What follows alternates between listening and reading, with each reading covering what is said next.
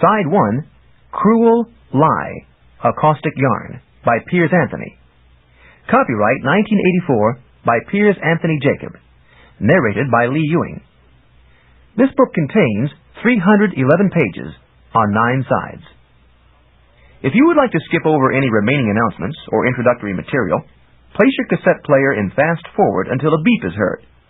Stop at that point to hear the table of contents, or at the second beep to locate the beginning of the book. Annotation. 5-year-old Princess Ivy befriends a 400-year-old ghost who inhabits Castle Rupna. 8th novel of the Xanth series. For junior and senior high and adult readers. 1984. From the book jacket. A Night of Ghosts and Shadows. Jordan was a ghost in Castle Rupna now, spending his time with little 5-year-old Ivy and watching his own past unfold on the magic tapestry. But once he had been a valorous knight, riding his ghost horse, Puka, on a fabulous and dangerous mission. He had been betrayed with a cruel lie by 2 wily magicians and the woman he loved. He had been killed at the end, and his bones had been scattered. Now he could not even remember where they had been buried. That was important, because Jordan's talent had been to recover from almost any injury, provided enough of his body could be assembled to grow together again. But all that had been 400 years before. Nobody who was alive today knew or cared where his bones might be. It was hardly the proper ending for a gallant adventure. About the author. Piers Anthony lives near the north village of Xanth. He and his wife Carol recently arranged to buy part of the gap chasm, but hostile magic intervened, and long-forgotten mundane reversion clauses interfered with all but a fragment of it. His daughter Penny still rides the nightmare, but his daughter Cheryl now associates with elves instead of ogres. Crewel Lye is the 8th Xanth novel smuggled into Mundania. The first one, A Spell for Chameleon, won the August Derleth Fantasy Award as the best novel for the year 1977. The 5th, 6th, and 7th Xanth novels made the New York Times bestseller list, the last also peaking at number 1 on both the B. Dalton and Walden Books bestseller lists. Of course, no one in Xanth pays attention to such things, but Mundania is a strange place. Other books by Piers Anthony. The Magic of Xanth, The Source of Magic, Castle Rupna, Centaur Isle, Ogre, Nightmare, Dragon on a Pedestal. The Apprentice Adept. Book 1, Split Infinity. Book 2, Blue Adept. Book 3, Juxtaposition. Incarnations of Immortality. Book 1, On a Pale Horse. Book 2, Bearing an Hourglass. Table of Contents. Chapter 1, Ghost Quest, Side 1. Chapter 2, Puka, Side 1. Chapter 3, Kalakansari, Side 2. Chapter 4, Elm, Side 2. Chapter 5, Bundle of Joy, Side 2. Chapter 6, Hero's Challenge, Side 3. Chapter 7, Mountain of Flesh, Side 4. Chapter 8, Tarask, Side 4. Chapter 9, Threnody, Side 5. Chapter 10, Demon Striation, Side 5. Chapter 11, Sword and Stone, Side 6. Chapter 12, Nobody Gnomes, Side 6. Chapter 13, Nightmare, Side 7. Chapter 14, Idiocy, Side 8. Chapter 15, Crewel Lye, Side 8. Chapter 16, Caustic Truth, Side 8. Author's Note, Side 9. Chapter 1, Ghost Quest. Ivy was restricted for no reason at all to Castle Rupna, and of course it was overwhelmingly boring. Her mother Irene had recently gotten quite fat in the tummy, but kept right on eating and pretending it was wonderful, and didn't seem to have much time for Ivy anymore. To make things worse, her father, King Dor, had ordered a baby brother for her. Ivy did not need or want a baby brother. How could they have been so thoughtless as to order something like that without consulting the one most concerned? What good was a baby anyway, especially a boy? But now the infernal thing had arrived, and Irene had evidently celebrated by using a thinning spell, because she was suddenly back to normal weight. But she still had next to no time for Ivy. To heck and darnation with all cabbage leaves. Even drear mundania, she decided, could not be worse than this. For a time, she played with the items sent by her pun pal, Rapunzel, who had very long hair and was similarly confined to her castle. Ivy was still too young to read and write, so they exchanged small objects, and that usually worked well enough. But there was only so much a person could do with punsols and hot cross puns, and Ivy soon tired of them. She found herself watching the magic tapestry in her room for hours on end, and more hours sidewise. The idiot cloth had become her amusement of last resort. Its moving pictures showed everything that had ever happened in the land of Xanth. But the pictures were fuzzy, and she wasn't much interested in history anyway. It was so much more fun in the jungle, playing with clouds and tanglers and gourds. As the tapestry played over a sequence several hundred years in the past, Ivy became aware of company. One of the castle ghosts was in the room. In fact, it was watching the tapestry. Ghosts did not bother Ivy, of course. In fact, it tended to be the other way around. Ghosts avoided her because trouble seemed to follow only half a footstep behind her, and the haunts of Castle Rugna, like others of their kind, were basically settled creatures.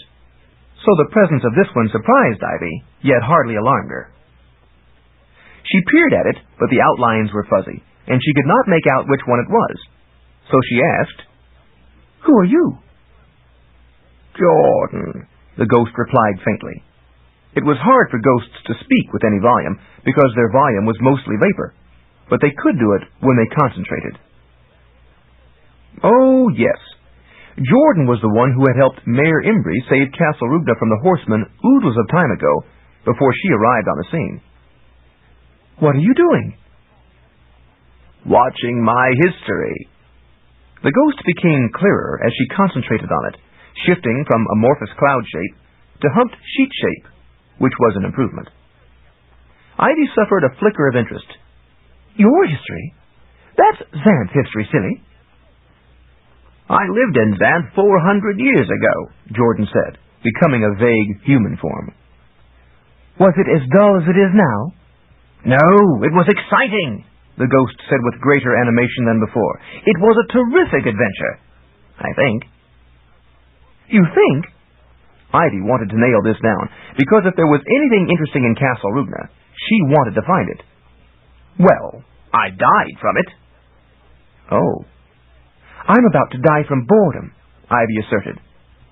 "Oh, no," Jordan protested. "You're a sorceress. You will grow up to be king of Xanth." This was nothing new, but Ivy's interest increased. Now Jordan was a fully formed man, partly white, partly translucent, fairly large, young, and handsome. A white lock of hair fell down partway over his right eye, which was also white. Most ghosts were white. Ivy wasn't sure why. "How did you die?" Jordan shook his head. "I can't quite seem to remember. I've been dead a long time." "But that's easy to remember," Ivy exclaimed. "Dying is a big deal, like getting born." "Do you remember getting born?" "Of course not. Animals get born. I was found under a cabbage leaf. I should have kicked over the cabbage behind me, because now they found Dolph under it, and they're making him my baby brother." She pouted as the memory rankled. "If I'd been smart, I'd have sneaked out at night and thrown all the cabbages into the moat before Dolph arrived. It's probably all his fault I'm grounded." "Yes, boys are a lot of trouble," the ghost agreed. "Almost as much trouble as girls." "What?" The ghost drifted away from her, realizing that he had said something provocative, and unwarranted. Everybody knew that boys were much worse than girls. But Ivy decided to forgive him his transgression, because even ghostly company was better than none. "Tell me the adventure of your life." "Well, I don't quite remember that either. I know it was exciting, and that there were monsters and magicians and swords and sorcery and beautiful women, but the details have fogged out." "Then how do you know your life is playing on the tapestry now?" Ivy asked alertly. "I recognize bits of my life when I see them played. Fighting a dragon, kissing a woman. It begins to come back. I know I was there." "Fighting a dragon?" Ivy asked. "Not the Gap dragon?" "I think I avoided that one," Jordan said. "It's alive today, isn't it? So I couldn't have slain it." "Good." Because the Gap dragon had become Ivy's friend, she didn't want anything bad to have happened to him, even 400 years ago. The Gap was now being patrolled by Stacy Steamer, the female of his kind. Eventually, Stanley would grow up and return to the Gap, but that was long ago in the future, and she didn't worry about it. "Who'd you kiss?" The ghost concentrated. "Several beautiful women, I think, but the last was most. There was a Crewel Lye, and I died, so I hate her. But I found a better woman after I died, so maybe it's all right after all." This was getting downright fascinating. "How can you find a woman after you're dead?" "A dead woman, naturally. A ghost, like me." Ivy had always known the ghosts of Castle Rubna, but hadn't thought to question them about their lives. "What happened to her?" "She's still here, of course. She's Renee." "Oh, Renee. I hear her singing sometimes. Faint, sad songs." "Yes, she is often sad, but she's a wonderful person. If I were alive again, I'd marry her." "Silly, ghosts can't live again," Ivy chided him. "What about Millie?" Millie the ghost had been a resident of Castle Rubna for 8 centuries, until restored to life. She had married the zombie master, and now had twin teenaged children, Hiatus and Lacuna, who on occasion babysat for Ivy. "That was prehistoric," Ivy said shortly. "Back when good magician Humphrey was still practicing as an old man. He helped bring her back to life. Everybody knows that. But magician Humphrey isn't animating ghosts anymore, and nobody else knows how. How can you live again?" "Well, my talent is healing," Jordan said. "So if my bones were found and brought together, maybe—" "Where are your bones?" "I've forgotten, if I ever knew," the ghost confessed, abashed. So Jordan represented a mystery. Ivy was now fully intrigued. "This Crewel Lye, what was it?" Jordan spread his hands. "I don't remember that either. I thought if I watched it replayed on the tapestry, maybe—" "Why not?" Ivy agreed. They focused on the tapestry. It showed a towering wall of rock, the face of an almost vertical cliff. Down this cliff a huge snail was crawling, and a man clung to the snail's shell. "Oh, yes, the snail," Jordan said. "That's me riding it." Ivy had never thought of snail riding, but of course she had never encountered a snail big enough. "Where are you going?" "I don't remember, but it was somewhere I had to get to." "Why are you riding it instead of walking there yourself? That snail's pretty slow." "I don't remember that either, but I think I had no choice. Maybe if we could see more detail." They peered closely, and the picture enhanced itself somewhat, as things did when Ivy paid attention to them. They made out a shadow, as of some monstrous bird, but they could not tell where the cliff was or how extensive. The progress of the giant snail was tediously slow. It was evident they would have to wait for an hour to see significant progress. That was the problem with the tapestry. It ran scenes through at regular speed. It was possible to reset it, but that tended to jump the picture to some quite different scene, and the original one could be lost for days. So it was necessary simply to let it play through at its own rate, if a person wanted to see how a particular scene ended. This was no good for a bored child. But Ivy's curiosity, once fairly aroused, did not accept denial. "We must find out," she declared. "I want to know all about that snail, and your life, and especially about the Crewel Lye." She put her hands on her hips, in the manner her mother did, to show the severity of her resolve. "I'm sure I could remember if the pictures were clearer," Jordan said. Ivy contemplated the tapestry. "It's gotten sort of grubby over the centuries," she said. "And I guess my using it to wipe off my hands before dinner doesn't help much either." Adults always had these pointless rules about clean hands for eating, so Ivy knew it really wasn't her fault, but now she wished she had wiped her hands somewhere else. "Maybe if we can clean it off, it will have better pictures." They tried. Ivy fetched a bucket and water, but found she couldn't scrub the tapestry clean. The pictures were permanently dull, even when wet. "We need something better to clean it," she said, frustrated. They tested everything they could think of, but nothing helped. Ivy was getting dangerously close to annoyance, which was another mood she had inherited from her mother. But she was determined to find a way.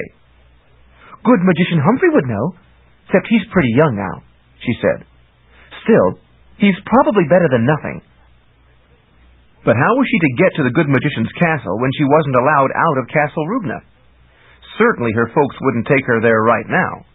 Not when they were so confoundedly absorbed with the idiotic new baby. But she just couldn't wait till she was ungrounded. That would be forever, or 3 more days, whichever was longer. Fortunately, Jordan had a notion. "There's an old nightmare shoe in the cellar," he said. "With that, you could get in and out of the gourd." Ivy clapped her hands, delighted. The gourd had turned out to be a pretty interesting place, but the problem of getting out of it made her cautious. She hadn't realized that it was the horseshoes that enabled the nightmares to do it, but of course that made sense. One of the mares must have lost a shoe when trying to flee an awakening sleeper, because nightmares were never supposed to be seen by awake folk. "Show me." Jordan guided her down to the cellar crevice, where the shoe lay, and Ivy pulled it out. The thing was made of old, rusty metal, and was bent in the shape of a U. No wonder the mare had left it behind. "Ooh, itch!" Ivy exclaimed, shaking the gook off it. "How does it work?" "You have to go into a gourd," Jordan said. "Then you travel through the gourd world until you come to one that's near your destination, and—" "I know that, dummy. I mean, how do I get in?" "The mare's shoe should make the rind pervious, so—" "Where's a gourd?" Ivy was edgy and impatient because she was getting nervous about this business, so she was rushing things before she could make the mistake of thinking about the matter sensibly. "There's one growing at the castle wall," Jordan said. "It's not supposed to be there, but it's hidden, so no living person has spotted it yet." "Take me to it," Ivy ordered. She had to go somewhere fast, for her knees were threatening to knock. The gourd world was, after all, the place of bad dreams, and she suspected there were more hideous things in there than the nightmares ever let ordinary people see. Jordan took her to it. It was just outside a large crevice at ground level. She reached through, caught hold of the vine, and hauled the gourd in.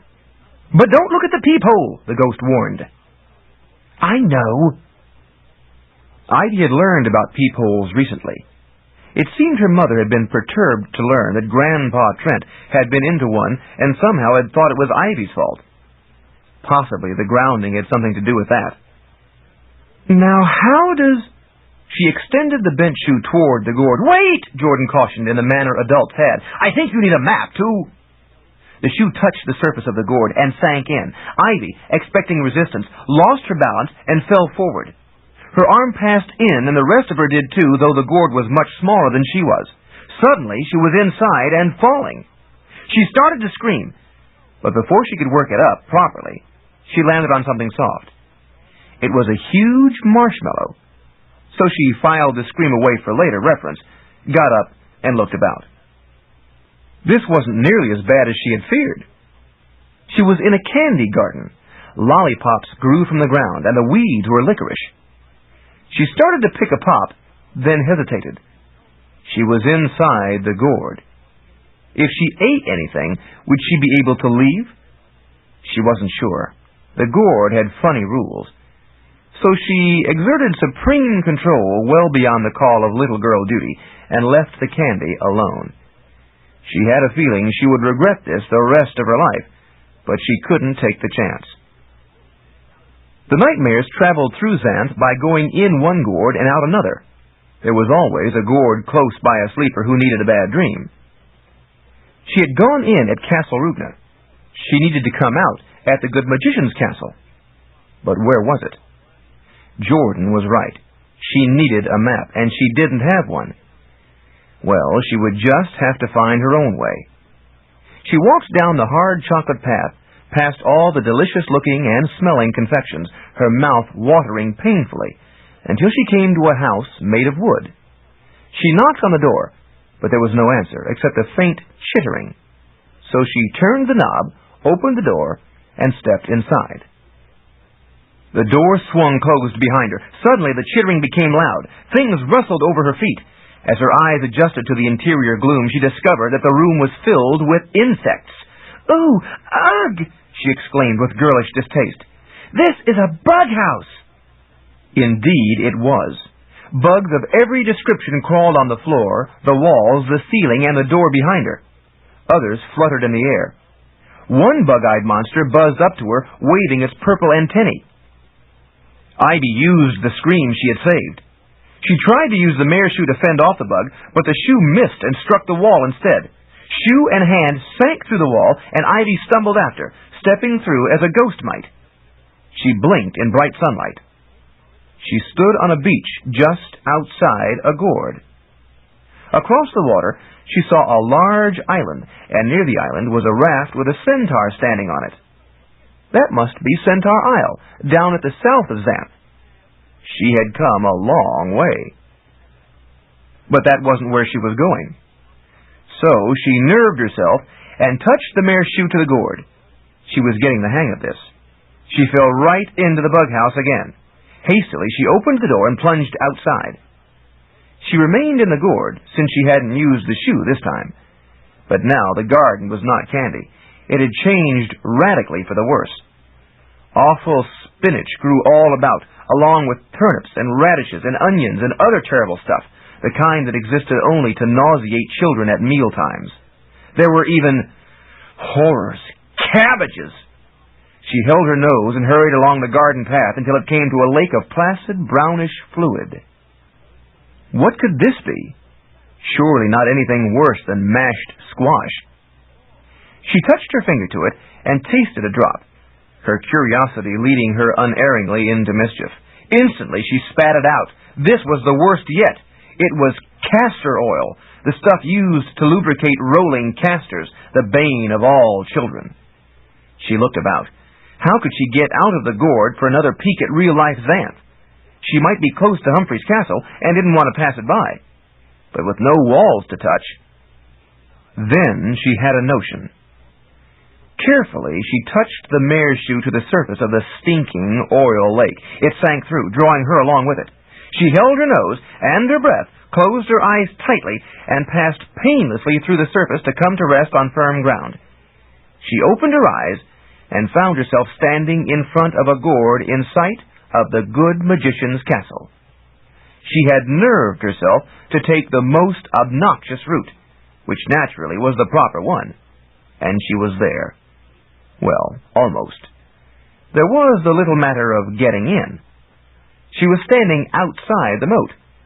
There was no drawbridge, and the walls looked most forbidding. First, she had to cross the moat. She looked around. Under a spreading tree, she found several small stones. "Stepping stones!" she exclaimed, recognizing the type. She picked them up, but they were hard to hold all together, so she reached for a big green leaf to wrap them in. But lo, it was not a leaf. It was the wing of a giant Luna moth. The creature was motionless, and just dangled when she picked it up. She realized reluctantly that it was dead. A tear squeezed from her eye. She hated to see pretty things die. She found some blanket moss, set the stones, moth, and mare shoe on it, and carefully drew up the corners of the blanket so she could carry it as a bundle. She saw herself as a fairly resourceful child, so of course she was. Then she walked to the moat, held the bundle in one arm, and used her free hand to cast the first stone. The stepping stone plopped onto the surface, bobbled, expanded somewhat, and settled firmly, the top of it just above the water. She tossed a second one a little farther out, and it settled similarly on the surface. When she had a somewhat irregular line of several, for stepping stones never settled regularly, no matter how accurately they were placed, she stepped carefully on the first. It gave slightly, but supported her weight. That was, after all, its nature, enhanced by her talent. Incorrectly placed, a stepping stone could become a stumbling block, but she had set these down properly. She stepped on the second and the third, then tossed out a couple more. This was nervous business, especially when she stepped across deep water. But she had enough stones, and she made it all the way across with one to spare. That was excellent management, if she did say so herself. Now she was on a narrow bank between the moat and the castle wall. On one side, the bank narrowed until there was no space between the wall and the water, so she couldn't go there. On the other side, it curved around the castle. She was sure there was a door somewhere, so she started walking. She passed an alcove that was absolutely dark. No light penetrated its depths at all. That was interesting, but not very. She moved on. Then she rounded a corner and encountered blinding brightness. She shaded her tender eyes, but the light squeezed through the crevices between her fingers and pierced her eyelids anyway. It was just too bright. She retreated around the corner, and the day returned to normal, with only a dull red spot that played tag with her peripheral vision. How could she pass that region? If the door she wanted was there, she would be unable to see it. She might even blunder into the moat and get her feet all wet. That would be awkward to explain to her mother. Irene might have no time for Ivy when Ivy wanted attention, but she would appear like magic the moment those little feet and shoes got wet. That was the way mothers were. Also, Ivy wasn't sure just how fast her sight might recover after too great an exposure to that light. How awful it would be to be blind. If she came home blind, they would feed her nothing but screaming horrors, carrots, because they had a magic yellow ingredient that was good for vision. There was no question about it. She had to find a different way. "Come on, Ivy," she chided herself. "You're smart enough to figure out how to get through a little light." Whereupon she became smart enough. Confidence was wonderful stuff, especially when abetted by magic. Ivy returned to the dark alcove and reached inside. Sure enough, there was a dark lantern. She brought it out, and its darkness spread all around her, converting day to night. Fortunately, she was able to see a little dim light ahead around the corner, and she headed for that. As she rounded the corner, the effulgence surrounded her, and was met by the darkness radiating from the dark lamp. The two struggled and canceled out, and an approximation of normal daylight returned. A small globe of darkness remained about the lantern itself, into which her arm disappeared, while the bright lantern remained too bright to gaze upon. But in between were the shades ranging from night to day. If Ivy had been of a more philosophical bent, she might have realized that life itself was like that, with the impossible extremes of good and bad at either side, and many gradients between, through which normal folk navigated with indifferent success. But she was as yet too young for such a thought, so she shoved it aside and proceeded through the shades of gray until she rounded another corner. Then the dark lamp became too dark, blotting out everything. She set it in an empty alcove and went on. But a new threat materialized. A small winged cat screeched and circled above her. When she tried to take a step, the cat circled lower, claws extended. This was too little to be a catbird. It was a kitty hawk, and it would not let her pass. She looked at her blanket bag, where there was one stone, the dead moth, and the mare shoe.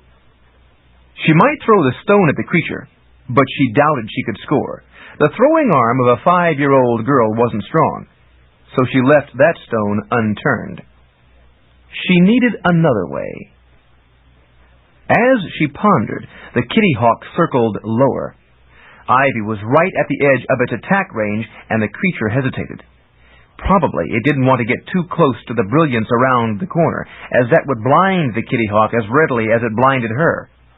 So this was a safe place to pause. Ivy watched the creature, noting the separate components of its body. The hawk wings were of the bird kingdom with brown feathers, and there was a feathered tail to match. The head and legs were of the cat kingdom, with white teeth and claws. She wondered which kingdom was dominant. Did the creature lay eggs or give live birth? Animals had more direct and crude ways of reproducing themselves than people did. Maybe cabbages didn't grow for animals. She blushed to be thinking such naughty thoughts, but still she was curious. She knew that some creatures birthed and others hatched, or maybe it was the other way around, and people arrived under cabbage leaves. And then there was the matter of the storks. Ivy frowned because that reminded her of baby brother Dolph again. Too bad the stork hadn't brought him, because then there would have been a chance of dropping the bundle into a nest of cockatrices, or maybe onto a bad-tempered needle cactus. She could almost see the needles flying out, striking the little cockatrices, who naturally glared balefully about, turning everything around them to sludge. Or was it stone? Anyway, the little bird-brained lizards were getting stabbed by flying stone needles, and it served them right. Ivy caught a flicker of something just off the edge of her vision. It looked like a swishing horse's tail. The daymare. Imbri had brought her the nice, violent daydream, but now the mare had to gallop off to her next delivery. There was a yowl. Ivy looked up. The kitty hawk had come quite close to her and was having some kind of problem. The parts of it had intensified, the cat head and feet becoming more feline, and the bird wings and tail more avian. Now they were fighting for dominance.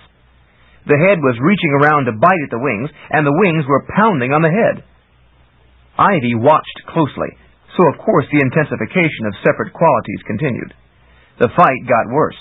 Feathers and tufts of fur flew out. Finally, the kitty hawk spun out of control, crashed into the moat, and was gone. This was one experiment of nature that didn't seem to have worked out. The sharpening of its facets, as it had approached Ivy and her violent daydream, had caused the creature to fragment and destroy itself. Ivy walked on, glad to be past the kitty hawk, but sad how that had happened. She was still looking for the door into the castle. She came to a small plot that contained a single headstone. It was in the shape of the head of an old man with sparse stone-gray hair and white whiskers. It looked almost alive, and became more so as she contemplated it. Its stony gaze was fixed on her. Slowly, one mineral eye closed in a wink. "You are alive!" she exclaimed, startled. "No, Snippet. I'm just cold stone," it said. "I take the form of the head of whoever is buried near me. That is my nature. I'm a headstone." "You mean you look like—" she began, glancing at the oblong of dirt in front of it. "Exactly, Peanut. Like the loud-mouthed old man who was buried here." Actually, he sounded to Ivy like a loud-mouthed golem, but maybe all loud-mouths were similar. "That's interesting," Ivy said. This headstone didn't seem like much of a threat. "Last year I was planted near a lovely dead young woman. You should have seen me then. My surface was like polished alabaster, and my shape was beautiful." "That's nice," Ivy said, losing interest. "I've got to go now." "Ah, but if you try to pass me, I'll yell, and you'll get the brush off," the headstone warned. "Oh, pooh," she said. "You can't do anything, Rockhead." She walked on defiantly. "Intruder alert!" the headstone yelled loudly. "Undisciplined child, probably a real brat. Give her the brush off." From around the castle flew the most awesomely terrible object Ivy could imagine, a huge hairbrush. She scooted back the way she had come, covering her behind. That headstone hadn't been bluffing. Ivy backed up against the wall so that her tender posterior wouldn't be exposed. What was she to do now? She couldn't face that, or turn her back on it either. The brush hovered a moment. Then, spying no naughty posterior, it flew back the way it had come. Ivy relaxed. She had escaped this time. But she knew with thick certainty that the moment she passed the headstone again, it would cry another warning, and that horrendous brush would return. She was stuck. She was a fairly self-assured little girl, but that brush, she had to figure out a way to be rid of it. Then she had another notion, for her mind was filled with notions, some of them almost as cute as she was. Suppose she nullified the headstone instead. If she could just stop that loudmouth from blabbing, somehow silencing it. She looked in her bag again. Maybe she could get creative.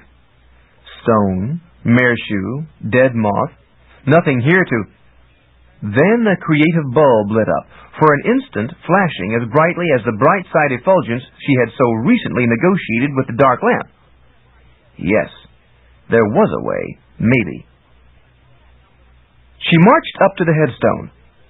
"Hi, rock brain," she said boldly. The stone eye eyed her stonily. "You again, twerp? If you try to pass this point, I'll see that you get the brush off for sure. You won't be able to sit down without blistering the chair." "I've got something for you," she said, taking out the dead Luna moth. "Let me just scrape out some dirt beside you here." She dug a little hole. "That doesn't look like much," the headstone said. "If you dig too deep, you may encounter something you don't like, sweetie pie." "I just want to bury this closer to you than that," Ivy said, and dropped the dead moth in the hole. Then she swept the dirt over and patted it firm. She stood and watched. If what the headstone had told her was true, it was. The headstone began to change. The human features weathered into anonymity and assumed a greenish cast. Then a new form took shape. It was the head of a Luna moth with furry antennae and lovely color. "That's very pretty," Ivy said, and walked on by. The stone moth's antennae waved frantically, but there was no sound, for moths did not make sounds in the human range. The giant brush was not roused, and Ivy passed the dread region without hindrance. She had navigated the final hurdle, thanks to her creativity. She had used a dead moth in a way no one had thought of before. She walked around to the castle door and pushed it open. A young and pretty woman came to meet her. "Why, hello, Ivy. You surprised me. Why didn't you use the carpet to fly in, as you usually do?" Ivy didn't care to explain about being grounded. Zora was very nice, but no adult could be completely trusted in a matter like that. "This is business, Zora," she explained. "I have to see good magician Humphrey." Zora shrugged. She was a zombie, but it was almost impossible to tell, for no flesh fell from her. She had been babysitting the good magician for 2 years because it was her talent to make people age faster. She was married, but when she turned on her talent, other people became nervous, fearing they were aging too. Ivy didn't understand why anyone should object to getting older. Maybe they had all forgotten what it was like to be a child. But it seemed they did fear age, and the older they were, the more they feared it. So Zora's husband, Xavier, tended to absent himself when Zora turned on. Ivy understood the practical aspects of all this, if not the emotional ones, and wasn't worried. She often visited the good magician herself, enhancing Zora's talent with her own, so that Humphrey aged at several times the normal rate. It would not be long, as such things went, before he was an adult again.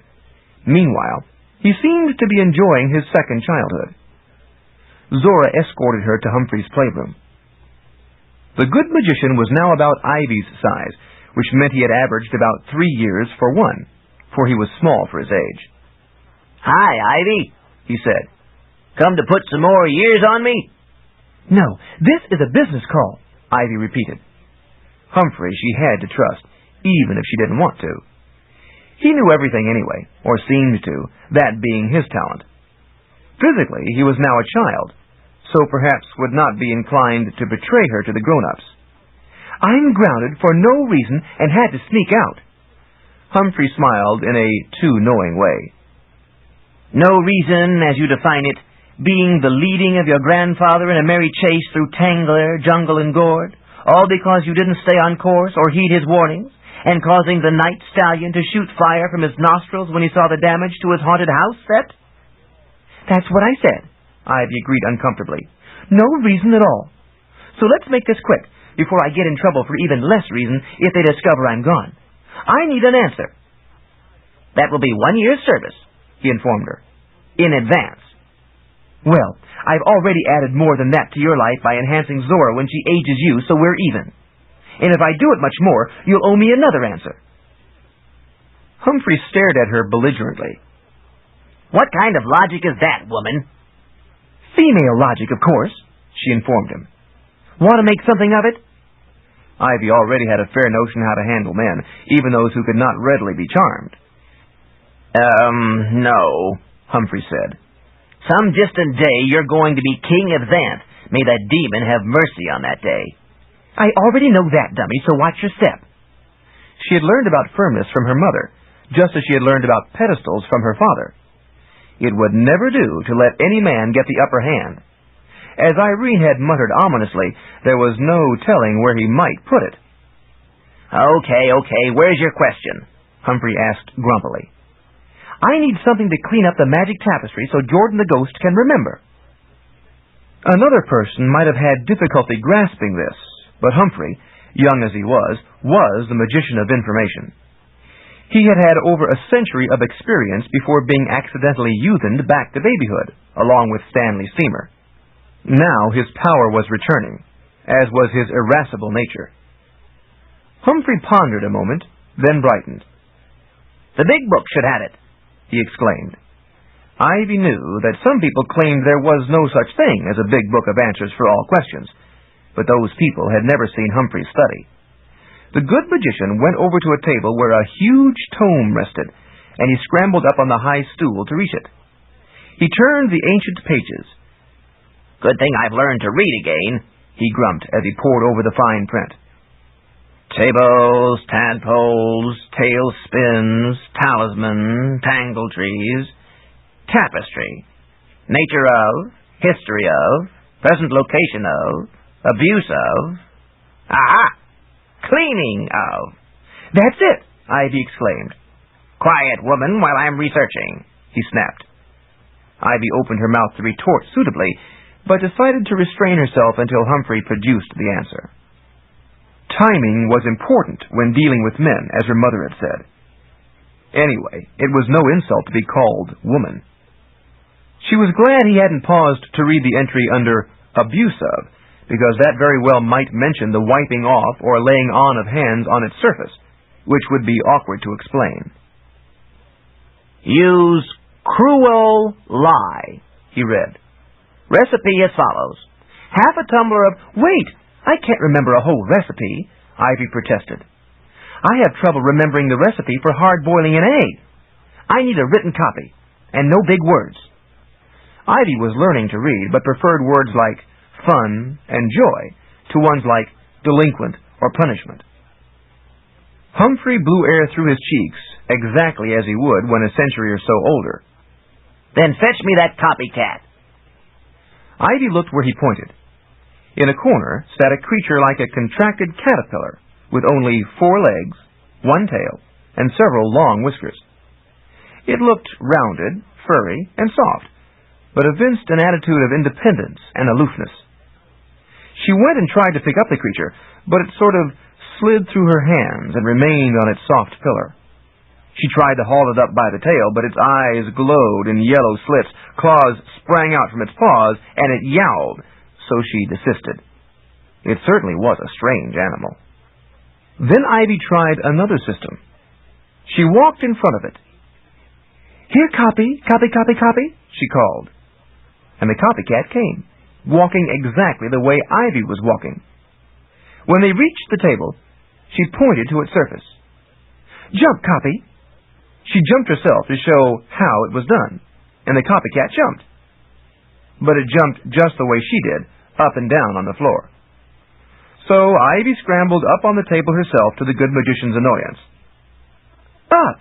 She called, and the copycat scrambled up beside her. Don't stand on the pages, Humphrey cried, grabbing the copycat and plunking it down on the page. Copy that copy, cat. The cat sat on the Crewel Lye recipe. It purred. In a moment, it opened its mouth and extruded its tongue, which was a sheet of paper. Humphrey tore off the paper, an act that startled Ivy, and handed it to her. There's your copy. Now go away. Naturally, Ivy got ready to argue, but realized that she wanted to go away, now that she had what she wanted, so she kept silent. Sometimes the directives of men had to be obeyed when they chanced to be correct, annoying as that was. She scrambled down off the table and left the little good magician to his reading. He had become entirely distracted by the text before him, which happened to be taxidermy, while the copycat continued to extrude copies of the Crewel Lye recipe. A copy fell down before him, obscuring his text, at which he stared at the cat speculatively.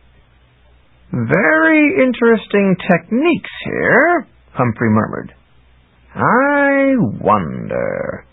But at that point the cat hastily jumped clear of the text, not having the same interest in studying or in being a subject for taxidermy that Humphrey had. The Gorgon greeted Ivy as she departed. The Gorgon was an elegant, tall, veiled woman with snake hair, the good magician's wife, and the mother of Hugo, Ivy's friend. "Won't you stay for a cookie, dear?" she asked. Ivy started to decline, but the Gorgon produced the biggest, loveliest, most aromatic punwheel cookie imaginable, and Ivy was overwhelmed. She realized that the Gorgon was probably lonely for living female company, so it would be only proper to visit for a while. She decided to stay for one cookie. In due time, Ivy returned to Castle Rugna with the recipe, retracing her route through the Gourd. No one had missed her except the ghosts, which, of course, was part of her problem. All anyone paid attention to these days was the confounded baby. She'd like to drop him into the peephole of a gourd without the mare shoe. But now she could clean the tapestry and get Jordan's complete story. All she had to do was use the recipe to make the cleaner. Fortunately, the ghosts knew where all the supplies were. Ivy got a pot, and some lye, and some fat and stuff, and cooked them together according to instructions. The lye was strong stuff that tried to burn her little hands, but the recipe told her how to be careful. Jordan's friend, Renee Ghost, helped Ivy to read the more difficult parts of the instructions, so that she made no mistakes. She had to say several spells along the way to tune the lye into the Crewel, but finally she had a bottle of the elixir. She got a sponge, soaked it with her lye mix, and wiped it across the surface of the tapestry. The result was startling. There was a swath of much brighter and clearer images. The stuff was working.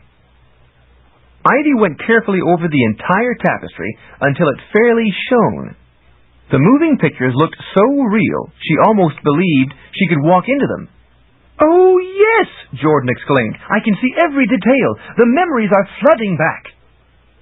"Now, tell me your story," Ivy ordered him. She settled back before the tapestry, watching, while Jordan concentrated on the beginning of his story. With Ivy's help, because the ghost could not make the tapestry respond by himself, he got the correct sequence of pictures to form. Then, as the pictures showed the action, Jordan narrated the story as he remembered it. He skipped over the dull parts, such as sleeping, and lingered on the good parts, such as fighting monsters and kissing fair maidens and encountering strange magic. It was a genuine tale of swords and sorceries and goods and evils and treacheries, and Ivy was entranced. She loved tales with guts. She watched and heard the caustic yarn as if she were there herself. She thrilled to the thud and blunder of it, and suffered fervently with the revelation of the unkind untruth. Chapter 2. Puka. I believe it really started when I came of age. It was the fashion in those days for a young man to prove himself by indulging in some fantastic exploit. Then he could marry and settle down, having earned his fame. I had a wonderful girlfriend, Elsie, who could turn water into fine wine just by touching it with her little finger, and she was pretty and sensible, and she wanted to get married and start a family right away. I just wasn't ready for that yet. It sounded so dull. I wanted adventure. This was getting very difficult. Elsie really wanted me to stay, and she didn't care about heroic tradition, and she was certainly attractive. We were having some awkward scenes. I promised her that after I had my adventure and became a hero, I would return to her. But this was really a lie, because we both knew I would never get tired of adventure. She promised me that after we started a family, she would let me go out and travel in Xanth and maybe slay a dragon or two, but we both knew that was also a lie, for a family never lets go of a man. I wanted to sow my wild oats first. That way I would be sure of them.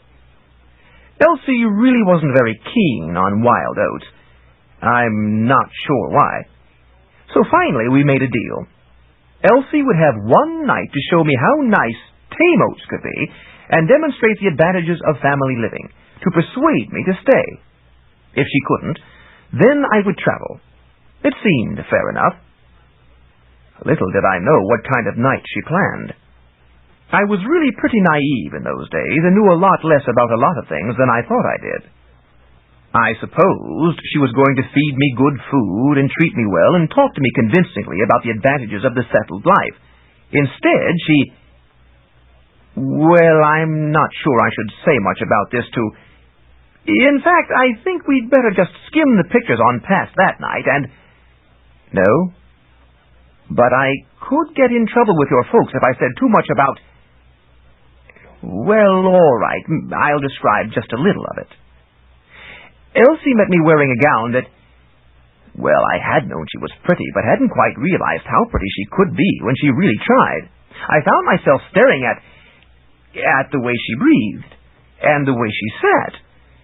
Then she took me inside her, bedroom, and I followed her and found myself staring at the way she walked. Then she... This is really pretty dull, so maybe we should skip this scene. No. Well, she showed me how to send a message to the stork, and I agreed that this was all the adventure I ever needed, and we finally fell asleep. But in the morning, I remembered about the other type of adventure, exploring strange places and fighting strange creatures, and I knew I had to try that first. Elsie was still asleep, half smiling, and I felt really terrible as I dressed and buckled on my sword. But I didn't even kiss her. I just sneaked out of the house like a grounded child and started walking south toward the center of Xanth, where the real action was supposed to be. Guilt followed me like a lowering cloud, because my promise during the evening had turned out to be another cruel lie, and I almost turned back again. But the lure of the adventurous wilds drew me on, and it was stronger than my guilt. Somehow I didn't feel very bold or heroic at the moment. I felt more like a coward, for I had not had the courage to wake Elsie and tell her honestly, "I'm going, gal, sorry about that." She would have... Well, women can be very difficult about that sort of thing. And once I was fairly on my way, I lacked the courage to return and apologize. Some heroes aren't very courageous or heroic inside. But now I was committed, and I had to look forward instead of back. Already I had learned a lesson of life, that the sweetest, saddest thing is what might have been. I suspected I was doing wrong and would pay some hideous price for it, but still I kept doing it, ashamed to confess that wrong. The wilds of Xanth were wilder in those days than they are today, I think, and many strange creatures and magics existed that no longer exist today. The plants had not yet learned the proper respect for man, and the dragons came even to our village of Finn to gobble people. That was why we had a warrior tradition. We needed bold young men to fend off stray monsters. We were near the northeast border of Xanth, beside what was later to become known as the Ogre Fen. But at that time, the ogres were far away, still migrating clumsily northward. My boots tended to bog down in the interminable reaches of the fen, and I soon realized that it was a long way to the heart of Xanth, where the fabulous Castle Rubna stood. It would take me forever, or so, to get there by foot, and I found I really didn't like walking. I needed a ride. That was a problem. There weren't any centaurs in our isolated region of Xanth, and dragons did not make good steeds. They tended to conspire to carry their passengers inside their bodies instead of outside, and I was afraid to fly with a flying creature. Never could be quite sure where one of those might drop you off. I knew there were seahorses in the sea, but I was trekking inland. There was a man in Fen Village who made hobby horses, but I hadn't thought to check with him before starting off. In any event, his horses didn't really carry people, they just seemed to. What was I to do? I knew what. I had to toughen my legs so I could walk all day without getting so fatigued that I lost the pleasure in the adventure. So far, adventure wasn't really much fun. There was a lot to be said for staying home and starting a family. I almost turned about, but again found I could not. To turn back then, I would have to admit my error, that I had been wrong to leave Elsie. That was more difficult to do than fighting a dragon. If I had not been wrong, I think I could have turned back. But since I was wrong, I could not do it. I think now, after 400 years as a ghost, to reflect on philosophical matters. Ghosts are better with intangibles than they are with tangibles because they are intangible themselves. That women are more practical than are men, and the reason that women have most of the sex appeal is to enable them to lure men away from the foolishness they are otherwise prone to seek. Certainly my adventure, when considered as a whole, was a consummate exercise in folly, and would have been even if it hadn't cost me my life. I could have had night after night with Elsie. Instead, I courted, and won, disaster. If vanity be the name of woman, folly is the name of man. So I walked on, and fate came to me, undeserving as I was. At first, it didn't seem good. But that is often the way of things. The bad seems good, like a pleasant path leading to the tentacles and maw of a tangle tree, and the good seems bad, like the Puka. It was dusk, and I had scrounged up some sugar sand and tapped a beer barrel tree for beer, the true barbarian beverage. My head was spinning pleasantly, detaching my mind from my tired feet, when I heard the sinister rattling of a chain. Now, I was young and foolish, and a coward about personal relations, but very little of the physical world scared me.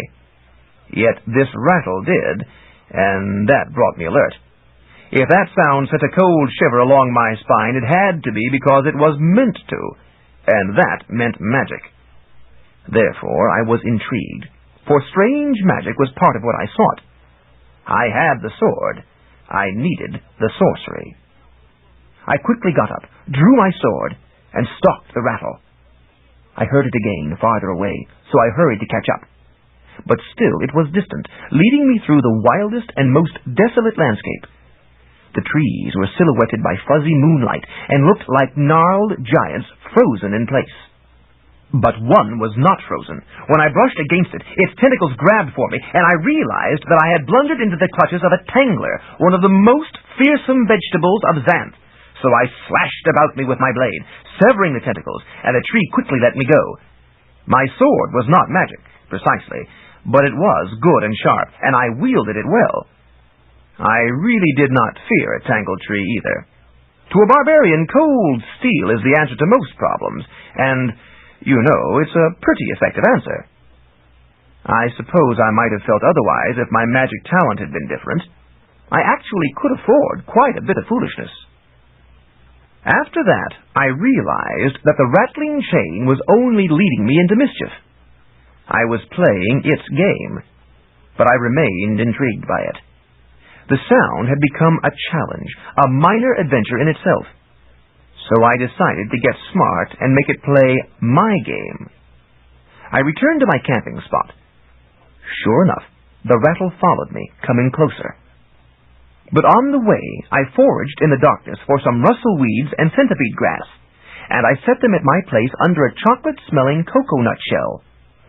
Naturally, they rustled and scrambled faintly, so that it sounded as if a person were lying there somewhat restlessly, as he would if disturbed by a rattling chain. Then I sneaked silently away. I was good at that sort of thing, and circled widely around behind the chain rattle. Sure enough, I fooled it. Barbarians are very cunning about such things. I watched as it approached my campsite, wondering why I no longer spooked. Spooks don't like to be ignored. It came over a ridge, and I saw it in silhouette against the moonlight. And it was a nightmare. No, not a mare, I realized after a moment, for several reasons. The mares did not tease sleepers with distant sounds. They came right in to deliver their bad dreams, then trotted on to the next. They did not have time to fool around, for there were many dreams to deliver, besides which I wasn't asleep. And this was no mare. It was a colt. Maybe a stallion. A shaggy, wild thing, hung with chains. That was how it rattled. It was, in fact, a Puka. A ghost horse. A horse. My barbarian brain began to percolate. I could use that horse, but how could I catch it? I was sure that it was at least halfway solid, because its chains rattled, so they were solid, and it had to be solid enough to carry them. But it could simply outrun me, which was one reason I wanted it. Not only would travel be easier with a horse, but would be faster, and I would be able to carry more. Besides, the challenge interested me. As far as I knew, no one had ever captured a Puka before, so this was exactly the sort of adventure I sought. Think of the amazement if I rode back into Fen Village on a ghost horse. But I was very tired now. Contrary to carefully fostered myth, barbarians do get tired on occasion. It would be better to get a night's rest and commence the pursuit in the morning. On the other hand, the creature could be long gone by then, so I didn't dare wait. I sighed. It would have to be now. Fortunately, I was a robust young man, so my fatigue was an inconvenience, not a crippling thing. I organized for the chase. First, I used my sword to cut some supple, long vines to serve as rope for a lariat, since I wanted to capture, not kill, this creature. That was a more difficult matter. I wasn't sure it was possible to kill a ghost horse, but I didn't want to take the chance. Naturally, I had practiced with ropes in the course of my preparations for herodom, and had a pretty good touch. It is one of the basic uncivilized skills. Then I started off. Of course, the Puka realized almost immediately that I was pursuing him. Ghost horses are quite alert about such things. With a rattle of chains, he took off. I could not come close to matching his pace, but I could see his hoofprints in the moonlight, and the continual clink of the chains enabled me to follow him more readily by ear. I plodded on, giving short shrift to whatever got in my way. I didn't like traveling by night, for the only class of menaces that is worse than that of the day wilderness is that of the night wilderness. But maybe the night horrors realized that I was tired and irritable, and not to be trifled with, for none attacked me. Maybe I was just lucky. Some fools have phenomenal luck, and of course they need it. So I kept the clink of the chains just within audible range, for the Puka had not expected me to persist in the pursuit, and kept pausing to forage. That confirmed that it was solid. True ghosts didn't have to eat. At that point, in my mind, the Puka changed from it to he. It is a ghost. He is a living creature. I don't claim that this was deep thinking on my part. It was just the way I saw things. I realized that the Puka had teased me simply because I was there. It had been a chance encounter. Now I was overreacting, and the ghost horse was uncertain. He didn't know that I intended to capture him. He would stand for a while in silence, thinking I would lose him without the rattle. But I always walked directly toward the last chain sound I had heard, using my unerring primitive sense of direction. Inevitably, he would move again. He couldn't walk or run without those chains sounding off. That was his curse. If this had not been the case, I never would have been able to track him, either by night or by day. At least not so readily. Morning dawned, and the Puka had led me generally southwest. At that point, as the sun got ready to heave itself up into the sky, he found a hidden thicket and froze. I couldn't hear him, and I couldn't see him, and the brush was so thick I knew I would make so much noise searching it that the Puka might escape, his chain clinks drowned out. So I waited, and it became a siege. I knew he was near, but had to make him move. And of course he was determined not to move, having tired of this game. I made good use of the wait. I snoozed. I really needed that sleep. But I woke instantly at the clink of the chain. The Puka was trying to sneak out. He thought I was one of the civilized sleepers who wallow so deep in dreams they can't break free for 6 hours at a time. Not me. I knew when I planned to go adventuring that I could never afford to tune out the wilderness, so I had learned to wake the moment anything threatened and to sleep again the moment the threat was gone. Wild creatures sleep that way, and I was pretty wild myself. So that single little clink of a link alerted me, and I unkinked my legs and set off in renewed pursuit. Now the Puka bolted. I followed, feeling better, though I really hadn't had enough sleep. I had held the trail through the night and gotten just as much rest as the Puka had. I grabbed edible berries from bushes as I walked, feeding myself. There again I had an advantage, for the Puka had to pause to graze and could not do that while running. He was probably getting really hungry now.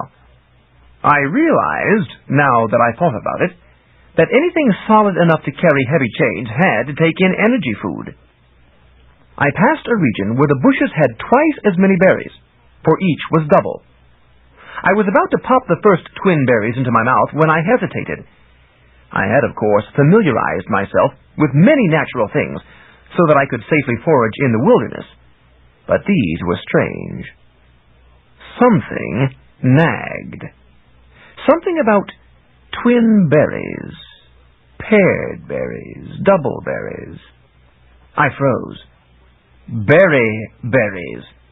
They were poisonous, causing weakness, paralysis, and wasting away. But the effects were slow, so that a person could eat a lot of them before being affected, and that would be too late. Of course my magic talent would protect me from serious damage, but while it was acting, the Puka could have gotten away. Better not to get into trouble to begin with. However, I had a cunning, primitive thought.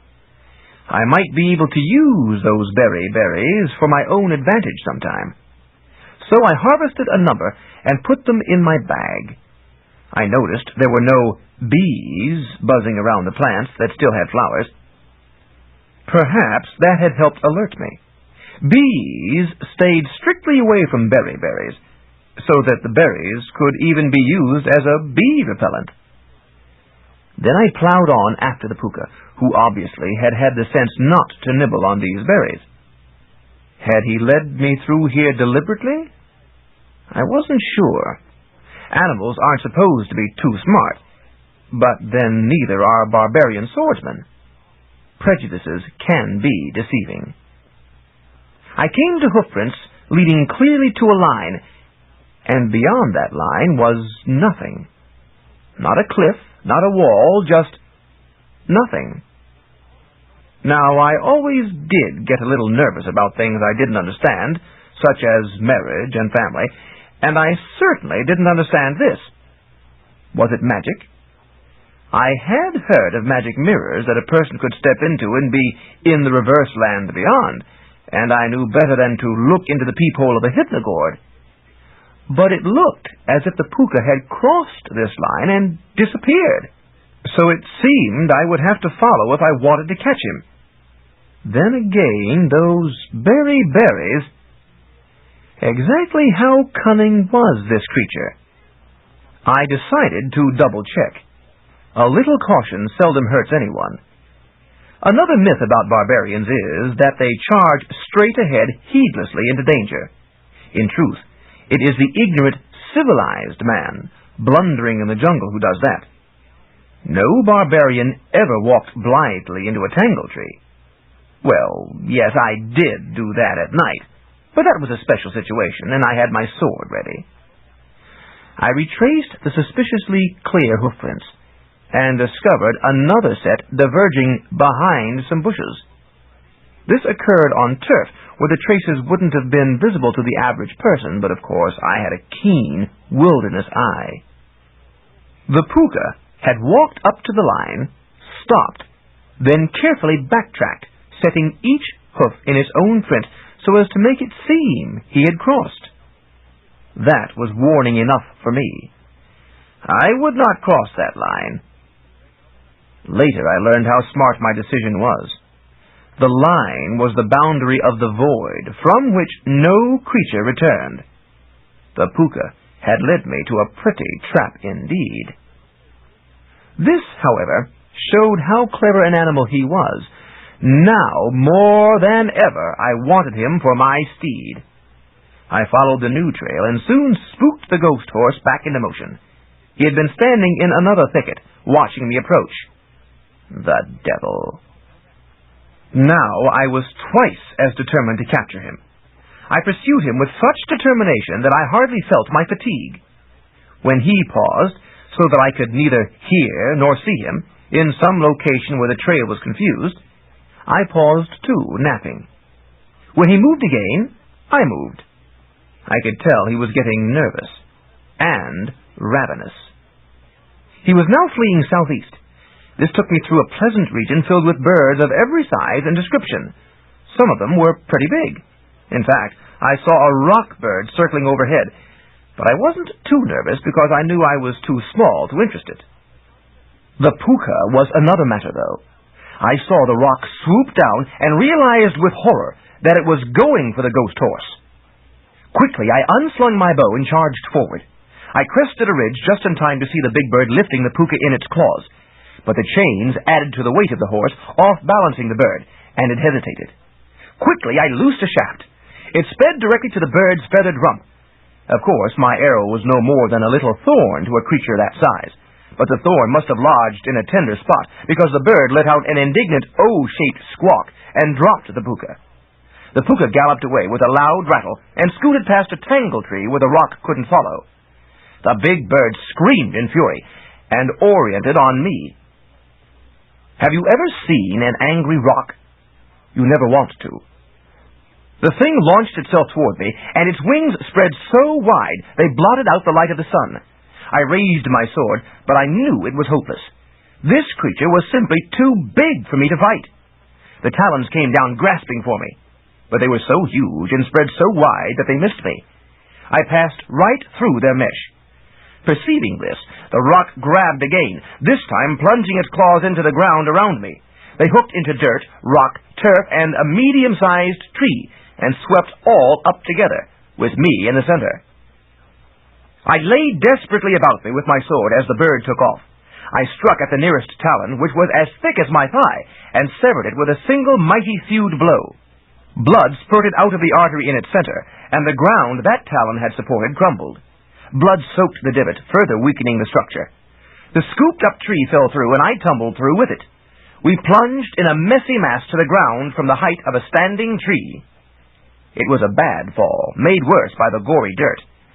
I was knocked half silly, and my condition was not improved when several fair-sized rocks landed on me, crushing my legs. I don't know how other heroes managed to escape injury when caught in horrendous situations. Certainly I had no such charm. I did the sensible thing. I lost consciousness. I recovered an hour later, my crushed leg healed. Oh, didn't I mention this? My magic talent is healing myself. If I am cut, it will seal up immediately if small, and in minutes if large. If I lose a finger, it regrows. If I lose a foot, it takes about an hour to regenerate. If I am killed by an arrow through the heart, I will recover in a day. Longer if no one pulls out the arrow. So my crushed leg was a job for an hour, and I was as fit as ever. Maybe fitter, because the restored leg wasn't tired, the way the other one was. Evidently the big bird had left me for dead. That was a natural mistake. Similar confusions had happened before. I was, in fact, practically indestructible in any permanent sense. That was one reason I liked adventure. I had good magic for a hero. So now I resumed the pursuit. The ghost horse hadn't gone far. Thinking me out of it, he was grazing nearby. Yes, he was hungry. I yelled and bore down on him. He looked up, startled, and reacted as if he'd seen someone risen from the dead. Terrified, he took off, leaving half a munch of grass to drop to the ground behind. One might think a ghost horse would not be afraid of other ghosts, but that's not so. Even ghosts fear what they don't understand, and the average ghost is a pretty timid creature. I ought to know. And, of course, a Puka isn't a complete ghost because of that solidity. It's sort of in a halfway state, much the way a zombie is halfway between life and death. If the Puka ever slipped his chains, he'd fade into full spirit status. But the chains hold him to life, so he must graze and do most of the other things living creatures do, however inconvenient some of them may be. There are a number of things like that in Xanth, neither this nor that, but partaking of some of this and other of that. The chase was on again. The Puka fled southeast and led me into griffin country. I could tell by the old spoor, the claw marks on the trunks of trees, and the griffin manure. I kept alert, for griffins can be aggressive creatures. I figured I could handle one griffin, but sometimes they traveled in prides, and that could be trouble. The rock had left me because I was too small a morsel to bother with, and it would have gotten dirt on its beak just scooping up my body. But griffins would eat me, and I wasn't sure how easy it would be for me to recover if that happened. Maybe if one of them ate most of me, I'd be able to collect myself together again, but I didn't care to risk it. For one thing, injuries hurt me just the same as they do other folk, until they heal. Why endure all that pain if I didn't have to? So I was careful. Maybe barbarians were supposed to laugh at scars, as if they never felt a wound, but the humor of that escaped me. The Puka, hungry and tired, was less careful. He charged right through a griffin retreat, where there was a big nest in a low-branching tree. A griffiness was on the nest, incubating an egg or something. I'm not quite clear on that aspect, as griffins are fussy creatures with royal lineages and don't tolerate much snooping. And she let out an awful squawk at this intrusion. The male griffin had been snoozing on a branch up higher in the tree, his wings folded while his claws gripped the bark. Startled, he jumped right off the branch and plunged like a rock, or maybe I mean a rock, before he spread his wings and pulled out of the dive. He wasn't one bit pleased. I suspect I wouldn't be either, waking up like that with a woman screaming at me about some creature violating her privacy. Maybe that's another reason I was wary of marriage. Like the boundary to the void, it's apt to be a one-way trip into who knows what. It took only a moment for the male griffin to catch on that the Puka had started this. He wheeled in the air and swooped after the ghost horse, who had recovered sense enough to gallop out of there at top speed. I followed as fast as I could. The Puka was fast, despite the chains, when he ran full out, but so was the griffin in flight, and he wasn't carrying any extra weight. I think if the Puka had been fresh or had better running turf, he could have escaped, but the ground was getting marshy here, and there were many trees, so the terrain hampered the ghost horse somewhat. The griffin was able to swoop efficiently around the trees, so he gained. The griffin pulled up above the Puka and pounced, and I was too far away to do anything. I could only run after them and watch.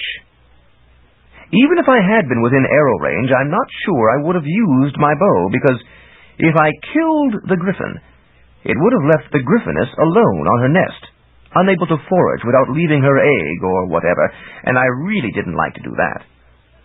Meeting a griffin in battle is one thing. Messing up nesting arrangements is another. Yes, I know this sounds foolish, but you can't live in the wilderness long without developing a solid respect for the creatures there. These griffins had not been looking for trouble. The Puka had started it because I was chasing him, which really made the whole thing my fault. I can kill creatures when I'm right, but not when I'm wrong. So I was really pretty well helpless regardless. The griffin landed on the Puka's back, and his beak pecked down and struck one of the chains. Ouch! The griffin, dazed by the pain, tried to fly up, and couldn't, because one of his claws was caught in another chain. The Puka bucked, trying to throw off the griffin. The griffin wanted to go, but could not. Then the Puka charged under an overhanging branch, and that scraped the griffin off, the hard way. He fluttered, turning over in the air, and bounced on his back on the ground. Little stars and planets of discomfort radiated out from him as he bounced. He scrambled upright and took to the air again, unsteadily, trailing lingering squiggles of confusion and dismay. He had forgotten about the Puka, who did not linger to remind him. The griffin lurched back toward the nest tree, radiating evanescent wattles of sweat. One hardly ever sees a griffin sweat. I ran on after the ghost horse. The marsh grew marshier, as such things tend to do, and my boots squished in it. I didn't like this, but had to keep after the Puka. The ghost horse didn't like it either. He veered south, heading for higher ground, but it became apparent that the mountains visible to the south were too far away to do much good for some time. So he turned west, and I followed, and we slogged up toward a bright wall. Evidently, this region was outside the Puka's normal range. He wasn't quite certain where he was going. The closer we got to the wall to the west, the brighter it became, and the worse the land got. Now it was a virtual bog, and triangular-colored fins appeared in it, traveling at high speed. A green one came near me and rose up out of the muck. I saw that it was a big fish with a mouthful of teeth.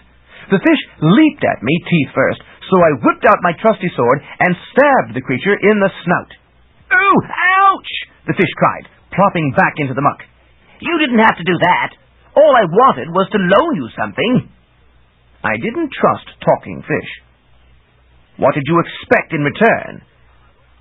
Only an arm and a leg, it replied. "Well, I'm not interested. Leave me alone, or—" "That's what I'm trying to do. Leave you alone. I'm a loan shark." "I don't care if you're a lone shark or 100 sharks. I don't want to see your green back near me. Take off, or I'll lop off your fin." The thought of losing its fin back discouraged the fish, and it swam rapidly away. But the Puka was having more trouble. 3 of the fins, red, blue, and yellow, were circling him hungrily, and he was mudded down in the bog. He slogged through the slough toward the west wall, but now I could see that it was a wall of fire. That was no good. I forged toward him, waving my sword to scare away the fish. "Move off!" I cried at them, "or I'll saw your bucks in half." The fish hesitated, not wanting to experience this sawbuck. But the Puka saw my waving weapon and was scared away himself. He plunged for the firewall. "No, wait!" I cried. "I'm trying to help you." But he continued, more afraid of me than of either the fins or the firewall, and soon he reached the latter. Now the heat stopped him. He couldn't pass that fire, but the fish hemmed him in behind.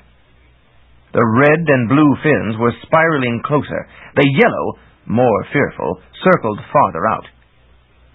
The Puka wrenched a forefoot out of the bog and struck at the red fin, but the effort mired the other 3 legs deeper. He was in real trouble. I shoved toward him, and now he couldn't flee me. But I wasn't sure how I could save him, let alone capture him. The blue shark forged in at the Puka's side and tried to take a bite. Its teeth crunched on chains. I saw little sparks fly up as enamel met metal. That must have hurt. The fish retreated, but did not depart. Now, at last, I got there. The Puka was afraid of me, but so badly mired he couldn't move. "Look, Puka," I said, "all I want is to ride you. When I get where I'm going, I'll let you go. It's not a fate worse than death, and death is what you'll get here. If you don't drown, the sharks will skin you alive. Wouldn't you rather travel with me?" The Puka just looked at me as if I were halfway tetched. I'm not sure he understood me. Animals vary in Xanth. Some are smarter than people, but most are not. Maybe my voice reassured him, that and the fact that I wasn't trying to kill him. Maybe he was just so mired he couldn't budge. The red fin launched itself at me. I chopped at it with my blade, severing the fin from the body exactly as I had warned the greenback I would, and this redneck swam raggedly away. Now the water was red, too. But the blood attracted more fins. From all over the bog they converged, the colored light reflecting in what someone in a less precarious situation might have considered pretty. "Pook, we're in trouble," I said. I slogged right up against him. He tried to flinch away from me, but could not. I climbed on his back, and my weight shoved him deeper into the muck. Then the first fin arrived. I lashed at it with my sword and cut it off the fish. Immediately 6 other sharks pounced on the wounded one and tore it to pieces. An arm and a leg. These monsters were out for anything they could get. Another came at us, and I served it likewise, and so did its companions. And a third. Supported as I was, I could reach a full circle with my sword. Not one fin got close enough to bite before being severed. Soon the muck around us was a morass of gore. After a time, so many sharks had been eaten that the remaining ones were gorged. The circle of fins widened and fell apart. They were no longer interested in us. As I have said, brute force and swordplay may not be the answer to every problem, but there are times when they are good enough. The Puka was now up to his shoulders in muck. Before long, the stuff would reach his head, and he would drown in dirty blood. I had to do something. "Look, Pook," I told him, "I'm on your side. I want to help you. I saved you from the fins. I helped you escape the rock and the griffin before. Now I've got to get you out of here. But I don't know how. So I'll try to find a way. You just hang on here. I'll be back as soon as I can. Keep your chin up." I dismounted and stood in the muck beside him. Well, could I pull his feet out one by one? I reached down along one hind leg, gripped it as deep as I could, and hauled. It did not come up. I sank down. That was no good. I looked at the firewall. It was not as hot as I had first thought, and I could see vague shapes through it. Was it thin? I decided to find out. I took a deep breath, closed my eyes, ducked under the blood water, and pushed toward the firewall. When I hoped I had gone far enough, I came up and found myself in a burned-out forest. The firewall was behind me, and evidently the fire had recently left this spot. But strangely, green shoots were already appearing on the charred trees. They were burned, but not dead. To the west, the muck soon dehydrated into a baked flat, dried out by the fire. The Puka would be able to walk here, if he could get across the firewall. Well, I had done it. He could use the same device, ducking under the water, if he could unmuck enough to move. He would need help. I contemplated the smoldering, sprouting trunks and had a notion. I could haul him under. I ducked under the firewall again and came up in the bloodbath. There was the Puka, unchanged, except a little deeper mired. He was keeping his chin up. He had to keep his nose clear of the bloodstream that surrounded him. "I need a chain," I said. I put my hands on one of the chains that wrapped him and tugged at it. The thing was tied in with no free end. I wondered who had fastened these chains on him and why, but this was not the time for idle speculation. Many things in Xanth don't have sensible explanations anyway. They just are. "I'll have to do this the hard way," I said. "Steady now." I stretched out a loop of chain so that it projected into the water beside him, then hefted my sword, lifting it above my head with both hands and bringing it down ferociously. The Puka neighed with terror, but was unable to flinch away. Then the blade caught the loop of chain and sliced through it. I had a good sword. It had been dipped in dragon's blood, and so the blade was magically hard and sharp, and could cut through almost anything. I took one of the severed ends, passed it down around the muck-buried barrel of the ghost horse, and drew it up on the other side. I kept working, unraveling the chain until I had what I needed. Then I made sure the rest was securely anchored about the barrel and forelimbs of the animal so it could not slip free. "Now, Pook, I'm going to haul you under the firewall," I said, "to get you out of this mess. But you'll have to help. When you feel the pull, try to walk with it. You should be able to with that help. When you reach the firewall, get your body as close to it as possible, duck your head down under it so you won't get burned, and I'll haul you across. Got that?" The Puka did not react. I couldn't tell whether he understood. Well, no help for it. I had to do it.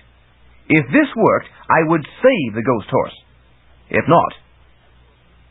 I slogged back to the firewall, hauling the chain. I dived under.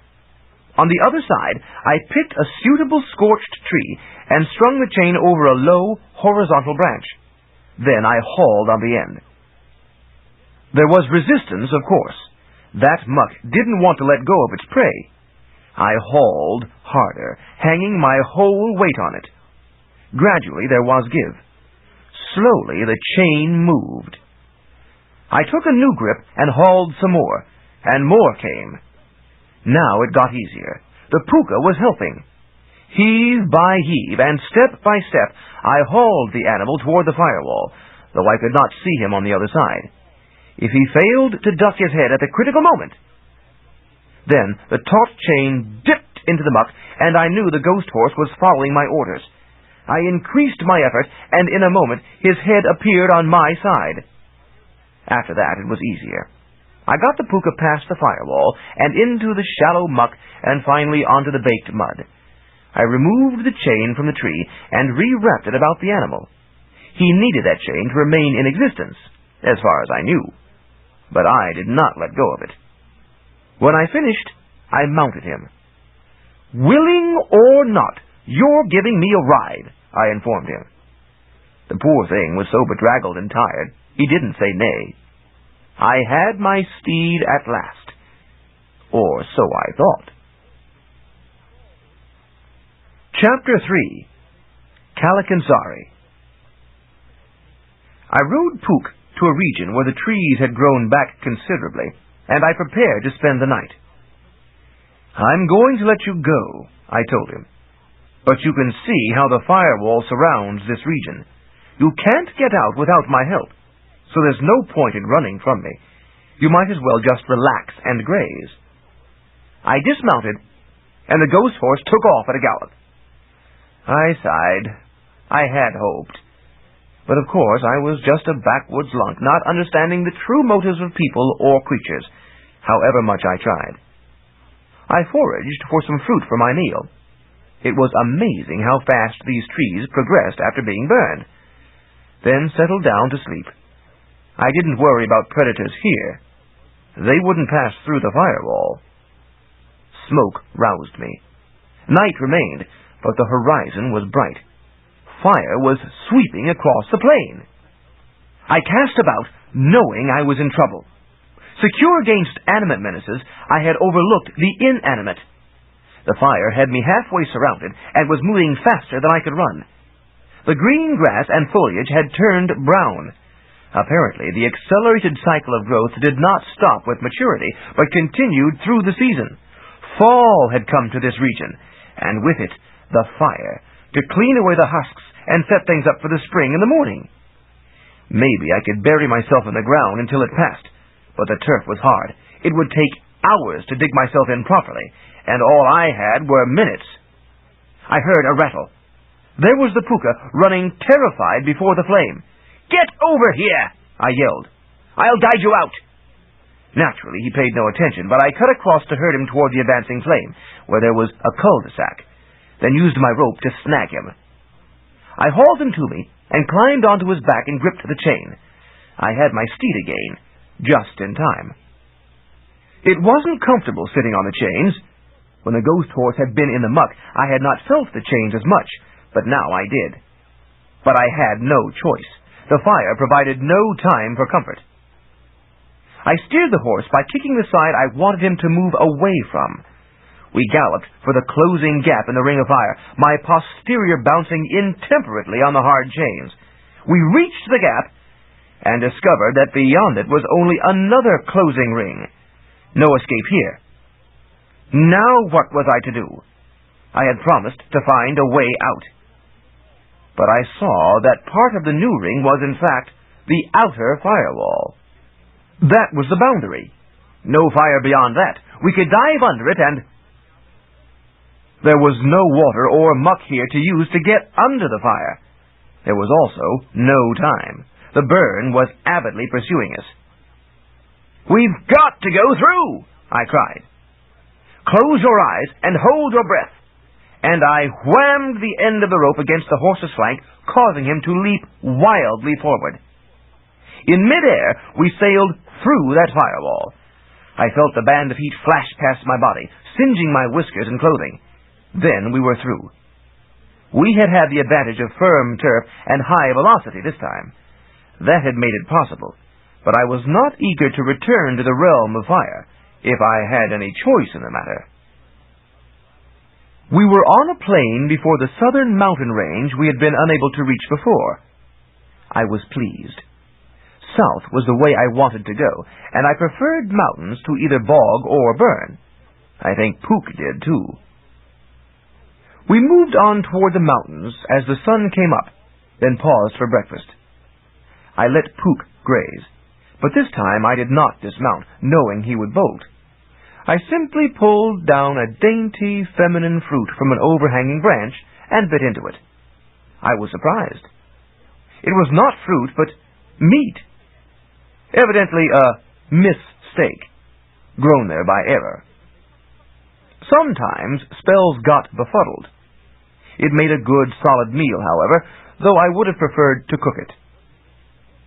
In due course, we walked south again, and encountered goblin traces. Puka snorted nervously, and I groaned. We both knew that goblins were trouble. But we weren't about to go back the way we had come, so we continued south much more warily. It did us no good. A party of goblins spotted us. The chase was on. With goblins, you see, you didn't parley. Not in those days, anyway. Maybe goblins have moderated over the centuries. You fought, or you ran, or you got trumped. That was the extent of your options. Since there were about 10 of them, armed with sticks and stones to break our bones, and only one of me and one ghost horse, plus my good sword, well, I was young and foolish, but not that foolish. I was no dragon to chop goblins by the dozen, or ogre to hurl them to the moon. So I took the sensible option. I ran. Puka, of course, was right with me. Under me, technically, chains and all, he galloped. Ghost horses don't like getting eaten by goblins either. The goblins gave chase. They were afoot, and they had stubbly little legs, big feet, and gross, ugly heads. But they moved along pretty well. Also, one of them sounded a blast on a horn summoning the other goblins. It was a stink horn, and it made a foul-smelling noise, the kind that instantly attracted that kind of creature. So, though we handily outran that bunch, we did not get free of goblins. They poured like hot lava out of the mountain. Today, I understand, there are not great numbers of goblins resident on the surface, though it may be a different story in the dank, deep caverns. But in my day, there were more. They surrounded us in a putrid mass, grabbing at my legs, yelling obscenely. Goblins are about as obscene as any creature, except the harpies. Naturally, I slashed with my sword, cutting off their hands or anything else that came within range. Fingers, noses, scalps, and other items flew out from our contacts. Oh, you should have heard those goblins yell. But there were always more glaring faces, more hands, more sticks and stones. It is never a pleasant business fighting off goblins, because they just keep coming thicker than before. We tried to veer right, away from the Goblin Mountain, but encountered the firewall. It blazed up brightly, ready for us this time, as if daring us to try to get through it alive. So we had to veer left, and discovered that we really hadn't cleared the bog yet. An arm of it came down almost to the mountain, and a leg of it extended north of the mountain. That was no good either. The loan sharks were waiting in it to take my arm and leg. So we charged straight for the mountain, where most of the goblins were. Puka bowled them over in his galloping fright, but I knew we would soon be buried in goblins. We plowed straight ahead, because we didn't dare turn or stop. That was directly toward the mountain, which loomed ever larger as we drew nigh. The goblins surrounded it like a warty blanket. As we got close, I saw that parts of it were terraced, with narrow winding paths following the contours, and this gave me a notion. I nudged Puka to the side, where a lance tree grew. I severed a lance with a passing sweep of my sword. Then we looped back and slowed momentarily. The ghost horse, afraid of the masked goblins, was now obeying my every hint with marvelous alacrity, since I seemed to know what I was doing. So I could flip up the lance with the point of my sword and catch it with my free hand. I have pretty good coordination with weapons. It's another barbarian specialty. Then we resumed speed, and I sheathed my sword and used both hands to hold the lance firm. It was a good, long one, with a point extending well ahead of Puka's head. Now we reached the base of the mountain. I guided my steed to the nearest convenient path, and we swerved onto it, churning out divots of turf as Puka's hooves made the turn. The lance swept about, knocking goblins off the path. They tumbled heads over feet down the slope. Their heads were big and hard as rocks, and dented the mountain slope where they struck, but their feet were soft. When the feet struck, the goblins let out angry yells. Gobs of goblins were crowding around the mountain, and the bowling ones knocked over the standing ones like 8, 9, or 10 pins. We charged east along the path, the point of the lance leading, and the goblins ahead dived out of the way. They couldn't get at us as long as we kept moving. I began to relax. My impromptu ploy was working, and we were escaping this pest hole. All we needed was to follow this path right out of the goblin territory. It turned out to be a trifle more complicated than that. The path curved wondrously, as if seeking to confuse us. It included a hairpin curve and a few nasty jags and jigs, and it branched and intersected other paths as the convolutions of the mountain permitted. There were small goblin caves along the way, each with its messy little front yard strewn with fruit peels, animal bones, and other garbage. The goblins in these poked sticks out to try to trip us and threw rocks from their cover. Fortunately, neither their timing nor their aim was very good, and we escaped injury. But it was nervous business being bombarded from passing caves. More enterprising goblins rolled rocks down the intersecting paths. Most of these were small enough to be mere nuisances, so that Puka could hurdle them, but some were large enough to be threats. We were also conscious of the sheer malignance of the masked goblins. There was not one of them who wouldn't rejoice at our misfortune, simply because we were strangers. The goblins were the ultimate bigots of Xanth, hating all creatures who were not like themselves, and not feeling too positive about themselves either.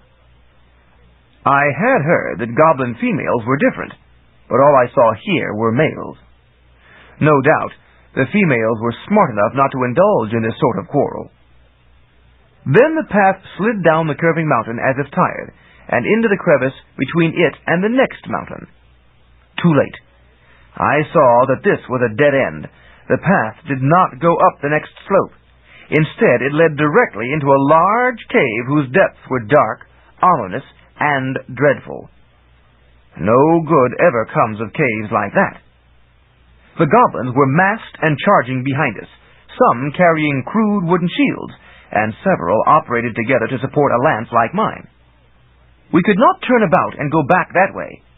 We would be trying to charge uphill against a prepared enemy formation. Neither could we turn aside. The slopes of the crevice were too steep for us to navigate.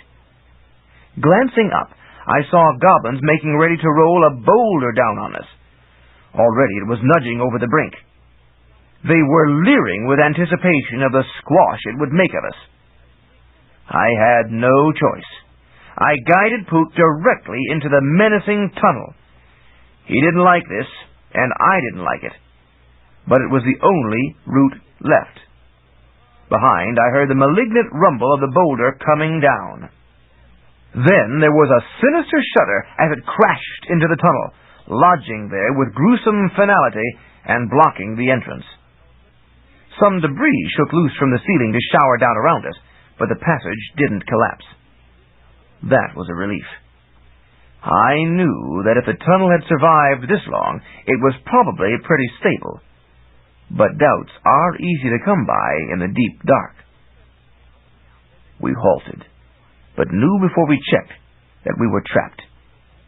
Even if we managed to push or pry out the boulder, we would encounter an army of vicious goblins beyond it, eager to hurt us with sticks, stones, and names. Once again, we had no choice but to go forward. I have always had a distinct dislike of such unchoices. They generally led to mischief, and even if they didn't, I still preferred to get into trouble in my own fashion, rather than the forced path way.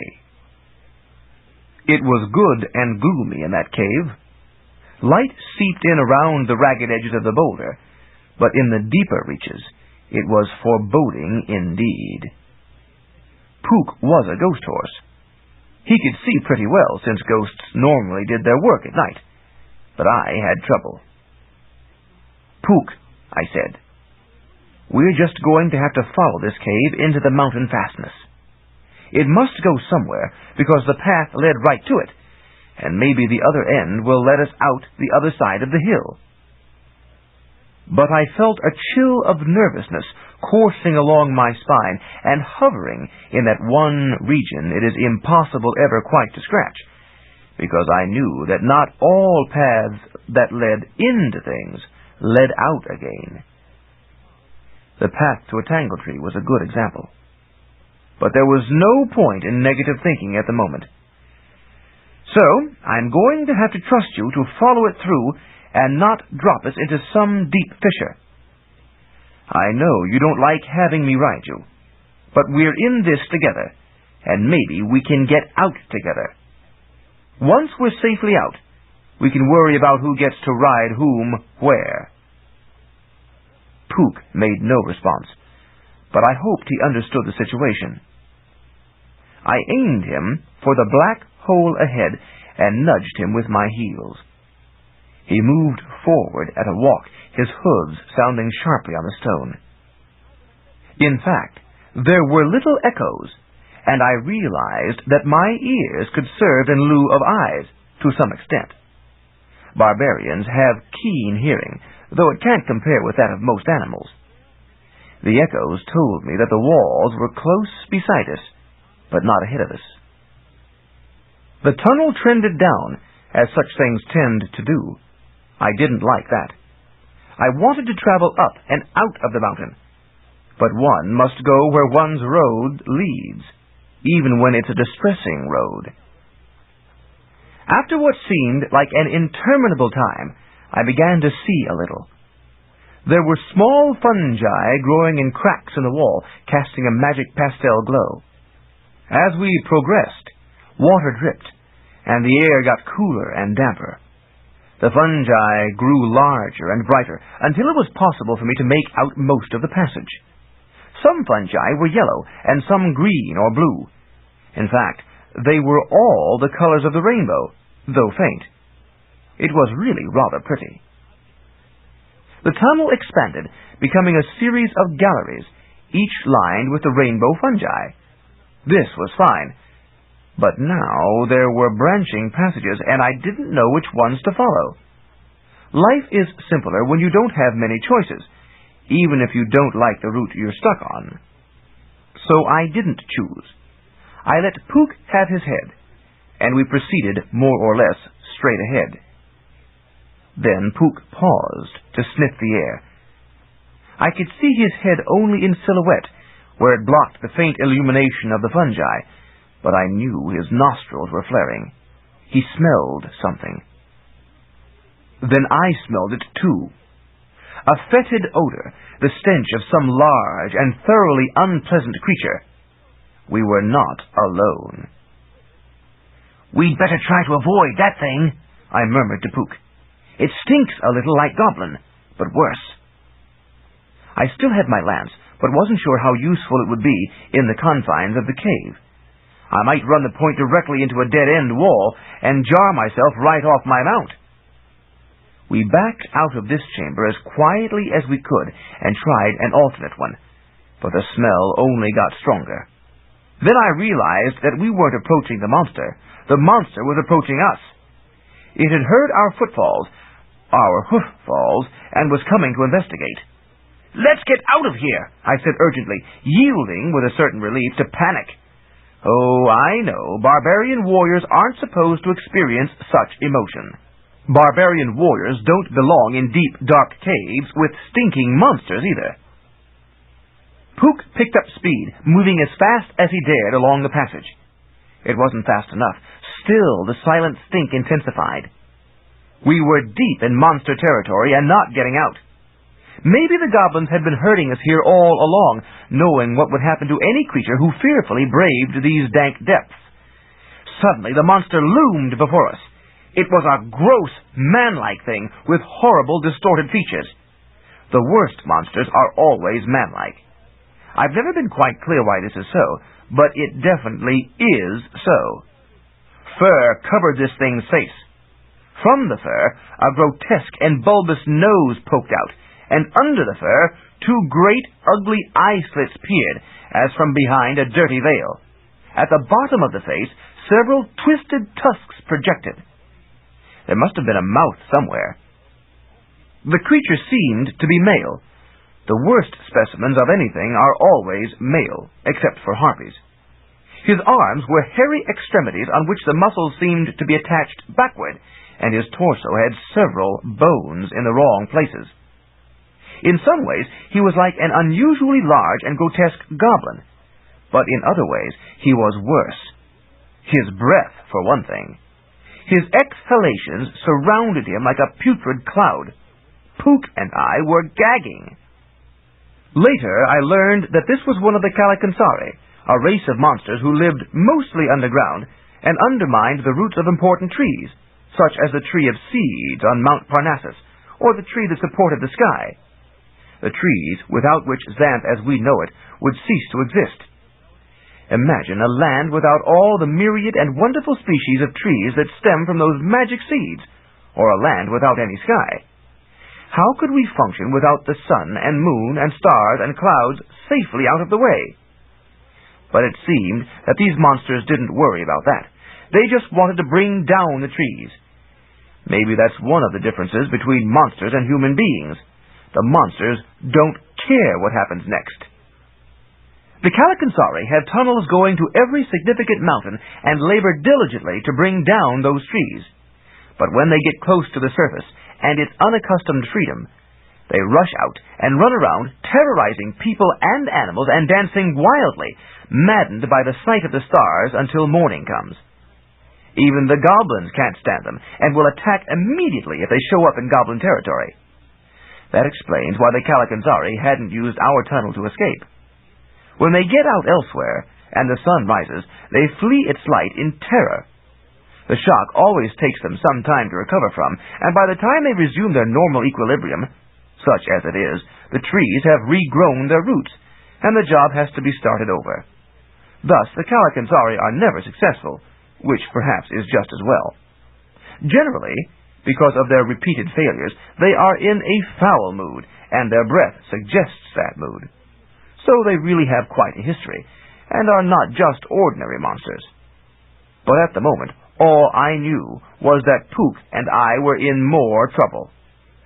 We slowed to avoid the monster, but then another appeared behind us, and we heard the tramping of others in neighboring caverns.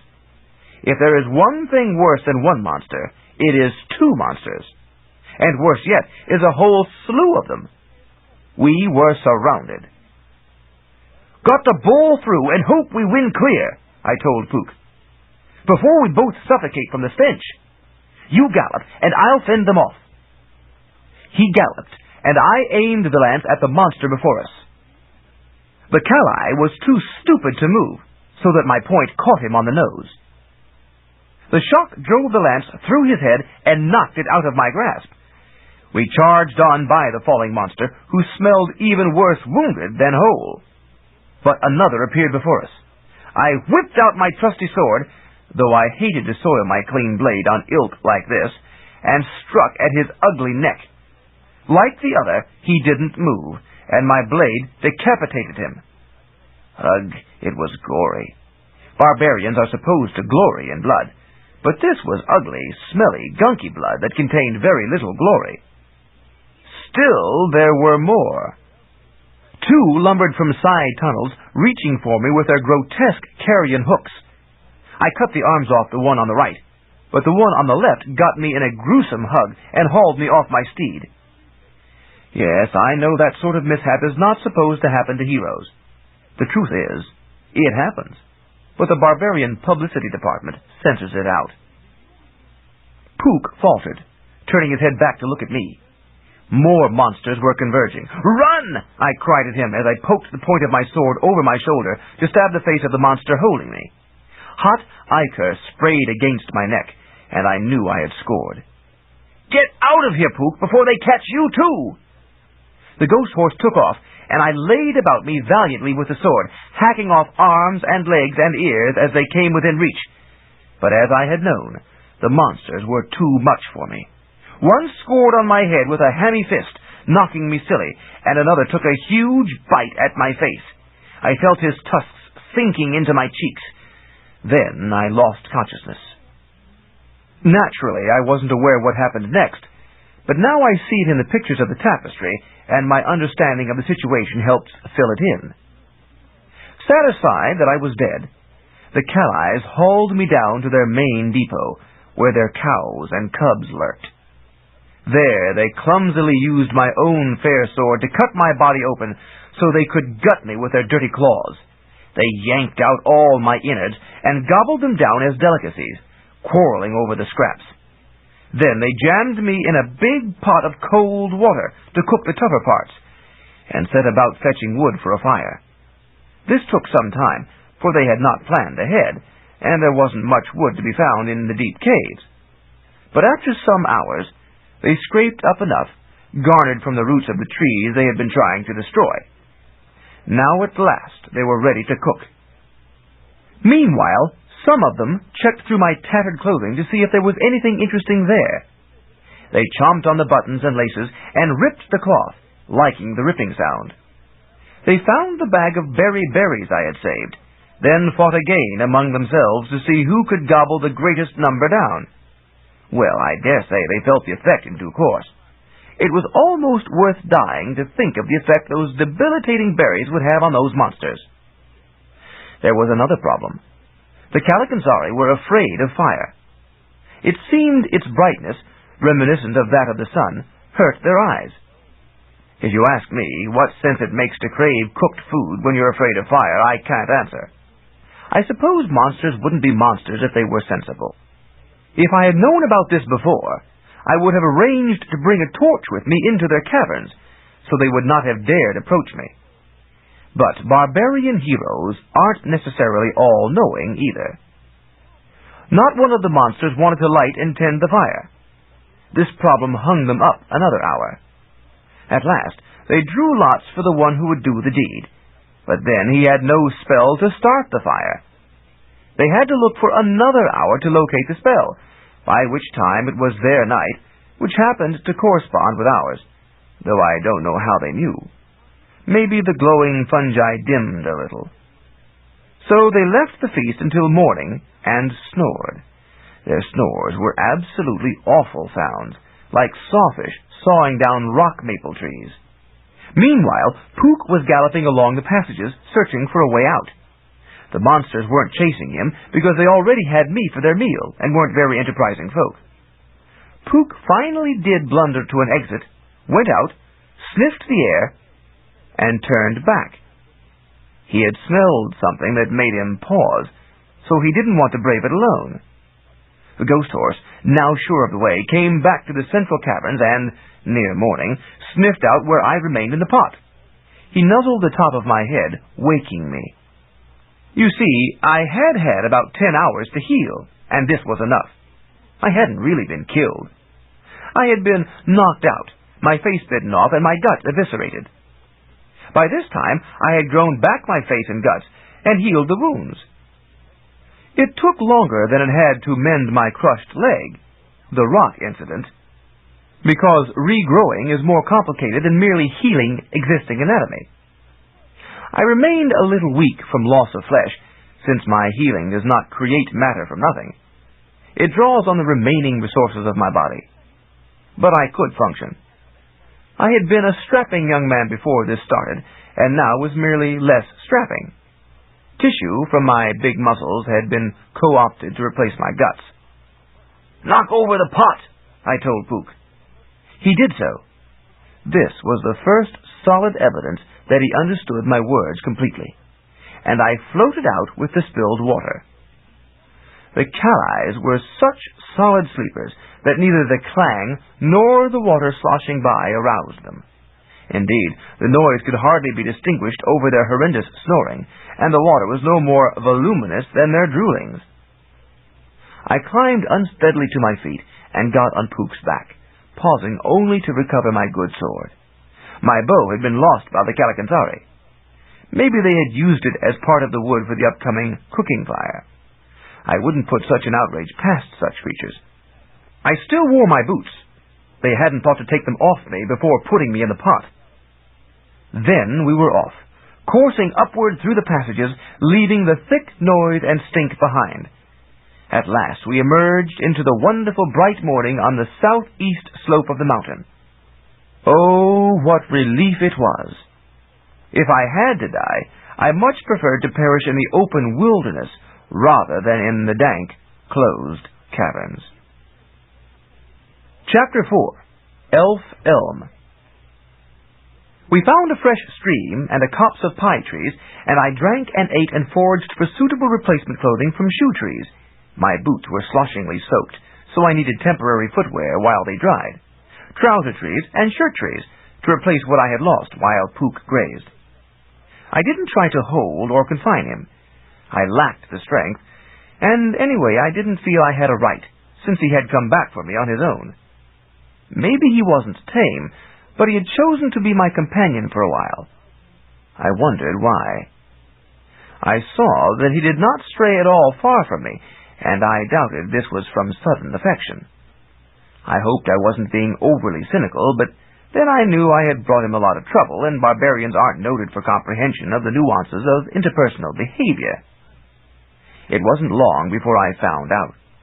Puka lifted his head, rattled his chains, and moved toward me. "You want me to ride you?" I asked, bemused. "You're not taking off alone into the wilds of the wilderness, knowing that I presently lack the strength or inclination to chase you down again." Actually, I was stuffed with pies, which made me sluggish rather than weak. But this was also the first use of my new face and digestive tract. Startups are always awkward, and it takes a few hours to get the bugs out. There was a lot of gas, and I felt a little green. But every time I burped, another bug flew out, and I knew they would all be gone in a few more hours. There was no question that I was underweight, though. My thews were pitiful. In a few days, I would be as good as new, more or less literally, but I needed lots of rest and food in the interim. I was no magician. My magic talent had to be tempered with moderation. I really appreciated Puka's offer, whatever its motive. It was easier to ride than to walk, until my leg muscles filled out. So I harvested some cushions from the surrounding bushes, fashioned them into a saddle seat that would prevent the chains from pinching my rear, and mounted. We began making our way south at a cautious pace. And the elves arrived. Oh-ho, that was why Puka needed me. Elves generally leave human folk alone and aren't often seen, but they are funny in some ways. They can be deadly fighters, though they respect property rights. If they found Puka alone, they would run him down and tame him for their own use, making him a workhorse. They could do that, because there were a number of them. They had little magic lariats, and they knew the terrain. They were experienced group hunters. But if they thought I owned him, they would let him be, at least until they had dealt with me. I was his buffer against the elves. Smart move, Puka, I murmured with a certain rueful appreciation. There was an aspect of this that worried me. Elves usually, as I said, don't mess with human folk because there is a standing covenant between our two species. It's a kind of mutual non-aggression pact. Since human and elven interests seldom intersect, it is easiest to respect one another's interests. It certainly saves trouble. But both humans and elves had uses for a creature like Puka. If the elves really wanted the ghost horse, they might choose to quarrel. It wasn't good to quarrel with elves in elven territory. They weren't always as small as they looked. At least now I knew that Puka had a fair brain in that equine head. He couldn't talk, but of course talking is not necessarily a sign of intelligence. He had made his problem mine. Unfortunately, I was in no fit condition to do battle at the moment. This was a party of 6 elves. They were armed with assorted weapons, and they wore green tunics. They were proportioned and dressed like human beings. Oh, sure, human beings do wear tunics on occasion, but stood only a quarter my height. I met them with respect, for I knew that, at the best of times, they were far better as friends than as enemies, and this was an indifferent or middling poor time. I cast about in my uncivilized mind for the proper form of address. Was it sire? No, sir. What be your business in elven domain, man? Their leader demanded. Just passing through, sir, I replied carefully. How did you get past the goblins? They drove us into the mountains, sir, and the monsters there left me for dead, and my Puka rescued me. The elf eyed me suspiciously. You tamed a ghost horse? Well, part way, perhaps. It's hard to tame such a creature completely. The elf considered, eyed Puka, and shrugged, satisfied. You seek no quarrel with us, man? None, sir. I'm just a barbarian warrior in search of honest adventure. Honest adventure, eh? He considered me again, and I wasn't clear what thoughts were percolating through his mind. Would you agree that there are other kinds of adventure than battling Kalakansari? That was when I learned the identity of the mountain monsters. I certainly hope so, sir. Then you will be our guest tonight. Amazed, I had to stifle a gape. I had hoped only to be allowed to pass without quarrel. That's very nice of you, sir. What's your name, man? Jordan, sir. I am Oleander Elf, of the tribe of Flower Elves. These are... He indicated his companions in turn. Cactus, Dogwood, Knotweed, Bloodroot, and Arrowhead. Indeed, I saw that they were armed in the manner of their names. Cactus had a dagger made of a large cactus thorn. Arrowhead had a little bow and quiver of arrows. Knotweed had knotted rope. Bloodroot had a red bag of fluid that might be blood poison. And Dogwood had a wooden spear tipped with a large canine tooth. Only Oleander carried no visible weapon, but he was the leader, and I suspected he had something, perhaps a fighting spell. There were no goblins on this side of the mountain, and this was surely because of these elves. Elves did not seem as fierce, and were certainly not as numerous as goblins, yet they kept the goblins clear. That spoke for itself. Like many people, I wondered what their secret was, since, as far as I knew, goblins respected nothing but brute force. Oleander led Puka and me along a winding path to a hidden glen. I was glad to go with them, for this was a signal honor, and elves were creatures of integrity. As their guest, I would be absolutely safe. But I remained mystified as to why they should extend this honor to a wandering barbarian. It could not be purely for delight in my company. Barbarians do not make very good company. The journey took over an hour, for the little folk did not travel as fast as a man, though they stepped out sprightly enough. I did not mind, since I was riding and also recovering from my recent injuries. The nourishment from all those pies I had stuffed in my new face and gut was working its way through the rest of my body, and my thews were strengthening. The elven camp was around and in an elf elm, of course. Everyone knows elves will reside nowhere else. When danger threatened, the women and children retreated to the heights, while the warriors ringed the base of the tree. At the moment, most of them were down, for they were setting up for their midday meal.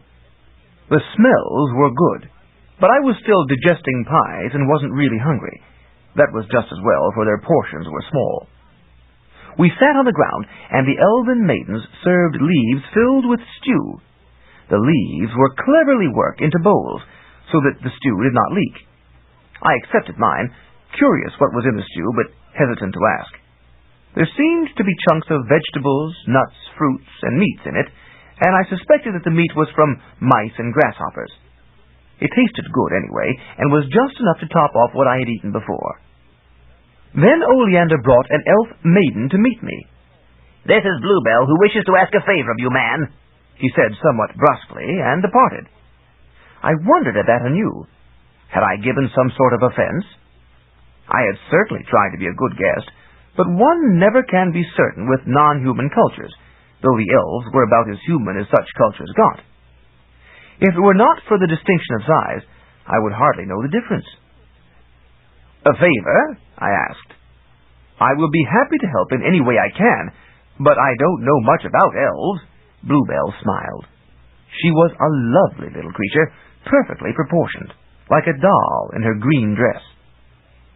"I will tell you about elves, Jordan man," she said. "But first I must do you a favor, so it's even. What would you like?" "I am quite satisfied to accept the elven hospitality," I replied cautiously. I glanced across to where Puka was grazing. Few animals got to touch grass as lush as that which the elves cultivated around their elms. "And so is my horse. That is favor enough." "No, you will repay that by telling us your story tonight," she said. "I mean, a favor from me, personally." What was she getting at? "Your charming company is enough," I said. "Please tell me what you wish me to—" "Not yet," she demurred. She jumped up to perch on my bent knee, dangling her pretty legs in the way girls had. "I must do you my favor first." I shook my head. "As I said, I'm just a backwoods man, unfamiliar with elven ways. I don't want to give offense by making mistakes, and I have already antagonized Oleander in some way. So you will have to explain to me exactly what—" She emulated my motion, but the effect differed. When she shook her head, her lovely elf-gray hair tumbled about fetchingly. "Don't worry about him. He's just perturbed because he wanted Cowslip to get your favor, but I won the toss. Cowslip's his cousin, and she's all right if you like that type." Bluebell indicated an elf maid nearby. I looked and saw a stunning example of the type. I did indeed like it. "I will do a favor for each of you to keep the peace," I said magnanimously. "But I need to know what—" She laughed merrily. "Only for me, man. That's the rule. I've got the spell. I want it, and I won't share it." I was more perplexed than ever. "What spell?" She glanced at me sidelong. "You are delightful. I will show you in due course. Now, name your favor." I sighed silently. Evidently, she preferred to play her game with me in the fashion of maidens everywhere, and I felt every bit as ignorant as I was supposed to be. "Well, I'm an adventurer, but I don't quite know where I'm going. That is, I'm headed for Castle Rubna, the man capital. But there are a lot of barriers along the way, like the Goblin Mountain, that I would have avoided if I'd known. If I had a good map—" "A map!" she exclaimed. "Of course. You shall have it." She bounced off my knee and ran to the tree, her hair flinging out behind her. Doll she might be, but she was a woman doll. Soon she was back, hauling a scroll about as big as herself. Breathlessly, she unrolled it for me on the greensward, pertly sitting on the top end, while I spread my fingers to hold down the bottom end. "This is Xanth," she panted prettily. "Here we are in the center, with the goblins, griffins, and birds to the north, and the dragons to the south. To the east, beyond the river, is the big ocean, and to the west are the 5 terrible elements: air, earth, fire, water, and the void. They aren't nice places. You don't want to go there. In fact, nowhere is as nice as right here. I perused the map with interest. I came from up here, in the fen. I ran into the... Oh, no, don't tell your story yet, she protested. Save it for the whole tribe. Where are you going from here, specifically? Well, I thought south. I don't want to pass through the elements I see here, and I doubt I'd care for the region of the flies below it. So if I go south and then loop around to the west below... I don't see Castle Rubna on this map. She cocked her head and wiggled her toes, considering. I have heard the name, faintly.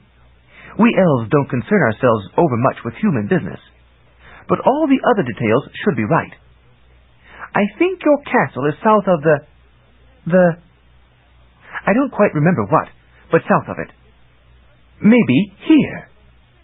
She pointed to the bottom section of the map, marked, Here there be ogres, and shuddered. Ogres. Naturally, I knew of those huge, awful creatures, but never had I seen one. That's the sort of adventure I'm looking for, I exclaimed, when I recover my strength. She glanced at me with feminine concern. You are ill? No, not exactly. I was severely wounded by... I broke off as she began to protest. I know. Save it for the tribe. Anyway, I'll recover fully in a few days, so that's all right. It's mainly a matter of regrowing my lost muscle tissue. I'll be in fit condition by the time I encounter the ogres. Then I'll go to Castle Rubna and see what adventure awaits me there. This map will help me get there faster. Thank you, Bluebell. So you accept my favor, she said, pleased. Certainly I do, I agreed. Now what do you want from me? She gazed at me with eerie intensity. I think you wouldn't understand yet, she said. But when you are ready, I'll tell you. I shrugged. Just so it's before I depart your charming elf-elm realm. It will be, Jordan Man, she assured me. Then the elves cleared away the remnants of the meal and faced the tree in a great circle. The king elf stood beside the trunk, clapping his hands for silence.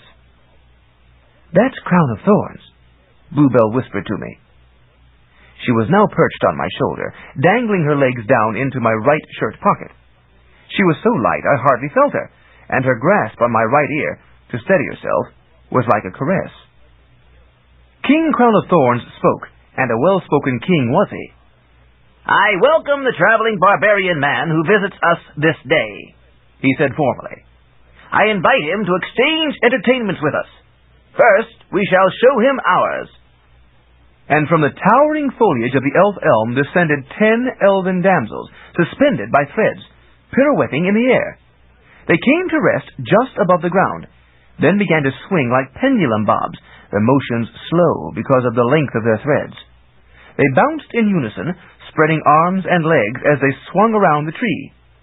Then they swung in differing directions, forming patterns that changed before my eyes could quite grasp them, generating fleeting impressions of stunning beauty. In and out they wove, now together, now apart, now linking hands, now spinning separately. It was a unified dance, lovely in its parts and in its whole, and I was duly enchanted. Then the damsels dropped to the ground, and a dozen male elves approached the tree. These were young, healthy specimens, muscular and coordinated, the equivalent of barbarians. Their dance was on the ground, and it incorporated feats of strength. They spread out in a wide circle about the elm. Each lifted a sizable stone, held it a moment, then dropped it. Then they moved into a tighter circle, where larger stones had been set. Each lifted one of these with no more apparent difficulty than he had lifted the smaller one, to my surprise. Once again they contracted the circle, where lay yet larger stones, and each picked up one of these. I wondered whether the larger stones were of lighter substance to make this possible.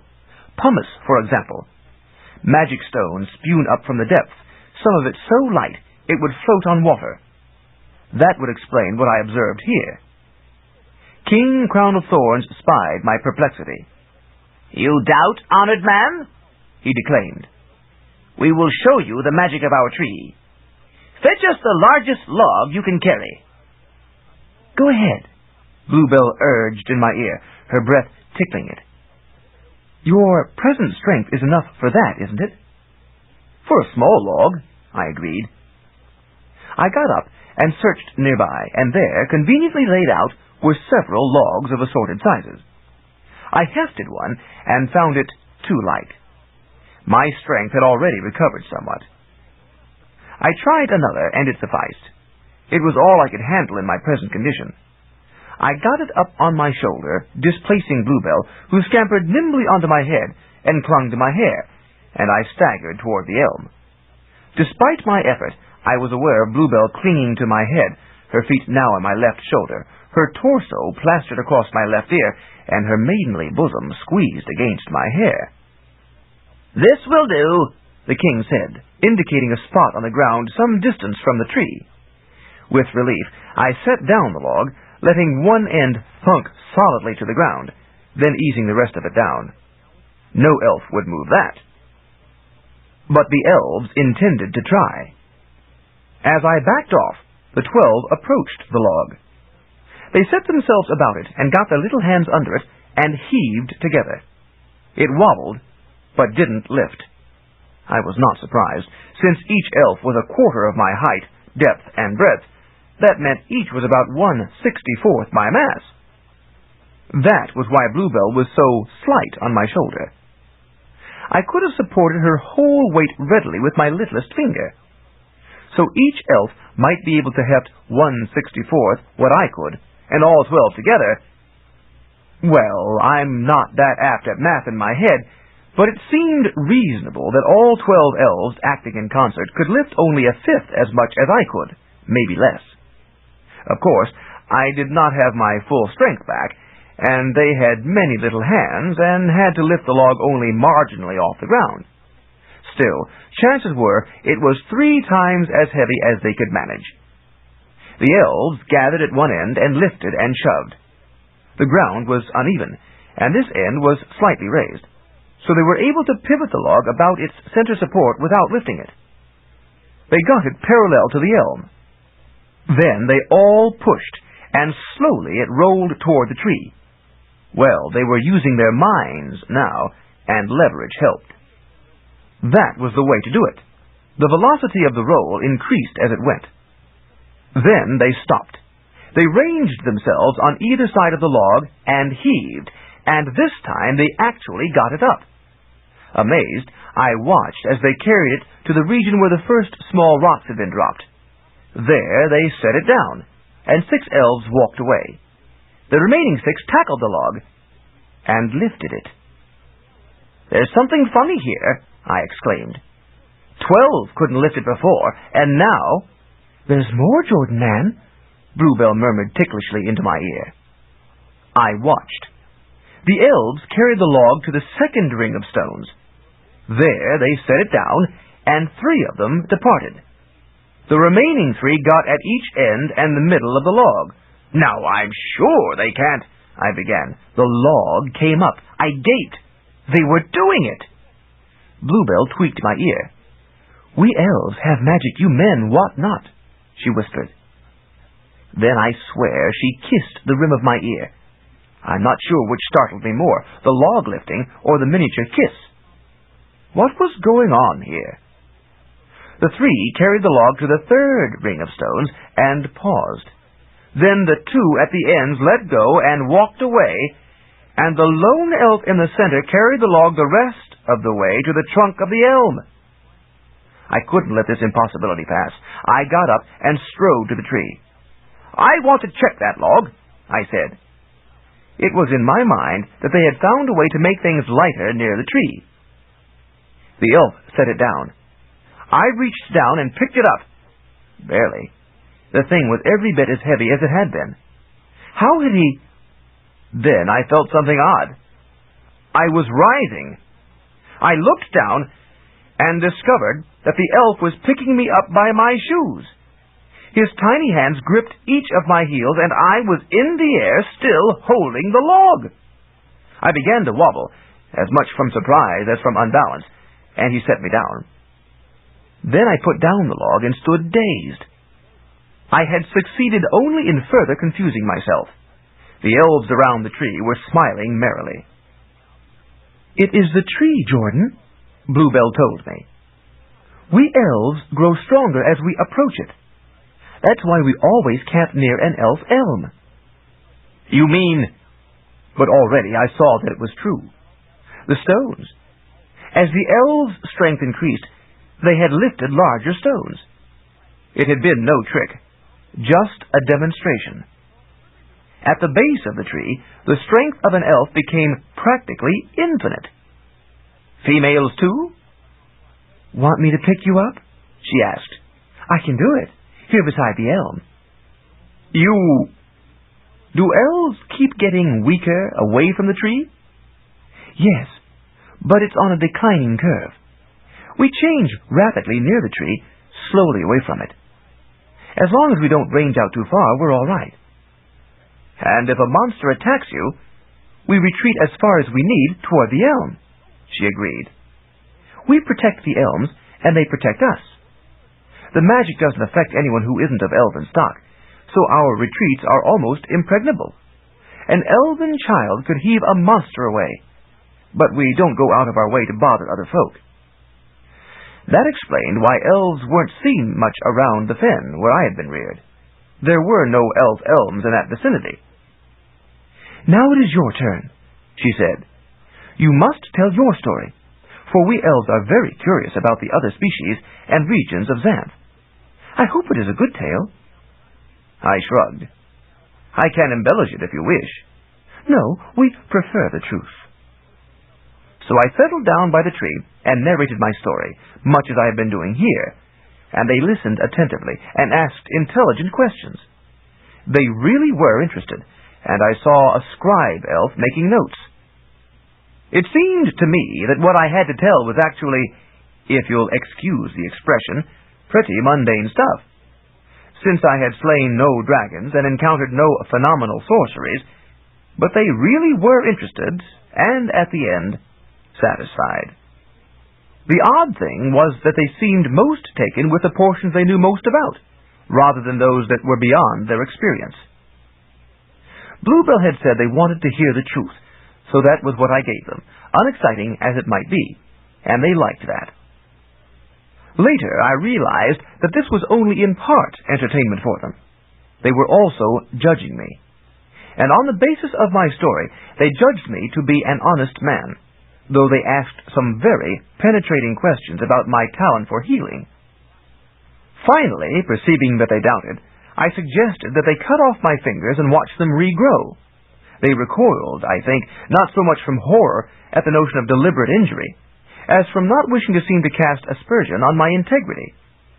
So I simply rubbed my forearm along the blade of my sword, cutting the skin so that blood flowed, then held up my arm so that they could see how rapidly it healed. They protested strenuously that such a demonstration was not necessary, but in their very protestation, I concluded that it was. As I said, I am not expert in the judging of other cultures, so maybe I have misinterpreted whatever significance existed.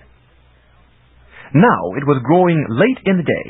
The elves served some sort of fragrant grog in leaf mugs. Mine was tiny, of course, but I drank it, and the stuff burned down my throat and filled my belly with fire, and sent my head floating somewhere above my body. Potent stuff. "It is time for the favor," Bluebell informed me. "Favor?" I asked, confused. "Oh, yes. Tell me." "This way," she said, leading me back to the tree. I walked somewhat unsteadily, feeling the grog. That is to say, groggy. I stopped at the base of the trunk, but she proceeded to climb the elm. "I can't go up there. I protested, eyeing the virtually vertical ascent. The tree was large, having had time to grow during the centuries the elves had protected it. 2 human men would barely be able to reach around it. There were no low branches. It was a great column rising to the mass of foliage far above. "Yes, you can, Jordan," she told me. "The grog gives you the power." Dubiously, I tried it. I put my hands to the bark, and they clung as if cemented. I brought up a foot, and it adhered similarly. When I lifted one hand, it came free, so I could take hold higher. Like a fly, I could walk the wall. This, of course, explained how flies did it. They sneaked sips of elven grog. So I followed her up, though the height was dizzying. If the magic failed, I knew I would fall and be killed, but I wasn't worried for 3 reasons. First, I did not believe the elves meant me any harm, so the grog spell should hold. Second, if I did fall, my body would heal the breaks within a day, so death would be only temporary. Third, the pleasant stupor the grog had put me in made all this a matter of indifference. I simply didn't care. It seemed almost natural to be following a doll-sized elf lass up a huge tree. At last, we reached the first bifurcation of branches and entered the foliage. Bluebell led me up through it until we came to a great tangle of mistletoe in the highest reach. The points of the mistles and toes scratched me, but I healed in seconds. Bluebell entered this mass, and I followed, discovering a way through. And lo, inside it was a great globed nest, with pillows and a comfortable floor. The fading light of day filtered in through the levels in diffused fashion, pleasantly illuminating leaves and vines of many colors. I lay against the resilient and fragrant leaf wall. "This is lovely," I said. "Now, what is the favor I owe you? Do you need some heavy object carried down to the ground, or lifted up from the ground?" Though, with their super strength, it hardly seemed the elves would need my help there. She smiled, as if finding something funny. Girls of any species can be like that. "You need lift no object too heavy to manage, Jordan," she said. "Well, I'm ready to serve. Name it." "It is the service that only you can give," she said. "Your most precious possession." Dismay sliced through my days, abolishing it. "You want my sword?" She looked at me, astonished, then tumbled over in laughter. I had to laugh too, for it seemed it was not my weapon she was after, and indeed I realized that a creature her size and sex would have no way to handle it. I pondered, and sobered again, realizing what an elf would want of a man like me. "My horse!" Bluebell managed not to laugh this time, but obviously she was feeling merry.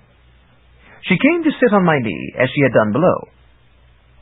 "Now how could I get a ghost horse up here?" she asked, and then the laughter bubbled up and overflowed again. Elves certainly are merry folk. "Well, I know elves need transportation and hauling away from the tree," I said. "A creature like Puka doesn't lose strength." But I saw she was just about to fall off my knee with mirth, and of course I was relieved to know that this had not been a ploy to demand Puka.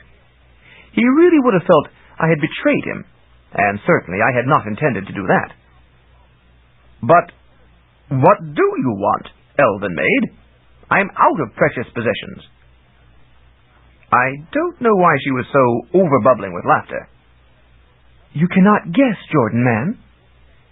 "I'm only a barbarian warrior, not too smart," I reminded her somewhat tersely. "But honest and strong and nice," she said. "And not good at riddles," I added, annoyed.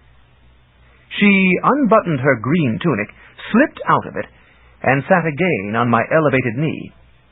She was a lovely miniature woman in every respect. "Now can you guess, Jordan man?" "You want me to fetch new clothing for you?" This time she doubled up and rolled about with the force of her laughter, in the process showing a good deal more than she ought, and landing in a pretty heap in my lap. "Oh, barbarian, you still have something to learn about elves, or about women," she said, when she had recovered some of her breath. I know about women, I replied somewhat stiffly, remembering Elsie. I never claimed to be expert on elves. I knew of you little folk mainly by hearsay until I met you today. You seem very like human beings, except for your size and your magic. There you utter truth indeed. But still, she seemed to be bursting with some horrendously humorous secret. You don't know the nature of an accommodation spell? I shook my head. No. Oh, this is fun, she exclaimed, peering up at me and kicking her legs about. I knew barbarians only by hearsay, too. You're much more fun than I expected. Thank you, I said awkwardly.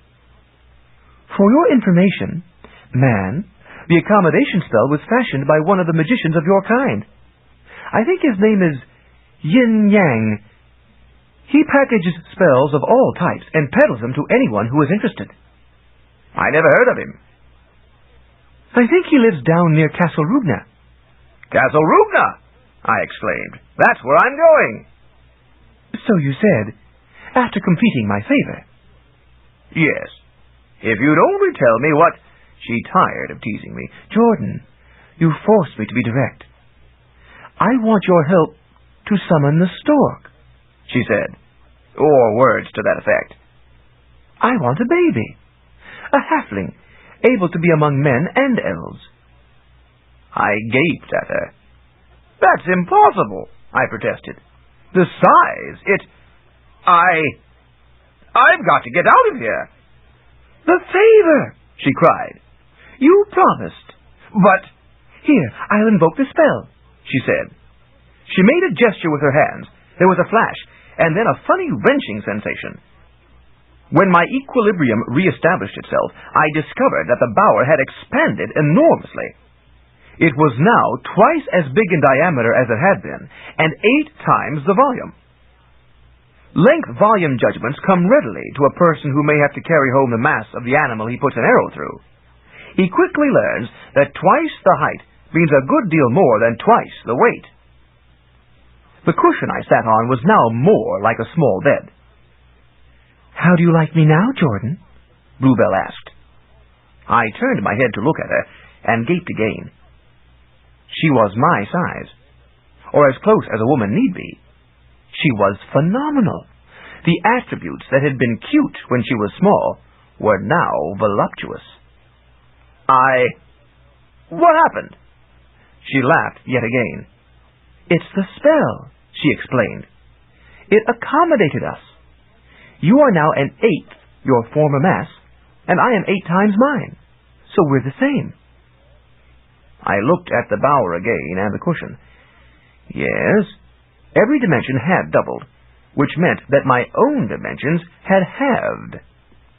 I was half as tall, half as wide, and half as deep, while she had doubled every dimension. It certainly made a difference. But the baby, I protested. When, she corrected me. When the, stork brings... What size will it be? My size, of course, so I can take proper care of him, she said, until he leaves the tree. Then, who knows? Some halflings can change size.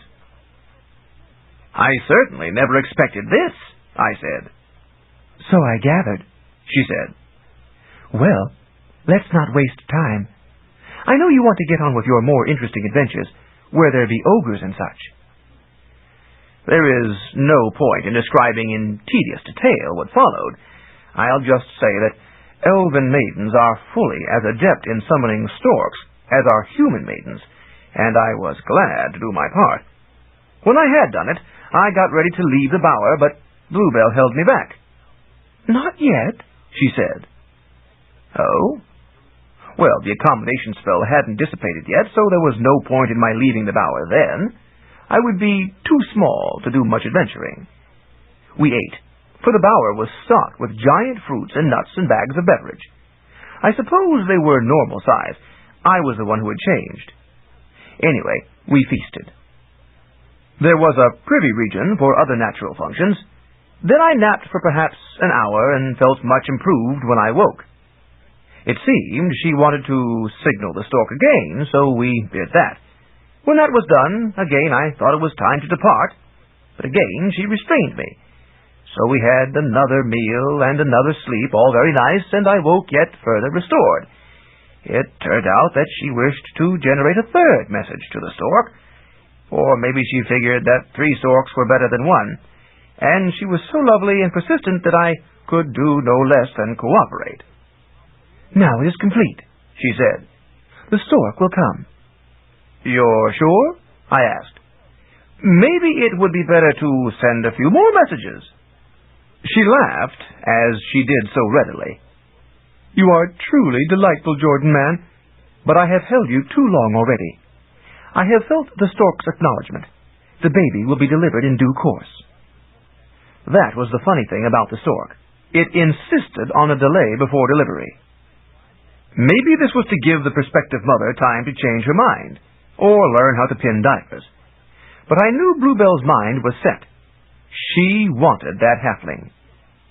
So she dismissed me, and I had to depart. Such is the life of an adventurer. "It's certainly been fun," I told her, "and I'll remember it always." She kissed me one last time. "You're sweet." Then she waved her arms, reversing the spell, and in a moment we were back to our original sizes. We drank another draught of grog and left the bower, climbing through the foliage and on down the massive trunk of the elm. The other elves of the tribe were awaiting us at the base. "We have cared for your horse these 3 days, barbarian," King Crown of Thorns told me. 3 days? I said incredulously. "Aye, man. Did you not know?" "It seemed like 3 hours." "Now we must see to the auger," the king said. He led us to an old woman elf who sat at a shaped stone and had a sparkling ball before her. Bluebell stopped before the old woman. "The fate of my baby," she said.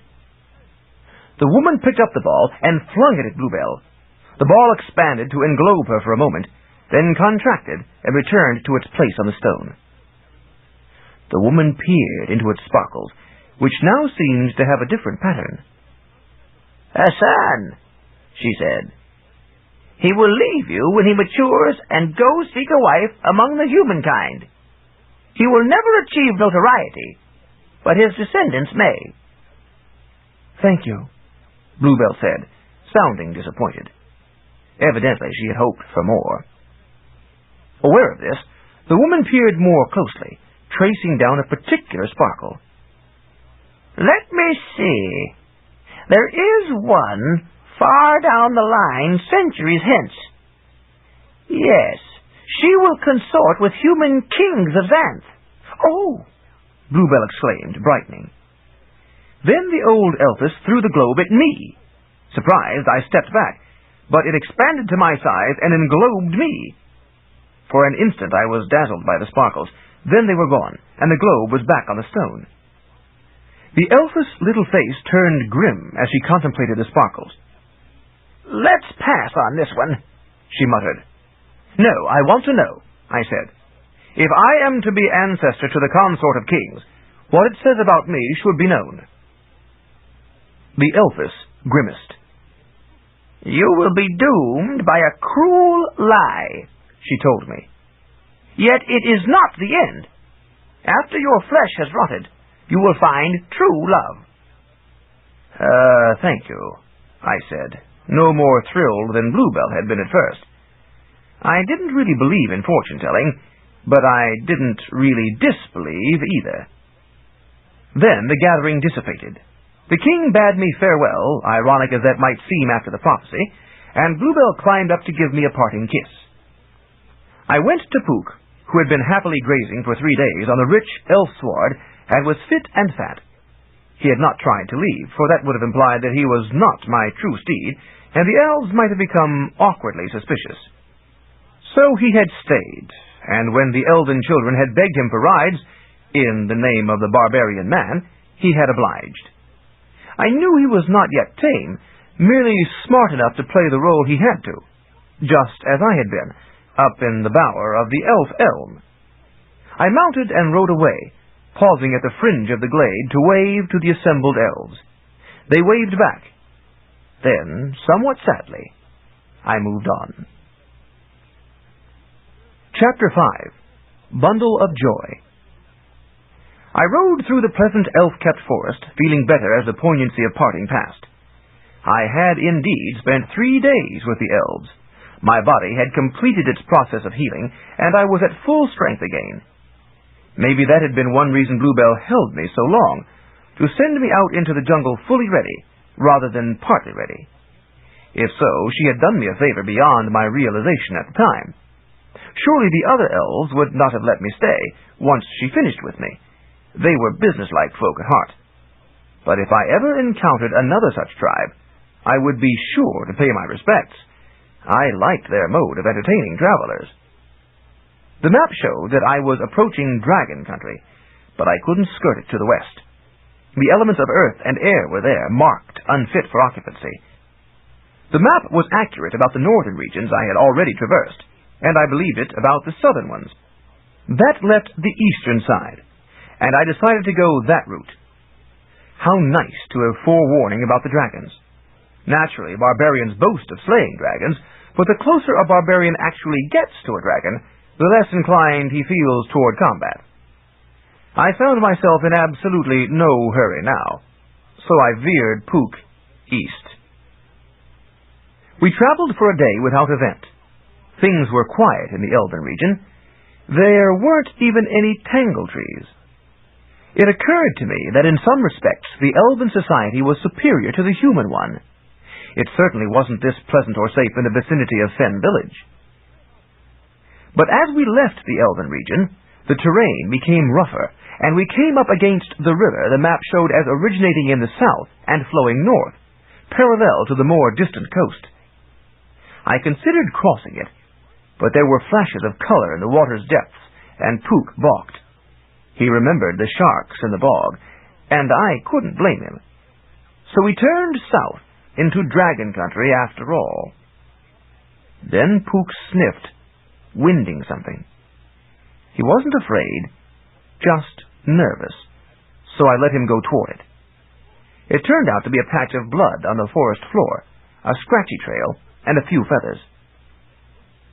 Some bird came down to drink from the river, I conjectured, and some predator attacked it.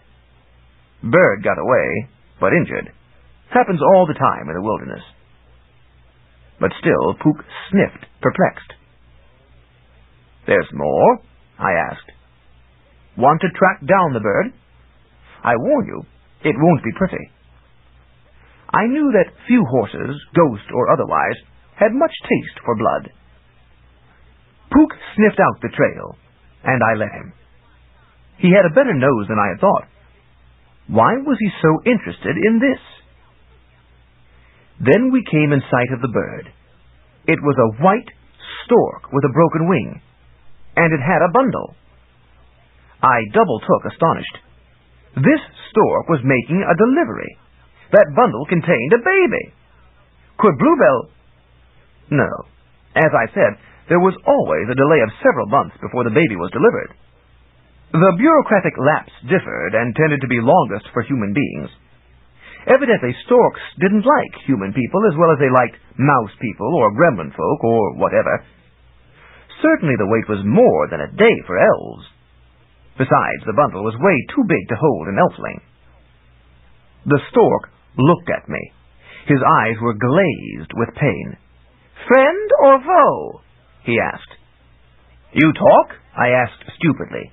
It was difficult to believe that such a long, hard beak could form human syllables, but it was also not easy to believe that those backward-bending knees could enable it to walk.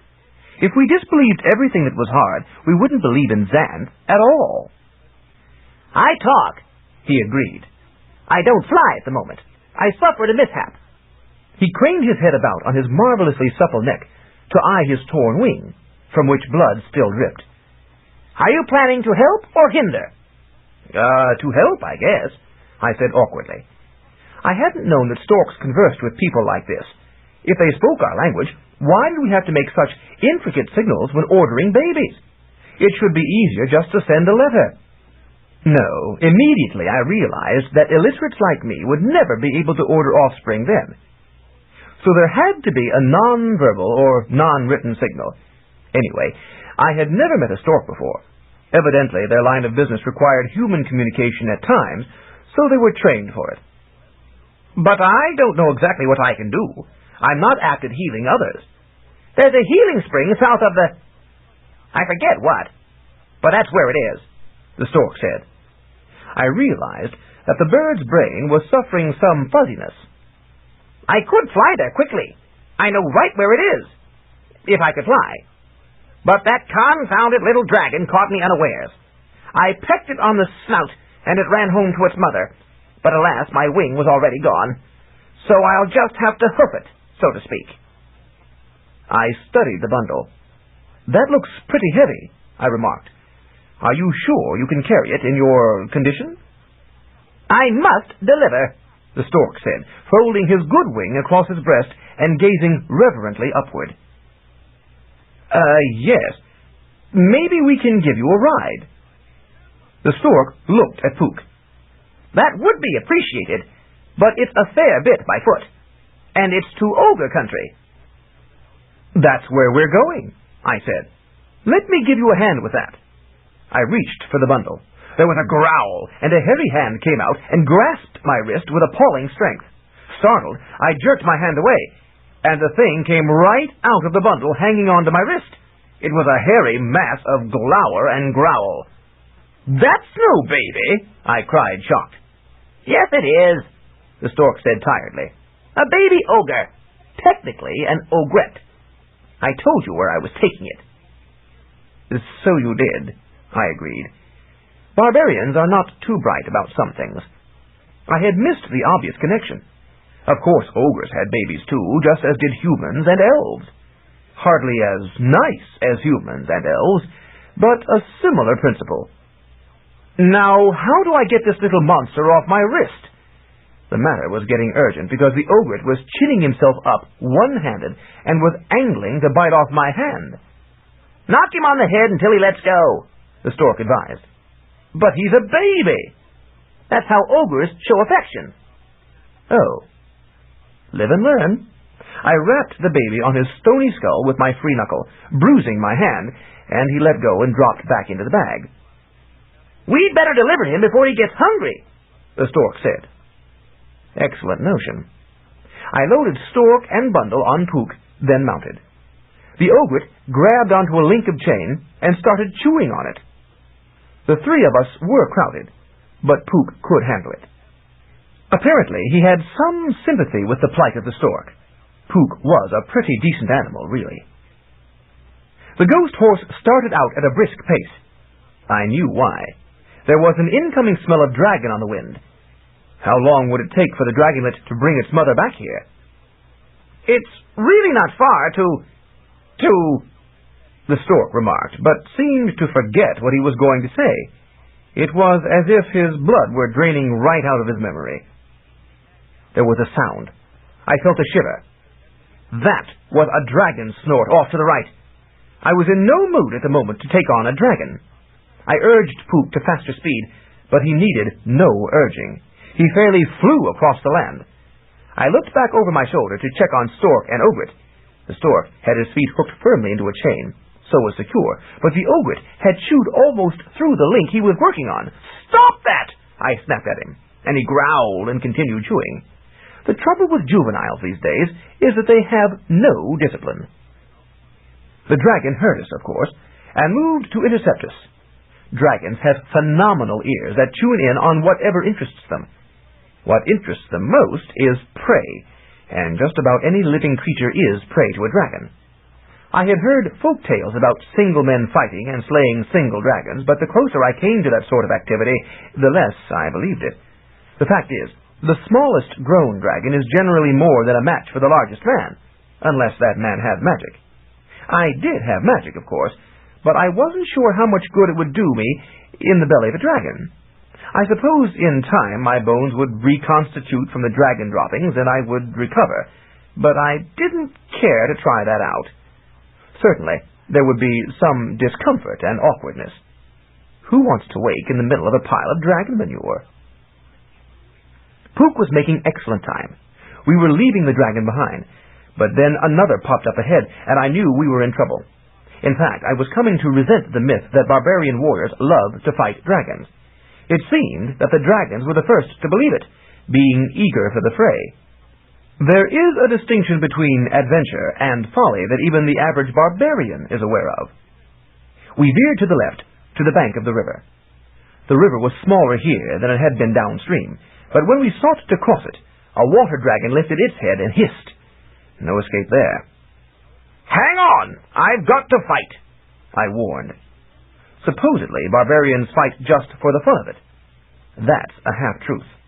We enjoy combat when we expect to win. With dragons, the odds are inclement. I guided Puka with my legs. He was very responsive, knowing that once again his half-life was on the line as much as my whole life was. I anchored my left hand on a chain and lifted my good sword with my right. The dragon behind me was a fire-breather, so we stayed clear of it. The one in front was a smoker. That would be no fun, but was a better risk than fire. They say that where there's smoke, there's fire, but that's not generally true among dragons. They also say that more people die from smoke inhalation than from direct burns, but I didn't trust that. So we charged the smoker, snout on. The dragon opened his mouth, inhaling. Naturally, he didn't stay stuffed with smoke all the time, any more than a man holds his breath all the time. The smoke is generated in the belly at need, a bit like gas in the human belly, and it takes a moment to work up the proper pressure and richness. I did not allow the dragon that time. I came up so fast that I arrived just as the first puff of smoke started out. I didn't bother with anything fancy. I simply rammed the point of my sword up his right nostril.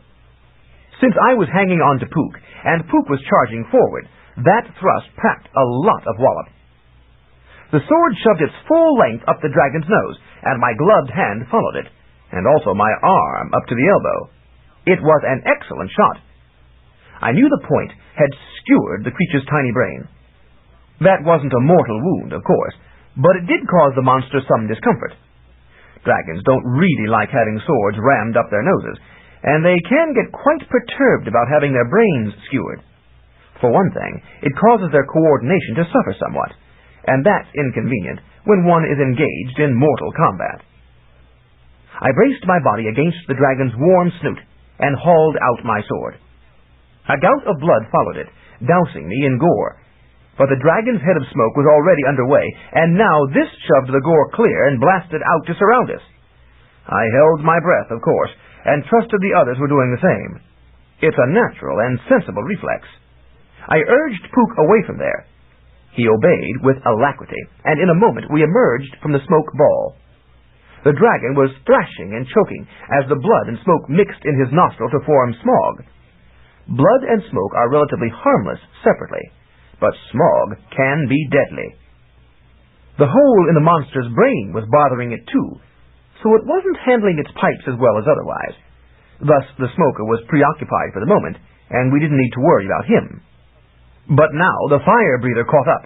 "Go for the tail," I told Puka. I meant the tail of the smoker, which might shield us from some of the blast of the fire-breather's breath.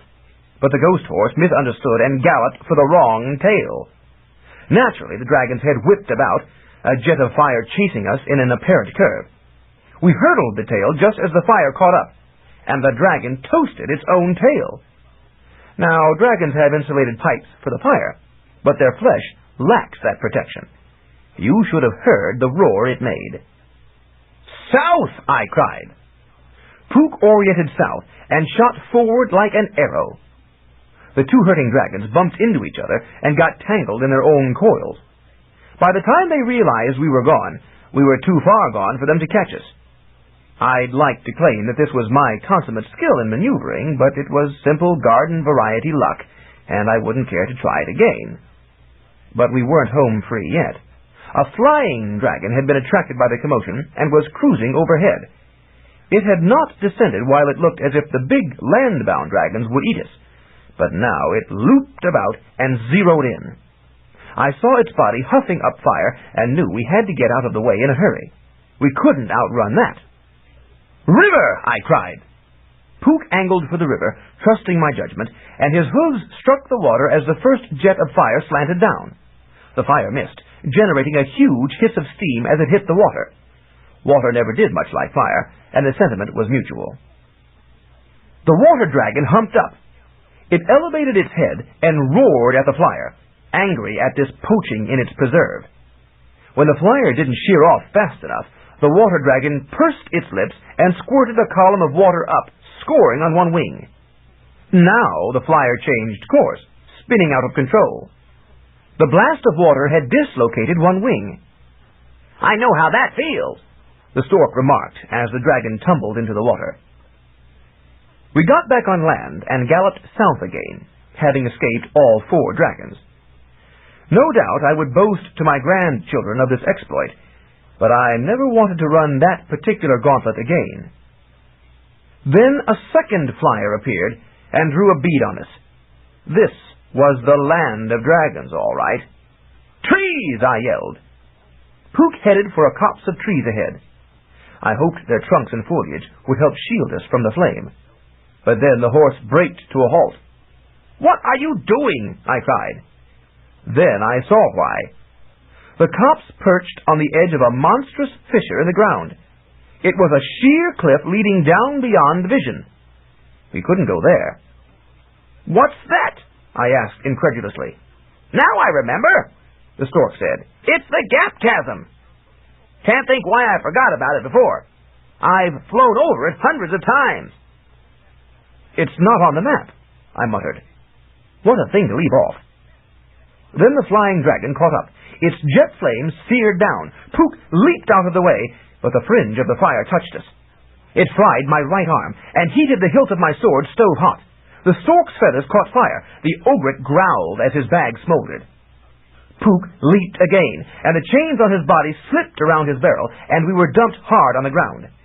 My face smacked into a rock, and the whole land of Xanth seemed to whirl about me. I saw my sword fling free, right over the brink of the chasm. Then I lost consciousness.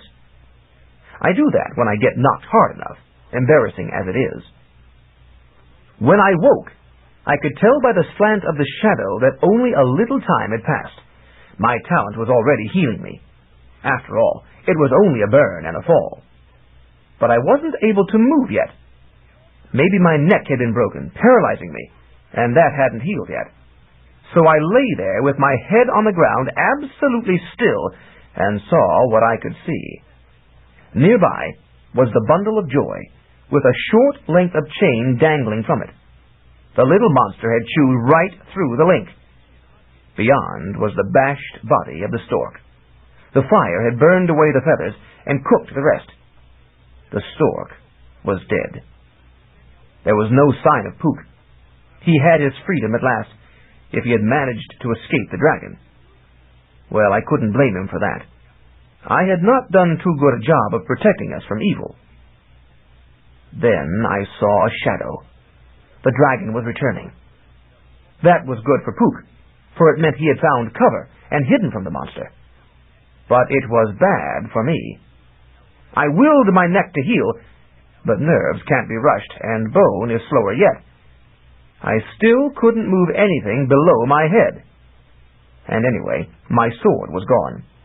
How could I fight off a fire-breathing flying dragon bare-handed? The dragon spiraled down and glided to a landing. It was ready to feed. It hobbled along the ground, weak on its feet in the fashion of its subtype, and snapped up the body of the stork. 2 chomps, and the bird was gone. The dragon hobbled another pace and reached for the bundle of joy. Suddenly the bag burst open. The ogre's hairy arm came out, and it swung the length of chain in an arc that smacked the links smartly across the dragon's nose. Little stars flew up, and a comet whirled away. It had been a hard strike. The dragon blinked. Then it hissed. It pumped its bellows, preparing for another blast of fire to cook this arrogant morsel. Just as the flame was ready, the ogre's ugly head popped out of the bag. Few things in Xanth are as ugly as an ogre's puss, and the sudden appearance of such a grotesquerie can be a shock. "Growl!" he growled in the dragon's face. If there is one thing worse than an ogre's puss, it's his growl. The dragon was so startled he swallowed his fire. In fact, it backfired. There was a sort of internal rushing sound, and flame shot out of the dragon's tail. The monster straightened, its system reamed out, then curled and thrashed about as the heat of the fire cooked its own flesh. It rolled across the ground and tumbled over the cliff. Now at last my neck healed. The paralysis left me, and I sat up. My right arm remained inoperative, but was also improving. "You do have your points, ogre baby," I said. For it was a fact that the ogre had just saved me from getting toasted and consumed. There was the sound of hooves. Puka was returning. "What's this?" I asked as I stood. "Are you tame now?" Puka snorted indignantly and swished his tail. He glanced back over his mane. I looked. More dragons were coming. They had us surrounded. "I should have known," I said, flexing my recovering arm. "You figure I can get you out of this?" Puka nodded. He had confidence in me. Maybe he had given me more credit for dealing with the flying dragon than I deserved. I considered briefly. "Well, we can't go back the way we came, and my sword's down in the... What did the stork call it? The gap chasm." The ogre growled. "Oh, yes," I said. "You need to be delivered, and the stork can't do it. I guess I do owe you a favor." That reminded me of Bluebell Elf and the favors I had exchanged with her. My map was gone, burned, but I no longer needed it. Anyway, the gap had not been on it. I thought again how odd it was that the map should be in error about so gross a feature of landscape, when the elves were generally so meticulous about accuracy. And the stork had been unable to remember it until actually seeing it. Maybe there was magic involved. I peered down the cliff. It was impassable. I looked east along it and saw the river. It flowed up the cliff face, over the lip, and on to the north, where I knew it broadened out into a refuge for water dragons. It hadn't occurred to me that a river could flow up a wall, but of course there was a lot of Xanth I hadn't seen before. I had heard it said that travel broadens the mind. It certainly was doing so for me. "Maybe there," I murmured.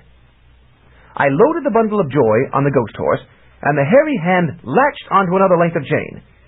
I knew the strength of that hand. He would be secure.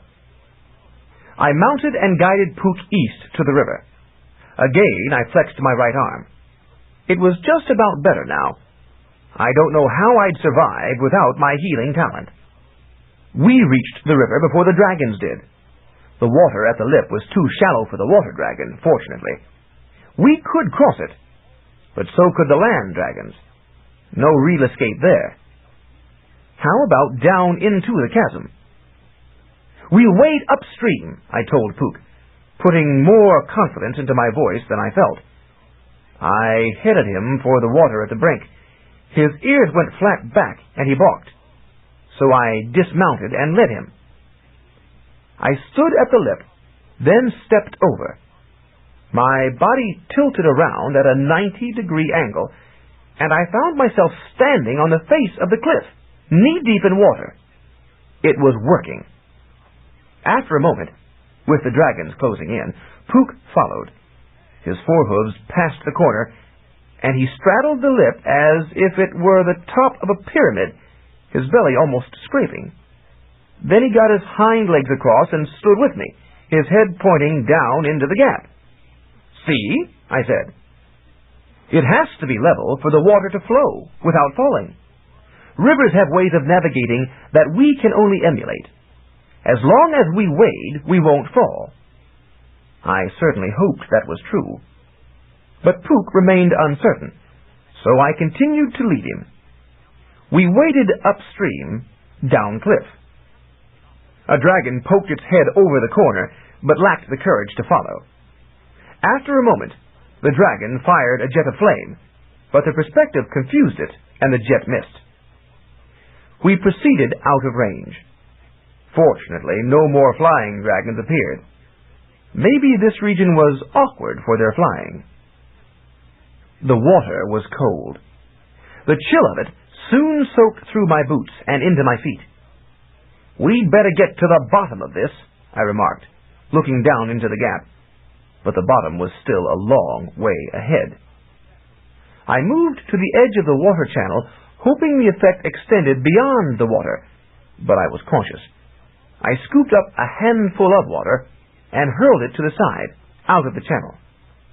The moment the water left the region of the channel, it made a right-angle turn and took off forward, accelerating toward the base of the cliff.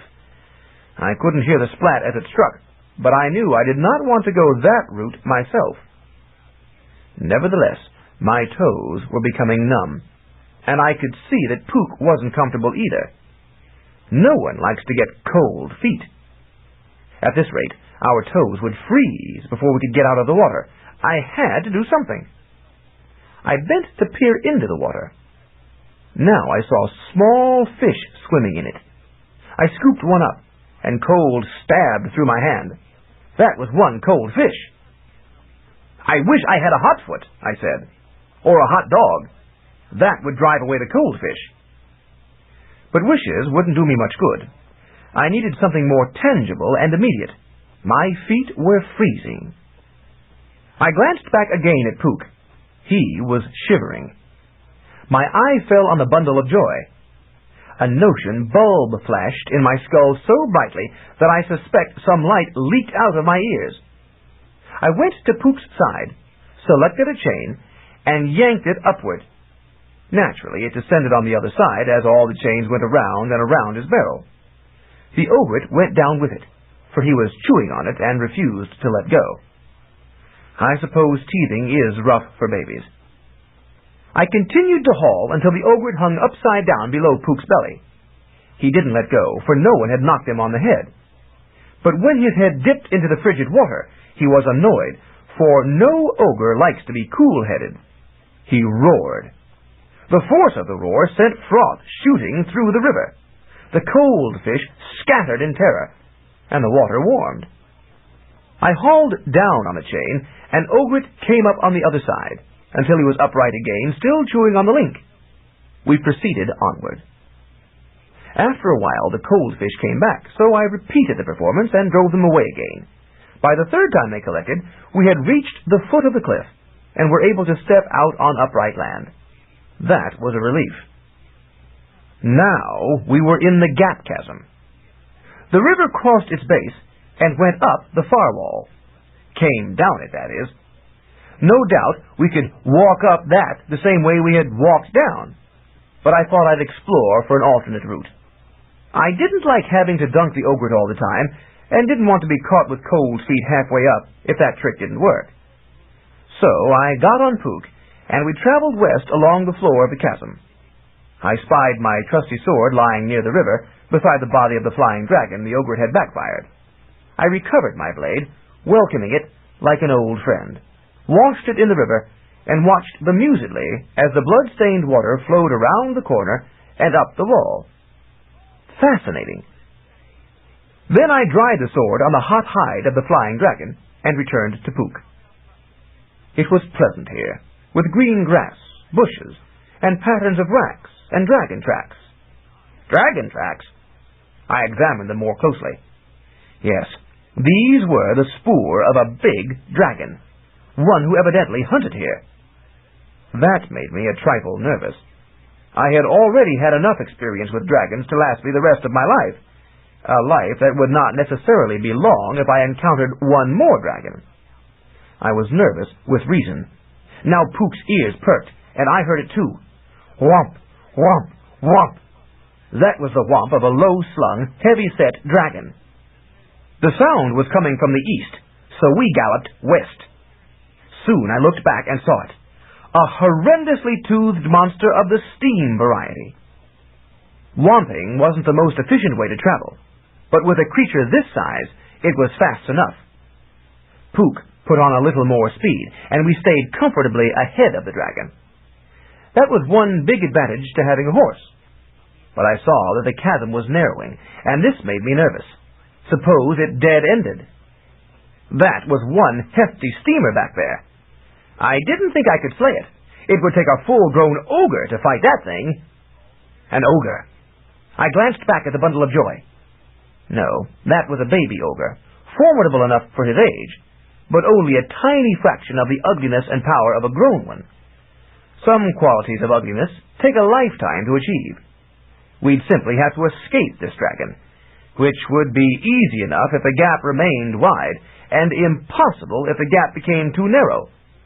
I didn't really care to gamble that the chasm would favor us. I looked at the cliffs on either side.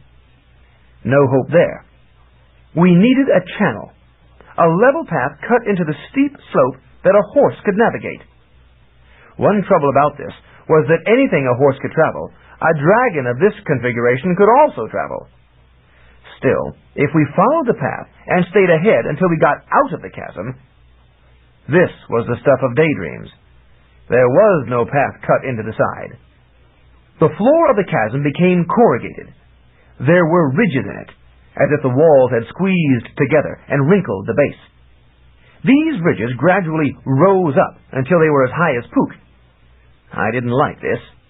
We were being channelized, and I preferred room to dodge the dragon. If one of these little channels should dead end, it would slow us in scrambling out, and the dragon would gain on us. Puka sniffed. "You smell something?" I asked. "If it's a way out, I'm for it." He came to an intersection of channels and swung left. The walls of this channel rose up higher, up to my riding head height. Then, abruptly, the channel ended. Puka's hooves skidded, churning up turf. But he couldn't stop in time. We spun halfway around and crashed into the end. Dirt shook down as we righted ourselves, and the ogret growled. Then I saw a tunnel slanting back. It hadn't been visible from the other side, as the entrance was narrow, and I heard the approaching whomp of the dragon. "Get in there!" I cried. Puka squeezed in as the dragon whomped by. I was afraid the dragon would turn and pursue us, so I urged the ghost horse on into the darkness. As my eyes adjusted, I was able to see because wan rays of light leaked in through cracks. This tunnel was close to the surface, but never quite emerging. Where did it go? It twisted in worm-like fashion to the right, and then began to rise. Surely we would break out of the ridge any moment now. But we didn't.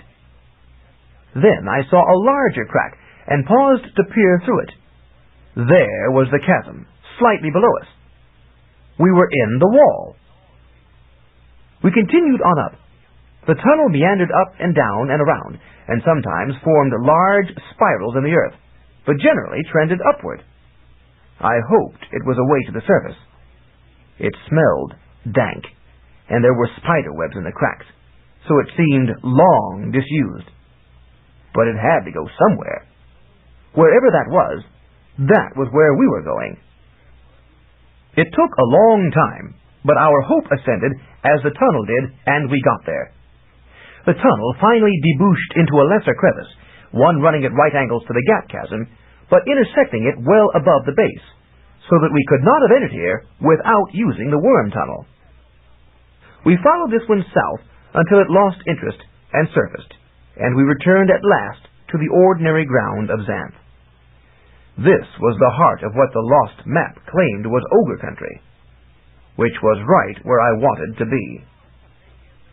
Now all I had to do was deliver the bundle of joy to its expecting family and proceed to Castle Rugna. I found I had lost any interest I might have had in challenging a mature ogre to heroic combat. If a baby ogre was this horrendous, I had better stay away from a grown one. But also, I no longer saw ogres as bestial monsters.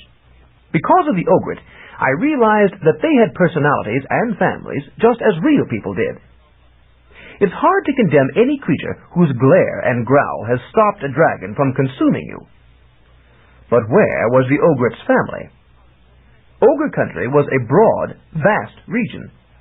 There could be many ogre tribes, and many families within each tribe. How could I know which one was the right one? Without that information, how could I deliver this bundle of joy?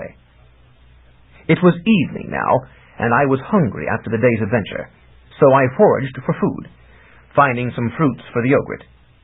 I didn't know what babies ate, but suspected this one would eat anything. After all, if he teethed on chains. My assumption seemed to be correct. I offered him a banana, and he grabbed it in one heavy bit, squished it in the center so that the pulp shot out at either end, and jammed the remaining skin into his maw. He took an apple, squeezed it so hard, juice spurted, and gulped down the skin and seeds with evident gusto. This sort of eating was messy, but of course babies are messy eaters. I gave him a milkweed pod, afraid that he would just squish the milk all over himself, but this one he chose to swallow whole. Finally, I gave him a pomegranate, and he really liked that. He knocked the granite on his head, cracking the stone open, then picked out the red, juicy seeds, threw them away, swallowed the stone, and burped up the seed he had overlooked. He was really sort of cute in his horrendous fashion. Taking care of a baby, it turned out, was no problem at all. My only concern was changing the diaper, but it seemed the ogret hadn't existed long enough to process food all the way through yet, so the diaper remained clean. That was just as well, since I wasn't sure I had the strength to take it away from him for cleaning. I didn't worry about Puka either. He could go off now if he wished to, since I had gotten most of the way to Castle Rugna, and he no longer needed me to save him from being taken over by elves or eaten by dragons or whatever. We could get along without each other. I leaned back against an acorn tree. "What am I going to do with you, ogre baby?" I asked rhetorically as I held out a fruit punch. Naturally, the ogre punched it. Juice exploded, and the baby crammed the husk into his big mouth. He spat a seed at me that just missed my head and embedded itself in the tree trunk behind me, and growled contentedly. The shudder of the seed shock traveled up the trunk and caused the branches of the tree to shake, dislodging a corn, which thunked into the ground before the ogre. He picked it up and chewed on it. I saw a sparkle on him. What could it be? I reached for it, but he grabbed for my hand, so I had to let it be. But it was something he wore. What would an undelivered baby wear? What else except an address tag? I had to see that. But the ogre wasn't going to turn it over voluntarily. I fetched another fruit punch and shoved it at his big mouth. While he punched and chomped on that, I took advantage of his distraction to grab the tag. It was blank. Of course, I couldn't read anyway, and wouldn't if I could. Barbarians take justified pride in being illiterate. But that was a separate problem. How was I to get an address from this? I turned it over, and it flashed. One side was bright, the other dull. When I turned it again, the bright side dulled, and the dull side brightened. When I held it flat, both sides dulled. It was as if the thing were a mirror that reflected light only when properly oriented. Except there was no source of light that accounted for the flash. Just jungle. But a magic mirror would use another type of light source. I smiled. Now I knew in what direction the ogre's parents were. The flash pointed the way. I cut off a length of vine and tied it to the ogre's bag in such a way as to keep the baby inside while allowing him to look and reach out. Then I passed the vine over a sturdy branch and hauled the bundle of joy up about halfway. That kept the baby off the ground, which was no safe place at night, even for a tyke as horrendous as this, and prevented him from going anywhere while I slept.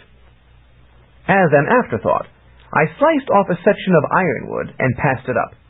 The hairy hand snatched it from my grasp, and the teeth happily gnawed on its end. It was a decent pacifier that should keep the ogre halfway quiet.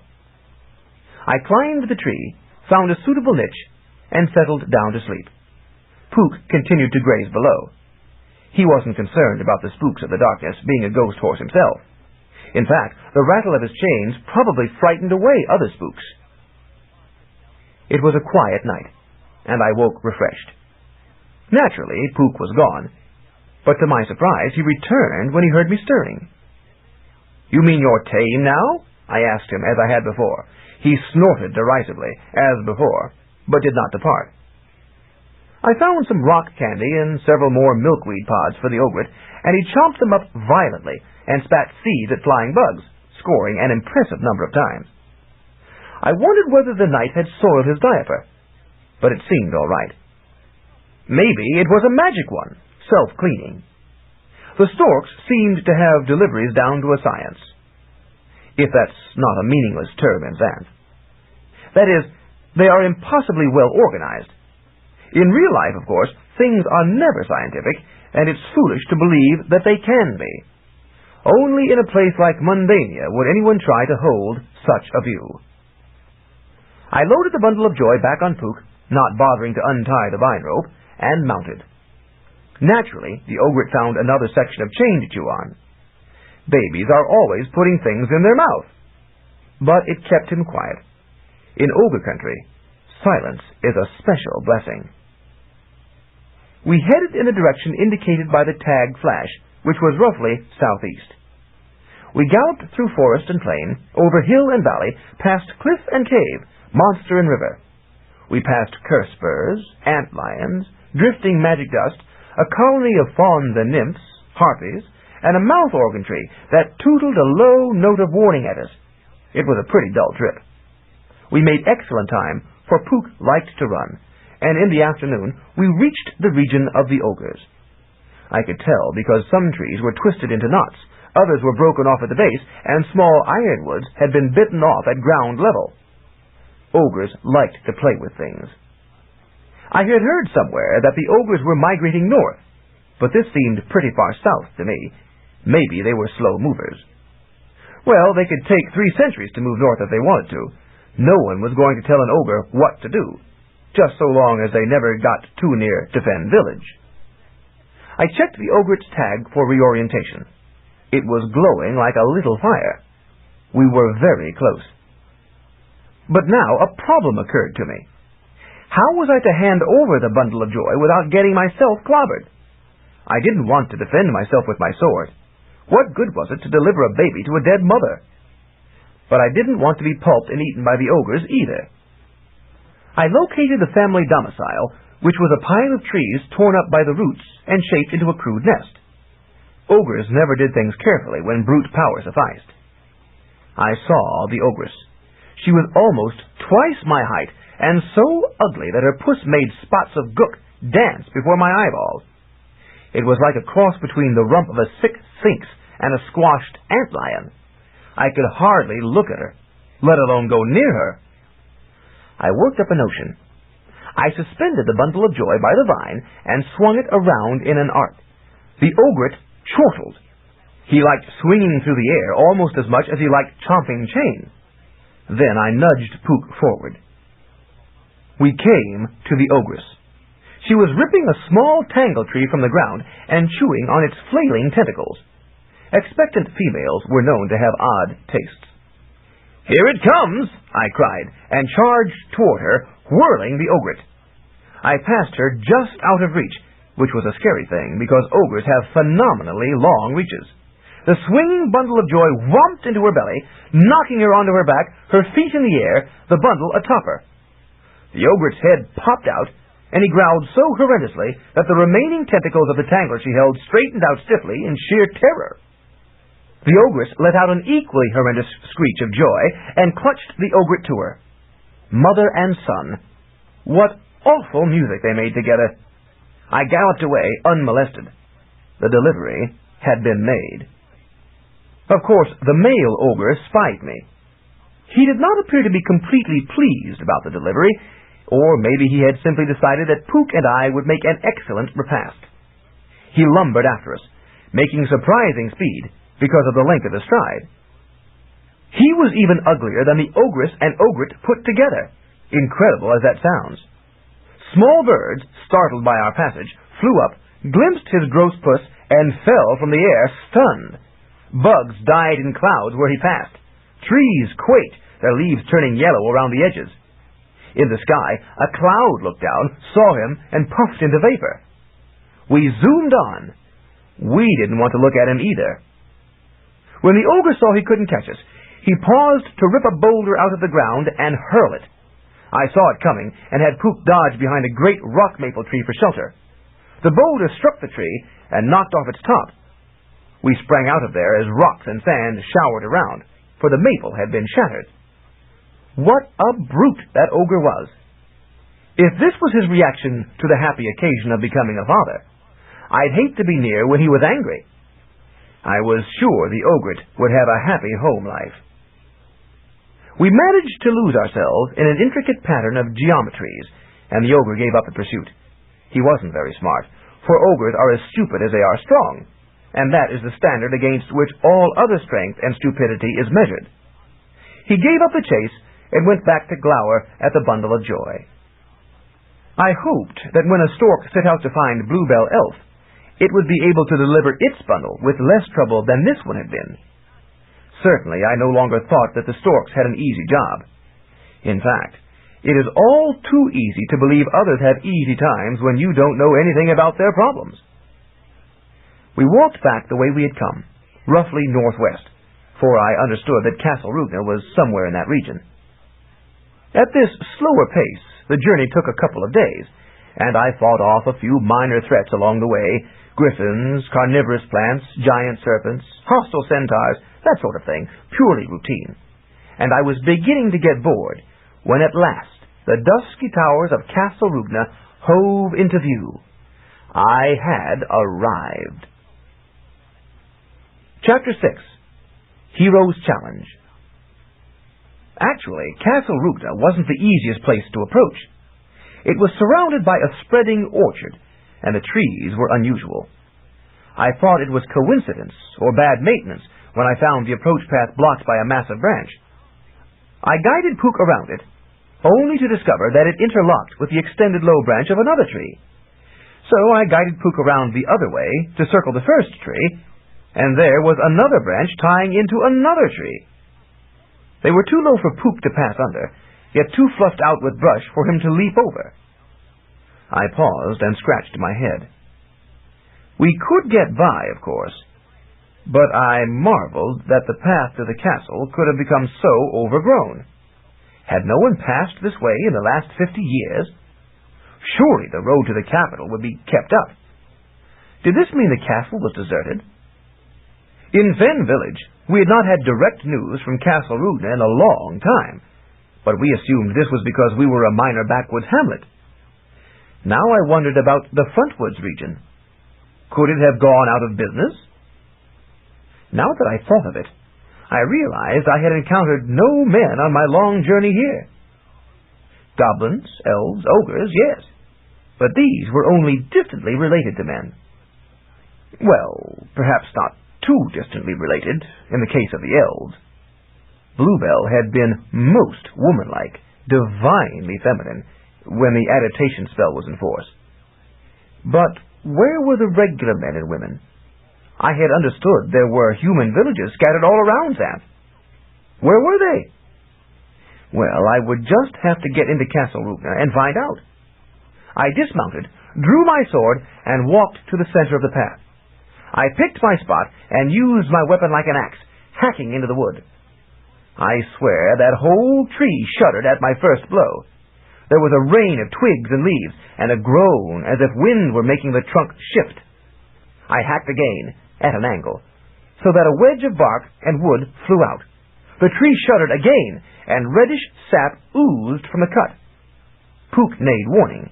I leaped back, and a solid branch crashed down where I had been standing, the kind they call a widowmaker. It was just as well I had avoided it, since I wasn't married, so couldn't leave a widow. Apparently, I had shaken the tree hard enough to dislodge some deadwood. Apt name for it. I kicked it out of the way and made ready to hack again. But now, oddly, the branch was lower. In fact, it touched the ground. It would be easy for Puka to step over it. I considered hacking the rest of the way through it anyway, to clear the path, but dusk was drawing nigh in the creepy way it had, and I wasn't sure what I would find ahead. Best not to expend more time here now. So I remounted Puka, and we stepped across and proceeded onward. As we passed under the looming height of another tree, a great rock maple like the one the ogre had shattered, Puka leaped ahead. Behind us, a rock crashed. No ogre was present. The tree itself had bombed us. I looked ahead. The trees beside the path stood close and threatening, and I didn't trust them. The things of the vegetable kingdom can be just as bad as those of the animal kingdom when they take a notion to be. I decided to use standard barbarian approach number 1, the direct threat of mayhem. I drew my sword again. "Listen, you trees," I yelled. "Whichever one of you drops anything on me will get its branches lopped off or its trunk girdled." There was no response. Holding the sword ready and glaring about me like an ogre, I guided Puka forward. His ears were turning this way and that, alert for the sounds of treachery. But nothing happened, and soon we were clear of this region. It seemed that my warning had sufficed. I had cowed the trees. Don't tell me that violence is the refuge of incompetence. It's the only language some things understand. Of course, I am a barbarian warrior, so there may be a modicum of self-interest in that statement. Now the orchard opened out, and Castle Rugna came into view from fairly close range in the light of the setting sun. I was ready to behold and marvel at its glories. I stifled my disappointment. Castle Rugna was no glowing edifice. It was a mildewed, run-down structure whose gardens were overrun by weeds and whose moat was a mass of brown goo. This was the capital of Xanth? It was more like a witch hag's den, or the fabled past residence of the zombie master, who had lost his love and turned himself into a zombie 400 years before. What was wrong? I rode up to the moat. The water was low, but closer inspection showed that there was not much goo, just brackish stuff. The moat monster was asleep. "Hey, wake up, sour snoot!" I called indignantly to it. "Sleep on your own time." The thing opened an eye, flicked its tail, and went back to its slumber. How lax could castle security get? Disgusted, I crossed the drawbridge, which was down and unattended. The castle was the largest human-constructed edifice I had seen, imposing despite its run-down state. But I was saddened to see the authority of man at such reduced level. I had expected to come to the center of a flourishing empire. Instead, it was little more than my home village. A woman appeared at the interior gate. She was middle-aged and dumpy, and her apron was dirty. "Welcome, hero!" she exclaimed. "Do come in." "How do you know I'm a hero?" I demanded, not completely flattered. Oh, I like flattery as well as the next barbarian, but this seemed gratuitous and possibly insincere. Also, flattery is much easier to accept from young, pretty women than from old, dumpy ones. "The prophecy," she explained. "What prophecy?" I asked, somewhat aggrieved because I remembered the one made by the old elfess that I was to be doomed by a cruel lie. I don't really like such prophecies, so this was one I preferred not to be reminded of. "King Gronded will have to tell you that. Come on in. We have supper waiting." I shrugged and dismounted. It was strange that the trees had tried to prevent my approach to the castle, while people welcomed it. I remained on guard, but the prospect of a good meal was tempting. "What about my horse?" I knew Puka would be interested in the same kind of protection he had had among the elves. He was helping me in the wilderness, and I was helping him in civilization. "We have a nice stall for him with magic grain," the woman said. Puka's ears perked up. He whinnied. He knew a good thing when he heard it. Obligingly, the woman led us to a stall set in the wall. Sure enough, there was a pan of grain there, and it looked delicious even to me. Puka went to it and started eating, and I saw that when he took a mouthful, the level in the pan did not drop. It was magic, all right, and evidently the grain was good. "You'll be all right?" I asked him. Remember, we don't really know these people. But he ignored me. He was happy. I wondered if he had not gotten too tame. It was not good for an animal, or a barbarian, to be too trusting of strangers, especially civilized strangers. Civilized people did not share the simple values of barbarians and could be very devious. "That's pretty concentrated stuff," I warned him. "If you eat too much, you could get sick." He snorted, sending oats flying. He knew what he was doing and didn't appreciate my meddling. I suppose I wouldn't have appreciated his cautions on women, sword fighting, and such either. We human beings can be awfully arrogant in little unconscious ways. I followed the woman into the human region of the castle. This was in better repair. The floor was clean, and there were attractive tapestries on the walls. We came to the banquet hall, and there a sumptuous repast was laid out. A man stood at the head of the table. He was old and bald and fat, with straggly white whiskers and sunken eyes. He wore a fancy robe and crown, so I realized he was the king of Xanth. Naturally, I greeted him with respect due his rank. "Hello, king," I said. "Hello, hero," he replied, batting an eye. King, I don't know about this hero business." "It is the prophecy," he explained. "In our time of need, a young, well-formed man of primitive lineage is to appear riding a Puka he has tamed. You are evidently that man. Now sit down and eat before it gets cold." Sure," I agreed, disconcerted. That prophecy did seem to have me nailed down pretty well, except that Puka claimed he wasn't really tame. I suppose it's a matter of perspective. But if that prophecy was on target, what about the elven one? I didn't like that thought, so I flushed it from my mind. I sat down, and the woman served us both. It seemed to be dragon steak and fruit salad, with foaming brew from a beer barrel tree. Standard fare, except for the dragon meat. I wondered how they had come by that. But on occasion, dragons suffered mishaps, and men were able to snatch the bodies before some other creature did. I was good and hungry, so I went to it. "You're really supposed to wait till King Gromden starts," the woman murmured in my ear as she poured the beer. I paused, mouth full. I asked. "Quite all right," the king said quickly, taking a mouthful himself. So we ate, and it was an excellent meal. The king didn't eat much, so I polished off most of it, tucking a spare dragon steak in my pocket for future consumption. Then we settled back to talk.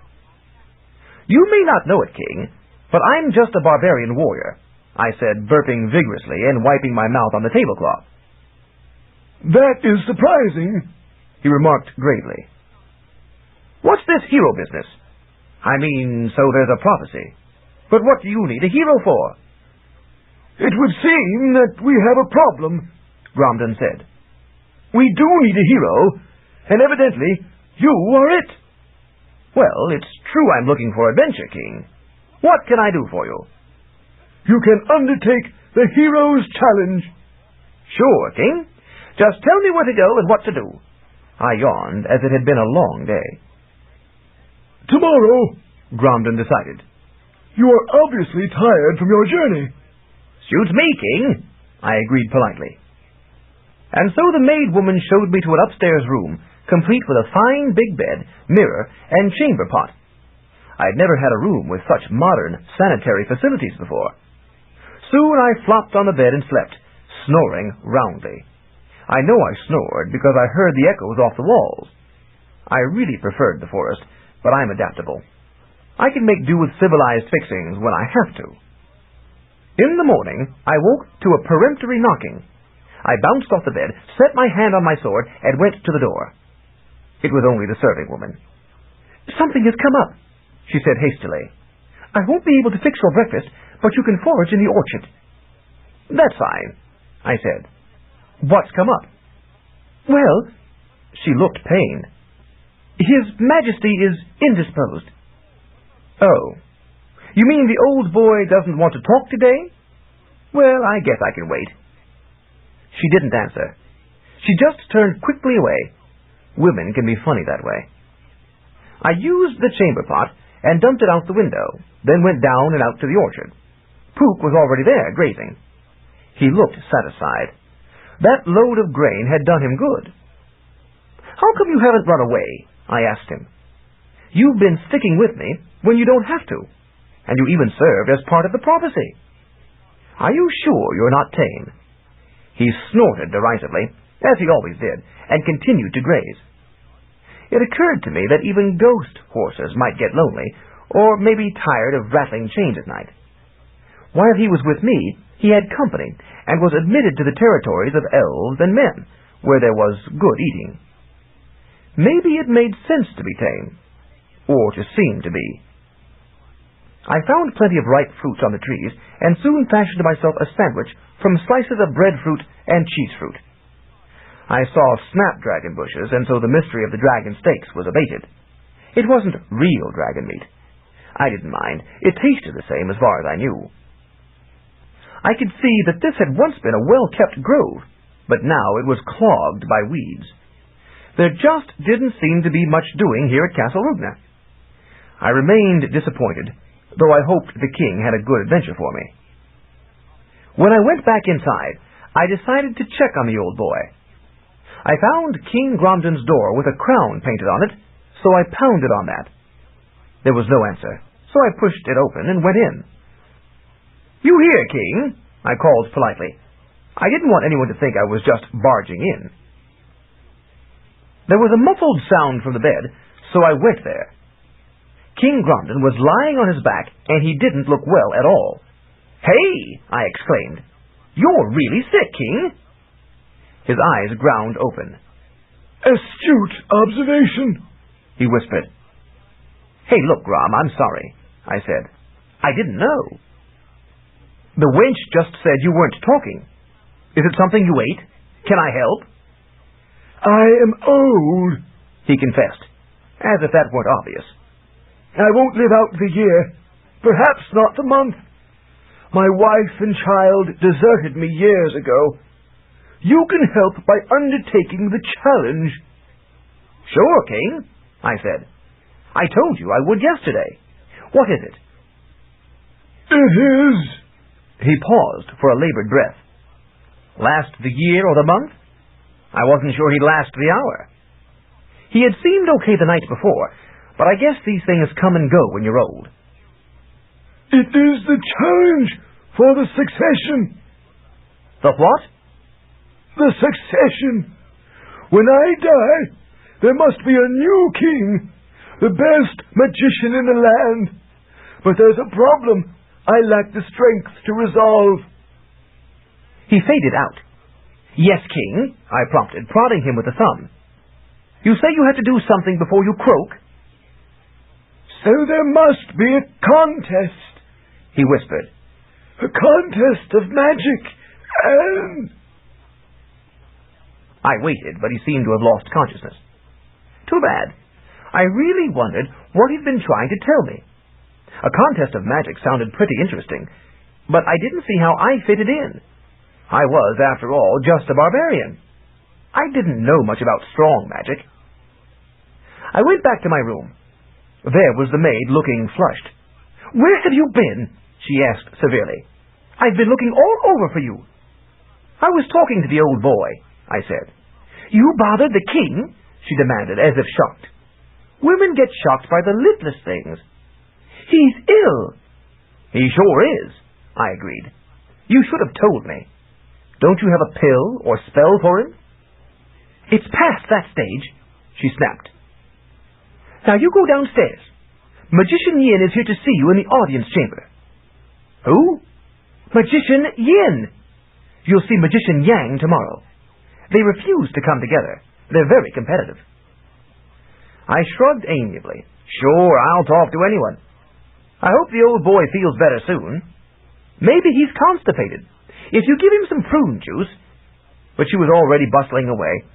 I suppose she was one of those people who didn't take kindly to good advice. So I went downstairs and found Magician Yin. I remembered that the elf had said someone with a name like that made the canned spells that could be so handy. He turned out to be a medium-sized, medium-aged man in white, who really didn't look like much. Naturally, I told him so. Barbarians believe in straight talk. He smiled, for some reason reminding me of the way the king had reacted to some of my comments. I just don't understand the attitudes of civilized folk, I suppose. It's as if they are piped into some other kind of awareness that passes me by. Women are like that, too. "Let me show you what I do," Yin said. He reached into a bag he carried and brought out a small globe. He handed it to me. Set it somewhere and invoke it, he said. Oh, you mean it's a spell? I said. Yes, I make spells. I set it on the table. I invoke you, spell, I said. Instantly the globe glowed. The light from it brightened the whole room. Say, that's pretty good, I said, turning my eyes away from its brightness. How long does it burn? Until nullified, he said. You mean till I tell it to quit? No, you cannot uninvoke my spells. They are permanent. It requires a counterspell to nullify it, one equal and opposite.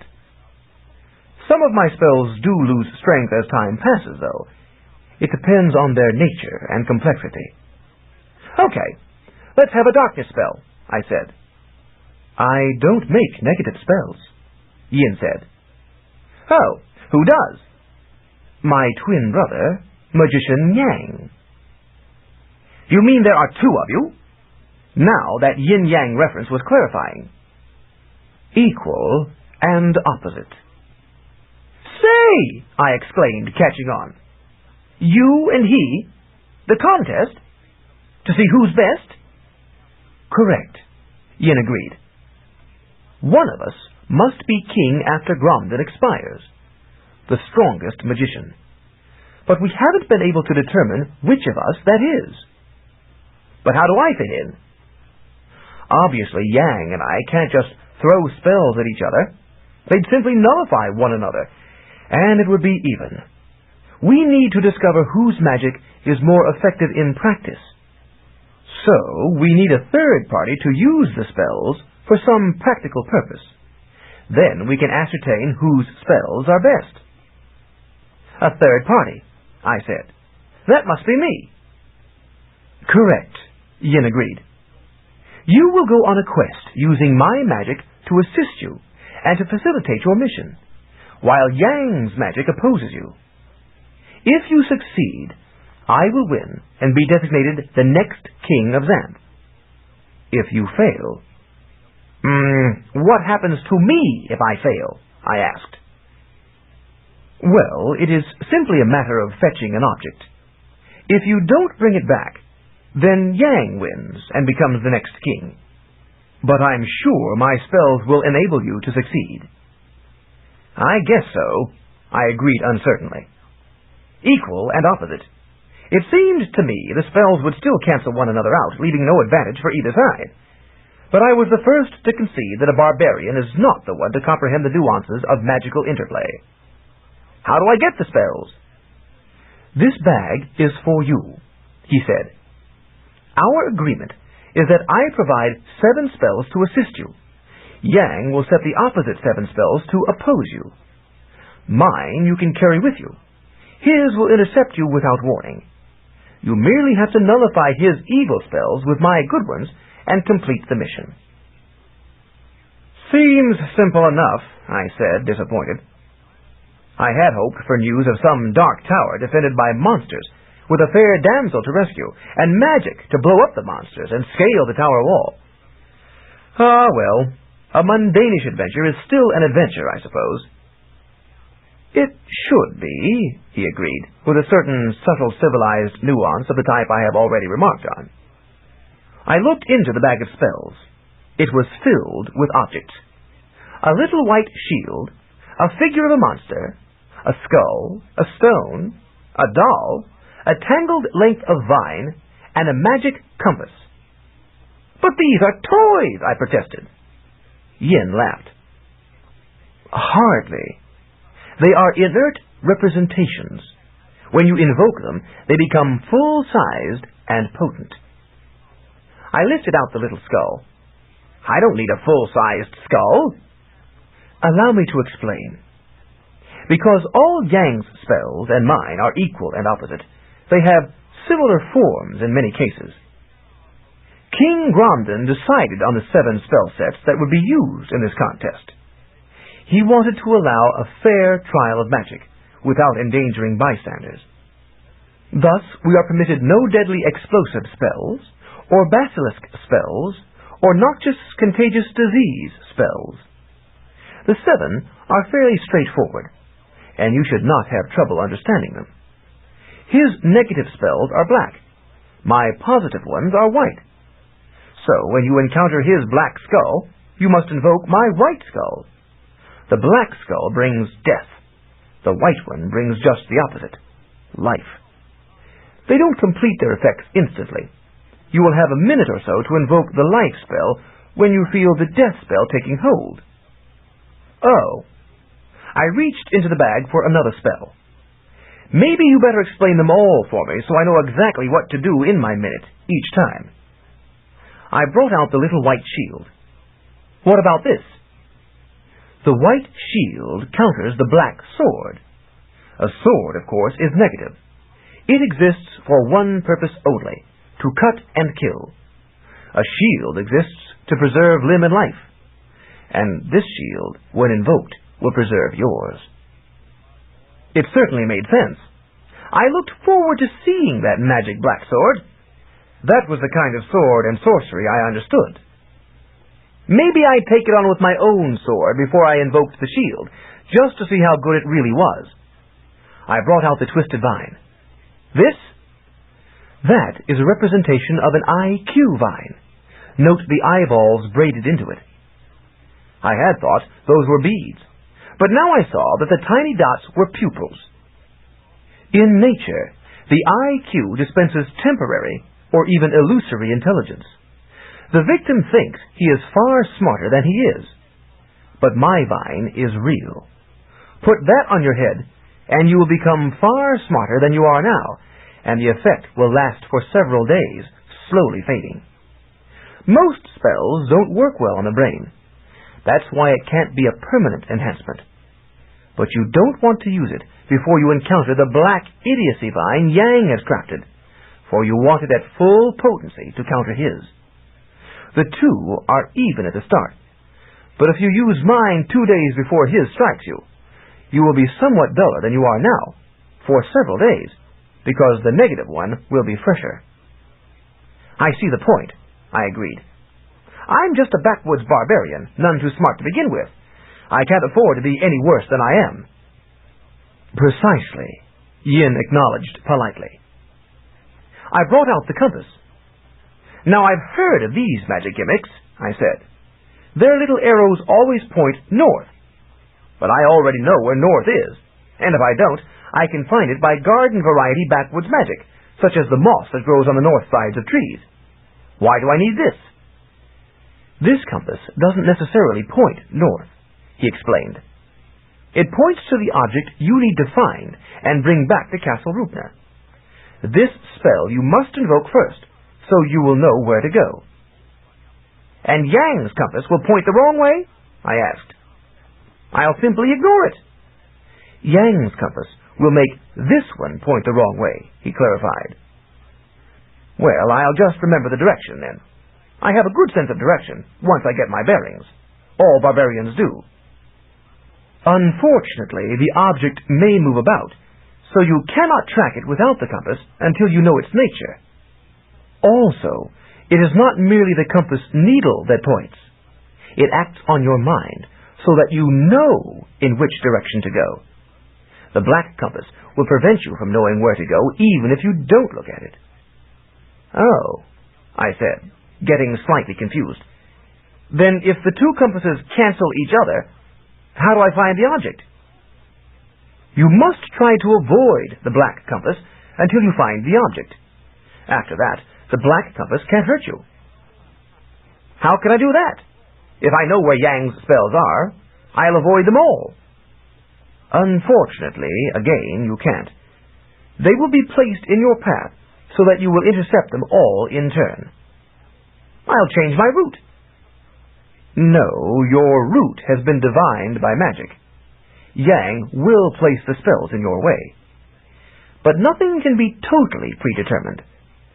If you are alert, you will be able to spot them and nullify them with mine before they cause you unredeemable mischief. I am trusting you to do that. He smiled thinly. Well, I'll certainly try, I agreed. Will his spells be out in the open? Yes and no. He will place them in such a way as to try to confuse you, so that you are likely to overlook them until you come into range. Your mere presence will invoke them, so you must be alert at all times. The key here is not avoidance, since you cannot avoid them, except perhaps the black compass, but your readiness to nullify them promptly. If you spy a black spell from a distance, you can approach it deliberately with the white counterspell in hand, so your state of readiness will be critical. I will be ready. Barbarians are always alert to their surroundings. I was getting to like this challenge after all. I drew out the monster figurine. This? Yang's spell will summon a horrendous monster, one that will surely destroy you if not dealt with promptly. My spell will banish that monster, so you won't have to fight it at all. Oh, I said, disappointed. I like fighting monsters. I assure you, you won't like this one, he said. It's the Tarask. Never heard of it, I said disdainfully. Just keep an eye out for the black spell, and keep this white one handy. Don't use it on any routine monster. I brought forth another spell, the doll. This? That particular set is one of the most insidious. Yang's spell will exchange your identity with that of the person or creature nearest you at the moment it is invoked. It won't hurt either of you specifically, but I doubt you'd be pleased if it wasn't nullified. For example, if the nearest creature is a fruit fly, you would find yourself in the body of the fruit fly, and it would have your man's body. My spell will restore both of you to your original bodies, provided you make sure they are adjacent when you invoke it. Yes, I wouldn't want to be a fruit fly, I agreed. I fished out the last spell, the stone. And this falls on my head? Not exactly. The black stone spell will cause you to become stone. The white one will return the stone to flesh. Both have a substantial overkill factor. Huh? This one is powerful enough to turn several barbarians and their horses to stone, if allowed to run unchallenged, so the other can convert a large amount of stone to flesh. How does it know the difference between natural stone and converted stone? I asked. Is the type of stone different? The spell merely acts on the closest stone to it. Since you will be invoking it as you are turning to stone, that will be you. Only you can invoke the white spells. That is a necessary safeguard. I pictured a mimic bird flying by, squawking, "Invoke, invoke!" and bringing to life my entire bag of spells at once. I nodded. It was indeed a necessary safeguard.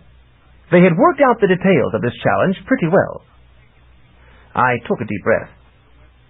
So, if I just keep this bag of spells handy, I'll be able to counter each of Yang's spells and complete the mission. That seems straightforward enough. Well, there are always unexpected details of situation, he said, and also complications of terrain. I'm a barbarian. I'm used to handling terrain. And on the return trip, you will be burdened with the object. That may distract you. You must be especially careful once you have the object, for the difficulty of the challenge may increase exponentially then. There is that, I agreed, wondering what exponential meant. I assumed it was just a highbrow magician term for a lot. Just what is this object I'm supposed to fetch? Yin looked moderately embarrassed. I'm afraid I am not permitted to tell you that. King Gromden decided that some things should be held as surprises to make the contest more, sporting. I have informed you of the nature of the spells and counterspells, giving you a certain advantage. Some unknowns are necessary to counterbalance that. Perhaps Yang will tell you more. However, his face darkened. You must not believe everything Yang tells you. I am a good magician. He is an evil magician. Therefore, I must always use my magic positively and speak the truth.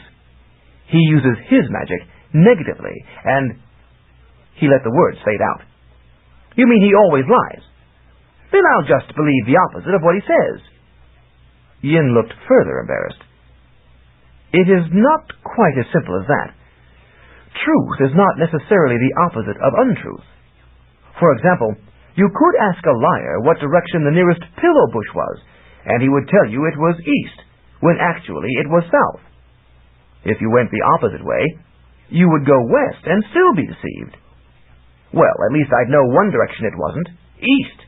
That would be some help." "Not necessarily so. Yang does not lie precisely. He seeks to deceive. If he can best deceive by indirection, or even by telling the truth in a way you will doubt, he will do that. Thus, the bush might indeed be east, the one direction you would not go after asking him." I began to appreciate the ramifications. The civilized folk had evidently developed lying into a sophisticated art. We barbarians were straightforward liars, when we lied at all. "I really would prefer that you not talk to Yang at all," Yin said.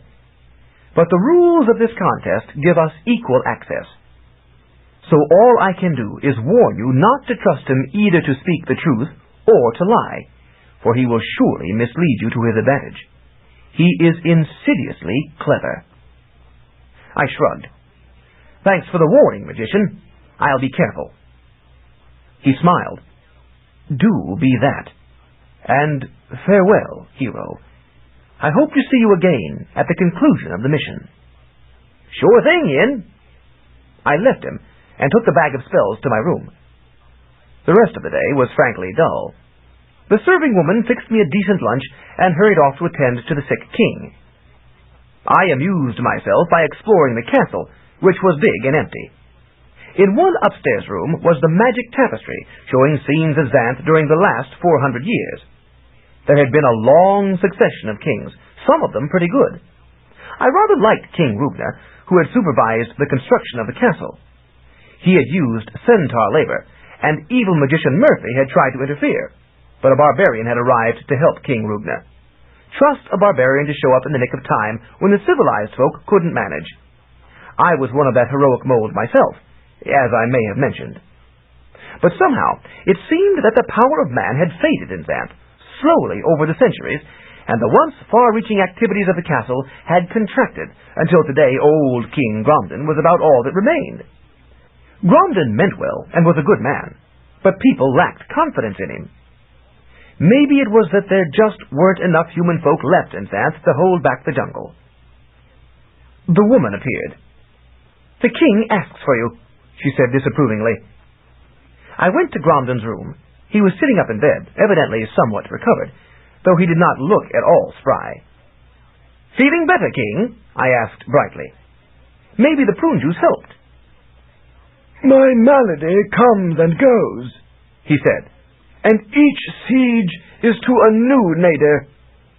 It derives as much from the soul as from the flesh. How I wish my wife and daughter were here. But," he shrugged with deep regret, "a man can pay a lifetime for a moment's folly." "That's for sure, King," I agreed. "I remember when I found this tangle seed and thought I'd plant it in our garden. I summoned you in this period of my lucidity because it may not last long. I have something important to tell you that I fear you will not believe." "I'm just a barbarian, King," I reminded him. "I can believe almost anything."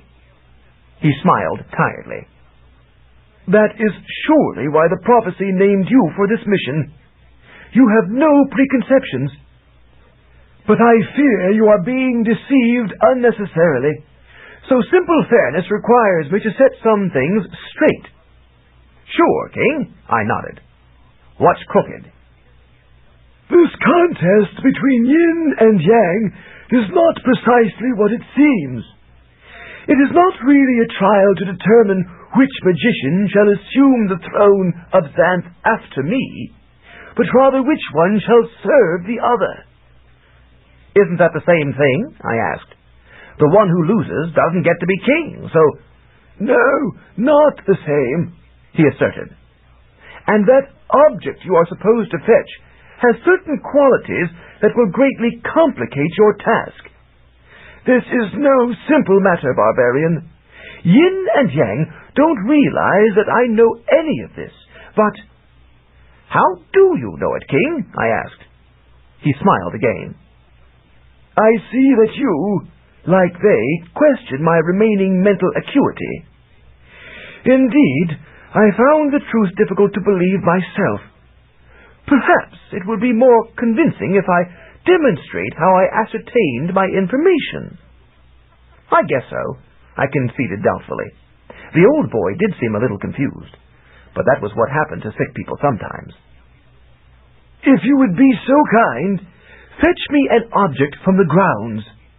Sure, King, I agreed amicably. Might as well humor him. I turned my back, left the room, went down and out, and looked about. What would be suitable? A fruit? Maybe a prune. A stick of wood? No sense going to a lot of trouble, since he'd probably be asleep when I returned. I spied a chip of stone fallen from the castle wall. That should do. I picked it up and went back inside. King Gromden remained awake. I handed him the chip. He held it before him, staring at it.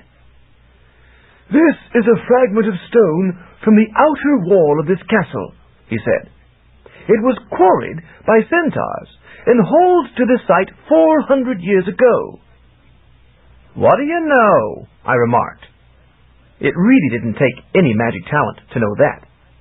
All the castle rocks were quarried and hauled in at that time. If that wasn't common knowledge, the magic tapestry showed it to anyone willing to watch, as I had been. The centaur who hauled this particular stone had a speckled hide and grey tail, he continued. He struck one hoof against a root and issued a bad word, for which he was duly reprimanded by his superior on the crew. Sure, I agreed noncommittally, convinced he was making this up. Later, before the castle was finished, the goblins and harpies attacked, he continued. A harpy hen laid an egg that detonated close by, cracking the block, but the mortar held it in place. Then the goblins stormed the castle, and their dead piled up against the wall. The eyeball of one was wedged against this chip, somewhat to the chip's disgust. I chuckled obligingly. I'll say this for the old boy. He could spin a yarn. Maybe not as fancy as the yarns of the tapestry, but still good enough. Then the goblin bodies were melted down, and some of the stains soaked into the chip, and it endured that way for centuries, until recently a bird brushed it, and the chip was finally dislodged and fell to the ground. There is a spell on this castle to keep it in repair, but age and neglect may have weakened that spell. You pick up the chip between the wall and the moat, near a yellow flower. Hey, I did, I exclaimed, remembering. How'd you know that, King? For there had been no window covering that region. He could not have peered out and seen me. He smiled. It is my talent, the magic of magician caliber that made me eligible to assume the throne. I can hold any object and see and hear its history. That is how I discovered the deception of Yin and Yang. A button fell from Yin's clothing. I picked it up and read it to determine whose it was, and found that it was his. But also... I glanced at him.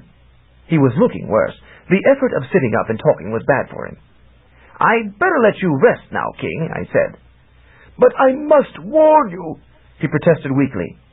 It is important for you to complete this mission. For Yin... He coughed and spat up some phlegm, and his words were choked off. I didn't want him to pass out while trying to talk to me, so I beat a hasty retreat. Barbarians don't really understand illness. You sleep it off, King, I said at the door. I'll talk to you again tomorrow. It certainly was dull here at the castle. I was eager to get going on the challenge. At least that promised to be halfway interesting. Next day, Magician Yang showed up. He wore a black cloak and looked forbidding, but his features were just like Yin's. I can see you are twin brothers, I said observantly. Naturally, he agreed, unsmiling. We too represent the good and the evil aspects of magic. Let's get on with this. Where are the spells? Huh? I replied, perhaps not displaying my full intelligence, such as it was. Yin's spells, yokel. I need to check them so I know which ones to match. Oh. I had somehow thought he knew which spells, since the king had specified them in advance. Evidently, I had misunderstood. I went to my room and brought down the bag. Yang grabbed it and opened it and peered in. The usual garbage, he said. Yin never was one for much imagination. I think King Gromden selected the... Him too. Dullards all. No wonder Xanth is sliding to the depths in a basket case. He reached in and hauled out the IQ vine. I can match this idiot string readily. Well, sure, since your spells are equal and opposite. And this airhead, he said, bringing up the white skull, then dropping it back into the bag with a clunk. And this freak. Now he had the white monster figurine. And the old magic shield gig yet. Yin's got no spunk at all. Well, as I said, the king... And as I said, him too. Now this one had possibilities, he said, bringing up the doll. You ever been in someone else's body, bumpkin? No, not exactly that way. And a Stone Age ploy, he continued, holding the white stone. He peered at me. Take my advice, would-be hero. Save yourself a lot of grief. Take a dive. A what? Just go out there and don't come back. Vanish from the scene. I had trouble grasping this. But the mission is to determine whether Yin or Yang should be the next king. If you fail to bring back the object, the determination will be made. Yang will be king. But not even to try. Well, you have two ways to go, ignoramus. You can go out there and get yourself killed, or you can go out there and take it easy and survive. Either way, the result of the contest will be the same, but your own situation will differ. You have to consider your personal stake in this. I couldn't. I said I'd make an honest try, and... You fool, he cried indignantly. Don't you know the contest is rigged? You can't bring back the object. The whole deal is a cruel lie, set up to appease the masses. Masses? I wondered where they were. But King Gromden said, that old fool is in his dotage, simpleton, and sick to boot. Look how Castle Rubna has deteriorated under his administration. We don't need more scandal in the castle. It's past time for a strong hand to take the reins and restore the throne to its proper glory. There was some sense to that. But Magician Yin could. He has similar magic. Yin is constrained by his foolish notions of ethics. He places the means before the ends. No person can accomplish anything if he worries more about how he does it than what he is doing. That's why Yin is doomed to lose this contest. I have never regarded myself as a clever man, and I saw right away I was outclassed here. I couldn't argue with someone as smart and ruthless as Yang. Still, I had stupid doubts. I don't know. Of course you don't, Rube, Yang agreed. So I will tell you. When I am king, I will reward you handsomely. Do you like nymphs? I will give you a barrel of nymph spells, each nymph good for a day and willing to do anything you say. Do you like food? I will arrange a feast every night. Creature comforts? The most comfortable creatures shall be yours. Whether I should accept the mission, I continued doggedly, if I'm not even going to try. If I didn't know better, I'd suspect you were trying to bribe me to... The light dawns at last, oaf. What is your price? Besides, it sounds like a good adventure, and that's what I really came here for. I certainly didn't much like Yang. What kind of adventure is it to get your head bitten off by a monster? Dead men can't enjoy life. Actually, for me there was life after death. Evidently, he didn't know that. In his arrogance, he hadn't bothered to check out my talent. I decided not to mention it. Yin said you would try to deceive me. Yang laughed loudly. How do you know he's not lying, Hick? Naturally, he doesn't want you to listen to me. He had a point. Now I didn't know whom to believe. I guess I'd just better go ahead with the mission and do my best, and see how it turns out. Fool! Yang dropped the bag of spells on the floor and stalked out.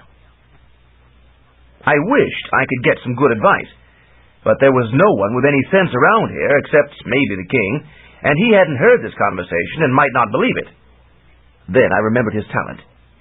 He could evoke the dialogue, or whatever, from a button on my clothing. Then he would believe. I went to his room, but he was asleep, and I didn't want to wake him. He might go into another coughing fit.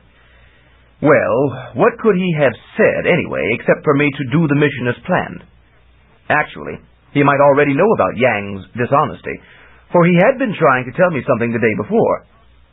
Now, maybe I knew the nature of his warning, that Yang would try not merely to deceive me, but also to corrupt me.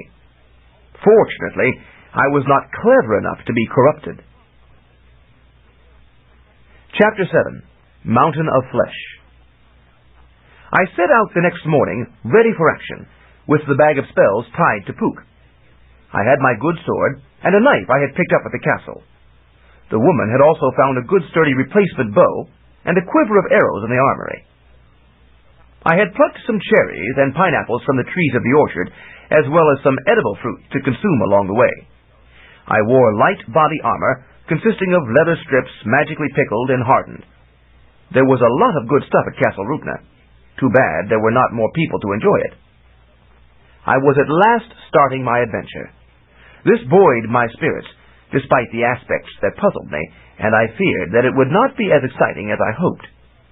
All I knew of the object I had to fetch was that it was vaguely northwest of Castle Rupna, but that was enough to get me started. I could invoke my finder spell any time, but preferred to wait until I had passed the loser spell I knew was in my path. Then I could nullify the black spell completely, hoping enough of the white one was left over to enable me to pinpoint the object when I reached its general area. Was it possible that all the evil spells were in a straight line to the object? In that case, I would be better off meandering somewhat, so as to avoid most of them. Then I could invoke the white compass when I was close, and nail the object quickly. After that, it wouldn't matter what the black compass did. It would be too late. So, my not using the white spell was like saving my last arrow until well within range of the target. Plain common sense. Except that Yin had assured me that I could not avoid the black spells. They would be set in my predetermined path. If I meandered, they would be set along that meander. I found this difficult to accept. After all, I could keep changing my course randomly. But magic has strange aspects that are beyond the comprehension of louts like me. I'd just have to see what happened. The band of aggressive trees tried to give me a hard time, as they had done before. I wondered why they didn't like me, since I was here to do some good for Castle Rupna, and have a nice adventure. Maybe they, like Yang, figured I'd fail. But in that case, their obstruction just made it more likely that I would fail. At least they should be glad to see me going. They could oppose me again on the way back in, if it were just me they didn't like. This made no sense. But what can you expect of blockheads? So I just made my little statement and held my sword aloft, and Puka charged through. The branches trembled with rage, but did not strike. Sometimes force is the only feasible alternative, especially for those who possess it. We trotted along, making good time, and soon came to a range of mountains. I pondered whether to go around them, but I didn't know their extent and was afraid I would have to go far out of my way and perhaps lose track of my general direction. So I took the simple barbarian course, over the top. Naturally, the obvious course is not necessarily the easiest one, as the Firebird discovered when he tried to romance his reflection in the water and got his flame doused. But it was in the middling rear of my mind that no one would have expected me to be dumb enough to go right over the top. So maybe there would be no evil spells there. This was really a test case. Whether I could do the unexpected and mess up the predetermined path. If I couldn't be smart, I could at least be cunning. The slope got steeper as we went, until Puka was puffing and I had to dismount to ease his burden. At one point, I had to unloop one of his chains and throw it around a tree trunk above us so I could pull on it and help heave him up. Actually, those chains were one reason he was struggling. They added a fair amount of weight to his climb. But we persevered and got so high by dusk that the land of Xanth spread out below us, its lakes and jungles a lovely patchwork. One lake turned brighter and larger as I looked at it, trying to impress me. The inanimate can be just as vain about its appearance as any animate creature. Unfortunately, I could not see what was ahead of us, to the northwest, because the remainder of the mountain blocked that off. But I knew we'd see it once we crested. That should be as good as a map. Maybe I'd even see the object, whatever it was. But would I recognize it? The mountain went up and up. It certainly hadn't looked this big from below. The thing seemed to be drawing itself up, trying to outlast us, making this its own special contest. Well, next time I'd go around and risk the bad spells, but having started this course, I wasn't about to quit now. As I may have remarked, barbarians can be oink-headed on occasion, and I was typical of the breed. The air grew cool, then cold. We were entering the snow region. Sure enough, a flock of snowbirds wheeled in the sky, coming to investigate us. I didn't know much about snowbirds, but didn't trust them, and neither did Puka. We moved faster, seeking to avoid them, but they came over and buzzed us. White powder drifted down from their wings. Then they were off and out of sight. No trouble after all, I said, relieved. Let's find a spot to camp for the night. I'll have to make a fire so we won't freeze. But Puka laid back his ears and plowed on up the cold slope. Hey, what's the matter? I demanded. We've got to stop before the ground gets frozen and there's no brush for a fire. See if you can sniff out a level section, or maybe even a small cave. Still he traveled, not slowing or searching at all. I began to get annoyed. Now look, Puka, I'm tired, and I want to rest, and you're not that fresh either. Then I noticed that snow was falling. But there was no cloud. The snowflakes were forming in the air. As I watched, they expanded, becoming wonderfully large and intricate discs, each one different from all its companions. I caught one by its rim, and it was the span of my spread hand, with 6 spokes radiating out from a hexagonal center, each branching and rebranching into finer networks, until the rim was another finely wrought hexagon. I marveled at the beauty and symmetry of it, when it melted in my hand and fell apart. I was unhappy at the loss of such a wonderful artifact. To stifle the unbarbarian tear coming to my eye, I grabbed another snowflake and concentrated on it. This one was like the finest doily ever crafted, in all ways absolutely delightful. But in a moment it too dissolved and was lost. Now the snowflakes became more ornate. They were no longer discs. They were prisms, reflecting and diffracting the slanting sunbeams, so that rainbow hues radiated out in spokes of their own, forming larger hexagons of colored light that filled the air before me. The light flakes became so solid, I thought I could climb upward by grasping their interlocking spokes, but my hands merely changed colors when I reached, finding nothing. Ahead was a crevice in the mountain, too wide to leap across, its depths too deep and awful to contemplate.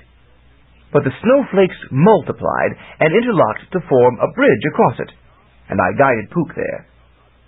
He came to the brink and balked. I kicked his sides, urging him forward. It's a perfect bridge, I told him. It's a hallucination, you fool, he told me.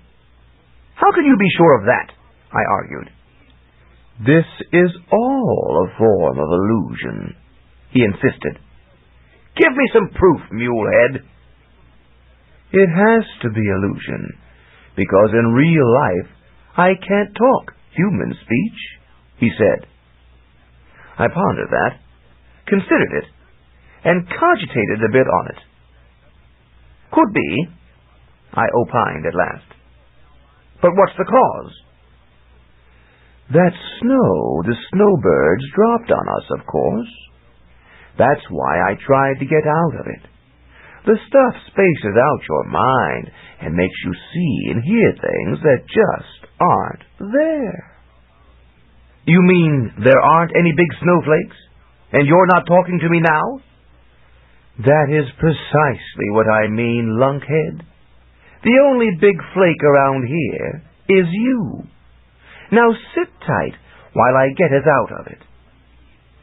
He picked his way on up the mountain. Real snow cancels out the mind-bending snow. The cold freezes it, I think. No matter what you see, don't get off my back. Why doesn't it zonk out your mind, too? Don't be silly, barbarian. I'm just an animal. I decided he knew better than I did. Actually, it's sort of fun, I said. Pook just snorted and plowed on. Now the flakes converted to snow fairies, dancing on the breeze. They leaped, they twirled, they pirouetted most prettily. One of them beckoned to me, and she reminded me of Bluebell and the dancing elven maidens. I started to dismount, but Pook gave a shake that jolted my memory, aggravatingly, and I desisted. Slowly, the colorful images faded, and the mountain slope was revealed in its grim reality, all rock and scrub and patches of genuine snow. I looked below, at the crevice, and saw there was no bridge across it. I would have plunged into it to my doom, or great discomfort, had not Pook cautioned me about the illusion spawned by the snow dust. The next snowbird I saw would get an arrow through its body. Suddenly I recalled the elf crone's prophecy, that I would be doomed by a cruel lie. That snowflake bridge had been a lie, all right. Thanks to Pook's horse sense, I had avoided that doom. I glanced at Pook. "Thanks, Ghost Horse," I said. "You saved me from my own folly back there. You were more sensible than I." Pook twitched an ear affirmatively and kept climbing. "But since you can't talk, how did you warn me? I mean, if I just imagined you spoke to me in human words." The horse continued moving. I sighed. "Well, I don't quite know how much of what is real, but I'm sure you saved me, Pook, so I guess I can call you tame now." Pook snorted, insulted. "Sorry," I apologized. "But if you're not tame, then why do you stay with me?" The horse merely shrugged, rattling a chain. Then I had about as bright a notion as a barbarian was capable of at that hour of the day. "Pook, if I may not call you tame, may I call you friend?" He nickered affirmatively. I had finally caught on. When Pook was satisfied that we were secure from hallucination, he stopped. We found an indentation, not really a cave, but enough to shelter us from the cutting wind, and I gathered straggles of half-buried brush and made a little fire. Pook was able to find dry grass and lichen under the snow for a supper, while I consumed my rations. It didn't seem like much of a meal for him, but I suppose he was used to that sort of thing. The fire sank to embers, and we settled for the night. Pook lay down, and I curled up next to him, glad for the heat of his body. I didn't worry about watching for enemies. What man or monster would climb way up here, past the snowbirds and snow dreams, just to bother a lone man and a horse? Anyway, I slept lightly, and so did Pook. We would be all right. I believe I have remarked before on the weakness of barbarian reasoning. This was demonstrated again this night. A sound would have roused us both, but there was no sound, not until it was almost too late. Pook became aware of it first. His nose was more alert than mine. He didn't move. He puffed a nostrilful of warm air in my ear. I woke wondering what he was up to. and felt the chill slithering across my ankle. I knew instantly what it was. A snow snake. How utterly stupid of me to forget about them. They were snow-white and snow-cold and lived in snow. It was difficult to see or hear them in their habitat, but they were poisonous and they liked fresh meat. We were in trouble. I lay there, feigning sleep the way Puka was, assessing the situation. One bite would prove fatal for me, and probably 3 bites for Puka. I would recover in due course, assuming the feeding snakes left enough of me to be reconstituted. But Puka wouldn't. So I had to prevent him from getting bitten. First, I needed to know how many snakes there were and exactly where they were. Then I needed to eliminate them. First, I had to deal with the ones who were most ready to strike, then the others. I cracked open an eye. That didn't help. It was too dark to see. So I listened and felt. That didn't help either. They were silent, and once the one passed my leg, I had no way to track it. But I knew the snakes wouldn't wait long before striking. They would be eager to feed. They would pick their targets and... Very well, we would have to shoot for double or nothing. "Roll!" I cried suddenly. Puka was ready. He rolled while I leaped up, grabbing for my sword. I heard a hiss. Puka had squished a snake under his crunching chains. I jumped for the leftover fire, sweeping my sword point through it. Embers and coals flew about, brightening angrily as they felt the cold air. One struck a snake. I heard the hiss of anguish, and I chopped at the sound. There was a violent thrashing in the dark. I had scored. Now the snakes were all carelessly active, frightened by the glowing coals among them. Probably they would have moved on us earlier if that fire hadn't been there. They had waited till it was low, and then been cautious. Not cautious enough. I struck at every hiss I heard, and my reflexes were barbarian swift, and my blade sliced through reptilian flesh. In a moment or so, I had cut up everything that made a sound. I returned to the fire and tossed on fresh brush. In a moment it blazed up, and I saw what I had wrought. There were 4 dead snakes, 1 squished, 3 cut to pieces. Each was about man-length, too small to be much opposition by day, but big enough to do a lot of damage by night, especially considering the poison. If any of them survived, they had fled. Puka returned. He had rolled downward and bounced to his feet. He did not seem to have been bitten. His chains had protected him, and once he rolled free, all the snakes had been in my area. We had won through unscathed, but neither of us was inclined to lie down again. Even the slightest scathe by one of those snakes would have been a whole lot of trouble. I stoked the fire, and Puka stood near it, almost astride it, and I mounted him. Thus only his 4 feet were vulnerable, and they were close to the fire. But I held a cherry in my hand just in case. If anything approached, it would get bombed. We spent the rest of the night like that, sleeping on guard, and the snow snakes did not return. In the cold morning, we ate again and resumed our journey. The pieces of snow snake near the fire had melted, of course. There was nothing left of them. It really hadn't been much of an adventure, just an inconvenience. I would rather have had undisturbed sleep. Maybe I just didn't have the right attitude.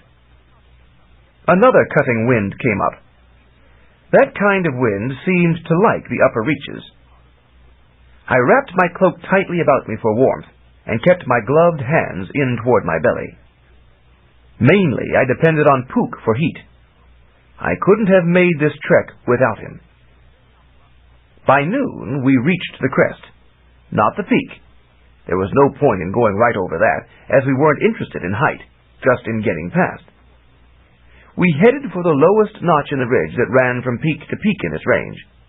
Wind cut through it with extra effort, stirring up powdered snow. I was reminded of the snowbird's snow, and shuddered, but I knew it wasn't that. I would be glad when we got down to good old-fashioned garden-variety tangle trees and hit the gourds again. But as we passed through the pass, I saw something lying in the snow, black against white. I got down and picked it up. It was a black compass, just like the white one I had in my bag of spells. It flashed. Suddenly I felt dizzy. "Where am I going?" I asked plaintively. "What am I looking for?" But in a moment I remembered. I'm looking for an object to settle a claim for the new king of Xanth. But I have absolutely no idea where it is. The loser spell has nullified my sense of location. And then I said, "Now's the time to invoke the finder spell, so I can restore my sense of location." Or whatever. That way I'll know where I'm going. Puka did not protest, so I decided that made sense. That black compass had really reamed out my mind, leaving me fundamentally uncertain. I don't like having my mind messed with. I dug in the bag and brought out the white compass. "Invoke!" I quavered at it.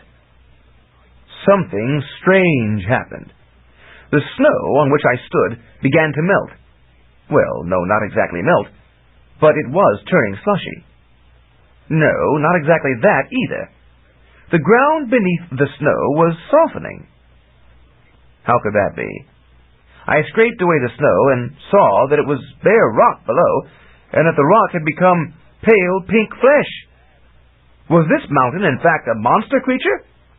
It couldn't be. I knew the nature of mountains, and this was definitely a mountain. Yet the rock below me had become flesh. The flesh spread rapidly outward. I saw the snow sinking in an expanding ripple, marking the progress of the transformation. The whole mountain was turning to living flesh. Puka neighed nervously. He was balancing on the spongy surface uncomfortably and wanted to get off it. But I retreated cautiously from the fringe of the conversion, wanting to understand this phenomenon to whatever extent my primitive barbarian mind was able, so I wouldn't fall into some trap of magic. Why should the mountain turn to flesh just when I was invoking unrelated magic? I looked down at the white compass I had invoked, only to discover that both it and the black one had disappeared, expended. But I still had no idea where the object was. Then I reached into the spell bag and pulled out the white stone. Wasn't that the spell that was supposed to turn stone back to flesh? Then why had it happened with the compass? I wasn't bright, but I wasn't completely dull either. "Yang!" I exclaimed. "He switched the spells!" Puka neighed again. He was right. We had to get off this mountain of blubber. "I don't know where we're going, but maybe you do," I cried. "Go for it!" I jumped onto his back and hung on. He started off down the mountain's north slope. His hooves skidded as the snow made the flesh beneath slippery. I saw that the transformation had now reached to the peak, and it was quivering like jelly.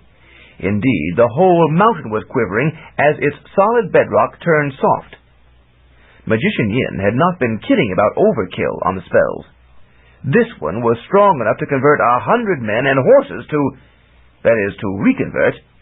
Well, anyway, it was one hideously powerful piece of magic, and it was being wasted, doing me no good at all. Puka's hooves slid as the slope steepened. He was having real trouble keeping his footing, what with the heaving of the mountain itself. "Just sit down and slide," I suggested. "It's probably safer and faster." He tried it. We slid down on cold posteriors, and it was indeed faster, but maybe not safer. We soon got up formidable speed, and there was still a long way to go. If Yin's spell was strong enough to convert a mountain to flesh, how strong was Yang's spell, the one that turned flesh to stone? They were equal and opposite, weren't they?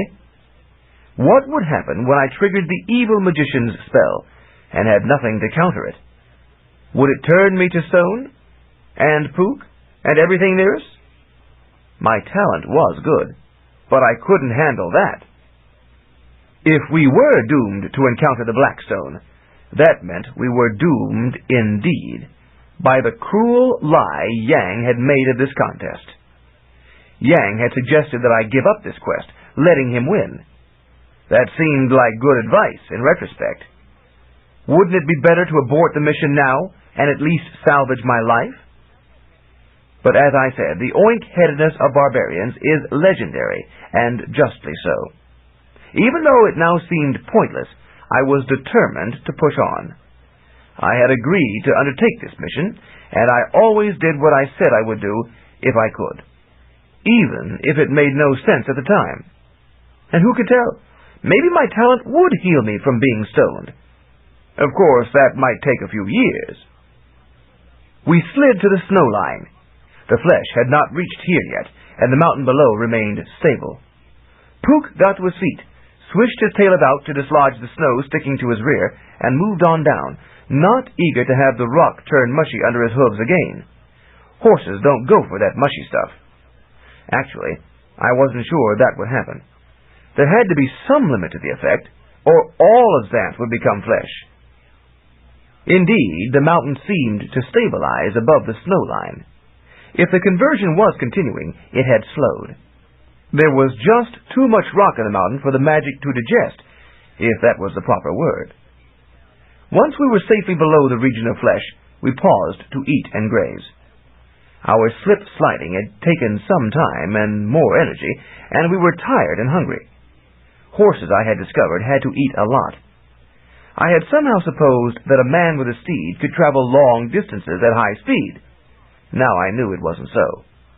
But of course, Puka had become more to me than mere transportation. Much more. Maybe his companionship was more important than his average velocity.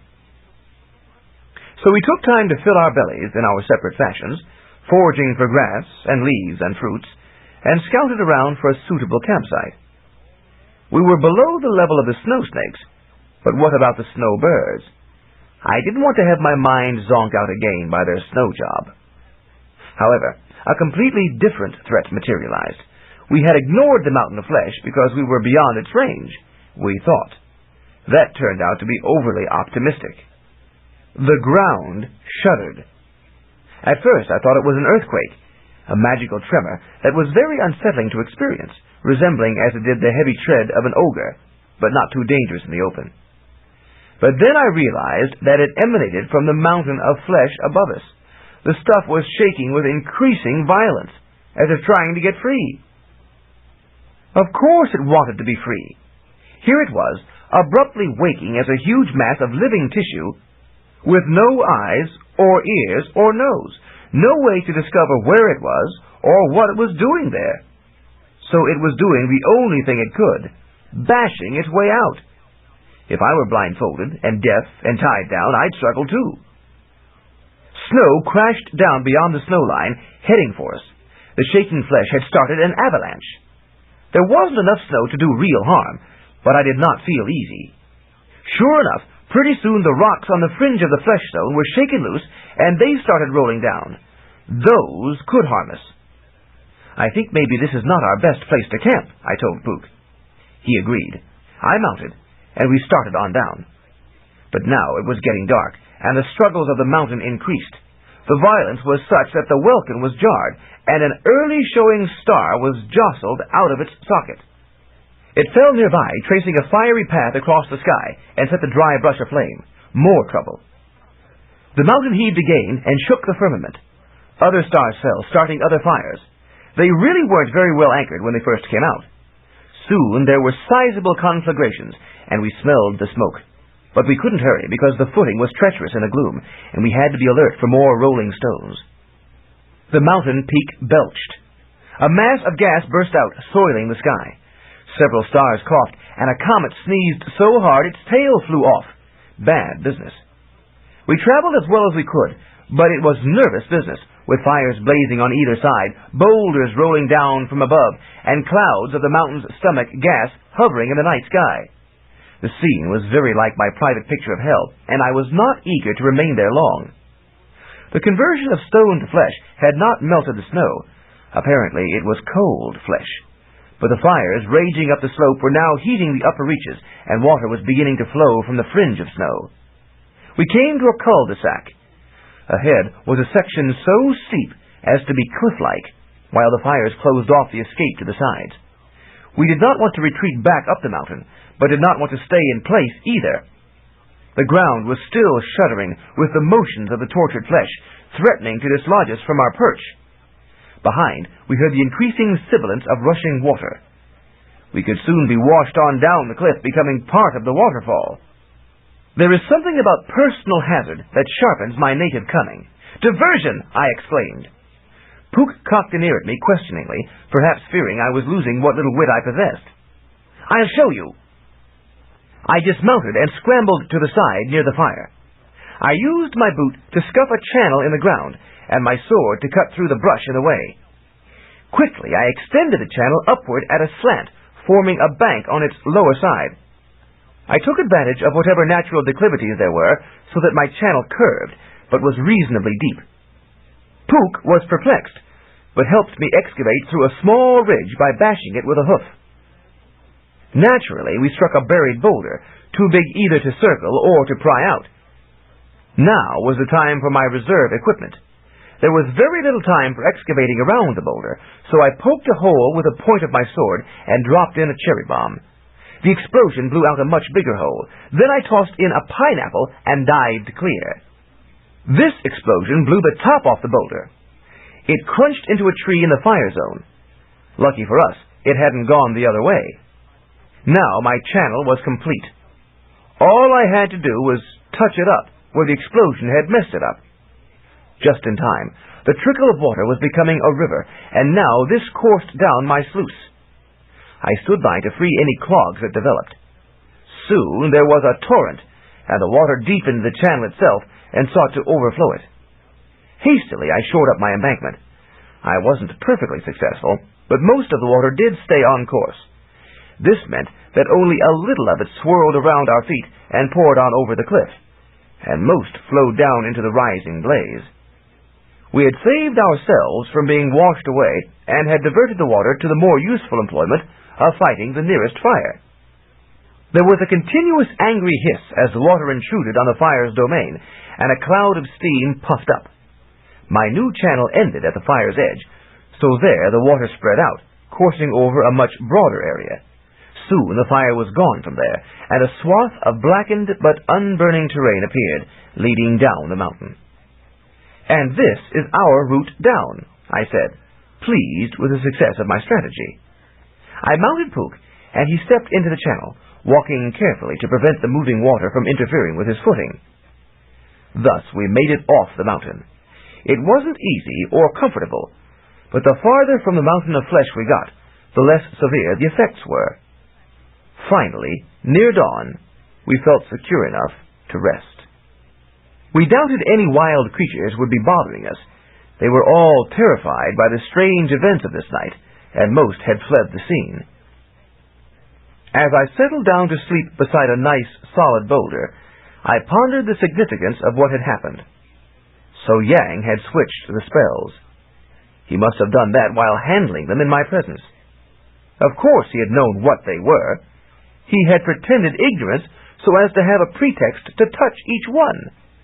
He had distracted me with talk of the futility of my mission so that I would not catch on to the real nature of his skullduggery.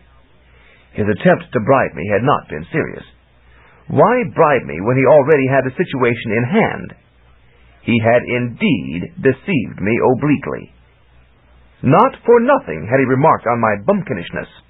He had proved it. He had, ironically, spoken the truth when he said he was convinced that I would fail. He had ensured that by cheating. Yin and the king thought this was a straightforward spell versus spell contest set in the field. Yang knew it was an ignorant barbarian trotting blithely into disaster. Yin's spells were now just about as dangerous to me as Yang's. Maybe the king had caught on, and had been about to warn me not to let magician Yang touch those spells. I had been too quick to dismiss his effort. Talk of blundering fools. I had just done the cause of barbarian public relations a singular disservice by being precisely as oafish as charged. How could I hope to complete this quest when I had no idea where the object was or what it was? I had climbed the mountain, back when I had some notion. Was it because the object was up there? Should I go back to the fleshy peak? I could not be sure. But since I hadn't seen anything up there except snow, I concluded that wasn't it. Could the thing be on one of the other peaks of this range, and I had been about to check them all until I found it? Again, I couldn't be sure. The black compass had somehow nullified my brain in this respect, so that I could not even decide where to search. The only confidence I had was that whatever I decided to do would be wrong because of that hostile magic. Somewhere among my remaining white spells was the true finder compass. But which one was it? If I invoked one and guessed wrong, not only would I be wasting another spell that I would certainly need later, but I could be getting myself into immediate trouble, as I had done atop the mountain. I had supposed this adventure was going to be slightly tame for my taste. Abruptly, it had become slightly too challenging. Elsie had tried to warn me that there could be days like this. Naturally, I hadn't listened. A barbarian who thinks he can interact on an equal basis with magicians is a fool indeed. Well, Puka had been farther from the black compass than I had been, so wasn't affected as much. Perhaps he, being equine, had not been touched at all. I would just have to trust his horse sense to get me where I was going. I suspected that evil magician Yang had not realized that I would have a sensible friend along. With that modestly renewed sense of comfort, I slept. Chapter 8. Tarask. In the middle of the day, the heat forced us awake. Puka had been grazing in his sleep. That's a talent his kind has that I was coming to envy. I foraged for breadsticks, picking them off a stale bread tree. They were better than nothing. Then we went on. We were in hilly country now, but there were no more mountains, for which I was duly grateful. I had climbed the mountain in part to avoid the predestined route and the evil spells on it. Obviously, this had been ineffective, so there was no point in bothering with such efforts henceforth. Puka proceeded northwest, which I was sure was the wrong direction, but I didn't argue.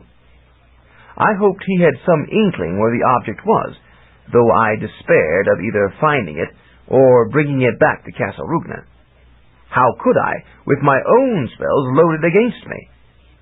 Magician Yang had really fixed me, but that old barbarian oink-headedness prevented me from quitting. If there's one thing worse than blundering, it is admitting the blunder. As evening dawned, well, you know what I mean, we spied a region of caves and considered using one of them for the night. Barbarians, of course, are not far removed from cavemen. But in the shadows, we heard myriad clicking sounds and saw little pincers lifted in eager anticipation of our flesh. Nickelpedes. No, these were smaller, but twice as fierce. They were dimepedes. They had 10 little legs and silvery pincers that could readily gouge out serrated discs of flesh. They couldn't do much to Puka's hooves, but all they had to do was scuttle to the flesh above and begin work. Certainly we were not about to lie down there. So we found a little lake with a littler island and leaped across to that. The dimepedes could not swim. In fact, they sank in water like so many bits of metal, so we knew they would not bother us in the night. And since they would be foraging in this region under cover of darkness, they could not tolerate the full light of day because that showed up the dirt on them. No other creature would be in this vicinity. We had an ideal nocturnal retreat. But as darkness closed, the fish came to the surface of the lake, and they were strange ones. One had little gauzy wings, so that she could fly just above the surface, and a little halo of light formed above her head. "What are you?" I asked, not expecting an answer, for few fish talk. "She's an angelfish, man visitor," a voice at the shore said. There was a fat-faced fish there, and it seemed that one could talk. "She will dance for you, if you wish. Angelfish are very nice creatures." "Well, sure," I agreed, seeing no harm in it. Some civilized folk think there is nothing good in the wilderness, but we uncivilized folk know that there are fewer threats to man among wild creatures than there are among our own violent kind. The angelfish stood on her tail just over the water, buzzed her wings, and did a pirouette. Then she leaped and circled and splashed lightly against the lake. The light from her halo was enough to make her reflection visible in the still water, so that there seemed to be two of her. One was upright, above the surface, and the other was inverted, below. It was a pretty effect. Then another fish appeared, his motions sending ripples that broke up the reflection of the first, spoiling the effect. He hoisted himself up. He lacked wings, but somehow was able to walk the surface. He was reddish and had little horns, and his tail curved back behind him as he stood, ending in a barb. "And there's the devilfish," the fat announcer said. "He always shows up to spoil things." Indeed, it was so, for the angelfish made a little bubbly scream and fled, the devilfish chasing her with an evil leer on his gills. But she could not leave the region of the water, and the lake was small, so they went round and round in circles. Suddenly I jumped. Something had cut my foot, which was near the water. I looked and saw a cuttlefish, its tentacles like knives brandishing those little blades at my tender toes. I had taken off my boots to air my stinking feet. Barbarian feet can be pretty bad when confined, and when the stench gets so thick it squishes, it's time to let it out. So now they were vulnerable. "Get away from me, you creep!" I snapped, grabbing a boot and flailing with it. The fish dived below the surface. My boot struck the fringe of water, and stuck. Now, I knew boots could get pretty gunky, but they had never stuck to water before. I yanked, and found that something had clamped onto the boot's toe. It had giant, dull pincers, and when I hauled harder, the whole thing came up, and I saw it was nothing but pincers, broad, serrated things. "What's this?" I demanded. "A shellfish, of course," the other fish replied. "How do I get it off my boot?" "Well, it's afraid of starfish." I looked into the dark sky. There was a star in the shape of a fish, but it was out of reach. Some starfish shine brightly in the water, while others hover in the night sky. I suppose there is enough water up there for them. But my animal cunning was operating. "Let go, shellfish, or I'll fetch down that starfish," I threatened. Immediately, the shellfish dropped off my boot and sank back in the water. I had bluffed it. "You should have eaten it instead," the other fish said. "And the cuttlefish, too." "They wouldn't have liked that," I said. "Who cares what they like? They don't count. Nobody counts but number one." My brow creased. "What kind of fish are you?" "I thought you'd never ask. I am a shellfish, of course." "Shellfish? What do you sell?" "Instant gratification. That's the selfish way. Don't worry about the welfare of others." "Don't listen to him," the angelfish called, pausing in her flight. Then she screamed, for in that moment of her distraction, the devilfish had caught up with her. He wrapped his fins about her quivering body and bore her down despite her struggles. The two disappeared under the surface, and only her little halo remained floating on the water. "He always wanted to catch an angel like her," the shellfish said smugly. "She won't be needing that halo anymore, not after he's through compromising her." I was angry about the fate of the pretty angelfish. "Something's fishy about your attitude," I said. I fished the halo out of the water, but it disintegrated in my hand. Halos were not for such as I. "You're a fool," the shellfish said witheringly, and swam away. "I surely am," I said under my breath. People like me were always getting victimized by clever, unscrupulous people like Magician Yang, just as the angelfish was ravished by the devilfish. Yet somehow I didn't care to trade places with the obvious winners. I couldn't make much sense of my own attitude. It was simply the way I was, just an ignorant barbarian. I slept, discontented. Next day, we left the island and set off again. We came to a kind of gateway in the forest, formed by two large trees linking branches above. I didn't like this. It reminded me of the trees guarding Castle Rubna, the ones that didn't like me. But there was so much thorny bush around that the portal appeared to be the only practical way to go. Puka didn't like it any better than I did, but also saw no better way. It seemed that was the direction we were supposed to be going in, by his reckoning. So we went. Puka nudged through the gate, and I kept my hand on my sword. Nothing happened, but Puka sniffed the air nervously, winding something unpleasant, and I experienced a feeling of claustrophobia. This was definitely ugly territory. Yet the sun shone pleasantly. There were playful little breezes, the footing was good, and there did not seem to be any bad animals in this region, so we moved along well. I did notice that the trees interlinked, forming veritable walls of foliage, but these were intermittent, so that we had no trouble passing through the spaces.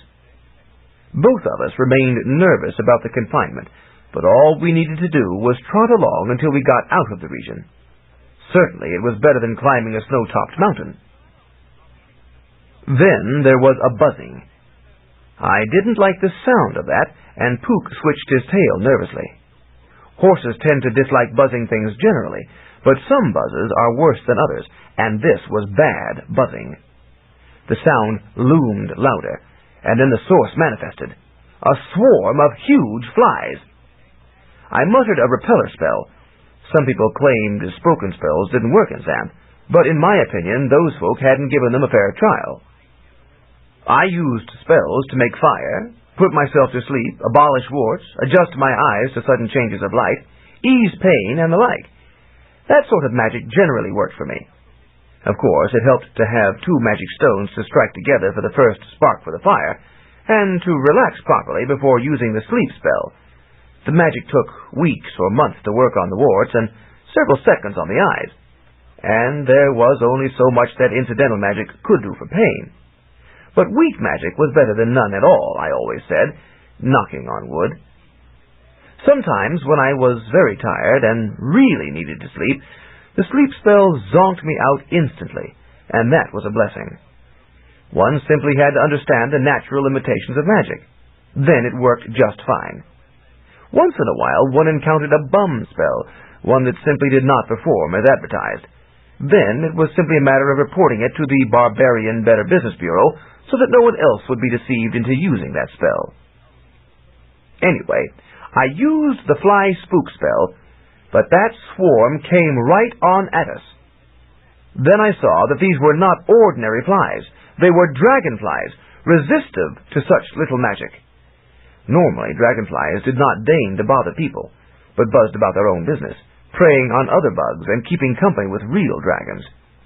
On occasion, a dragonfly would adopt someone's garden, keeping it clear of bugs. But these ones were different. They were wild, not tame, and they were out after us. Puka broke into a gallop, but the dragonflies were faster than we were and quickly overhauled us. I flailed my arms, and Puka swished his tail violently, but to no avail. The flies came at us head-on, jetting fire, and veered away only at the last instant. Thus their fire continued on at its target. One of those little scorches scored on my bare forearm. It hurt. This seemed ludicrous, but I drew my sword and sliced the air with it swiftly. I cut a fly in half and winged another. The first fell with smoke trailing from its fuselage, and the second plunged out of control because of the loss of its wing, crashed into the ground, and exploded. A mushroom cloud of smoke roiled up from the site of the impact. That made the others pause for a moment. Then they formed into a wedge and charged us together. I put up the flat of my blade to deflect their massed firepower, and their flame reflected back at them, scorching several. You would think dragonflies would be immune to their own heat, but as with many creatures, they can't take what they give out. There were 3 more spins out of control and 2 more explosions. The third just fizzled, sending up a few sparks before melting down. Now the flies withdrew into a huddle, consulting. I didn't like the look of this. If they charged us all at once, from all sides, Puka and I would get badly burned. But instead they retreated. "What do you make of that?" I asked aloud. Puka twitched an ear as mystified as I. Some of his hide was scorched, and he had surely expected worse to come. These flies had seemed more ornery than that, and certainly no cowards. Their abrupt departure was as ominous as their approach had been. But there was nothing better to go on. "Maybe they ran low on fuel," I said. "The way that last one fizzed, maybe he lacked the oomph to blow." But I didn't really believe that. Then Puka stepped over an object on the ground. There was a flash of something awful. "The next evil spell!" I exclaimed with dismay. "We triggered it! The dragonflies knew it was lurking here." But what spell was it? Nothing seemed to have happened. So I leaned down to peer more closely at whatever it was, before it faded out. The dragonflies would not have veered away from an innocuous spell. It was in the shape of a black monster. I needed the monster banishing spell, and I had it in my bag. But did I dare invoke it? It was possible that not all the white spells had been garbled, but I decided not to risk it. For one thing, no monster had appeared. Maybe this particular spell had malfunctioned. We heard a gleeful buzzing returning, and with it the thunk, thunk of the footfalls of some massive creature.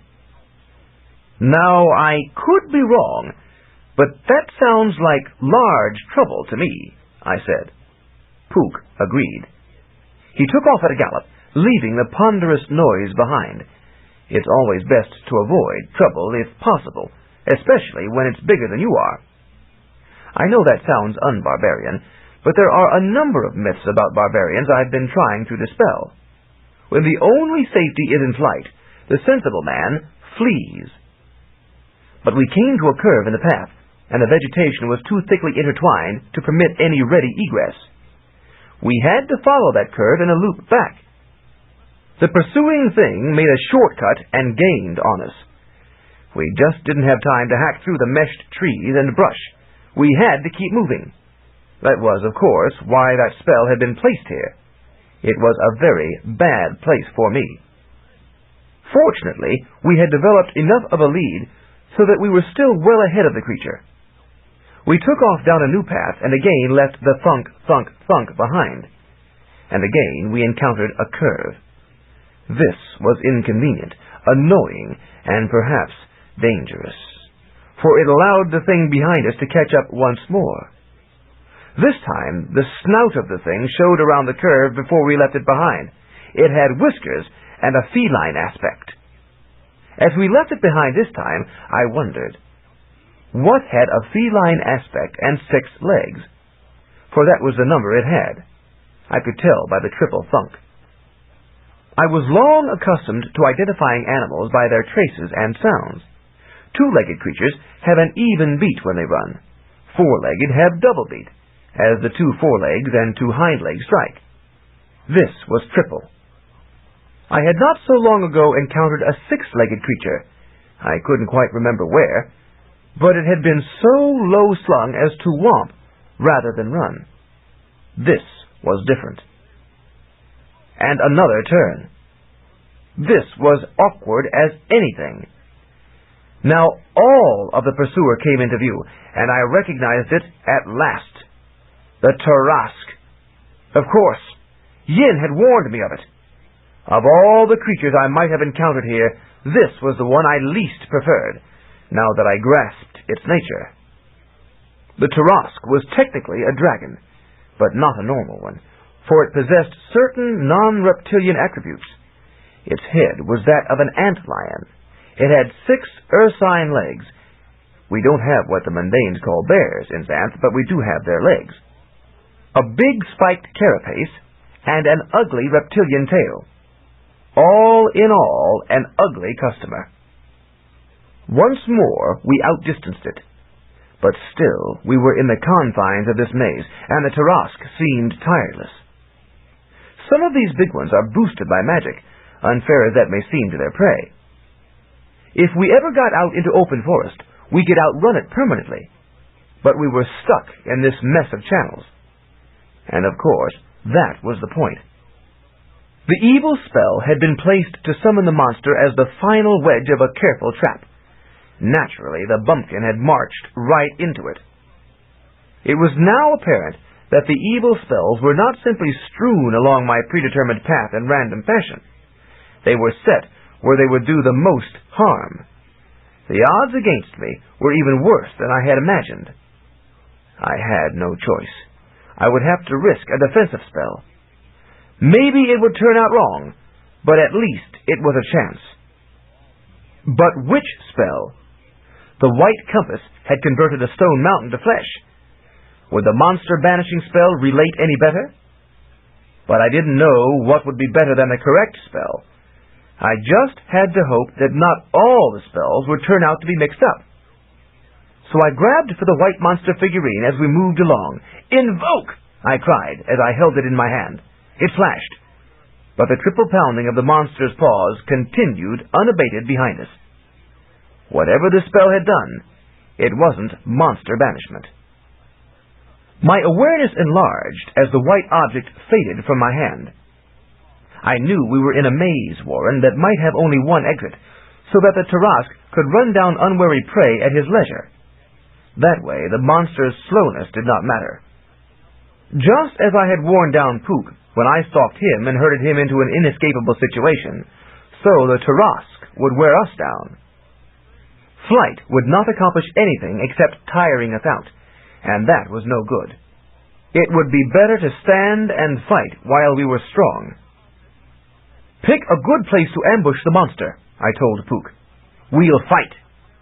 He wiggled an ear in acknowledgement.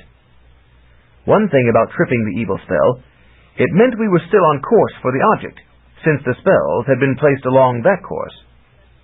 In fact, another light bulb sprouted momentarily above my head, brightening the whole region, but not, alas, blinding the Tarask. That course was predestined. Yang knew where to place his spells, because he knew where I was going to go, according to the prophecy. There really should be a law against such prophecies, I thought darkly. But this was actually good news for me. Since my route was predestined, I did not even need the finder spell. I would get to the object regardless. In fact, I couldn't avoid it. That also explained why Yang had tried to bribe me to quit. If he really believed I would fail, he had no need of bribery. But if my route was predestined, then I would find the object, unless I deliberately gave up the mission. It was not failure that stalked me, but success, assuming I could handle the hazards along the way. Presumably, if I got permanently killed, that would be the same as giving up, and the remainder of my predestined route would be voided.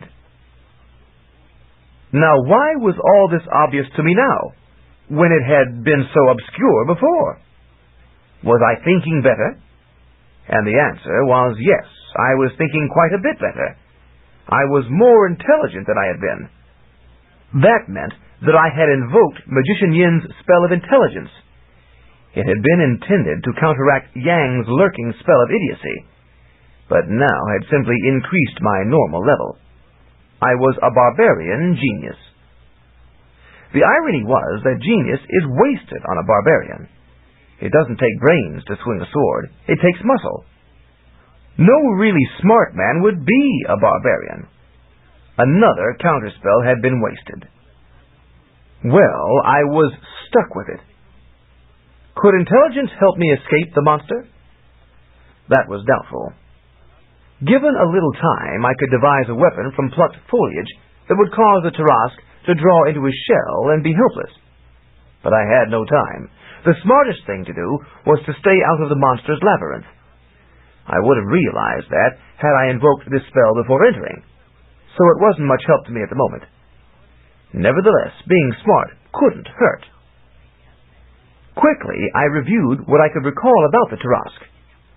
I had thought I had never heard of it, but I had merely forgotten.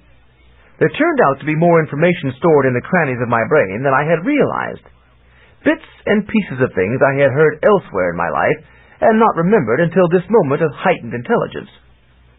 The Tarrasque was a deadly monster, and not a stupid one.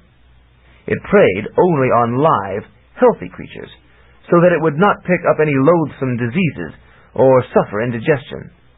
It avoided carrion and tainted meat. The classier predators were like that. Griffins were notoriously finicky, for example. There was my strategy of survival.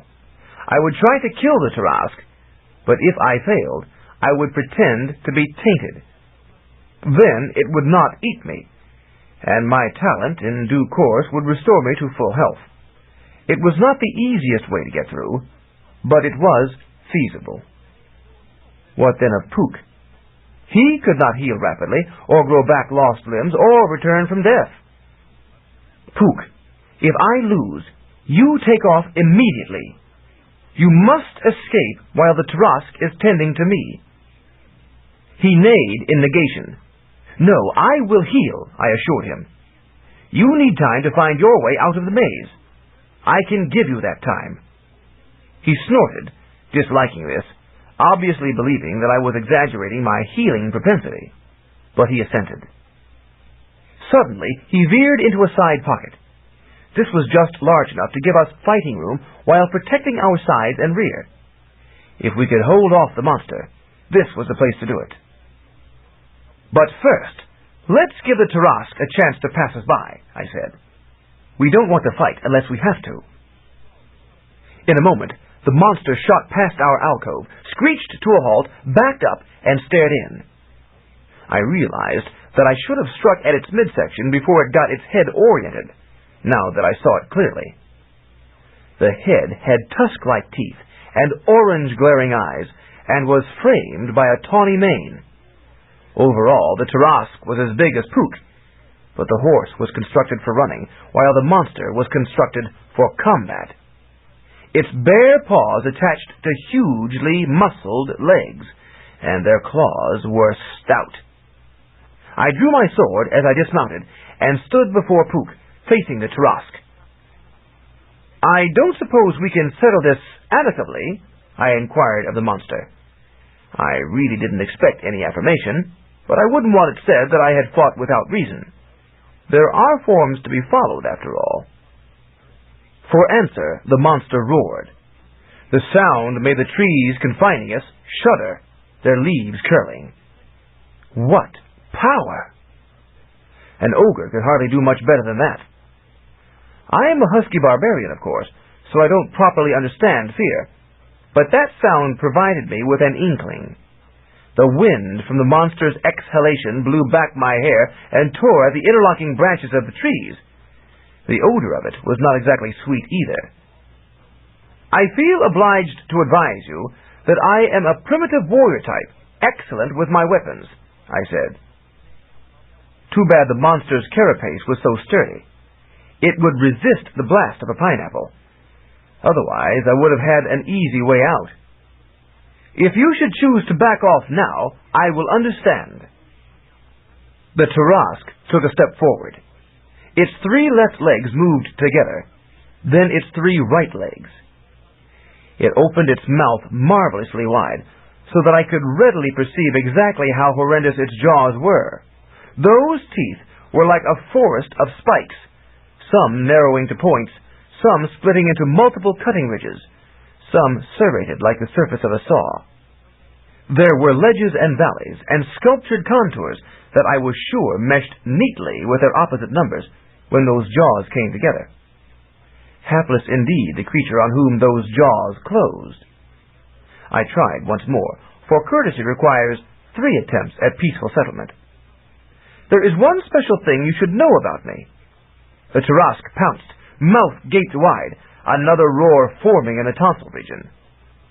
Ah well, I had tried. Now I fought, free of any reservations. I'm actually pretty good in that sort of circumstance. I swung my blade about with the legendary skill for which barbarians are justly famed, It blurred in an arc that passed through the gaping mouth and severed the tongue, a tonsil, and the forming roar. That cut the bite short. The jaws clapped together as my sword exited, and spurting blood overlapped those finely chiseled, clean white teeth. "I did try to warn you, Turtleshell," I said. "I am not your routine, terrified, helpless prey. I am a swordsman. You will take severe injuries and perhaps die if you persist in this quarrel." The Tarask's eyes blazed. That was, of course, the point to my discussion, to enrage the creature beyond the edge of reason. It is standard barbarian artifice number 3, verbal aggravation of subject. Some weak swordsmen with strong tongues do very well on the adventure circuit, I understand. The monster nudged forward, swiping at me with a massive forepaw. I ducked back, and the swipe missed and caught the trunk of the tree to my right, gouging out 4 channels of bark. The tree shuddered and groaned woodenly, and sap dripped from the wounds. That from channel number 4 smelled very good. But I had concerns of my own. I poked my point at the monster's left eye. The Tarask ducked back alertly, avoiding the thrust. My first strike had caught it by surprise, but now it was wary. Having one's tongue cut off tends to facilitate caution. So I struck down at its black nose and lopped off 2 whiskers. That made the creature angry. The loss of those whiskers disfigured its puss, and it seemed the monster was vain about its appearance. The severed tongue and tonsil didn't show, but those whiskers did. The Tarask let out a blood-flecked scream and pounced at me. Of course, I ducked down and jabbed the point of my sword up, seeking to cut the exposed throat. The monster spun aside just barely in time, lost its balance, and crashed against the clawed tree. My advantage. I squeezed out on the other side and made a powerful 2-handed chop at its side. All I hit was its heavily armored carapace. My blade bounced off with no injury to the Tarask, but with a numbing shock to my hands and arms. Ouch! I wouldn't do that again. Now I was outside my alcove at a foot. I had no protection to sides or rear. I would be lost in a moment if I didn't do something. The Tarask was bringing its head about. I jumped forward, grabbed the nearest spike, and hauled myself up on the dragon's carapace.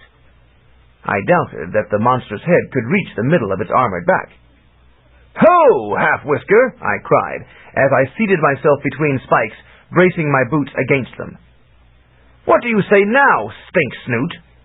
Tastefully selected insults are naturally a key aspect of artifice number 3. What the Tarask said was an unrepeatable roar of wrathy rage. It whipped its head about to snap at me, but couldn't reach me. I chopped at its furry ears with my sword, cutting off one of them. That made the monster angrier yet. The Tarask tried to buck me off, but was too solid to accomplish much, and I was well braced. It tried to reach up a paw to swipe at me, but the 6 legs were designed for nether support of its solid mass, not for upward mobility, and this one never got close. It tried to bash my leg against a tree, but its own spikes extended well beyond my leg, so that all it did was poke a hole in the tree and get itself temporarily stuck in the wood. It tried to roll over, squashing me, but the spikes prevented it from rolling. Meanwhile, I constantly nicked those bits of flesh I could reach with the point of my sword, harrying the monster unmercifully. Unfortunately, I could not do the Tarask serious harm from where I perched. Its carapace protected it from injury as effectively as it protected me from molestation. So we were hung up for the moment, locked in combat, without being able to terminate it.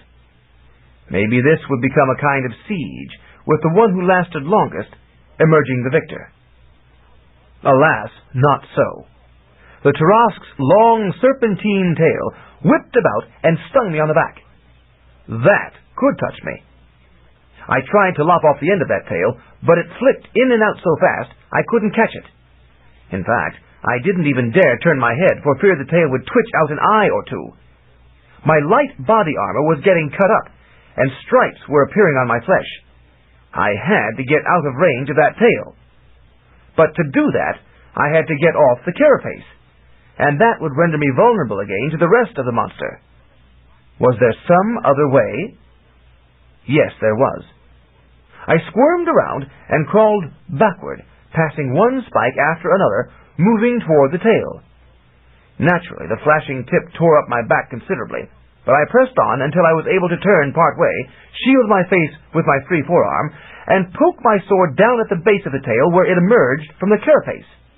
I sawed away at that exposed flesh, trying to sever it from the body. My leverage wasn't good, but my blade was sharp, and soon I penetrated the thick hide to the tender flesh beneath. The Tarask screamed and leaped, prodded by the sudden pain. That motion was so abrupt and vigorous that I somersaulted from my perch and rolled on the ground. Now I was in trouble. The Tarask blinked, taking a moment to realize that I had been dislodged. Then it got its reflexes back in order and pounced. I had hung onto my sword. Now I brought it up and stabbed it at the monster's snout. The point sank into the tender cheek. The head jerked back, coming off the blade, and blood gouted out. I scrambled to my feet and backed toward the alcove. The enraged monster sprang at me again, this time swiping with a forepaw. I parried the paw, and the blade sliced into it, cutting off a claw and its supporting pad. But the shock of the swipe dashed the sword from my hand. I was disarmed. Well, not quite. I still had my knife. I had left my bow and arrows and the bag of spells with Puka. They would not be useful in combat like this.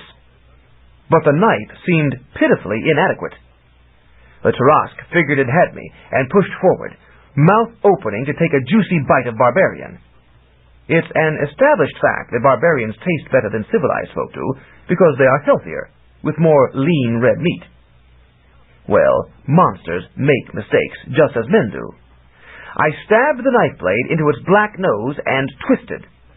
That smarted. The creature let out a feline screech that threatened to turn my fingernails green and jerked back with unbecoming haste. I hung on to the knife, wrenching it out just ahead of a gout of blood. For the moment, the Tarask was blinded by pain. Naturally, I followed up my advantage. I am not a warrior for nothing. I lunged again for the monster's throat, seeking the vulnerable vein. But the head pulled back quickly. This thing wasn't a predatory monster for nothing either. I was a good deal more of a contest than the dragon had figured, but the odds remained in its favor, especially as it learned from its little misjudgments. I missed the throat and stumbled into the chest area. Actually, this wasn't a bad place to be. The Tarask was accustomed to chasing and catching fleeing prey, not to scratching for it underfoot. Chickens scratch, not dragons. It tried to swipe at me with a forepaw, but lacked proper leverage that way, and I had no trouble avoiding the clumsy motion. Then, realizing that its right midpaw was pretty well pinned to the ground while the right forepaw was swiping, I squatted and plunged my blade through that portion that was against the ground, right above the big claws. Oh, what a fuss that monster made! It yanked up the paw, but with two paws in the air at once, it lost its balance and sank down on that side. I had to scramble to avoid getting crushed under the descending carapace. This creature was armored all around its midsection, so that I could not get in a good belly stab. Too bad. In this moment, the region was wide open. Aha! The legs weren't armored, just the body. Where the legs emerged from the carapace, they looked especially tender. There was room for motion around each leg so that it wouldn't bang into the carapace. The monster would not be able to chase down swift prey without free play for the legs. It all made sense. But it offered me my opportunity. I dug my blade into that cavity between carapace and leg. I was rewarded by another roar of enraged anguish. I was really scoring on the monster now. Both Magician Yin and the Tarask itself had underestimated the barbarian powers of close combat, and perhaps I had done so too. Maybe I could take this monster. But I had overplayed my hand. The Tarask flopped all the way to the ground, and though I had to scramble out from beneath, and did so with alacrity, my knife hand got pinned between the leg and the carapace, and I was caught. That's the one time when the leg does come up against the shell, when the creature lies down. My knife hand wasn't hurt, but I couldn't quite scramble free. and the mass of the monster whomped down on my left leg, crushing it. It was my turn to howl. The Tarask got up and turned about to come at me head first. I tried to fend it off with one bare hand, but one fell swoop of its forepaws nearly ripped my arm from its socket. Then the monster pinned me to the ground with one paw and got ready to bite off my face. "Pook, get out of here!" I screamed, just before the slavering, blood-soaked mouth closed on my head. There was an instant of extreme discomfort as those tusks dug in. It really isn't much fun getting your face bitten off. Then, darkness. Pook galloped out of the alcove, his chains rattling. The monster glanced up. It wasn't finished with me. In fact, it had hardly started on me. But the horse's motion confused it. Maybe the sight of fleeing prey activated its chase circuit. But of course, one morsel on the paw is worth two on the hoof. So the Tarask returned to the business at hand, so to speak. It chomped the rest of the way through my face. Pook whirled, charged back, and delivered a two-hoofed kick to the monster's hind shell. The gross body was shoved forward, and the snoot plowed into the dirt beside my head. That did it. The Tarask spat out my face, shook the dirt out of its eyes, and started off after the ghost horse. This was, of course, exactly what I didn't want, since Pook hadn't had enough time to get clear. But I was in no position to protest, being unconscious. In fact, only now do I see in the tapestry what happened, and how it was that Pook once again rescued me. I owe a lot to that horse. The dragon limped, but was still able to get up respectable velocity. I had hurt it in tongue, cheek, nose, foot, and shoulder socket, but not enough to dim its fighting spirit. I had not, it seemed, slowed it enough to give Pook a decent chance. However, Pook was a smart animal. He remembered the route out of the maze and followed it. He did lose time going around the curves.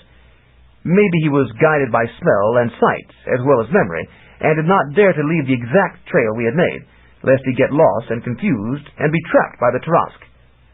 So it was close, but he was able to remain just ahead. Perhaps the fact that he was no longer carrying my weight, added to the injuries the monster had suffered, helped. What might have been a small but critical deficit in relative velocity became a small advantage. In due course, Pook found his way to the entrance. But it was closed. Vines had strung themselves across it and interlaced and sprouted wicked thorns. Pook skidded to a halt, 4 hooves churning up turf. What was he to do now? He had no sword to cut through this mass. The dragon puffed up behind him. The Tarask was an oddball among dragons, possessing no fire, smoke, or steam. But when it ran, it puffed. Pook took one look to the side, realized that it was folly to remain in the maze to be chased down, and leaped into the vine-shrouded gate. The thorns bit cruelly into his skin, but his chains protected him some, and he was able to scramble through just as the monster came up. The Tarask snapped at Pook's hind legs, and that was a tactical error, because those hooves shot back with a force of 1 horsepower and pasted it on the snoot. Then the ghost horse was through, outside the maze. But the dragon didn't desist. It shook its sore snoot and roared at the vines, and they shriveled and fell away. The Tarask leaped at Pook, who whirled and galloped off. Now the nature of the chase changed, for the terrain favored the horse. Pook began to draw ahead, but paused, as it were, in thought, and then deliberately slowed, allowing the monster to close the gap. Pook ran just ahead, always seeming about to be caught, luring the predator even farther away from its maze. Pook was, of course, very good at this sort of thing, for this was how ghost horses earned their living, luring fools into bad regions, or scaring them away from good ones. I ought to know. That gave me time to heal. Fortunately, I wasn't dead, just unconscious and face-chewed. In an hour or so, I could grow back my eyeballs and things, and be as good as new. Instead of my using myself as bait to distract the monster so Pook could escape, Pook was distracting the monster so I could recover. I think that was really nice of him. Pook led the Tarask to the region of caves we had passed, the ones with the dime peas. What was he contemplating? He could not hide there, for the dimes would nickel him to death. But it turned out he was more canny than that. Puka was a master of traps, as I had discovered when I first chased him down. He went and stood in a patch of sunlight before a deep, dark cave. The dimes avoided sun, so they did not show their silvery little snoots. The Tarrasque came up. It was a solid creature, with its heavy carapace, and maybe its injuries were telling. It had slowed and was huffing loudly. But now it thought it had trapped the horse, and it charged. Puka stepped aside, letting the monster burst into the cave. It disappeared into the darkness. There was a pause, then a roar that shook the hillside. The Tarrasque had discovered the dimepedes, or vice versa. Then the monster started to back out, but Puka braced himself and kicked with his hind hooves again at the rear of the carapace, using his horsepower to shove the monster back in.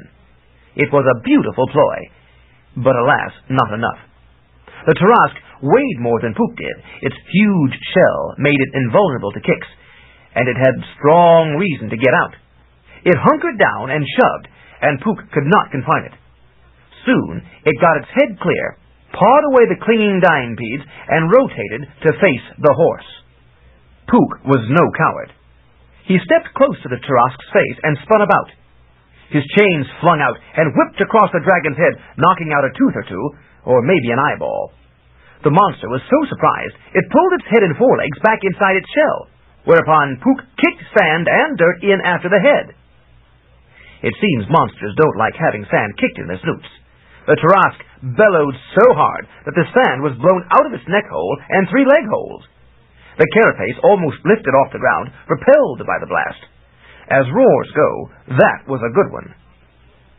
Now the baleful head came out of the shell, teeth gleaming furiously, and Puka scored on the nose with another kick.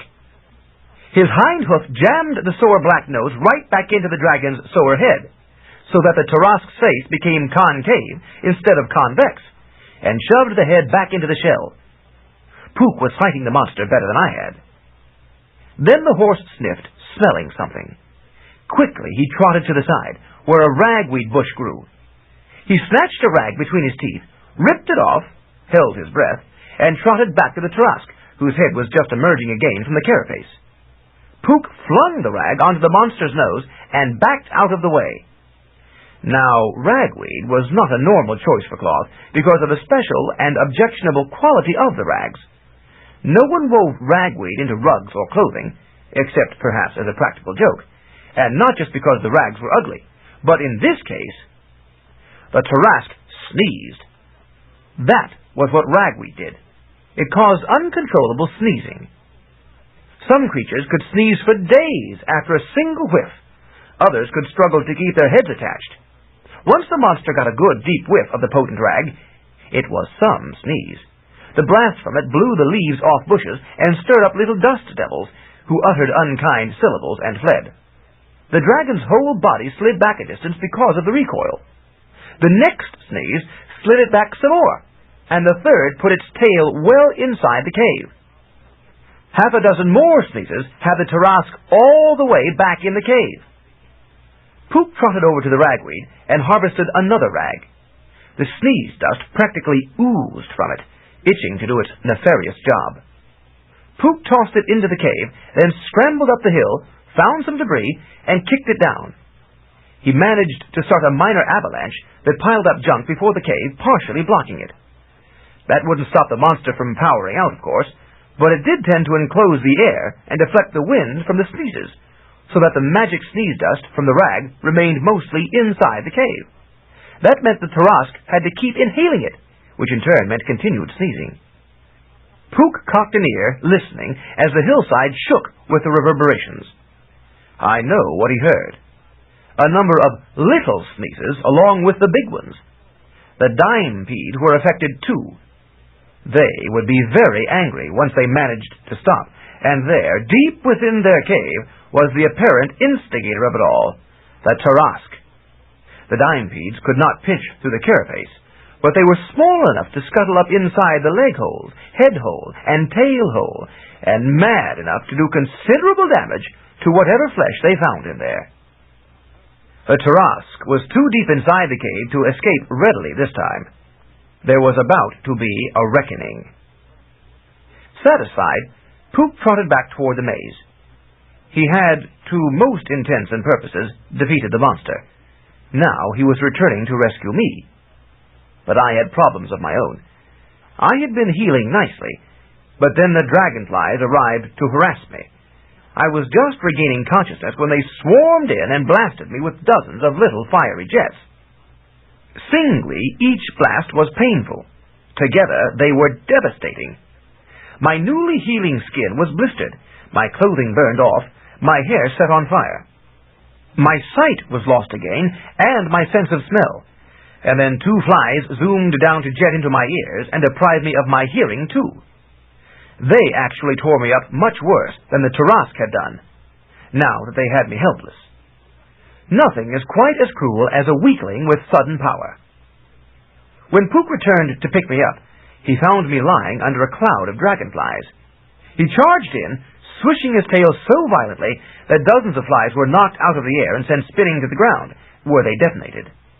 The explosions were somewhat feeble, because the flies' fuel was almost exhausted. Now Puka was strong, the dragonflies weak. They had used up most of their reserves on me, cooking my flesh. They spooked and fled. There was no point in their remaining anyway. They had already had their vengeance by destroying my body. It seems Puka did not yet properly understand the full nature of my talent. Maybe he thought my recovery had been a fluke before, in the caves of the Kalakanthari. He did not realize how badly the Tarask had hurt me, or how far I had recovered from that, before the flies returned. Thus he did not understand that I would recover on my own, given a few hours. So he tried to help me. He rolled me over with his nose, shoved me into the bushes, fringing the maze passage, and wedged me up. I rolled off and flopped back on the ground. He tried again, and again I flopped limply. One seldom realizes how useful human hands are until one observes a horse trying to pick up a man with hooves. It is just about impossible. My burned-off skin was now plastered with dirt, so that I looked like a zombie fried in breadcrumbs. Anyone else would have sought a decent burial for the appalling remains. But Puka wouldn't give up. He found a better place, where a low branch touched the ground, and rolled me to that, then nosed me up on it, got his head under, and finally managed to hump me off the branch and onto his back. My head and hands dangled on one side of his body, and my feet on the other, but he was able to carry me. He took me out of the maze, then on around it, proceeding generally northwest. Probably he knew there was no help where we had been, so he was hoping there would be some where we hadn't been. As the day waned, I healed partway and began to stir. Puka didn't realize the significance of that. He might not even have distinguished my motion from that of inert flopping. At last he spied a cabin in a clearing in the jungle. He gave a nicker of relief and headed for it. There, perhaps, there would be human help for me. Chapter 9. Threnody. I woke in a bed of fragrant ferns. I saw the interior of the cabin, neatly ordered, with shelves bearing spices and herbs. In a corner was a strange, large, hollow gourd with strings stretched lengthwise across it. And sitting in a wicker chair was a quite pretty young woman in a brown dress. She saw me react and got up to approach me. "So, you are recovering," she said in a low voice. "I wasn't certain you would." "Oh, I always did before," I said. My body ached, but I knew that would soon pass as the healing was completed. "Your horse brought you in," she said. "You seem to have been pretty badly burned." That was when I realized that the dragonflies had returned. The awareness had faded out, but now I remembered. "Yes." "I don't get many visitors," the woman said, "so I may be rusty on the amenities. Let me just say that my name is Threnody. I live alone and like it, and we'll get along just fine if you keep your hands to yourself and depart as soon as you are able. Your horse is grazing outside." So, this was a woman who wanted to be left alone. Some were like that. I never did quite understand why. Well, I had never been one to force my attentions on anyone. Barbarians generally encountered enough willing women so that they had little taste for unwilling ones, and I don't care what the civilized folk claim to the contrary. "I am Jordan the Adventurer. I heal very fast, and I have a mission to accomplish, so I'll be on my way soon enough," I said. "I thank you for taking care of me while I was unconscious. I must have been pretty dirty." "You certainly were. I had to wash you all over. Sand was virtually embedded in your hide. I thought you were dead, but you weren't as far gone as it seemed. I put some ointment on your burns and let you rest. You must have blundered into a dragonfly nest." She eyed me appraisingly. "I must say you do have a hardy constitution. You're quite a robust figure of a man." "Yeah, I'm a genuine barbarian, mostly brawn, not too much brain," I said, smiling. Actually, I was pretty smart at the moment, because of the IQ spell I had accidentally invoked. Fortunately, Puka is on hand to take care of me. "Puka?" she repeated. "Your horse? Does that mean—" "Yes, he is a Puka, a ghost horse. That's why he wears those chains." "You tamed a ghost horse?" she asked, surprised. "No, we're just friends." She laughed. She was beautiful when she did that. "Well, he's loyal. He could have dumped you off anywhere and left you to die." She glanced toward the kitchen corner. "Are you well enough yet to eat?" "Oh, yes, I'm hungry." "You are recovering swiftly. You look better already." "Yes, I'm always hungry after a fatal injury," I agreed. Again she laughed, taking this as humor. She poured some gruel from the pot on her hearth into a wooden bowl and brought it to me. The stuff was as dark and liquid as her hair, but it tasted good and seemed to be nutritious. I felt rapidly stronger. "I have a trouser tree growing in my yard," she said. "Never thought I'd need it, as I prefer dresses." She held up a pair of brown jeans. "These should fit you." "Thank you," I said. I got out of the fern bed and into the jeans, and they did fit tolerably well.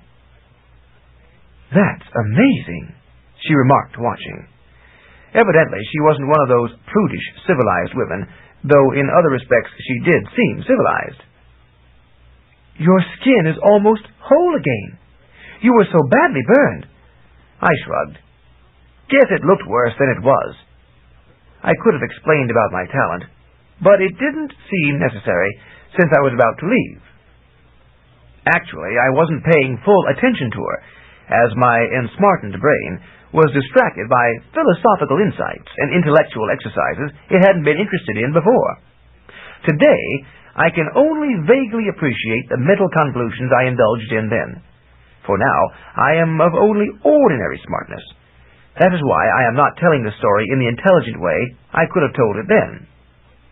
Yet, I think, in retrospect, that I must have made the error of overlooking the obvious in the course of my pursuit of the esoteric, for I really did not act very smart in Trinity's house. Some extremely smart people are sort of dull about practical details. "I had no idea you'd be on your feet so soon," she said. "What is your mission?" "Oh, nothing that would interest you," I replied offhandedly. "I have to go fetch an object and bring it back to Castle Rubna." "Castle Rubna?" she repeated, interested in a peculiar kind of way. I should have noticed that, but didn't then. "Is that still functioning?" "Oh, sure. But old King Gromden is dying, and there's a problem about the succession. So "The king is dying?" she asked alertly. "Yes. And these two magicians, Yin and Yang, are vying for the throne. So—" "Yin and Yang. But they—" "Can't agree on anything," I finished. "Except on this magic contest, to see whose spells are stronger. So I'm beginning to understand. You are working for them. Yes, in a way. I've got to complete my mission so Yin will win, but Yang's spells are interfering. It's been pretty rough, but I think I'm getting close. I shrugged. I won't bore you with the details. I'll be on my way now. Thanks for the gruel, girl. Wait, she said. This object you have to fetch, do you know what it is? No. I have Yin's finder spell, but haven't used it yet. But I think the object is somewhere around here because I'm predestined to... Sit down, Jordan, she said. Let me tell you a story that you may not have heard. I'll serve you some wine. Oh, sure, thanks. I was always willing to be sociable. Threnody mixed some fluids in a cup, which surprised me, for I had always thought wine came directly from wineskins grown by wine lilies. She brought the cup to me, and I drank it while she talked. It was pungent stuff, with a bitter aftertaste, but pretty good. Barbarians don't have much taste anyway.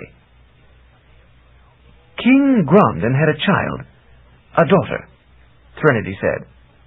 Oh, sure, he told me. What else did he tell you about her? Nothing much.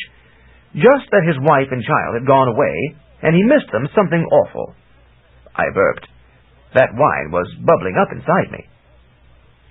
There was a bit more to the story than that, Threnody said.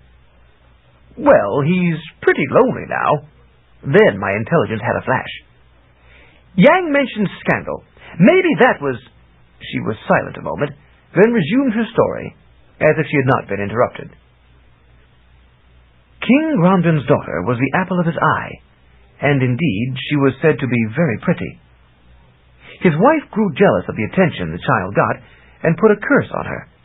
If she remained at Castle Rugna, the castle would fall. This saddened the king very much, but he had to preserve the capital of Xanth at all costs, so he sent the girl away. Because he was angry with the queen for putting on that curse, he sent her away too.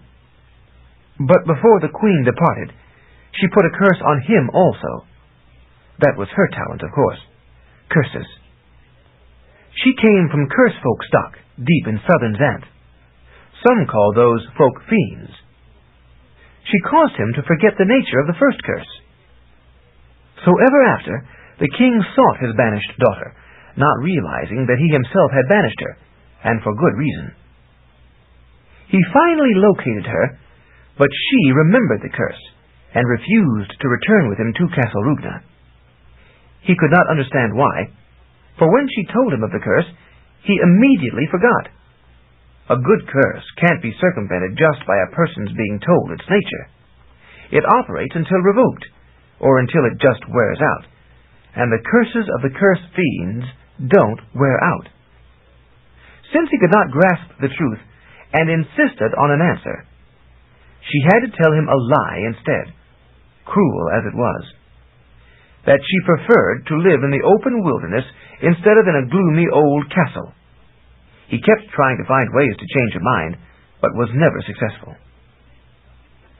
That's very interesting, I said. He never said anything to me about the curses. Naturally not. He remembers his daughter's absence, though, Threnody said. And he swore he would find a way to bring her back and make her happy at Castle Rugna. In fact, he hoped she would marry his successor, the next king of Xanth, so his line would continue in power. The throne of Xanth is not hereditary, as it goes from magician to magician, but sometimes there is a lineage through the female side. His daughter wasn't a sorceress, of course, but that doesn't matter for wives. Well, I guess that didn't work out. I set down my empty mug. His successor will be Yin or Yang, and I don't think either is much interested in marriage right now. They are interested. The people would be more ready to accept a magician who married the prior king's daughter, and her magic power would help him reign. So she is a moderately valuable property, as well as being physically attractive. Men tend to put too much stress on the latter aspect. Yes, I agreed, contemplating Threnodi's own figure. In any event, they would not have a choice. The king arranged it so that neither could become king unless he married her. My head was whirling pleasantly. That was strong wine. Maybe he'll spring that detail on the winner, once I bring back the object, I said. But it will be too bad, because if her return to the castle means it will fall...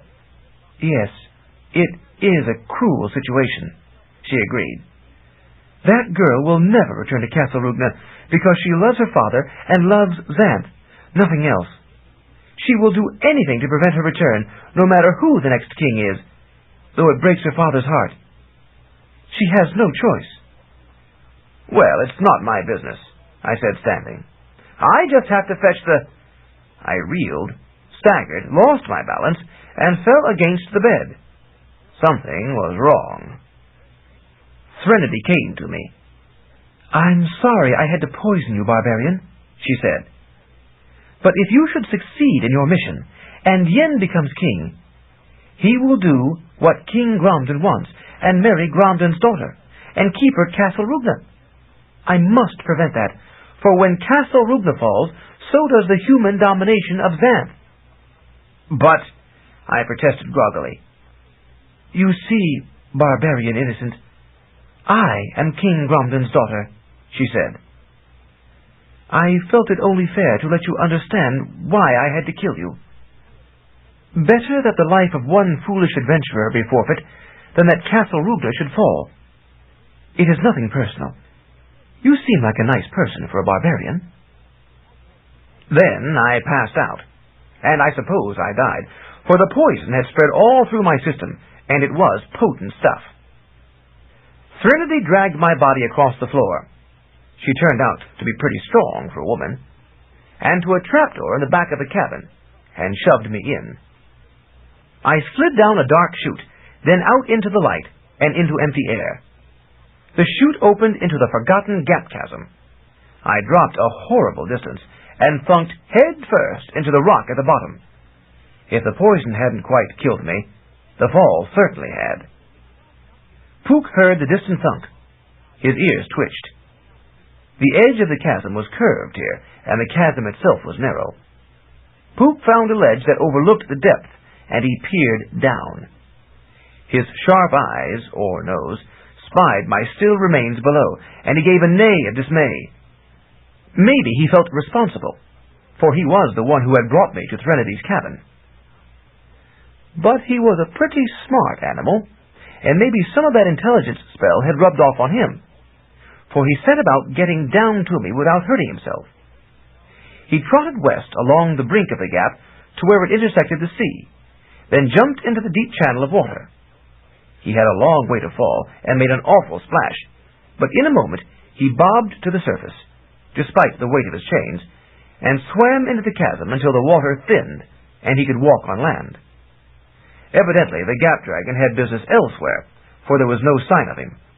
After all, the gap extends all the way across Xanth, as we now know, and no one creature can be everywhere at once. Still, it was a considerable act of courage on Puka's part, unless perhaps he had forgotten about the dragon. On the other hand, he had turned out to be pretty good at fighting dragons, so maybe he wasn't afraid. Or maybe he remembered and was afraid, but was determined to go to me anyway. It wasn't long before he trotted up to my remains. I was not a pretty sight. My legs were broken, and my head had cracked open and spilled some of its contents out. Nothing important, just some gray matter that I suppose was stuffing or insulation. But it was messy, and there was a good deal of blood spread about. I was as dead as I had ever been. My sword was lying nearby, bent and chipped too.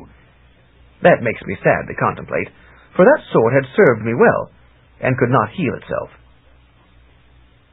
Puka used his hoof to scrape the pieces and gunk into a pile. He pushed the pile onto a big leaf, and made as good a bundle as he could manage. There was dirt and garbage mixed in, of course, but that couldn't be helped. Puka shoved the bag around, trying to figure out how to carry it, but could not. So he cast about for a decent burial spot, believing me to be finished. There was none.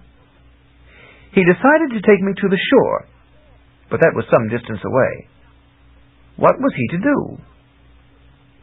He managed to get the top of the bundle knotted together somewhat, then hooked one of his chains through it and the sword's guard and dragged them. The bundle bumped across the terrain, getting its contents thoroughly mixed. When Puka reached the small sandy beach, where the chasm joined the ocean, he left the bag at the edge and set to work excavating a hole with his hooves. Obviously, he intended to bury the remains. He was, after all, a ghost horse. He knew about death and burial. But when the hole got deep, water seeped in. Disgusted, he moved farther from the sea and started a new hole. He didn't want my remains to get wet. Maybe he thought I'd be uncomfortable if I rotted in the water. But the new hole, too, filled with water. He moved yet farther away, but here it was rocky, impossible to dig with hooves. Puka pondered. Then he got smart again. What about sea burial? He could weight the bag down with a big rock and sink it in the sea. Evidently, he thought my remains wouldn't be as uncomfortable in deep water. But there were several problems. For one thing, he had no way to tie a rock to the bundle.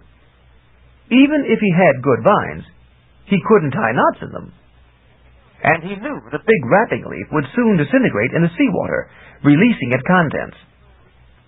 As he peered out across the water, he saw a lurking sea monster licking its chops. He knew I didn't like getting eaten by monsters. Good thing that monster hadn't been there when Puka jumped into the sea. Finally, he shrugged and resumed dragging the bundle. He intended to get it to a suitable burial place, no matter how much effort it took. He hauled and he hauled, finding paths up the steep slope to the higher ground. He was panting and sweating, but would not desist till nightfall made it too dark to continue without risking a misstep and a tumble back to the beach. Puka was used to night, but this was treacherous terrain, and the bundle was awkward to manage. So he parked it in a niche, then braced himself below it and slept on his feet. He was tired and hungry, but he refused to quit until he had done the burial properly. Puka was one faithful friend in death, as he was in life. But in the night, the creatures of the nocturne emerged to forage. Unseen things slithered along the slope, and there were sounds of scuttling and scratching. Insects set up a persistent chirruping. Puka stirred himself to stomp anything that approached the bundle. A hatch opened a short distance below, and a goblin's head poked out. Puka nudged a stone to roll down and scare the goblin back into his hole. As he knew, goblins could be very bad in quantity, but this place was evidently out of the main goblin country.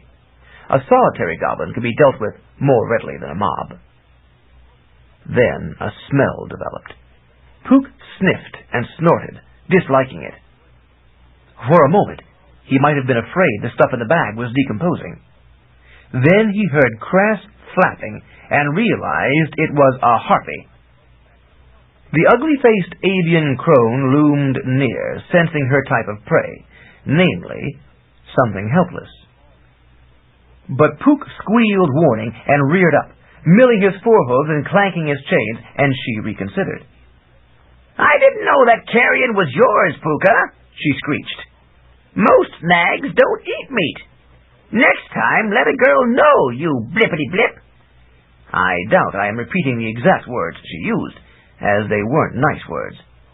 They flattened Puka's ears against his head and caused the scuttlings in the vicinity to curl up and die. In this manner, the ghost horse guarded the bag during the night, and never was there a more loyal and forlorn service rendered. Puka thought he was protecting the remains for decent burial. Actually, he was giving me time to heal. My talent had both poison and the fatal fall to nullify, and that was a considerable task. I doubt that I had ever before been killed quite so dead. But all my pieces were there, plus some dirt for good measure. I had been granted a day and a night without disturbance, and I was indeed on the mend. As the light of morning peeped hesitantly over the brink and crept into the chasm, I stirred. Puka had been horse-napping. The motion in the bag brought his ears straight up in shock. Had a predator sneaked inside to guzzle out the goodies? He investigated immediately, pulling the bag open. I looked out at him. "Hi, Pook," I said. "Was it bad this time?" He almost fell off the slope. I stretched and climbed out of the leaf. I was weak, but whole. It's rough recovering from 2 deaths simultaneously. I would need to eat and rest to replenish the formidable energies expended in the reconstruction. "Say, didn't I hear a harpy in the night?" I inquired. "You shouldn't have driven her off. You should have used her for stork fodder." Then I paused, appalled, while Pook looked at me as if I had sprouted demon's horns. What was I saying? Nobody got that close to a harpy. How could I have spawned such a dirty thought? Actually, it's clear now, though it was muddy then. Some of that dirt had gotten scooped up with my remains and tied in the bag. That dirt had gotten caught in my cracked head as it healed, and now I had a dirty mind. Too bad, but of course it had been a very difficult feat of healing.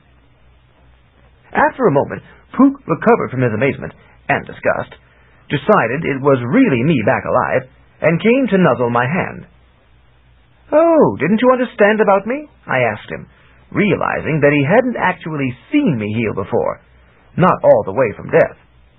He had always been away, avoiding dragons or searching for an exit from Kalakansari caves or battling a Tarask. My magic talent is to heal rapidly from wounds or whatever. If I lose part of my body, I regrow it. If I am killed, I recover. You must have collected everything together for me, so I could recover most rapidly. Thank you, Pook. That was very nice of you. He just stood there, embarrassed. I petted him on the neck. Horses have excellent necks for petting. Chickens don't. "I see you brought the bag of spells along also, and my sword. That's good. Those spells may be jumbled, but I'll probably need them. I still have my mission to complete." I looked around. But how did we get here on the slope? Last I remember, Threnody had given me poison. But it shouldn't have taken me a day and a night to recover from that. I glanced at my body. And that wouldn't account for the destruction of my clothing and all the new flesh I have grown. I've just been through a major healing. Pook gestured with his head, indicating the chasm. "You mean she dumped me down there?" I asked. "I must have splattered like a broken egg." He nodded agreement. Now I understood just how much he had done for me, and what it had meant when he gave me his friendship. I knew I owed him a big one. We climbed on up the slope, slowly, for I was weak and he was tired. As I moved, I remembered what Threnody had said just before I died. She was King Gromden's daughter, cursed to stay away from Castle Rupna, lest it fall, and afraid that Magician Yin would marry her and make her return if he became king. I could see her concern, but it seemed somewhat extreme for her to murder me so abruptly just for that. I had nothing to do with it, really. Well, not quite true. If I succeeded in my mission, then Yin would become king, and the heat would be on Threnody. But why couldn't she simply refuse to marry him, or refuse to return to Castle Rupna? She had said no to her father the king. She could say no to Magician Yin. She didn't have to kill me to prevent Yin from winning. She could have asked me not to mention her whereabouts, or she could have moved to some other hidden place before I returned to the castle. Thus, her action didn't seem to make sense, and that bothered me, for she was a most attractive woman. A woman I would have been happy to. Then I wondered just how much sense my own thoughts were making. But I had an excuse. The dirt mixed up with the other gunk in my head. For all I knew, some rich brown dirt was a good substitute for the useless gray stuff that had spilled. Still, my head wasn't quite the way it had been. Of course, as I said, I didn't realize this at the time, for I hadn't seen myself splat in the gap chasm. Nevertheless, my mind did feel somewhat like an egg scrambled in sand. For one thing, I seemed to have lost most of the advantage of the intelligence spell, since no more complex philosophic thoughts churned about inside my skull. Maybe the IQ spell had compensated for the mixing my skull innards had received, resulting in approximately normal intellect. Had I been really smart, I could have figured out exactly what made sense about Threnody, and maybe saved myself an extraordinary amount of grief. But the eyeballs of the IQ must have been pointed every which way, so they couldn't quite focus on the obvious. I can't say, even now, how my thoughts ran then. I guess I hadn't properly appreciated the extent of my injuries, since I had been dead at the time. I really didn't want to believe that a woman as lovely as Threnody could have done as much damage to me as she had. I wasn't nearly as sensible as a barbarian should have been. One thing was muddily clear, though. I should stay away from Threnody, because she was either crazy or dangerous, possibly both. If Yin was going to marry her, that was his problem, not mine. He was a magician. Maybe he could handle her. I couldn't see why he would even want to marry a woman like that. No, I could see. To gain King Gromden's sanction for the succession, and the dirt in my mind smudged a picture for me of what she might look like without clothes, and of what a man might do. Well, never mind. I would just go about my business, fetch the object, bring it to Castle Rugna, and then get out of this region before the ship hit the fanny, so to speak. I think that saying derives from the time someone accidentally sailed his ship into the posterior of a snoozing giant sea monster. That was not a smart thing to do. We made it to the top of the slope by midday, to our immense relief. There was a nice green plain loaded with tall grass and dotted with fruit and nut trees. Here we could relax and fill up, as we so desperately needed to.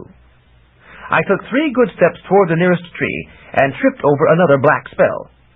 This one was in the shape of a stone. It flared up darkly. I knew what that meant, and if I hadn't known, I could have guessed, for my foot was turning to black stone. Quickly, I kicked the spell so hard, it flew out over the edge of the plain and rolled down the embankment toward the sea. There wasn't much damage it could do there. Most of the slope was already stone. It might be awkward for the goblin and harpy in the vicinity, and perhaps the sea monster, but that was all. It wouldn't catch Puka. Then I grabbed for a counterspell, for now my other foot was calcifying too. Evidently, that moment of contact had been enough for the spell to get the measure of me. I hadn't stopped its progress merely by kicking it away. The stone-to-flesh spell had already been expended, but maybe I wasn't thinking clearly. The dirt fuzzing my brain could account for that too. Mostly, I think, I was just too rushed to make any really smart decision. When one feels one's legs getting stoned, one doesn't pause too long for reflection. I came up with the white doll. That was the bodies exchange spell, to reverse the black spell of that type. I didn't need that now, but since the spells were all mixed up, I knew it would be something else. Maybe some other spell would help, crazy as that notion seems, now that I can consider it more objectively. "Invoke!" I cried. The doll flashed, and suddenly I had a vision of an arrow pointing east. An arrow? What could that be? Oh, this was the needle of the compass of the finder spell for the object I was to fetch. Now I could find it, since this positive spell was fresher than the negative one I had encountered atop the mountain. But that didn't do me a phenomenal lot of good at the moment, for my legs were still changing to stone, and my thighs too. Maybe getting rid of the black spell had weakened the effect, but I had gotten a good dose, and it looked as if I were going to become a statue. Now what should I do? As I hesitated, my hands stiffened, and the hair on my head became brittle and heavy. My face glazed over. My breathing got labored, for stone is not very flexible. I felt myself falling, and felt the thunk as I struck the ground, hard. I hoped my stone body did not hurt the ground too much. Then I faded out, as my brains were stoned too. This was my 3rd death in the space of a day or two. Not what I would call a very positive record. Pook watched all this with alarm. He had hardly gotten me to safety when this happened. But he was smart enough to realize that if I could recover from getting smashed at the bottom of the chasm, I might recover from getting stoned, too. Pook's brains, after all, had not been scrambled. So he nosed me over, hooked a chain under my rigid arms, and dragged me to the shade of the tree I had been headed for. There he let me lie, while he grazed about the tree in a widening circle, keeping one eye on me and the other out for any stray monsters that might pass by. Creatures did appear. One was a small feline on the prowl for prey, but Pook stomped a forefoot, and it fled, for it was a scaredy cat. A swarm of frisbees flew over, but they were only interested in flowers. They were shaped like little discs, and they sort of glided down to a flower, then spun away to the next. A long, dark shape flapped in, its wings leathery, its body like a thin club. It was a baseball bat looking for a baseball. There was none here, as the bases generally held their balls in the evenings, so it flapped on past. Some June bugs buzzed me. No, they were jejune bugs, comparatively dull and uninteresting. A bird flitted about the tree under which I lay, a brown thrasher, but there was nothing brown here to thrash, so it dropped a dropping on my nose, taking me for a statue, and flew off. Now I understood why sculptors objected to birds.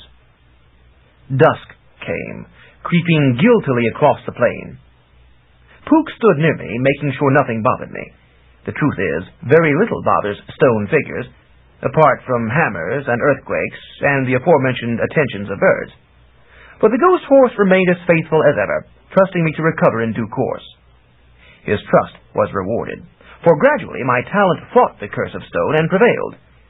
My head returned to flesh in the night, and my torso, and I began to breathe again. It was a good thing that evil magician Yang hadn't known about my talent. He thought the stone spell would finish me, and he was wrong. Had he suspected, he might have arranged to have my statue smashed into little pieces and scattered. I'm not at all sure I could have recovered from that. Certainly, it would have taken a long time, and probably by then Yang would have been deemed the winner and crowned king.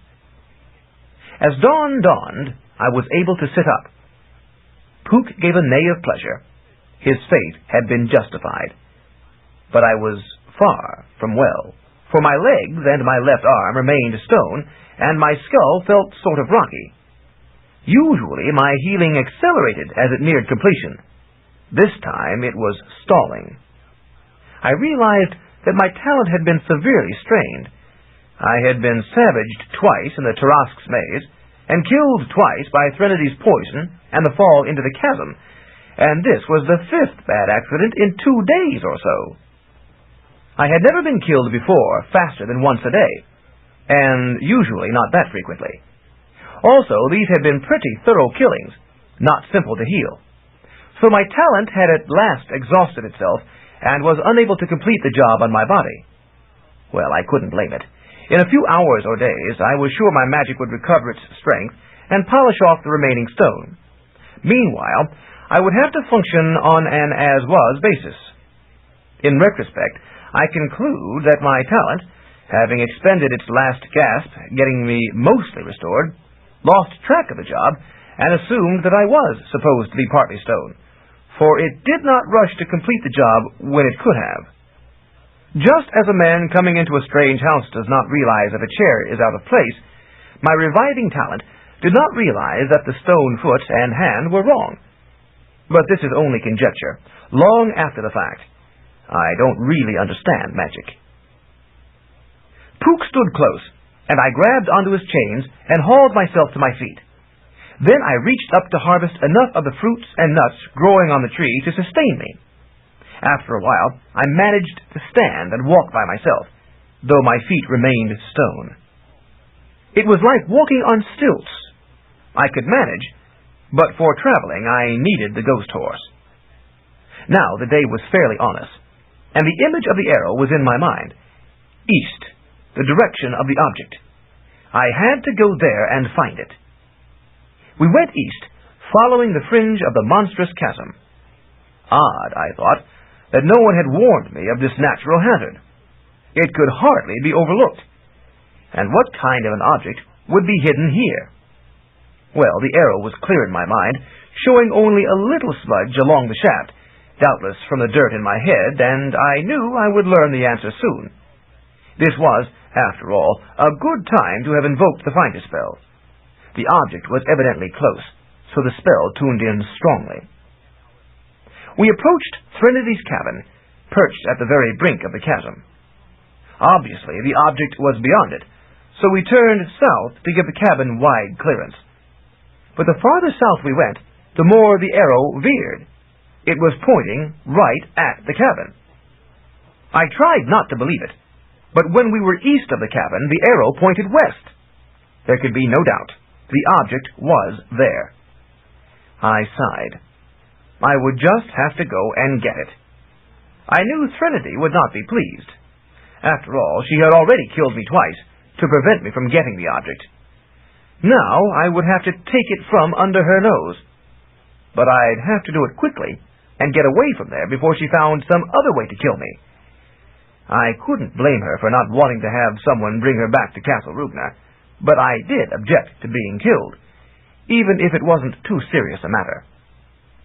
We went to the house, and I dismounted and knocked on the door. I heard music inside, rather pretty. She was playing the stringed instrument I had seen before. When I knocked, the music halted, and in a moment Trinity opened the door. She stood aghast as she recognized me. Her mouth fell open, and her fair skin paled.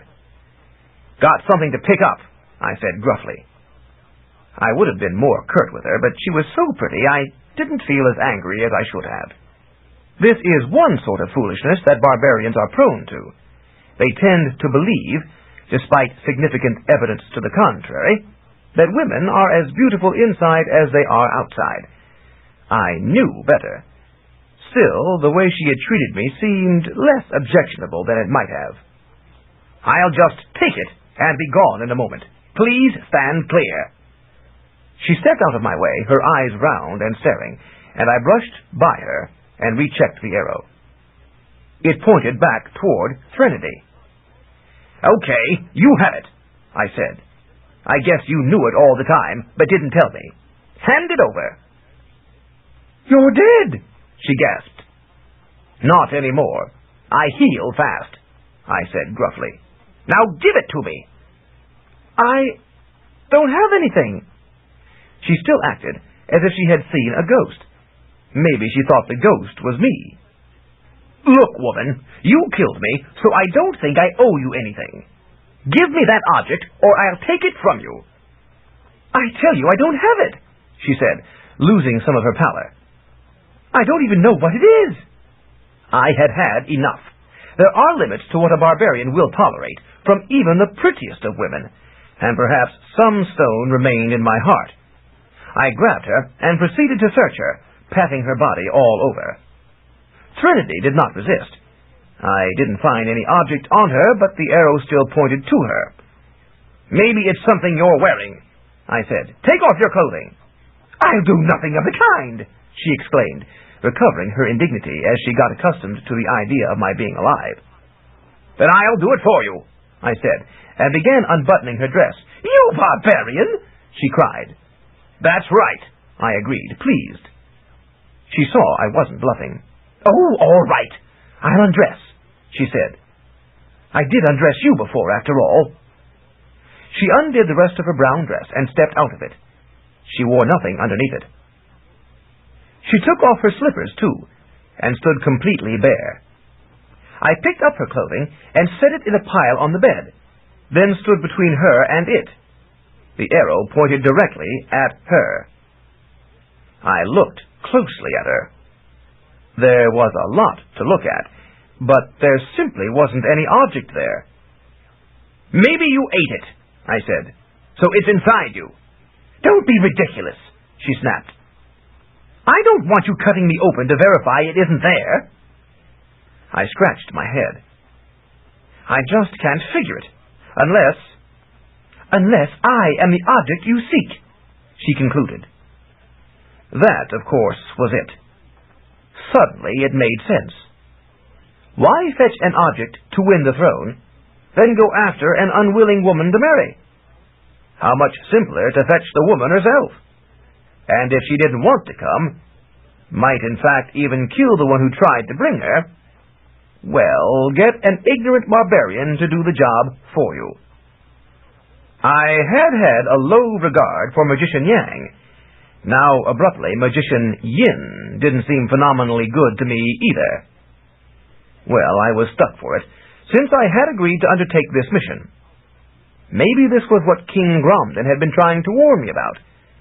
He hadn't known, because of the second curse, that Threnity's return to Castle Rugna would cause it to fall. He just wanted his daughter back, and married to his successor, so that his bloodline would remain in power. But he had known she didn't want to return, and would resist any effort to bring her there, with all the forces at her command. I could see her point, even though I did not approve of her methods. If I knew that my return to Fen Village would cause it to be destroyed, I would resist that return as strongly as I could. Now I felt guilty about what I had to do. Yet I did have to do it. It was not my place to decide on the larger rights and wrongs of the situation. I just had to complete the job I had agreed to do. What a pile of mud this assignment was turning out to be. Chapter 10. Demon Striation. Threnody didn't bother going for her clothes. She leaped for the door. I intercepted her, knowing she would be difficult to catch if she got away, as she was bound to be more familiar with this region than I was. She struck at my face with her small fist, but I fended her off with my left arm. "Ow!" she cried. "What are you made of, oaf?" "Stone," I said. "My feet and left arm, anyway. I ran into a spell." She relaxed. "Sounds like one of Yang's spells. You turned partway to stone?" "More or less," I said, letting her go. She bolted for the door again, this time getting out, but she ran smack into Puka, who had thought to backstop me. She bounced off his hide, and in a moment I caught her again. "I just have to take you back," I said. "I'm sorry, but I agreed to bring back the object, and I will." "I'm no object," she protested, struggling in my arms, but this time I was smart enough not to release her. "Sure you are," I said. "The object of my mission." "You'll never take me alive." "Listen, you've already killed me," I told her, still distracted by her motions. If I hadn't already known that barbarians were often clumsy with women, I'd have suspected it now. "You should know that's no good." "I'll kill you again," she said, trying to bite at my shoulder. Unfortunately, she picked the wrong one and bruised her teeth on the stone. "Well, I'd better get you dressed," I said. I knew it wasn't right for bear women to be out of the house. The flies would bite them. I hauled her into the house, tossed her onto the bed, and held her down while I wrestled the brown dress onto her. It wasn't easy, because she was punching and kicking at me all the time, but finally I got the dress buttoned. "You oaf!" she snorted. "It's backward." I had, of course, put the buttons in the front, where they belonged, but the fit did look a little awkward.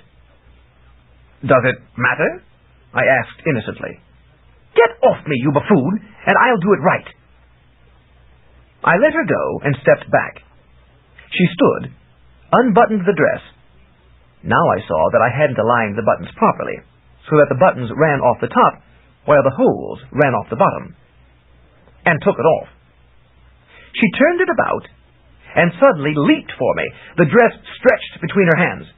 She wrapped it about my throat and twisted it in back, choking me. But some of the stone remained in my neck, too, and the choke was not tight. I struggled for a moment, then let myself relax, feigning unconsciousness. She choked me a while longer, making sure, then let go. "What am I going to do with you?" she muttered rhetorically, supposing me to be beyond hearing. "You're basically a decent guy, but if I let you live..." I grabbed her about the legs and hauled her down again. "You forgot your dress," I said, and spanked her smartly on her bouncy bottom. She made a sound as of water dousing an angry fire. "You're impossible!" I'm barbarian, I corrected her. Now, if you don't get into that dress, I'll wrap a sheet around you and take you that way. This dress is ruined, she protested. It's all twisted up. Because she had used it to choke me. Well, untwist it. I'll get another, she decided. And you'd better put something on, too. You look like a zombie. I realized it was true. Clothes don't heal the way I do. My shirt was a tatter, and my trousers might as well not have bothered. A few dangling leather strips were all that remained of my leather armor. You can have this dress, she said, jamming it at me. Well, it was better than nothing. I would use it until we passed the trouser tree in her garden. I put it on. I couldn't button the top because my shoulders were too broad, and the bottom hung halfway to my knees, but it did provide some cover. Backward again, she remarked. I did not reply. Apparently, a dress was backward no matter which way a man put it on. Threnody got a gray dress from her closet and donned it and her slippers. She stood before a mirror and brushed out her hair. She had lustrous black tresses, matching her midnight eyes. I had been partial to fair women, but now I realized that the dusky ones could be every bit as appealing physically. All right, I'm ready, she informed me. I took her left arm to lead her outside, and with her right hand she struck at me.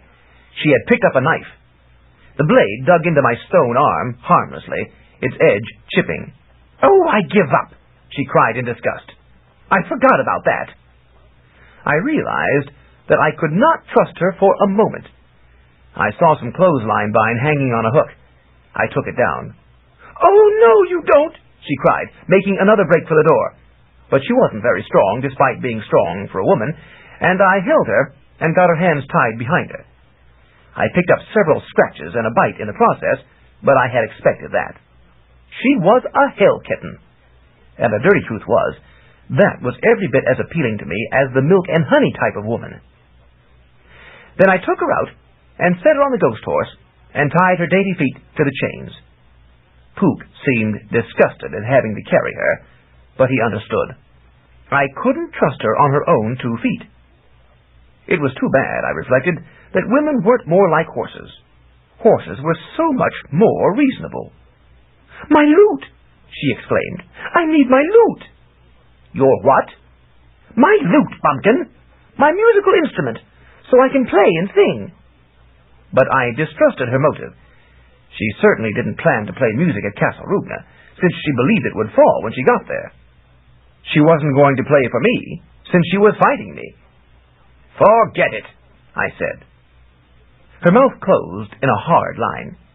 She was really angry about this. More so, it seemed, than about getting captured and tied. Women are funny creatures. Where is your trouser tree? I asked, looking around. Forget it, she snapped.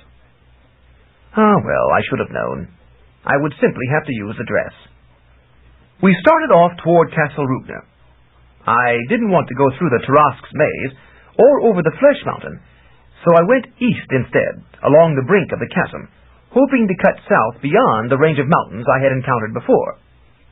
Progress was slow, because I had to walk and keep a constant eye on Trinity, as well as on the landscape. Traveling in Xanth is not much of a picnic anyway, and was less so now. My heavy stone feet thunked into the ground like ogre's pads. I had learned to walk, but it remained clumsy. Trinity, evidently getting bored with riding, started talking. How did you survive the poison and the fall? She asked, as if this were a routine matter of curiosity.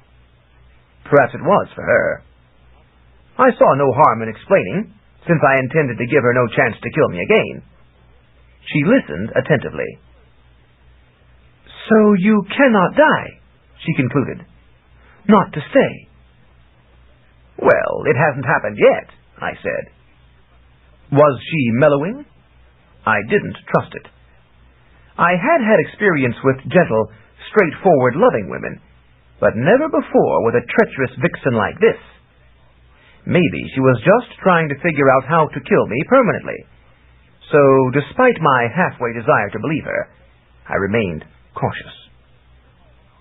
Demons can't die either, she said. That's because they're not alive to begin with, I said. Oh no, they're alive. It's merely a different sort of life. They have feelings and interests, just as human folk do. Only the evil feelings, I said. They don't have love and conscience and integrity. Do barbarians? She asked, as if nettled. Certainly. We're primitives, closer to nature than civilized folk are. We care about nature and magic and friendship. Do you have any friends? Puka's my friend. A ghost horse, she sneered. Puka's ears laid back again, and he made a motion as if to buck her off, but controlled himself. He certainly didn't like this woman.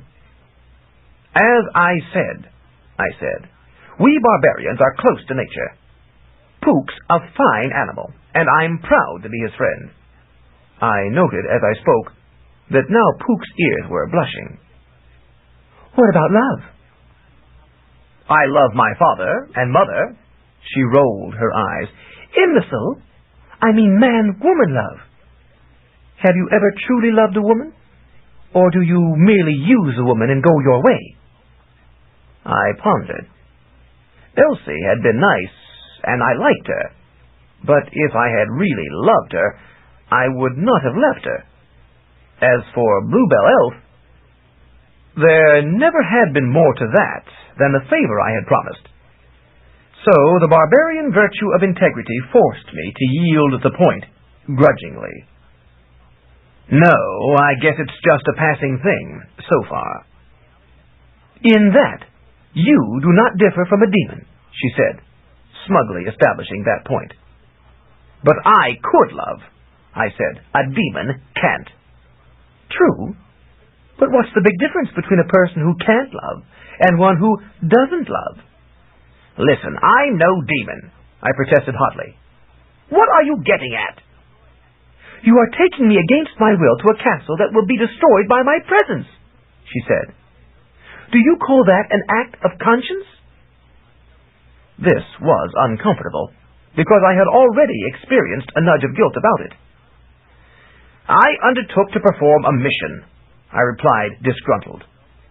My conscience says I must do what I agreed to do, whatever it is. Even when you know it's wrong? Now I understood what she was doing. She was trying to talk me out of it. But some of the intelligence from the IQ spell remained, despite being filtered through dirt and stone, and I was able to answer her. How can you talk to me of right and wrong? You treacherously killed me twice over. When I told you I was sorry, she snapped. I didn't like it, but I had to do it. Well, I don't like doing this, I retorted, but I have to do it.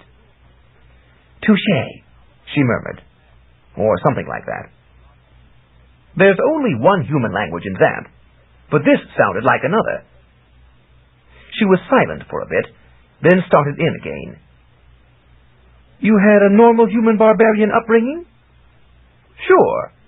And then I went adventuring. And this is your adventure? Right. Fighting monsters and spells. Good old-fashioned sword and sorcery. And kidnapping helpless maidens for a fate worse than death? She certainly had a way with a barb. But I could barb back, thanks to that dirt in my mind. Bringing a murderess in to be married. She mulled that over for a while. Finally, she said, It's true I tried to kill you, and you have a right to be perturbed about that. But I knew your mission could cause great harm to Xanth, so I had to stop it. I still have to stop it, any way I can.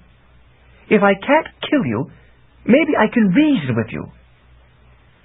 Something about that seemed backward to me, but it did seem better to have her talking than to be coldly silent. Reason away, I said. Barbarians aren't very smart about things like logic. If I employ methods you disapprove of, it's because I am not a barbarian, she said. In fact, I'm not precisely human." I glanced at her. She was tied to the horse, probably not in the most comfortable position, but she was a beautiful figure of a woman. Barbarians have an excellent eye for that sort of thing. "You look pretty good to me." "Thank you." She made a little curtsy. I don't know how, since she was astride the horse with her feet tied, but she did. Women can be remarkably talented in insignificant little ways. But not all that looks good is good. "Yeah, like the nice little paths leading up to a tangle tree," I agreed. It happened that there was a tangle tree in the distance, and we were avoiding its too convenient path. Analogies are easy to come by in Xanth. "There is something I didn't tell you about my ancestry." "You're not the king's daughter?" "I am his daughter, but the queen was not my mother. That's why the queen resented me so much and finally cursed me. She hated me for what I represented and for what I was." "Not your mother?" I repeated blankly. "How is that possible?" "You simpleton! Not all offspring derives from marriage. I am a bastard." The word appalled me, coming as it did from so lovely a creature. Of course, I knew what it meant, but it shocked me to think that she should know it, let alone describe herself by means of it. "You... the king!" "The king was seduced by an unscrupulous temptress who cared not a whit for him," Trinity said. I was the result. My mother conceived me purely as a challenge. She had no interest in keeping me, only in embarrassing her lover. And that she did, by turning me over to King Gromden and proclaiming my origin. But that's inhuman!" I exclaimed. "Naturally, considering the nature of my mother. No decent woman would... But you see, my mother was neither decent nor a woman." "But..." I skidded to a verbal halt, confused. "You're obviously not a half-breed, like a centaur, or harpy, or werewolf. You're human." "Half-human." "I don't understand." "My mother is a demoness." A female demon. Still, it did not explain everything. "King Gromden wouldn't..." "Not with a demoness. He's a good man." Trinity smiled grimly. "So it would be nice to believe. But the fact is, human beings are sometimes naive and often vulnerable. I love my father, and know he's a good man. Therefore, I have spent some time rationalizing this matter of my birth. It is necessary to understand that the queen, my foster mother, was not the most attractive of women, and was no longer in her prime, while the king was a virile man. He had married her for practical reasons, to help unify the diverging subcultures of Xanth. She was from a village in the south that had felt neglected, among the so-called curse fiends, who are actually human but live apart from others. They are said to be great actors. When he married one of their women, it cemented their loyalty to Castle Rubner and strengthened the throne. He really was trying to do what was best for Xanth. But she was barren and, in any event, not much interested in storks. "I know about storks," I murmured. "Then you know that they do not choose the couples to whom they deliver. They must wait for the couples to summon them. They merely fill those orders that have been properly entered. It is a peculiarity of their nature." "Yes, and they always deliver to the woman, no matter how hard the man works for the baby. I don't think that's fair." She laughed. "Many things in life and magic aren't fair, barbarian." So this meant that if the king wanted a baby, he had to make arrangements through some woman other than the queen. I think that was in his mind when the dusky demoness came to him. Maybe there were other things in his mind, too. Men can be quite superficial about such things. But I must believe that he really did want me. "Of course he did," I exclaimed. "And he wants you back home now. That must be why he agreed to this and I don't think he knew the nature of my mother. You see, a demon can assume any form. So she became the most beautiful woman anyone could imagine, midnight of hair and eye, perfect in every physical detail. You favor her, I said. Be quiet, imbecile, she said angrily. My mother was a terrible creature. She had absolutely no conscience. Demons are soulless. They have no human values, just human passions. She wanted to make mischief for the human folk, and she knew the most telling way to do that was to compromise and humiliate the human king. So she assumed a ravishing form and came to him with a story about being outcast from her distant village and needing help and protection. And when she got him alone... Oh, you don't know what lying is until you've seen a demon do it. She got him to help summon the stork, and the stork took the order for me. And when my mother was assured of that, she laughed and changed into the semblance of a mundane monster called a crocodile, so he would know what she was without any further illusion. And then she became a puff of laughing gas and faded out. The king was mortified when he realized he had been with a demoness, but it was too late. Poor King Gromden, I agreed. Now I remembered that there had been a passing mention of scandal at Castle Rugna. That reference was coming clear. And when the stork delivered me, she had the other part of her terrible fun, causing everyone in Castle Rugna to know what the king had done. She brought me openly to him in broad daylight, when the king and all the people of the castle were at dinner, and set me down before him, saying, "Here is your bastard baby, O adulterous king! Dare you deny it?" And the king, being an honest man, whatever other weaknesses he may have had, did not deny it, perhaps in part because he knew I would fare ill indeed if he refused to accept me. In that sense, I was the cause of his loss of respect in Xanth. Then my demon mother vanished in another puff of smoke, only her cruel laugh remaining. She had deceived the king, ruined his reputation, and forever finished any decent relation he might have had with the queen. After that, the people associated with the castle began drifting away, each one finding some important business elsewhere, and of course the king could not say nay. He had been rendered impotent by the cruelest of lies. When the queen cursed me, there were fewer than a dozen people remaining there. There are only a couple now, I said. Only the ultimately loyal, she said wryly. People resemble demons in some respects, but they react more slowly and make excuses for their dereliction, while the demons act swiftly and without apology. I wish I could be with my father now and provide the support he needs, but I cannot. That curse prevents. She shook her head as if clearing it of distress. So now you see why I had to go. I don't blame my foster mother, the queen. My presence was demoralizing the whole region, simply because of my origin. I was a constant reminder of the king's peccadillo. The king never held this against me, but the others did, at the same time as they condemned him for that error.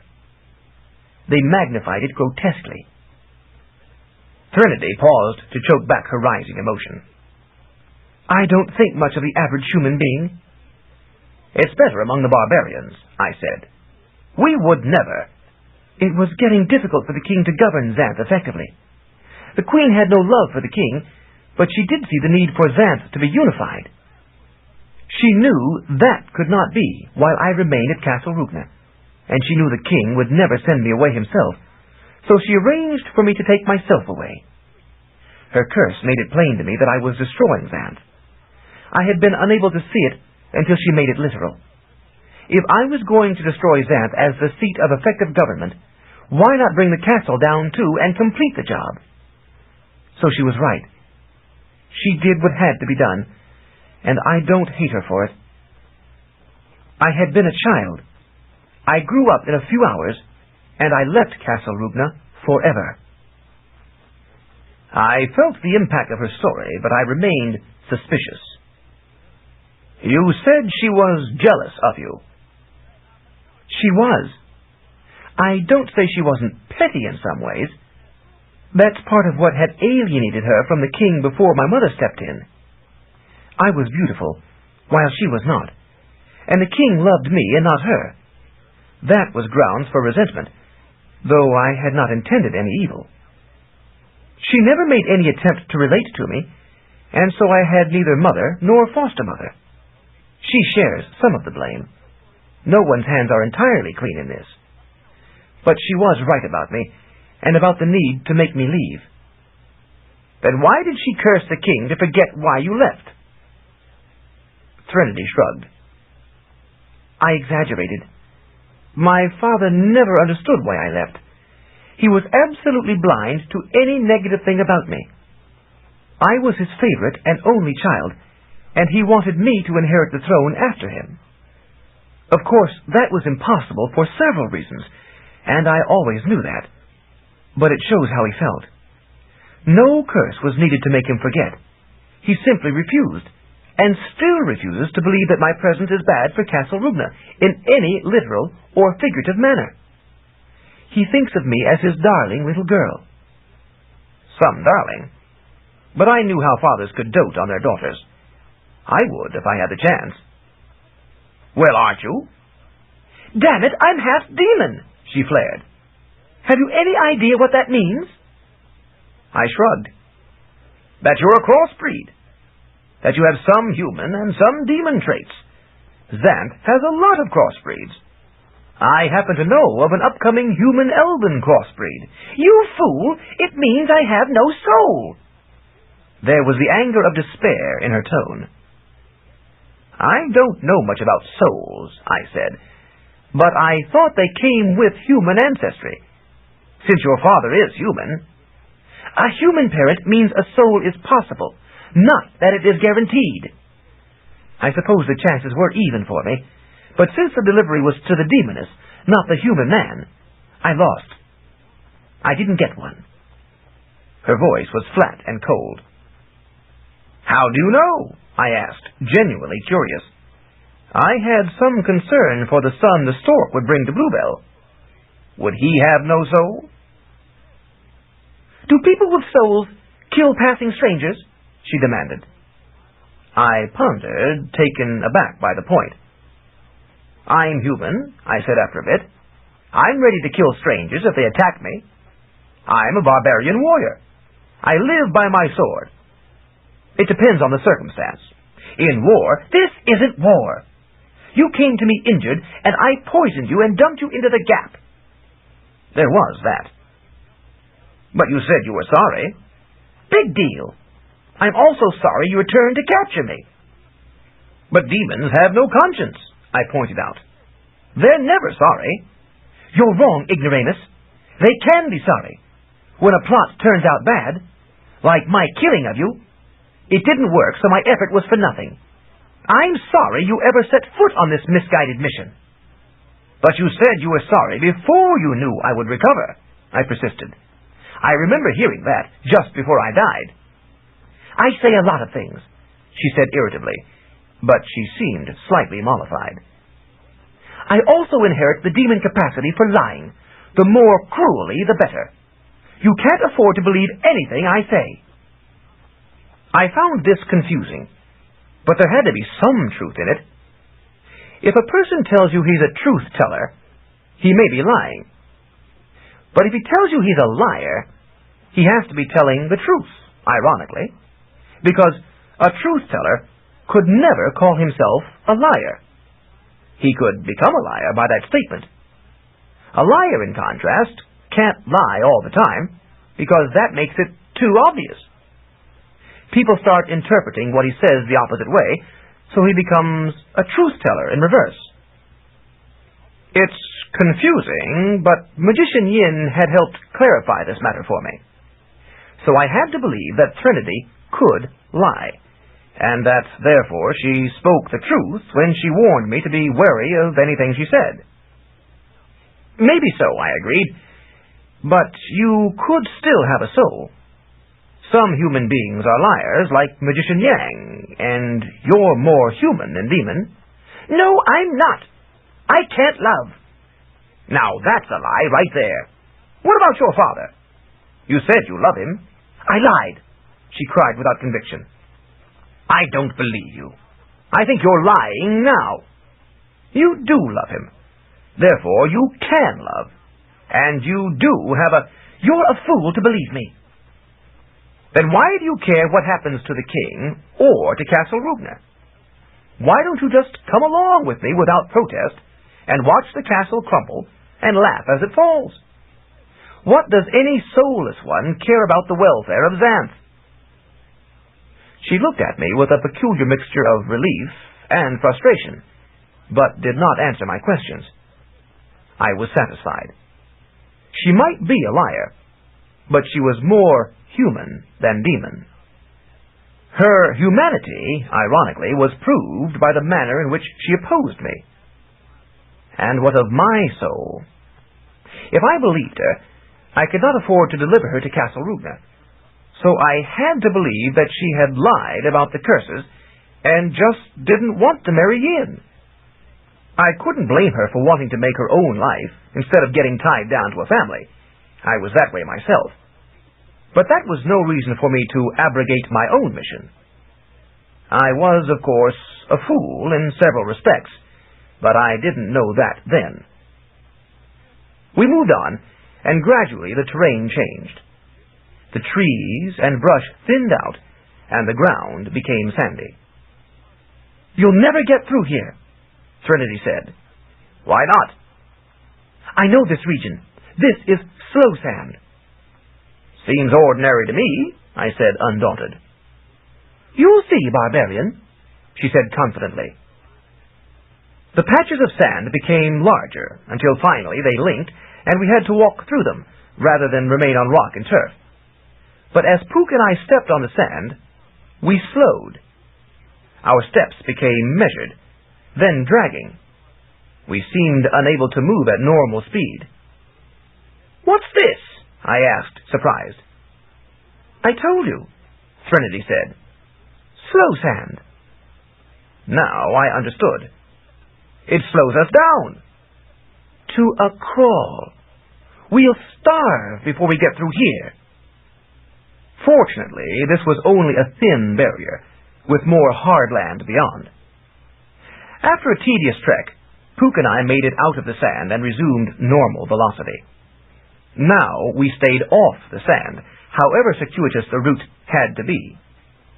But this became difficult, and finally impossible. The level region between the mountains and the chasm turned into a desert of slow sand. We had to go around it. But there was no way through the chasm to the north, so it had to be the slopes to the south. We meandered that way. Our progress slowed almost as much by the deviousness of the necessary route as by the sand itself. The last section before the slope had a strand of sand cutting us off. Puka hurdled it and slowed in midair so that he seemed to be floating. He wasn't. He was merely in mid-jump. But it took about 15 seconds for him to make it to the opposite bank. I jumped too, with the same effect, so we were both crawling through the air. The slow sand affected creatures above it, as well as on it. "Won't do you much good," Trinity said smugly. "Farther along, there's quicksand." Quicksand. Obviously, that would speed us up, as much as the slow sand slowed us down. "I'll risk it," I said gruffly. "Suit yourself, idiot." "Anything that happens to Puka and me happens to you too," I pointed out. "Since I'd rather die than betray my father by returning, that's all right." We got well clear of the sand by ascending the gentle slope of the foot of the mountain range. But now dusk was looming. We stopped under a spreading chestnut tree, whose chests were loaded with nuts. No problem about food here. I unbound Trinity's feet so she could dismount. She reacted without gratitude. "How do you expect me to eat, or whatever, with my hands tied?" "Whatever?" I asked. "I'll do it behind the tree." Oh. Embarrassed, I untied her hands. "But you must give me your word you won't try to escape." "Sure," she said wryly, chafing her wrists. Then she went behind the tree, while I reached up to harvest a chest of nuts. It turned out to be a fine selection. Q nuts and peanuts, green pistachios, blue, red, and hazelnuts, soft yellow butternuts, sandy beech nuts, even a small brown cocoa nut, plus a few bolts for good measure, and even some washers. That was convenient. I used a washer to wash my grubby hands. After a time, I realized that Trinity hadn't returned from her errand behind the tree. I hesitated to go and look, since I never really did understand how women managed these things, and preferred not to inquire. So I called, phrasing it discreetly. "Hey, did everything come out all right?" There was no answer. Suddenly nervous, I went and looked. Sure enough, Trinity was gone. I had been a fool again. Well, I would just have to track her down. I could follow the traces through the brush and weeds of the slope, and if she had gone down into the slow sand plain, I'd be able to see her, despite the encroaching darkness. I found no traces. Perplexed, I hesitated. Could she be so adept at hiding that she left no trail? Then my lingering intelligence provided me a notion. Use my lingering compass sense. I tuned it in, and the arrow pointed up into the tree. I smiled. That was a neat ploy. Hide, and when I dashed off in a fruitless search for her, she could come down and proceed without pursuit. Whatever her half-demon parentage might have cost her, it wasn't cleverness. Well, two could play at that game. I finished my meal of nuts, then climbed the tree myself. I settled on a comfortable lower branch and slept. After an hour or so, she climbed quietly down. She tried to pass me, but of course I woke and caught her leg.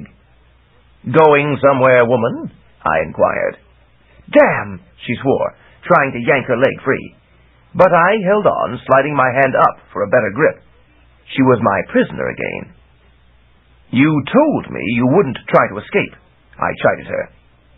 "I also told you I was a liar," she reminded me. "It's my demon heritage." "Then I'll just have to tie you again," I said regretfully. "How do you expect me to sleep if you tie me?" she demanded. I pondered. "Very well. I won't bind you hand and foot. I'll tie you to me, so you can't go without me." I brought her to the ground and used a cord to tie her right wrist to my left one. I made the knots too tight to untie readily. Barbarians are good at that sort of thing. Since she had no knife, she wouldn't be able to free herself without alerting me. "How do you know I won't strangle you in your sleep?" she asked, as we lay there in the dark beneath the tree. "I wouldn't stay dead, and if you start wrestling with me at night, I might forget that I'm saving you for marriage to Yin," I replied. "Barbarian!" she spat, and somehow it didn't sound like a compliment. "Precisely." I thought that would shut her up. As I've said, barbarians don't really force themselves on unwilling women. That's just hype put out by the barbarian publicity department. Image is very important to our kind, even when the reality falls short. I hadn't shut her up, though. "If I have to," she said warningly, "I'll use my talent." "Oh? What's your talent?" I asked, interested. Of course she had a talent, everyone did. But some talents were better than others. Some people were proud of their ability to make a dust mote bounce in the air. Maybe hers was better. "Striation." "What?" "It derives from my heritage, lout. Demon striation." "Oh."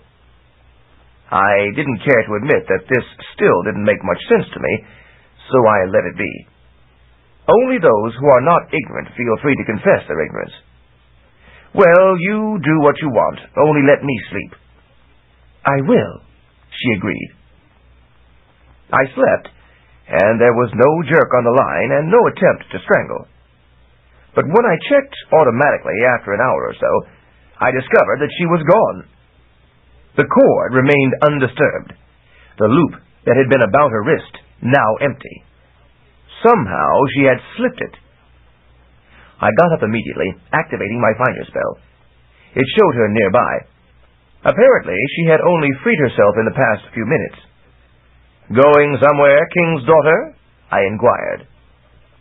"Oh!" she cried, furious. "Why couldn't you stay asleep longer?" I brought her back to the tree. "How did you slip the loop?" I asked. "It's too small for your hand to pass through, small and fine as your hand is." "I told you, oaf, striation." "Demon striation," I agreed, realizing she was not about to tell me her secret. I hung onto her hand so she couldn't flee again, regretting that the contact was for this antagonistic reason instead of for a positive one. It was indeed a fine little hand. She was nicely formed in every part. "Since the cord's no good, I'll just have to hold you directly." "I'll kick, scratch, and bite," she warned me. "I'll heal." "It will hurt, though, and you won't get much sleep." "I'll make you a deal," I said.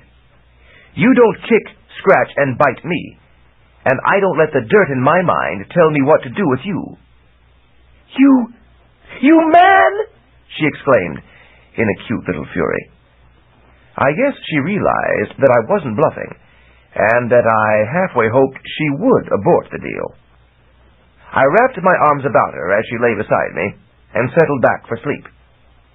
My stony left arm was hardly aware of her, but my right arm tingled from the contact with her soft body. She struggled a little, evidently considering the kick-scratch-bite dirt route, then relaxed. She laid her head down next to mine, so that her black hair tickled my nose, and she slept. As dawn crept reluctantly in, I woke, to find my arms empty. Threnody was gone again, and my arms had not been disturbed. How in Xanth had she managed that? I tuned in on her with the arrow.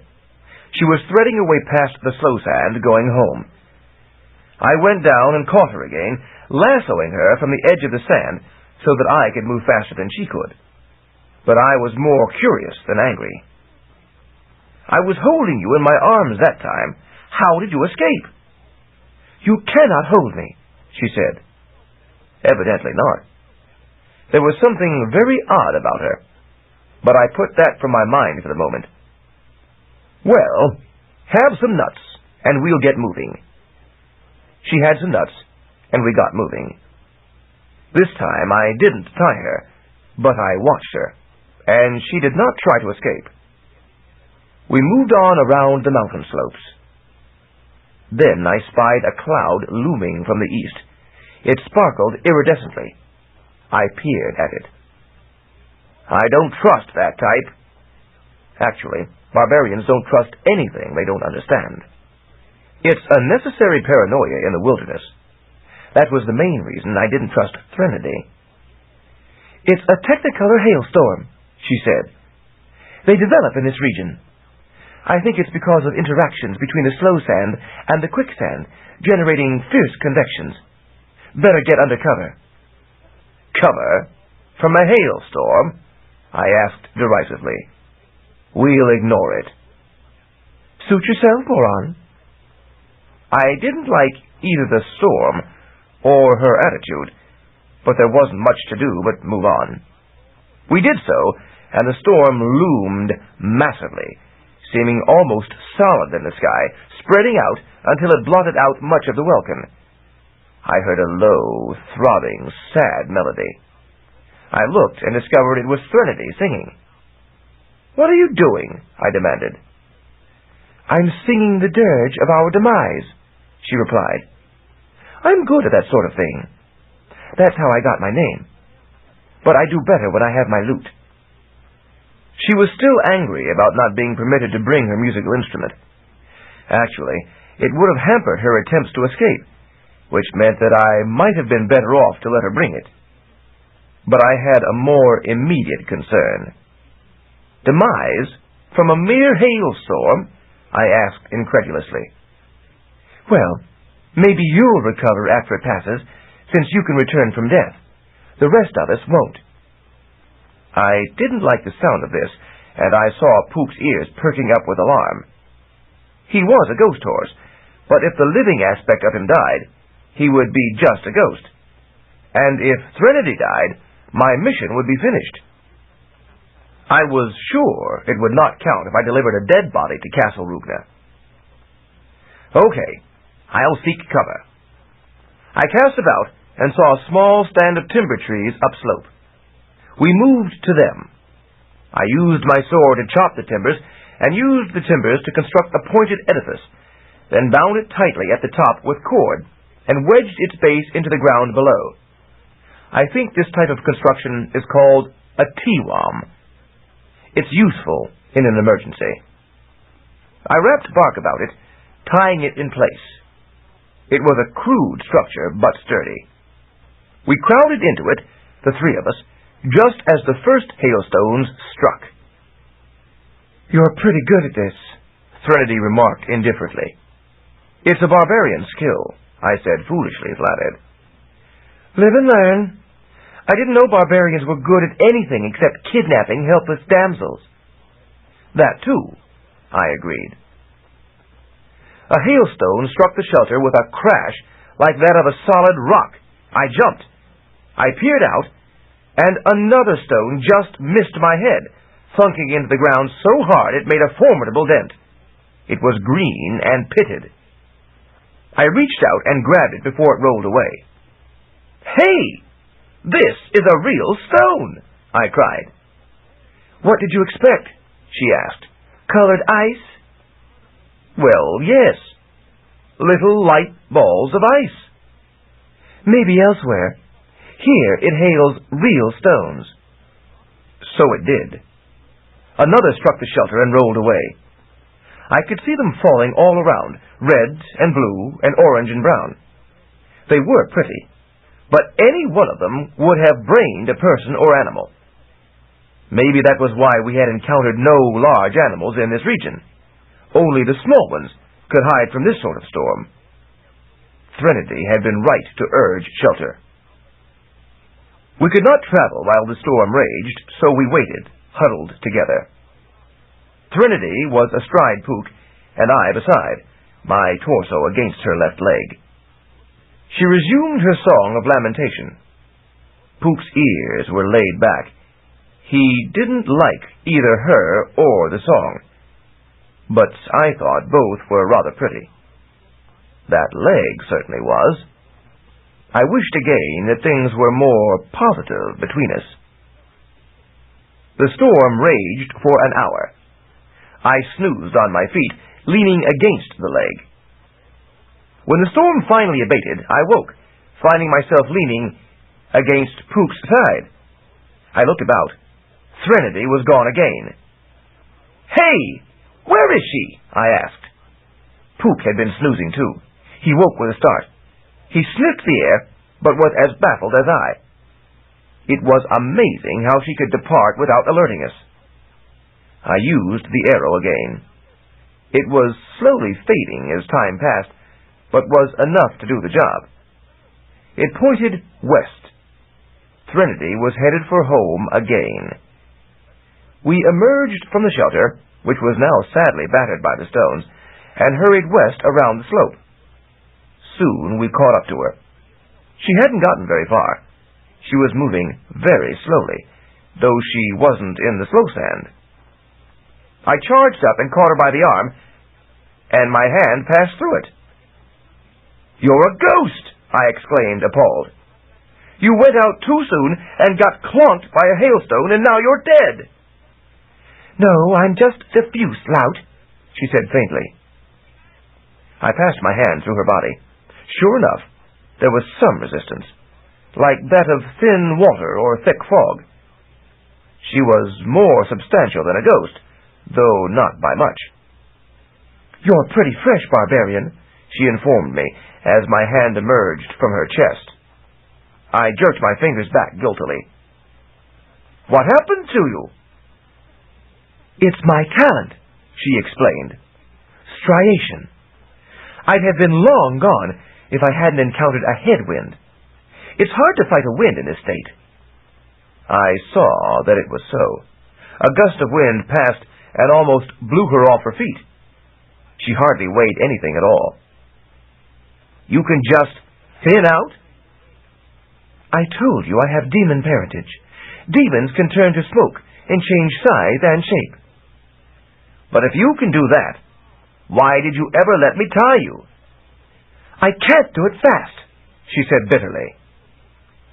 It takes an hour just to change one aspect, and you never gave me more than an hour to myself. I almost felt guilty. The loop of rope, I exclaimed. You diffused out of it. Of course. She was slowly becoming more solid. And I diffused enough so that the hailstones couldn't hurt me. But the storm stopped too soon, so you weren't confined, and this stupid headwind... I had started to wonder how I could hold her when she was smoky diffuse, but now I realized that all it would take was a fan to blow her anywhere I wanted her to go. Her escape had been slow because of the air resistance, which was much more formidable for her than for those of us in a solid state. You say this is just one aspect? You can change other ways too? Oh, you might as well know it all, she said with angry resignation. You seem to have the blundering luck of ignorance. Demons can change form instantly. That's why my mother was able to fool King Gromden, who would never have touched her if he had known. Her natural appearance was horrendous, but she emulated the human form so well that nobody could tell the difference. But I'm only half demon, so I can't operate as well. I can only do one aspect at a time. If I want to be big or small, I have to take an hour for that. But then I'm either diffuse or concentrated, a smoky giant or a super solid midget, until I change my density to match. That takes another hour, because my mass hasn't changed, only my size. And if I want to be in the likeness of a normal mouse, it takes a third hour to get the shape right. If only you'd let me be for 3 hours. I was amazed. This creature was more of a handful than I had known. She might have changed into a dragon and devoured me, had I given her time. I can't see why Yin would want to marry you, I said. Of course he doesn't want to marry me, she cried. He's only doing it to provide continuity of a sort. So the human beings of Xanth will accept him readily as king, and not hold it against him that he's filling Gromden's shoes. It's the same for Yang. They have only politics in mind. I don't want to marry either of them. But if your arrival was such a scandal, the people wouldn't want you to marry the new king, I objected. The common folk don't know my origin. It was strictly a palace scandal. No one tells the common folk anything. I sighed. I'm sorry about having to bring you in, Trinity. I really am. But a barbarian always keeps his word. Maybe you can escape after I turn you in. Escape from a magician? She demanded bitterly. I was able to avoid them in the forest. I threatened to throw myself into the gap chasm if either one of them came near. That's why I set up a chute right in my house. But I can't do that at Castle Rupna. I saw her vaporous tears as she spoke. I'd rather die than marry one of them. But I won't have any choice thanks to you, you unfeeling wretch. I nodded glumly. I was a wretch, but I was not unfeeling. I felt awful. We returned to the shelter, and within an hour Trinity was solid again. There was not enough time left in the day to warrant more travel, so we remained where we were.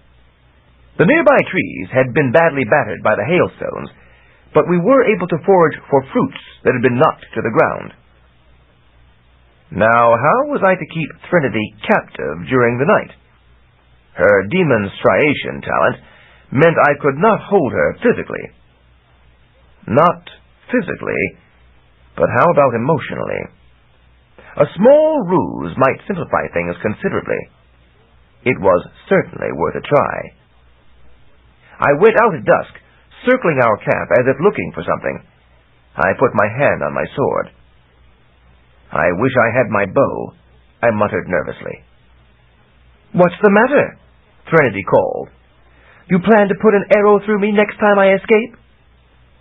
"Oh, I wouldn't want to worry you," I said, shading my eyes with my stone hand and peering into the gloom. "They probably won't attack in the night anyway." "What won't attack?" she demanded. "The traces aren't really fresh," I said. "Couple days old, at least, so they're probably gone." "Do you smell anything fresher, Pook?" Pook sniffed the air, then shook his head no. He was smart enough to play along. "What are gone?" Threnody asked, annoyed by the mystery. I knew the feeling. "The harpies, of course," I said. "There are no harpies in these parts." "That's what I said. They seem to be confined to the cliffsides. This flock was probably just passing through, and won't be back." She was silent. We settled down for the night. "You take the shelter," I said. "I'll sleep outside." "Aren't you going to hold me?" "It doesn't do any good," I pointed out. "You can slip any tie, any grasp. I guess you could have done it any time when you were riding, but you didn't want me to see." "True, barbarian. My talent's more effective when it's secret." She considered. "Still, you can hold me if you want to. It might give you earlier warning." "No, I think I'd better remain outside," I said, glancing nervously about, as if aware of a harpy. Then I put my right hand on the hilt of my sword and lay down. "Suppose the harpies come, and you're asleep?" she asked. "There are no harpies in these parts," I reminded her. But I unsheathed my sword. She grimaced, then lay down in the shelter. Pook grazed on the slope. I slept. Barbarians can nod off instantly and wake instantly, in the manner of other animals. There was a rustle in the night, as of some winged nocturnal predator. I woke just long enough to identify it as a genuine bird, harmless to us, and slept again. But in a moment I felt a body beside me. "You'd better hold on to me," Threnody murmured. "I might try something foolish." Uh-huh. It seemed my ploy was working. Nobody sleeps well when harpies are about.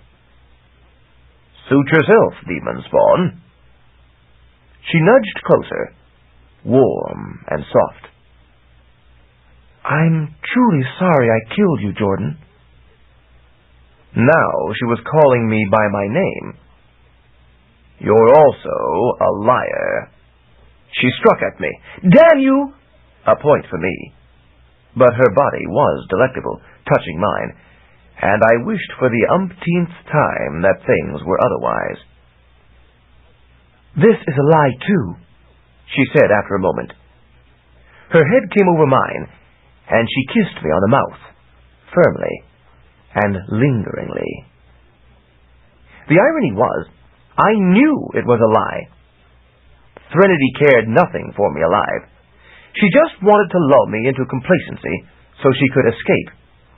I'm pretty naive about women, but there are limits to naivete, and I do learn quickly enough from experience. Yet a part of me wanted to believe that a lovely creature like this, a king's daughter, demon or not, could really care for me. "I guess I know how it was with King Gromden," I muttered when she released my lips. She stiffened, then laughed ruefully. "I swore I'd never do to a man what my mother did to my father. I guess I lied about that, too." Then she put her face down against my shoulder and it became wet there.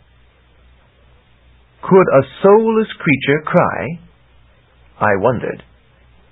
Probably could, I decided, but never would, except to deceive. Still, "You okay?" I asked. "Oh, I am a cursed creature," she sobbed. Literally true. I knew myself for a fool, but I couldn't help it. Sometimes a man just has to be a fool, if he's a man. I put my arms about her and held her close to me, not to prevent her from escaping, but because it was necessary to do. She cried for a while, and then she slept, and after a while I did too. One other thing bothered me, though. I woke, thinking of it, and finally I murmured to the night sky, "There really aren't any harpies here." "I know it," Threnody murmured back. I had thought she was asleep. But in the morning, she was still there. This night, she had not tried to escape. Chapter 11. Sword and Stone. We followed the slope as it curved around to the south, and when we had left the slow sand region behind, we returned to the level land. Normal animal life returned. I had to dispatch a griffin and a river monster that menaced us, but that was routine. In another day, we should be at Castle Rupna. "You know I don't want to go there," Threnody reminded me, her eyes very big and dark. "I know." "You know Castle Rupna will fall." "I don't know. You could be lying." "I could get very friendly, if you cared to delay the journey a while." "It wouldn't seem like a lie to you at all." "I know." "I could even get to like you for real if—" "I don't know. You'll say anything to get your way." "Let me show you how friendly I can be when I try." "I'd be a fool." Of course I was a fool, for I was sorely tempted. She might be a completely selfish, lying demon creature, but she was beautiful, and barbarians appreciate physical beauty more than they do mental beauty. So I fended off her advances, not because I feared her body, but because I feared what her body could do to my mind. But my resolve was weakening. "I can still change form and escape you," she said.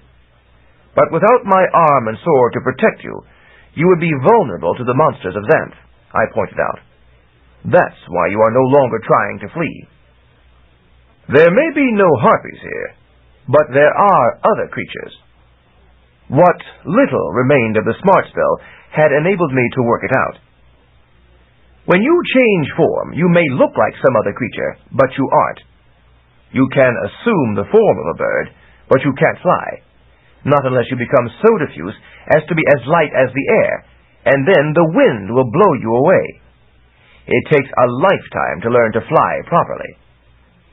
She shrugged, not denying it. "Actually, I can do some of the things the animals I emulate do, but it is true that flying is a very specialized discipline, and certainly I would not be good at it. I'd probably blunder into the nearest tree and be easy prey for any winged predator. And you probably haven't practiced it much, because of the danger. You need skill as well as form, so your talent is limited at the moment."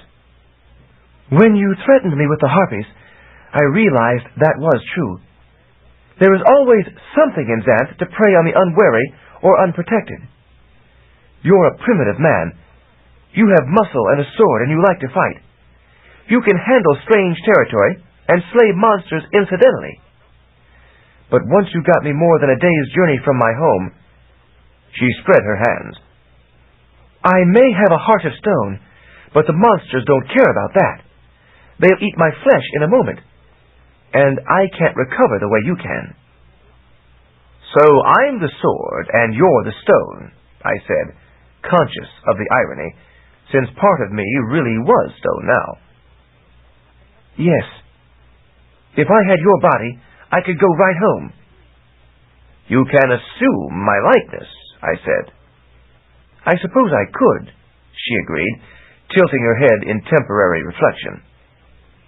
But I wouldn't have your skill with the sword, or the power of your masculine muscles, or your ability to heal so fast when wounded. So that's still good. If I had your body, I'd be a lovely creature, I said. I'm not beautiful in my soul, if I have one at all.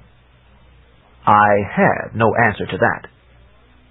Threnody was the first pretty woman I had known who was demonstrably ugly in her origin and nature, literally demonstrably, and I still had difficulty reconciling that combination.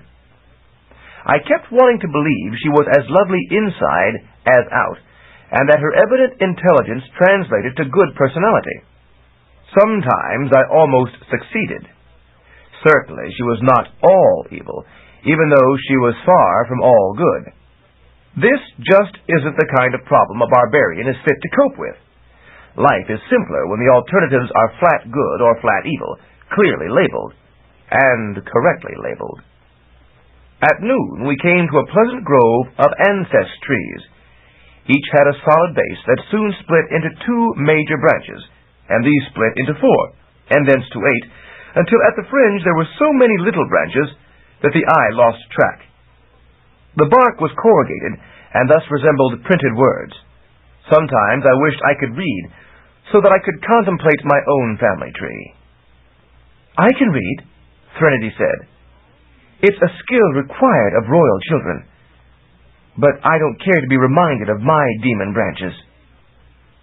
We went on and came to a pattern of artist trees, each a many-splendored thing, with ornate multicolored leaves and sculptured lines. We paused, awed by the sheer magnificence of this display. One tree was dead, but its skeletal form was impressive, each branch perfectly contoured, the whole a marvel of symmetry. There was a hole in the base of its trunk, and even this was beautifully arched, so that it resembled a doorway to some sublime realm. We walked toward it, and suddenly at my feet a small black sword flashed. Quickly it expanded to full sword size, a thing of glistening dark iron, suspending itself menacingly before me. I had heedlessly blundered into another of Yang's evil spells. When would I learn to watch out more carefully for them? My own sword was in my hand, for barbarian reflexes are necessarily swift. "Get clear of me!" I cried to Puka and Threnody. "This thing's dangerous." Indeed it was. The black sword slashed viciously at me, and it was all I could do to parry the blade in time. As it was, the power of its blow drove me back and shook my arm. Nothing was wielding that sword, but it felt as if there were an invisible giant behind it. I had fended off its cut, but the black weapon recovered with horrible quickness and struck at me from the other side. I parried again, and again felt the shock of the collision. Sparks flew from the place where the 2 blades met, and mine was nicked. Of course, it was already battered and slightly bent from its fall into the... Well, I didn't remember quite where, but it had fallen somewhere. Yet a blade that could so casually nick this one. The evil sword whirled about in the air, danced over my head, and slashed at me from behind. I threw myself aside, avoiding it. But the moment it missed, it reoriented and came at me again. I fell to the ground, barely getting my blade around to block the thing. Never before had I been subjected to as savage an attack by a sword as this.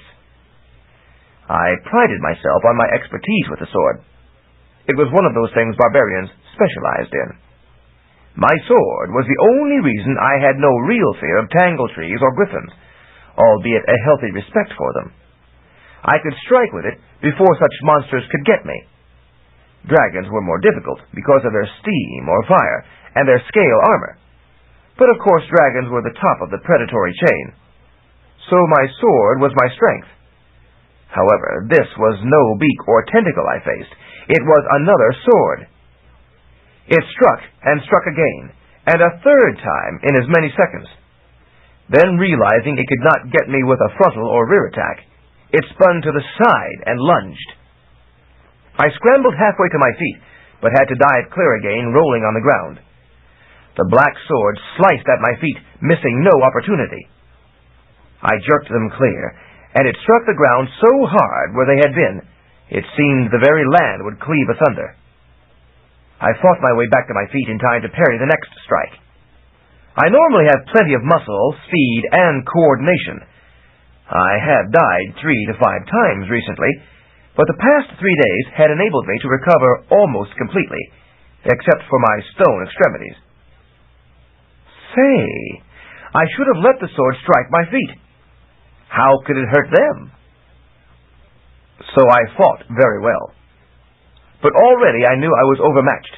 This magic sword had a ferocity beyond anything I had encountered before, and showed no sign of tiring. One thing I had to say for Magician Yang, his spells were not anemic ones. I had to get away from this thing. I tried, but it pursued me relentlessly. It wanted my blood, all my blood, and nothing but my blood.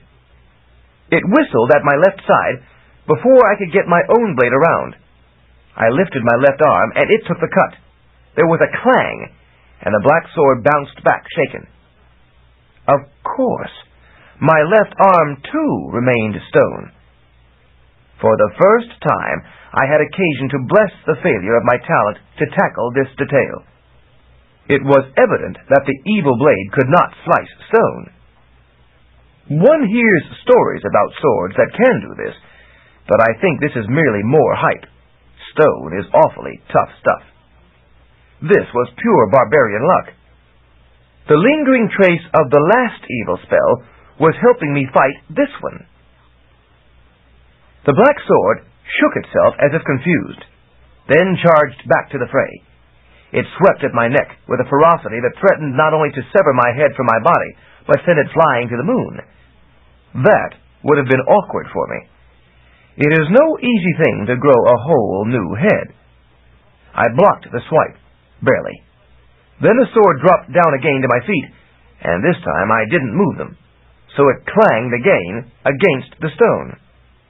My luck was holding, but I really needed the magic shield, because the black sword was not letting up and was getting more imaginative about spots to attack. I was tiring from this frenetic activity, and that sword wasn't. Sooner or later it would find, or force, an opening, and get me in a vital spot. "The spell!" I cried to Threnody. "Get the spell!" "What spell?"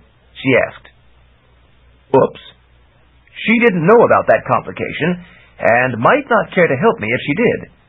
After all, if I died, she was free to go home, and she could be long on the way before I recovered. On the other hand, she could not safely travel alone, so she might have to help me. What choice did I have? I ducked as the black sword whistled over my head. "Any spell! Puka has them!" Threnody hesitated. I knew she was considering whether it was better to help me or let the black sword take me out. But Puka snorted warningly at her, and she decided to help. She went to him and opened the bag of spells he carried. Meanwhile, the enemy blade pressed me harder than ever. It wove a perplexing pattern in the air and dazzled my eyes, so that it was increasingly more difficult to parry its sudden lunges. It looped around me, forcing me to turn constantly to protect my flank and rear. I was getting dizzy, and that too could be disastrous. I had to have some kind of cover for my back, or I would shortly be wiped out. I spied the dead artist tree with its architecturally shaped hole in the trunk. That would do. I fended off the sword and retreated toward the tree. Soon I managed to wedge my back against it and nudge into the hole. The space was just my height, so was very convenient. The black sword could no longer attack me from behind. The thing was furious. It chopped at the trunk of the tree, but the dead wood was hard as well as beautiful, and only small chips flew. This protection would last me for a good long time. I was careful not to back all the way into the hole, for that would restrict my motions and work to my disadvantage. I used the tree just enough to maximize my efficiency. Now I was holding my own, resting as the enemy sword wasted its energy on the wood. All this had taken very little time, the seconds seeming like minutes, while Threnody was fetching the spell. It's hard to describe two separate actions at once, so I'm doing it one at a time, but they were happening together. Now, Threnody drew out one of the white objects Magician Yin had given me. "Is this the right one?" she called. "It's a bit of vine with an eyeball tied in. Gruesome thing." The IQ spell, which had already been expended, so I was sure this one stood for some other spell. Maybe the magic shield I needed. "It will do," I called back. "Throw it here." And another spark flew as blade met blade. It was a good thing my own sword was a sturdy one, albeit battered. Now it had many nicks to go with its dents. She came toward me, then threw the spell, in the underhanded female way. Her aim was good, however. The spell struck the tree and dropped directly before me. The black sword, sensing danger, sliced at the spell. "Invoke!" I cried. I saw it glow just before the black sword struck it. Then the strangest thing happened. My consciousness seemed to leave my body and fly ghost-like through the air. Had I been abruptly slain by an unseen strike of the evil blade? Was my soul now flying to wherever it was fated to go? But this had never happened before when I died. Then my awareness approached Threnody as she stood between me and Puka, prettily concerned. Suddenly, it dived into her body and settled there. I heard a hoarse scream. I saw myself drop my sword and hunch back into the dead tree. Immediately, the enemy sword lunged, running its blade through my unprotected heart. My blood spouted from my chest as I fell forward, dead. But the black sword was not finished. It lifted itself high, then struck down on my exposed neck, cutting off my head. The head rolled a few paces away and came to rest in a hollow, staring up with a slightly bemused expression. Still, the evil sword did not desist. It hacked at my right arm, cutting it off, then started on my left, up at the shoulder where it remained flesh. The thing meant to dismember me entirely. I ran toward it, unable to watch this destruction of my body without acting. Then I paused. How could I run toward it when I was already dead and decapitated? I realized that, though my body was dead, my consciousness was not. It was now in Threnity's body, and her consciousness must be in mine. Presently unconscious, for I had activated the spell of exchange. Well, of exchange back, the one intended to counter Yang's exchange spell. Since we hadn't been exchanged, we couldn't be unexchanged. The unexchanged constituted an exchange in itself. I had brought upon myself the very mischief I had hoped to avoid. When we exchanged identities, Threnody had found herself in my male body, fighting the deadly sword, and she hadn't known how to defend herself. As with the notion of assuming the form of a bird and trying to fly without practice, she was unable to fight like a man simply because she had a man's body. Womanlike, she had screamed and cowered. Thus, she had been instantly vulnerable, and the enemy weapon had seized its advantage and gotten her. It didn't realize it had killed the wrong person. How could it know? Theoretically, I had a minute to reverse the spell before it took full hold. But how? Only by finding the black exchange spell could I do that, and then I would merely exchange myself into a dead and dismembered body. Also, that minute had already passed, as if time meant anything now. What a picklement this was! When would that terrible enemy sword stop? It seemed determined to mince my entire body. I might have the use of another body now, but I still couldn't stand idly by and let it happen. Since my talent had been strained by overuse recently, I wasn't sure how much more it could take. Or had my healing talent flown with my consciousness to Threnity's body? If that were so, then my body, and Threnity's consciousness, was dead, and I was stuck forever in her body. Would Yin be after me to marry him? Thinking of it that way, I felt greater sympathy for Threnity's resistance to the idea of being taken to Castle Rubna for marriage. No, I had to assume that our talents remained with our bodies, so that it was possible for my body to revive and take me back. I had to stop that sword from doing more damage. Well, maybe I could bluff it. I resumed my run to it, leaned down, and grabbed the hilt. The sword paused in surprise. "Well done, excellent sword," I cried in Threnity's voice. "You have acted courageously and saved me from a fate worse than death. Now you can rest." The sword hesitated, then decided to accept this. I smiled winningly at it, knowing the power of a lovely female expression over masculine things. Threnity herself had used it on me, and I had been hard put to it to resist. But I wasn't sure how long I could fool this dread instrument. If, and when it caught on to my real identity, it would attack this body and dismember it too, and then I would be truly finished. I had to put the evil weapon out of commission before it did catch on. But how? By using Threnity's talent, of course. When she went diffuse, so did her clothing. Otherwise, she would have been naked when I caught her, and I was sure I would have remembered a thing like that. She had been clothed in her gray dress, which I now wore, which meant that things closely associated with her shared the effect. So I could go diffuse, and do the same to the sword I held, and when I let it go, it might return to its original state and come after me with a deadly gleam on its surface. Better not to risk that. Going far away from it was not the answer either. It could fly, and the other spells had shown dismaying longevity. It would catch me in time. Well, what else could I do with it? Whatever it was, I didn't want to wait long, because until I nullified the sword, I couldn't do anything for my dead body. It bothered me seeing that severed head staring up. Suppose a predatory animal came to gobble it down. Ha! My elevated intelligence remained. In fact, it seemed a little enhanced, because there was no dirt in Threnity's brain to mess it up. Or was I using her brain? I surely wasn't using my own. Whatever, my thought was this: diffuse the sword, then put it into something that would hold it in place when it solidified. Of course, first I had to see if Threnity's talent would work for me.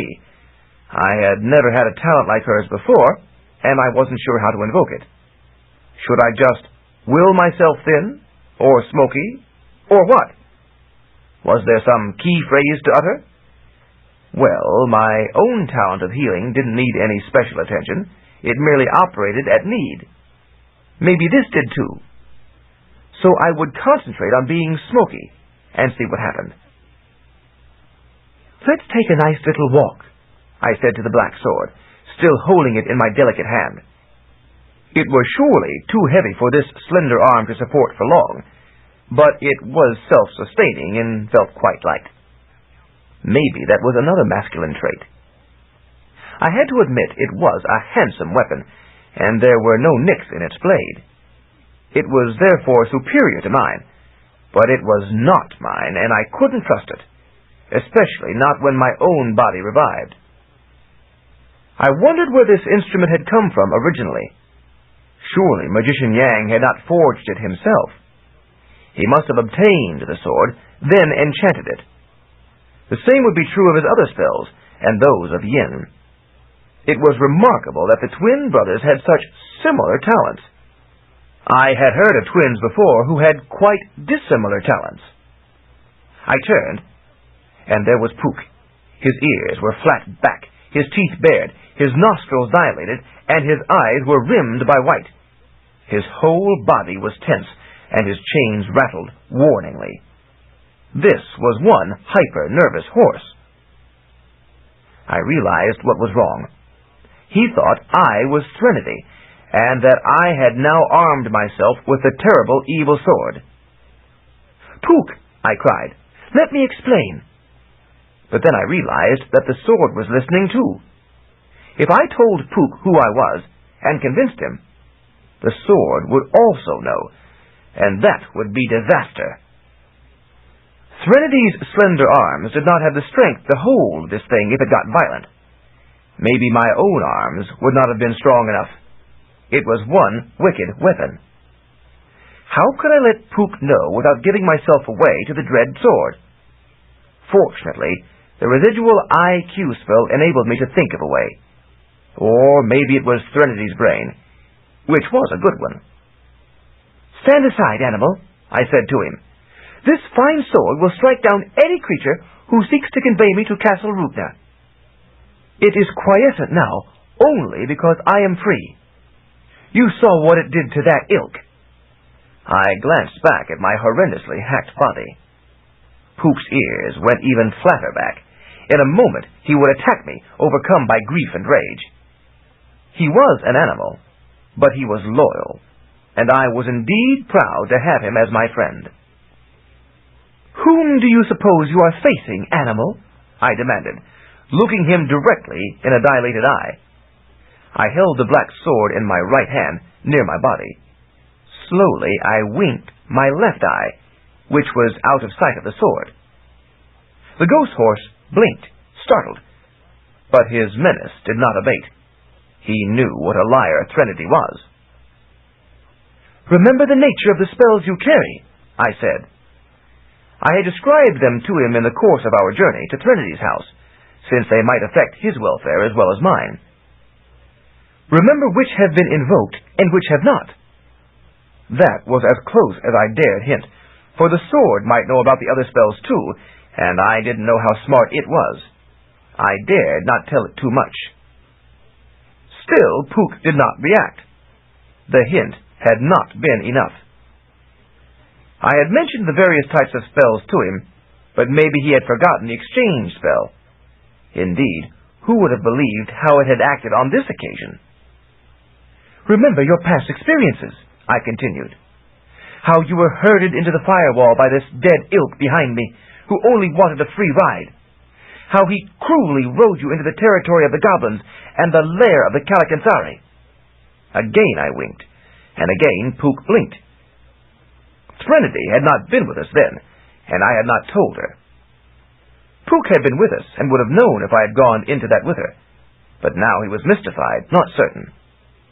"And the elves," I said. "Remember how he dallied 3 days with Bluebell, deserting you? What do you owe him? And think of the stork, the dragons, and the baby ogre. That barbarian made you wander all over Xanth, and for what?" I fixed his eye again. "What was there ever between you and this man? Whatever it was, let it remain unchanged." I paused, knowing he knew the answer. Friendship. A third time I winked covertly. "Whom do you suppose you are facing, friend?" Slowly, Puka's ears relaxed, and the white circles around his eyes disappeared. Now at last he had caught on. He would go along with what I planned, as he had done before. "I have an errand elsewhere," I said briskly. I glanced back at my body. "You know what to do with this corpse, to whom you owe nothing. Now stand aside." Puka moved aside. I walked on by him, the sword extended before me. I passed on through the grove of artist trees, admiring each. Barbarians don't have much culture, but maybe Trinity's royal tastes were rubbing off on me, for each tree seemed to be a marvel of individual expression and form. No two were alike in color, or structure, or size, but each was a masterpiece of its type. Xanth could use more artist trees. While I walked, I concentrated on becoming less dense. It didn't seem to be working, but since it was my only hope, I had to keep trying. A shift of form or size or density took an hour, she had said, so I would try for an hour, or whatever it took. and as I walked, concentrated, and hoped, I was aware of the nature of this body. It differed from mine. The proportions were funny. The legs seemed sort of short and fat in the thigh. The arms were short, and so low on muscle as to seem like pipe stems. The center of weight was lower, and the balance was strange, seeming bottom-heavy. With my free left hand I felt about, verifying that there was an unseemly volume of posterior, and the chest, it seemed unnatural, having all that flesh on my chest. It bounced when I walked too fast. In fact, I had extra flesh distributed all over. I felt ungainly. There were other problems. My black hair flopped about my shoulders and tended to fall forward to obscure my vision if I didn't keep my chin up. There was something about the way I walked. My hip bones were set too far out or something, so that my whole pelvis gyrated awkwardly when I took full-sized steps. The only way I could control it was to confine myself to mincing little steps that slowed forward progress. Well, doubtless it was worthwhile to have the opportunity to appreciate firsthand the liabilities of the female form. No wonder women tended to be jealous of men. In the course of half an hour, to my immense relief, I verified that Trinity's talent was working. I was definitely lighter, and the resistance of the air seemed greater. Now I needed to find a suitable place to stash the sword. In a tree? No, it might cut its way free. In a deep hole? No, someone might dig it out too soon. It had to be permanently bound.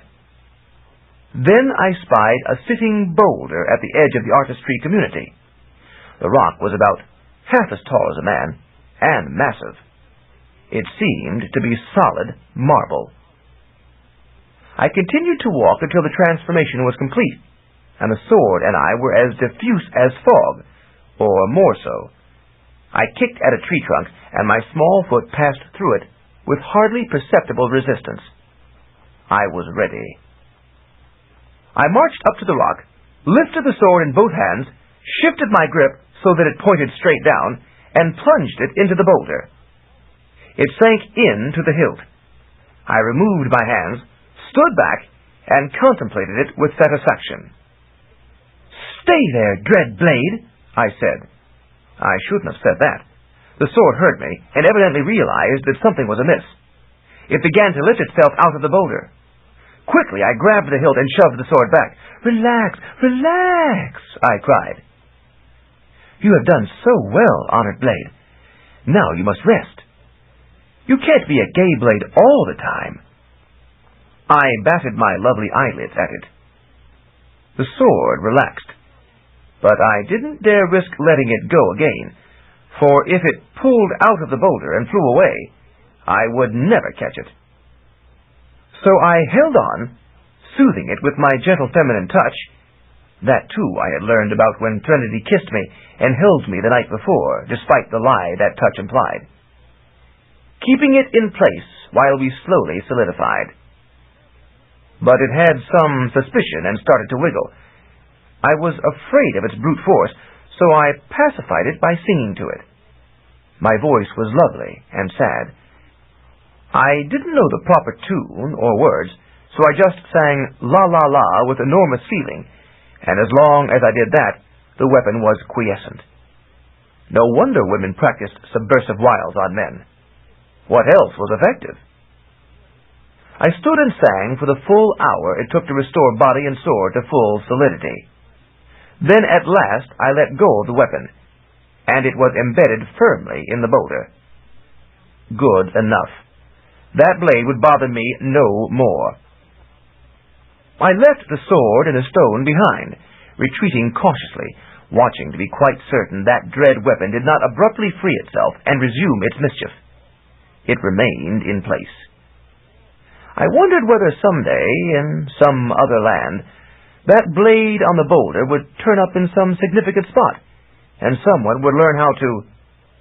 No, ridiculous. What use was a sword in a stone?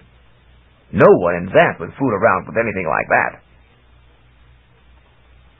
I started back toward the site of my body's demise, and a shadow descended. Oops. That looked very much like a... In fact, it was a... I reached for my sword, and, of course, my delicate hand slapped only soft flesh. The sword I had carried was in the stone. My own blade was with my body. I was unarmed. The creature glided to a landing before me. It was a fair-sized griffin, a female, for her color was shoe-polish brown.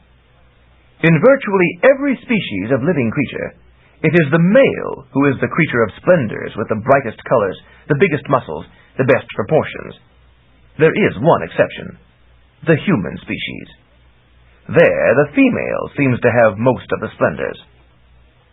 I have never been certain what went wrong. Maybe some long-ago curse was put on man and on man-related creatures. Also, the females of other species are good hunters and fighters, while those of ours are not. In this more decorative than functional body, I was suddenly aware of my extreme vulnerability. This griffiness was well equipped with beak and claws, while It was too late to hide. The griffiness had landed because she had spied easy prey.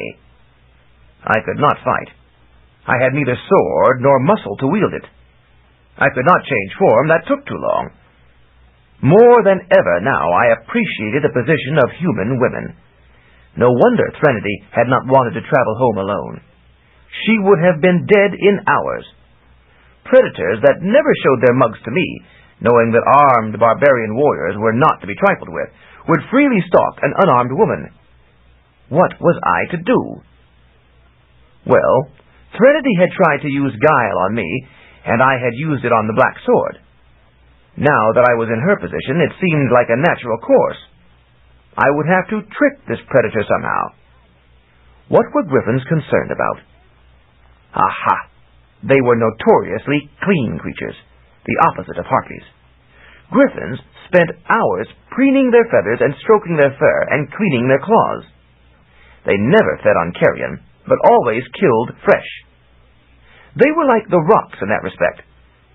No griffin or rock ever died from food poisoning. They were good enough hunters so that they could afford to be choosy. I huffed myself up and issued a feeling groan. The advancing griffiness paused, cocking her bird head. She had been approaching me slowly, knowing I could not escape. Griffins were more efficient than dragons, and never scrambled when they did not have to. When a dragon made a kill, it was apt to be messy, with blood and gobbets of flesh strewn across the landscape. When a griffin did it, there was hardly even a scream. She was hesitating, not from any nervousness, but to make quite sure there was nothing here that might soil her feathers. "Oh, it's so horrible," I lamented. "If only I'd known those berries were contaminated." Griffins don't have visible ears. Nevertheless, her head perked up. "Contamination?" "Now I've got the green-spotted gut rot in my gizzard, and I'm filling up with purple pus. Please slay me before I rupture." I staggered directly toward her. The griffiness backed off, but not too far. She had a keen eye for flesh, and mine did not look spoiled. In fact, I was about as delectable a sample of female anatomy as could be found in Xanth, surely tasty in every portion. Had I had more time to prepare, I could have smeared green juiceberries on my tender skin, staining it impressively. That was the problem with extemporaneous efforts. The verisimilitude suffers. But I improvised, discovering the genius of desperation. "Would you believe," I pleaded distraughtly, "that I am actually a man? My innards have been so mixed up that there's no telling what will squeeze out next. Look at this!" I used my hands to cup my well-endowed bosom. "My chest muscles are practically drooping off." The griffiness backed off another step, her beak curving uncertainly. I pursued her. "Oh, please, cut me open and let out the gook before it geysers out on its own." I made as if to squeeze a breast. The griffiness spun, spread her wings, and took off. She didn't want any gook on her.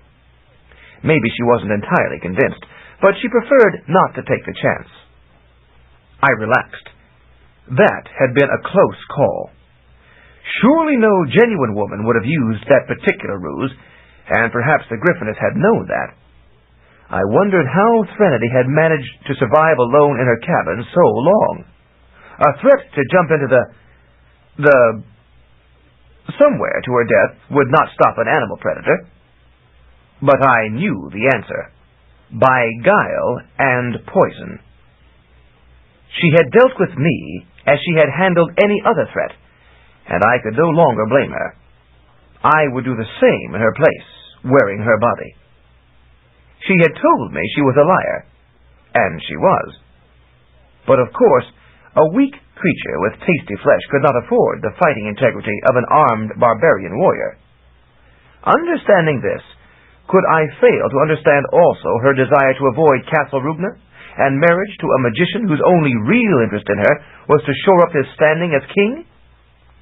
If I were in her place, and it seemed I was, for the time being, I'd rather go with a man whose interest was in her body. At least that was honest. But I had more immediate concerns. I hurried back to my own body. Over 2 hours had passed. Anything could have happened. Fortunately, it hadn't. Puka had gathered the remains together in another leaf bag, and this time had managed not to include too much dirt. If any monsters had threatened, the ghost horse had stood them off. "I got rid of the sword," I said. "But now we have a problem, friend. I'm in the wrong body." Puka nodded, having figured that out for himself. "I really can't do much in this body," I said. "It's weak and misshapen for barbaric purposes, and—" I shrugged. "I just prefer my own." The ghost horse nodded again. He never had thought much of Threnody's body. "Of course, it could have been worse," I said. "If you had been standing closer to me than she was, I would have switched identities with you." Puka snorted, revolted by the notion. I laughed, though I can't say I was totally thrilled by his reaction. I checked my own body. It was beginning to heal. Puka had rolled the head against the neck, and the arms against the shoulders. These had reattached, and most of the spilled blood had soaked back in. My eyes were no longer staring. The lid had closed in halfway normal sleep. My body would be all right in a few more hours. Decapitations weren't so bad when the head was not lost. If I had to grow a new one, I'm not sure how my memories would have fared, as they are packed mainly in the head. Looking at my body this way, seeing it undergoing the process of healing, I really appreciated my talent. Never before had I stood there and watched it from another body. But the afternoon was passing, and we needed a secure place for the night. "There are griffins in this region, and probably worse when it's dark," I said. "If I had my body, I could handle it. But in this poor thing, I'm in trouble." I glanced down at my present form. Oh, it was an excellent-looking form, but at the moment I didn't want to look at it. I wanted to use it. Puka nodded again. Evidently, he had sniffed monsters in the area. "Of course, you can survive better alone," I said. "We're a burden to you, especially in this condition. So maybe you should go your own way now." Puka stamped a forefoot in negation. He would not desert me in this hour of desperation. I was so grateful, I almost cried, being caught unaware by the reactions of this body. I stopped myself just in time and gave him a maidenly hug of gratitude instead. He tolerated this stoically. "Well, I've got to protect myself until I can change back," I said. "Maybe I can climb a tree and—" But I looked at my unconscious body and at my present thin arms, and I knew I could never get us both into a tree. My barbarian body was simply too massive for my feminine body to lift. That was a confounded inconvenience. Why did barbarians have to be so big? Maybe I could take this sword and... But again, I knew it was useless. These slender arms could never wield that great blade effectively. I uttered an unladylike syllable of frustration. My present mouth almost choked on such a gross word. Threnody might have been quite ready to kill a man in defense of her interests, but she was not a foul talker. So I grabbed a hank of my black hair and yanked on it, venting my displeasure. All my avenues seemed blocked. Then I spied the hole in the dead artist tree. "I can drag my body into that," I said, "and squeeze in myself. And you can stand guard outside. That should get us through the night. In the morning, my body should be mobile, and you can carry it to some safer place." Puka nodded agreement. I gripped my body by the shoulders and hauled. It was a real effort, but I managed to heave it a little. I reminded myself that Threnody had managed to drag me to the brink of the... I couldn't remember where, but surely she had dragged me, so I should be able to do it too, in her body. I braced again, hauled again, and moved it some more. Soon I was panting, my bosom heaving prettily, but I got my body to the tree. When I peered into the arched hole, I saw something I hadn't noticed before. There was a stairway in there. The steps led down into the darkness beneath the ground. This wasn't a hole in a tree. It was an entrance to... To what? I gazed, pondering. Steps usually meant people, or some roughly similar species. They were small steps, but there was clearance for human height. Was it wise to go down there? Puka looked around nervously, sniffing the air, and rotating his ears to catch some sound that was beyond my perception. Whatever designed human beings really messed up on the ears. Not only were ours less efficient than those of most animals, they weren't nearly as pretty. Puka's ears, for example, were superior to mine in just about any respect you'd care to consider. "Something dangerous?" I asked, and he nodded affirmatively. "Something we can't stand off?" Again the nod. "Like a dragon?" "Yes." "Then we have no choice," I concluded. "You range free, maybe leading it away. That's your specialty. And I'll haul the two of us down the stairs." It was obvious that Puka wouldn't fit in the nether passage. I took another hold on my body, then paused. Puka, in case this doesn't work out..."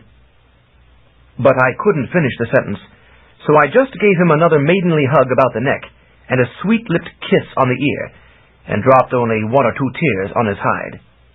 Then I hauled my lunky, unconscious body on into the hole and down the stairs, head first. Going down was easier, because gravity helped. Gravity can be very useful magic sometimes. I paused to look back and saw Puka's silhouette above. Then we rounded the curve, and the parting was complete. Chapter 12. Nobody Gnomes.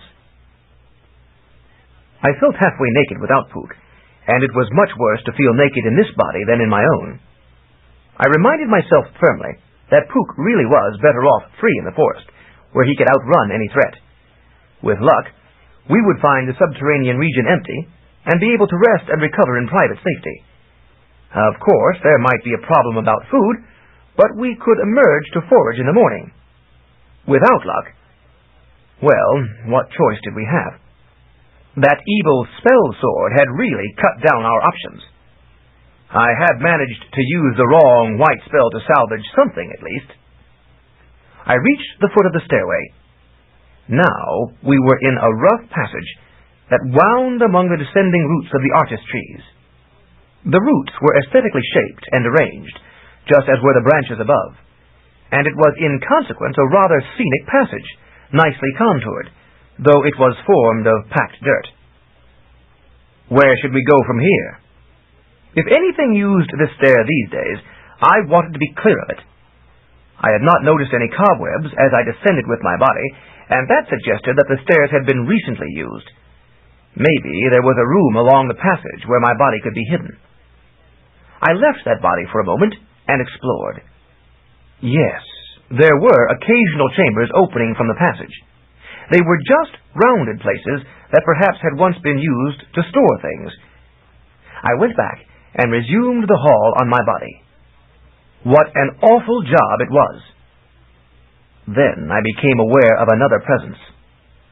It was gloomy here, and getting more so as the day waned above, reducing the light leaking down the stairway.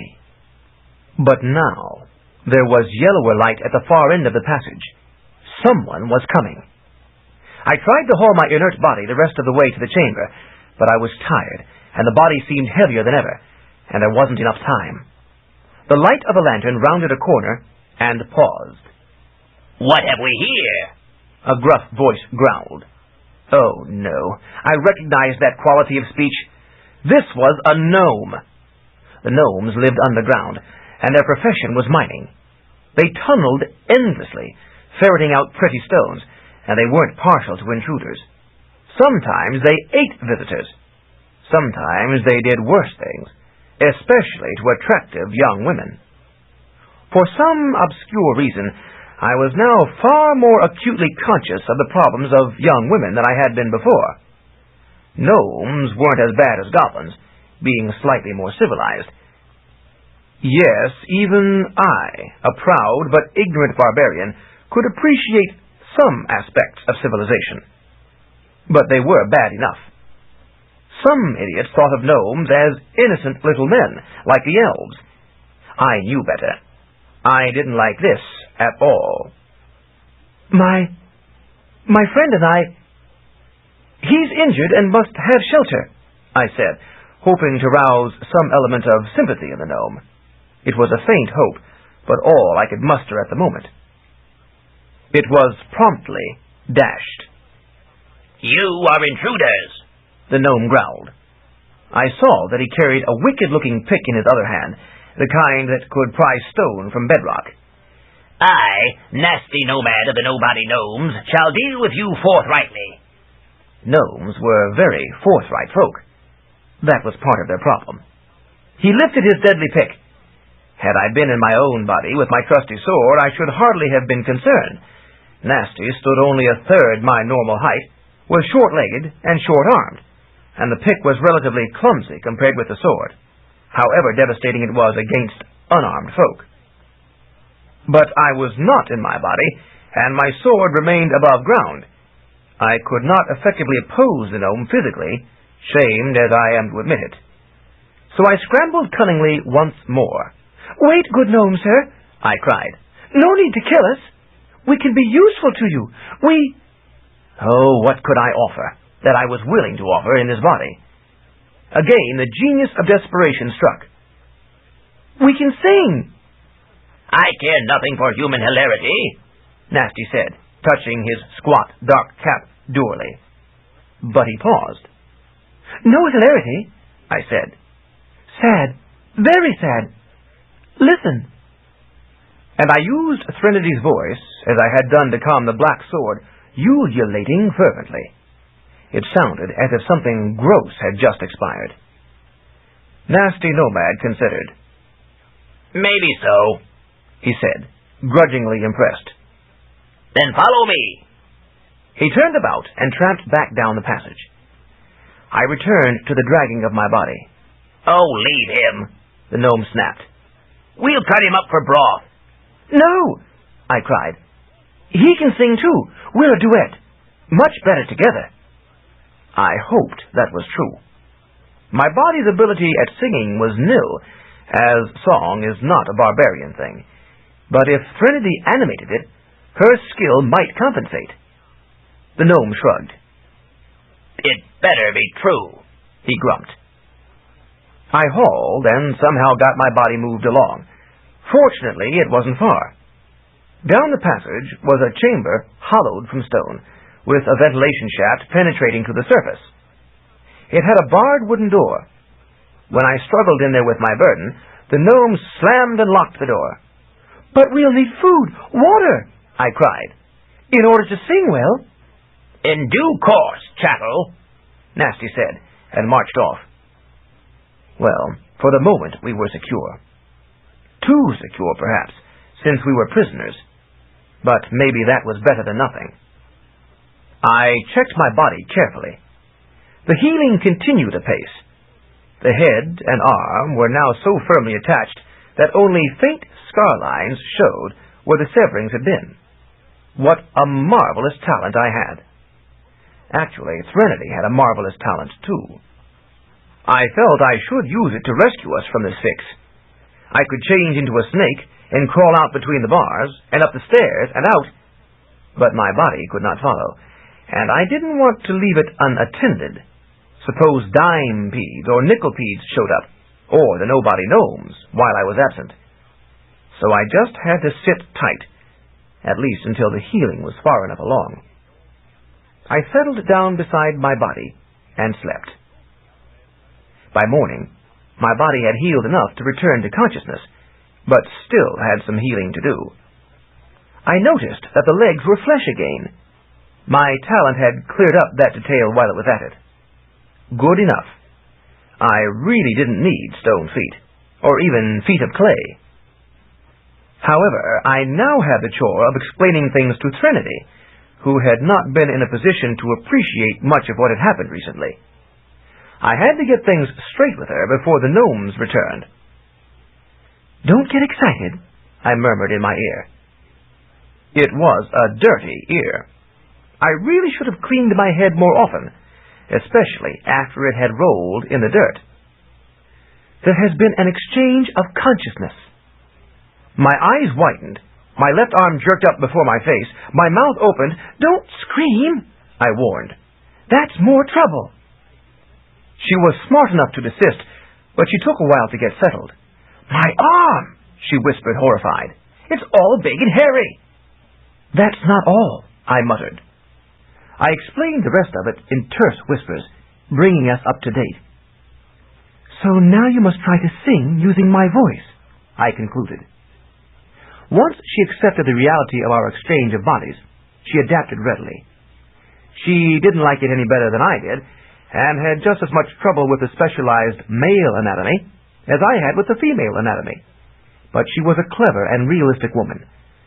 I realized that Magician Yang must have expected me to be nearest Puka or some other creature, perhaps a living tree, when the exchange spell was activated.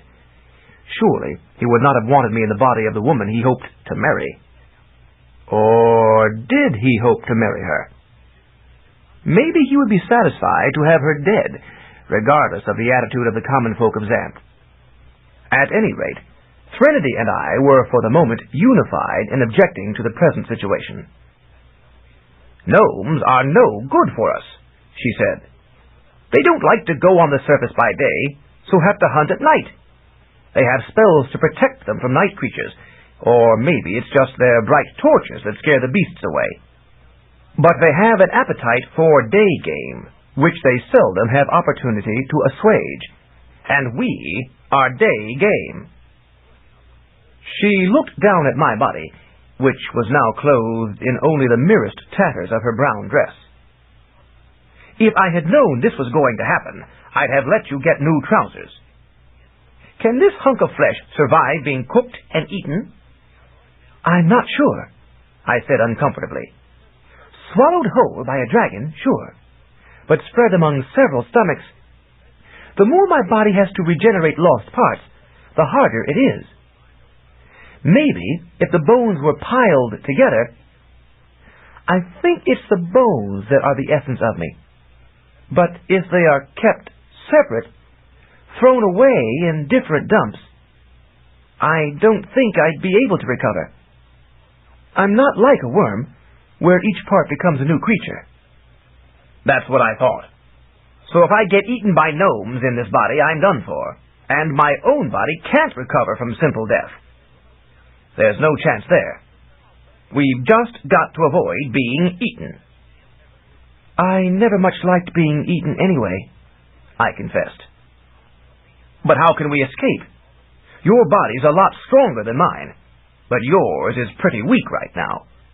She smiled with my brute masculine face. "I'm in a position to know." "After a recovery, my body needs a lot of food and rest," I explained. "It will be a couple of days before it's up to full snuff." "And without a weapon or tool to fight with, or pry us out of here, even your full strength won't do much good," she said. "We'll have to depend on my talent. My body can escape readily, but mine can't," I finished for her. "And we need both bodies until we can get switched back." "I'm aware of the irony," she said, grimacing. "We've got to stick together and protect each other from further harm. But how can your body escape?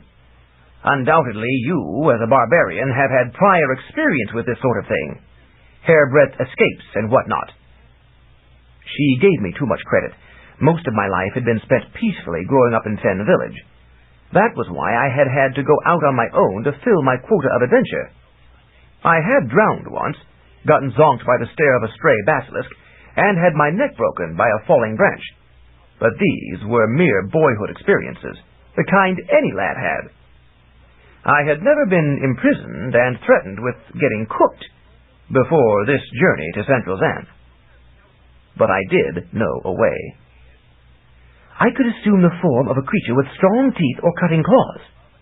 Then I could cut you into chunks small enough to pass through these bars, and carry the chunks to the surface, one at a time. After that, I could put them together and wait for you to reconstitute." She grimaced. "There are a squintillion problems with that. First, doesn't it hurt? And if you knocked me out first, wouldn't there be a lot of lost blood when you cut? And wouldn't it take so long, 3 hours, for you to change in my body and do the job, that the gnomes will return and discover what we're up to? And if not, and you carry the chunks to the surface, what's to prevent some predator from consuming them up there, one at a time, while you're down here fetching another? And if all that can be overcome, how do you know your body will recover after that bad treatment, so soon after being hacked apart by the Black Sword? You hadn't recovered all the way from the stone spell before, and I still feel a little stone in my toe." I spread my small, pretty hands. "You're thinking better than I am, I guess. You're right. It wouldn't work. We can't escape on our own. But what else can we do?" "I think you had the right idea before. We'll have to sing our way out." "But can you sing well in my voice? I was never good at that sort of thing." "Marvels can be done with harmony," she said. "It's one thing your weakened body can probably do as well as ever. Maybe we'd better practice." "But the gnomes will hear." "And what if they do? They want us to sing, don't they? I can't think why they want song, but we'd better oblige them." So we sang. Her body's voice was very good, even without the accompaniment of her lute. But I knew neither words nor tune, so could only ululate in the fashion I had done before. My body's voice was deep and rough, but Threnody knew the songs. It seemed impossible at first, but she knew what she was doing. That turned out to be an improvement on my situation, and an important part of singing. "I will teach you a song, so you can sing it properly," she said. "Then I will be the bass accompaniment. The secret is harmony and counterpoint. The two voices will complement each other and become more than they are separately. Let me see." She pondered briefly. "Let's start with a wordless one. You just learn the melody." She made my voice sing the tune. As she got used to it, she made my voice perform better than it ever had sung before. It stopped barging about the basement and started marching in more disciplined fashion at ground level. I realized that my poor singing had been more a matter of attitude than ability. Even the worst voice could sound halfway decent if properly managed. Then, with her voice, I was able to pick up the theme on a higher register, and soon I could sing it. It was a sad but pretty thing that seemed appropriate for mourning a close friend's death, or the tragedy of the human condition in general. There was a tramping in the passage, and we broke off. Nasty arrived, followed by several other gnomes. "See, Nitwit," Nasty said. "I told you they could sing." Nitwit nodded. "So you did. But will the cowboys listen?" "Why not try it and see? What do you think, Nonesuch?" "Since the cowpokes infest our richest region," Nonesuch said, "anything's worth a try. If it doesn't work, we can always put them in the stew." Nitwit peered at me. "She looks delectable. Look at that thigh. I get first dibs on that." "No, you don't," Nasty snapped, as I hastily tugged the hem of my skirt down to cover the exposed thigh. "I found them. I get first pick from the stew." "Let's fatten them up so we can all feast," Nonesuch suggested. "Good notion," Nasty agreed. They departed, and Threnody and I practiced some more harmony. We had extra incentive now. While I sang the tune I had learned, she used my voice to fill a deep underpinning, a sort of strumming that was nothing in itself, but really sounded good when it lined up with what I was singing. We were a team. There was more action in the passage. This time, the entrance was by Nomides, the gnome women, who were rather pretty little things. I have already remarked on how the human-related creatures seem to have better taste in women than in men, at least as far as appearances go. Structurally, it's another matter, of course. Legs that may look and taste delectable don't run as fast as those with muscles. I suppose there should be a reasonable compromise between appearance and performance. But, of course, I was not the one to design the humanoid form.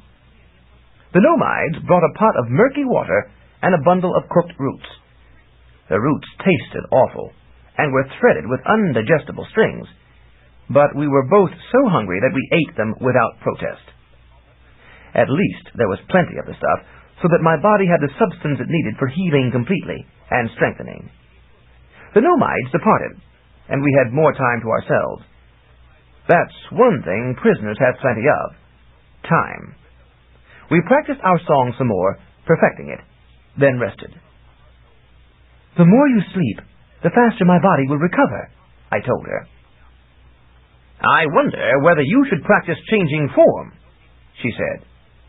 "We don't want the gnomes to know you can do it, but if the opportunity arises for a change, you do need to know how." "I phased to smoke so I could bury the black sword in a stone," I said. "I just willed it, and it happened."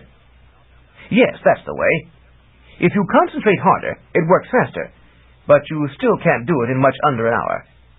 You were very smart to deal with the sword that way." I was desperate, but I felt a feminine flush of pleasure at the compliment. "The problem is, you can do only one kind of change at a time, and you have to complete that before you can begin another. You can't change size halfway, then change density halfway. The most you can do is change your mind and re-solidify before you're done. So it's really quite limited, which is one reason I did not try to escape captivity till night.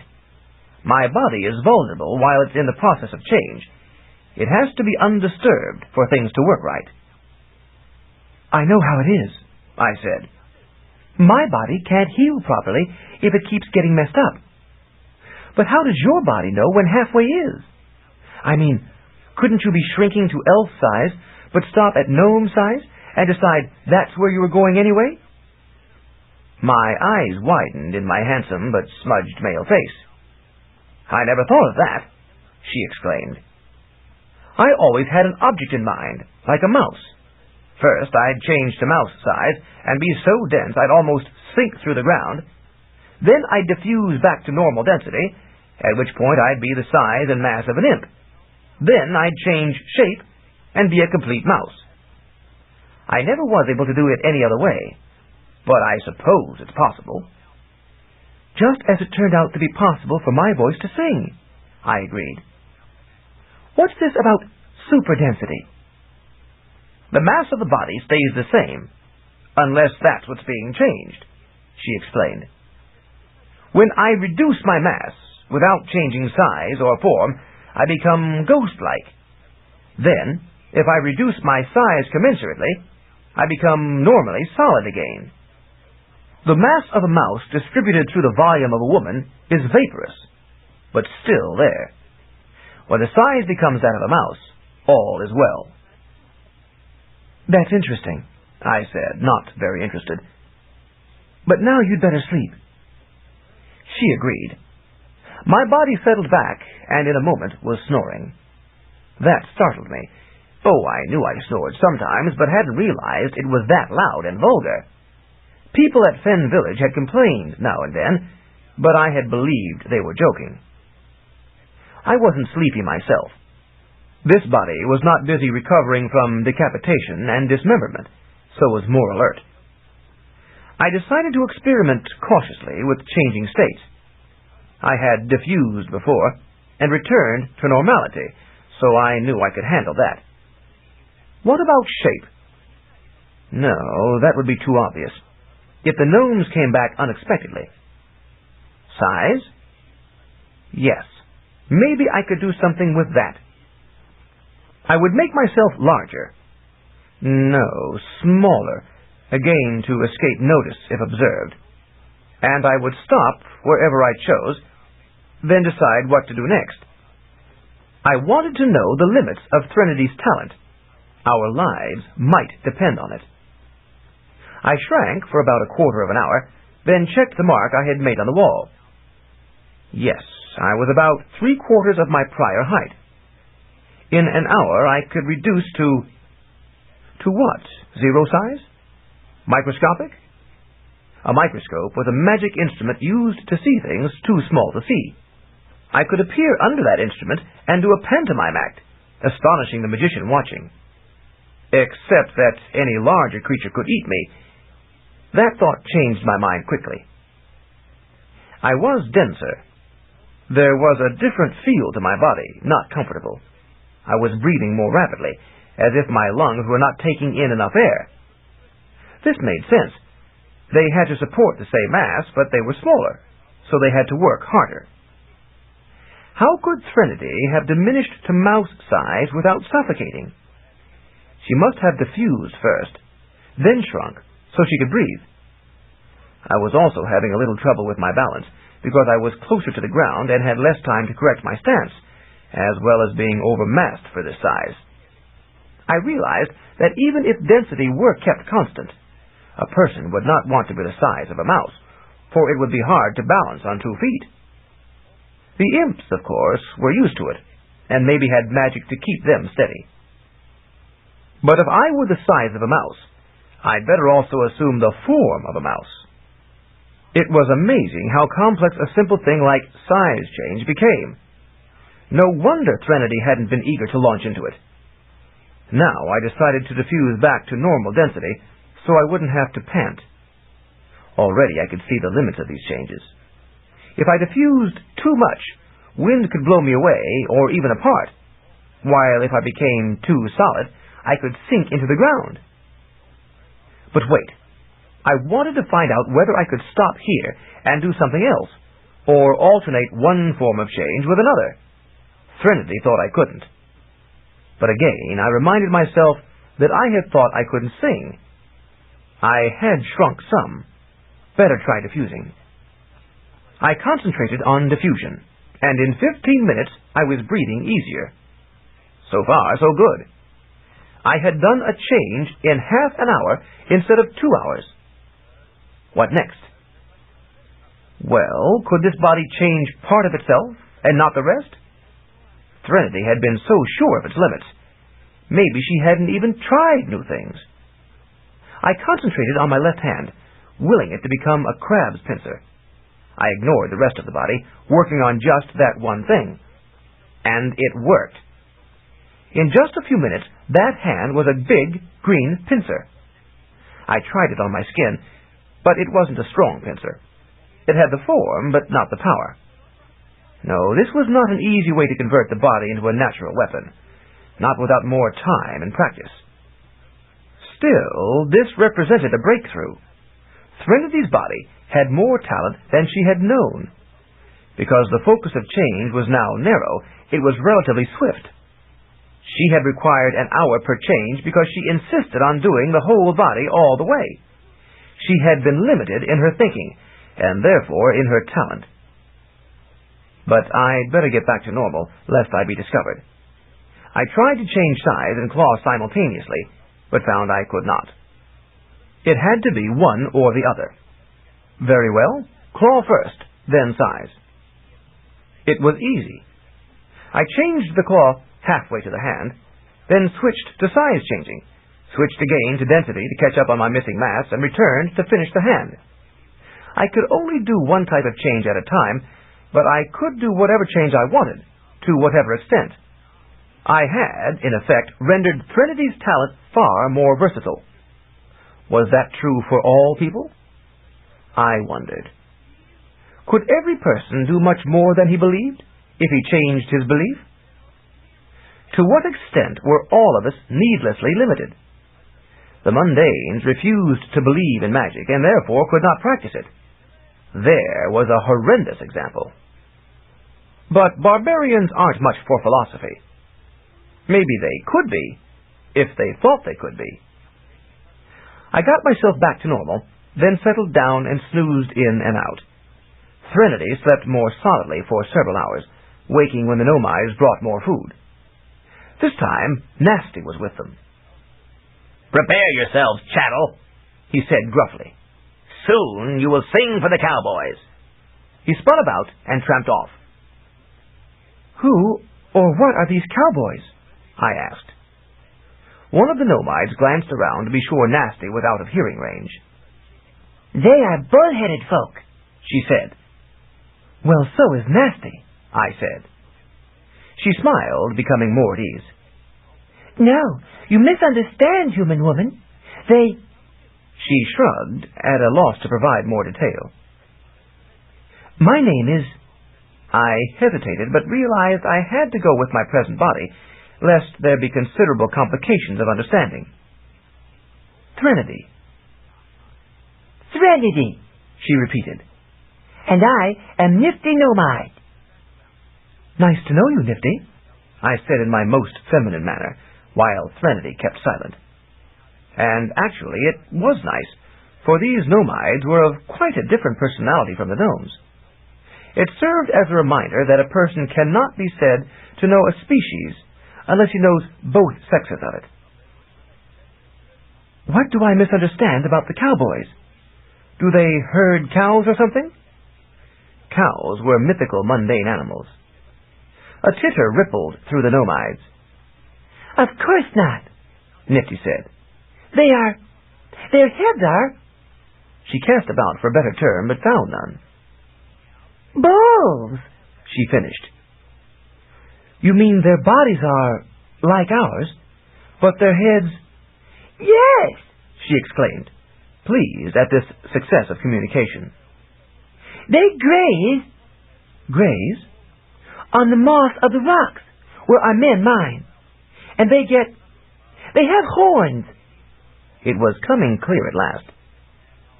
When the gnomes try to work, the cowboys want to graze, so they get ornery and interfere. "Yes, and they are too big and strong to oppose, so we can't mine. But they're not aggressive, usually, and they like music. Only, we aren't good at music." Well, we'll sing for you, I said generously. But suppose it doesn't work? "Oh, we don't like to think of that," Nifty said. But an older Nomide, hardened to tougher stuff, managed to come up with the thought. "The pot." "She's naughty," Nifty confided, embarrassed. "And she's nymph." She indicated the youngest Nomide, who was too shy to speak at all. As with human women, their shyness was inversely proportional to their age. I knew better than to ask these little women to release us. They didn't have the key, and they wouldn't dare defy their gruff men. As it was, they shied away from Trinity's side of the cell, afraid of the big, brute male body despite the gate separating us. They took me for a woman, so were friendly with me. All women, I realized, shared a bond of awe and subservience because of the roughness of men. How odd that I had never noticed this before assuming female aspect myself. "Well, thank you so much for the food," I said. "My friend Jordan there has a big appetite. He was hurt. That's why we came down here. We couldn't stay up there at night, not with all those monsters." The Nomides shuddered. They were afraid of monsters, too. That was why their kind lived safely underground. "But why don't small monsters come in that open door in the tree?" I asked. "We came right down the stairs. We didn't know there were people here." "There's an aversion spell on it," Nifty explained. "Only our own kind can enter, or someone in such dire need that he overcomes the aversion." "That was us," I said. "He was unconscious. I dragged him down." "Our men have aversion spells on their hats," Nifty continued. She was really quite talkative, now that the ice had been broken. "So that no big monsters come near, just creatures small enough to be hunted at night. When a dragon is near, they cry, 'Hang on to your hat!'" "That makes sense," I agreed with maidenly agreement. We finished eating, and the Nomides took away the refuse. Then the gnomes returned. "Move out," Nasty said as he unlocked the gate. We were conducted to a deep region where the tunnels branched out in all directions. Apparently, these ones had not been hollowed by the gnomes. They were larger and older, and their walls were covered by furry growths. In some sections, the walls had been chipped away by the miners, where they had delved for precious stones. The moss did not grow in the chipped sections. I could see why those who grazed would be annoyed. To them, perfectly good food was being destroyed. When two cultures interfaced, who was to say which one was right and which wrong? They merely had different viewpoints. When I thought of it, that term, interface, was interesting. It derived from a spell in which the faces of two creatures were locked together, or combined, so that they interconnected. There had been a person whose talent was interfacing. She could lock any two faces together, however awkward it was for the participants. Later usage had been less specific. Until now, it meant the overlapping of any two things, including cultures, as in this case. I was fascinated by the way words came into the language. Too bad I wasn't civilized. Words have always been very important to me, because we barbarians have only an oral tradition. Without words, we would have no culture at all. Words have real power, and not just the magic ones. One has only to listen to a harpy swear to know that. The gnomes slowed, becoming nervous. "They're near," Nasty said. "I smell them. If only our aversion spells worked on them." Sure enough, there was a whiff of barnyard odor. Then we heard a kind of crunch, crunch, the sound of grazing and chewing. And every so often, the burp of a wad of cud being brought up. Finally, we came into a larger cavern, and there were the cowboys. True bull-headed men the size of my body. They spied us. One snorted and pawed the floor of the cave with a bare foot.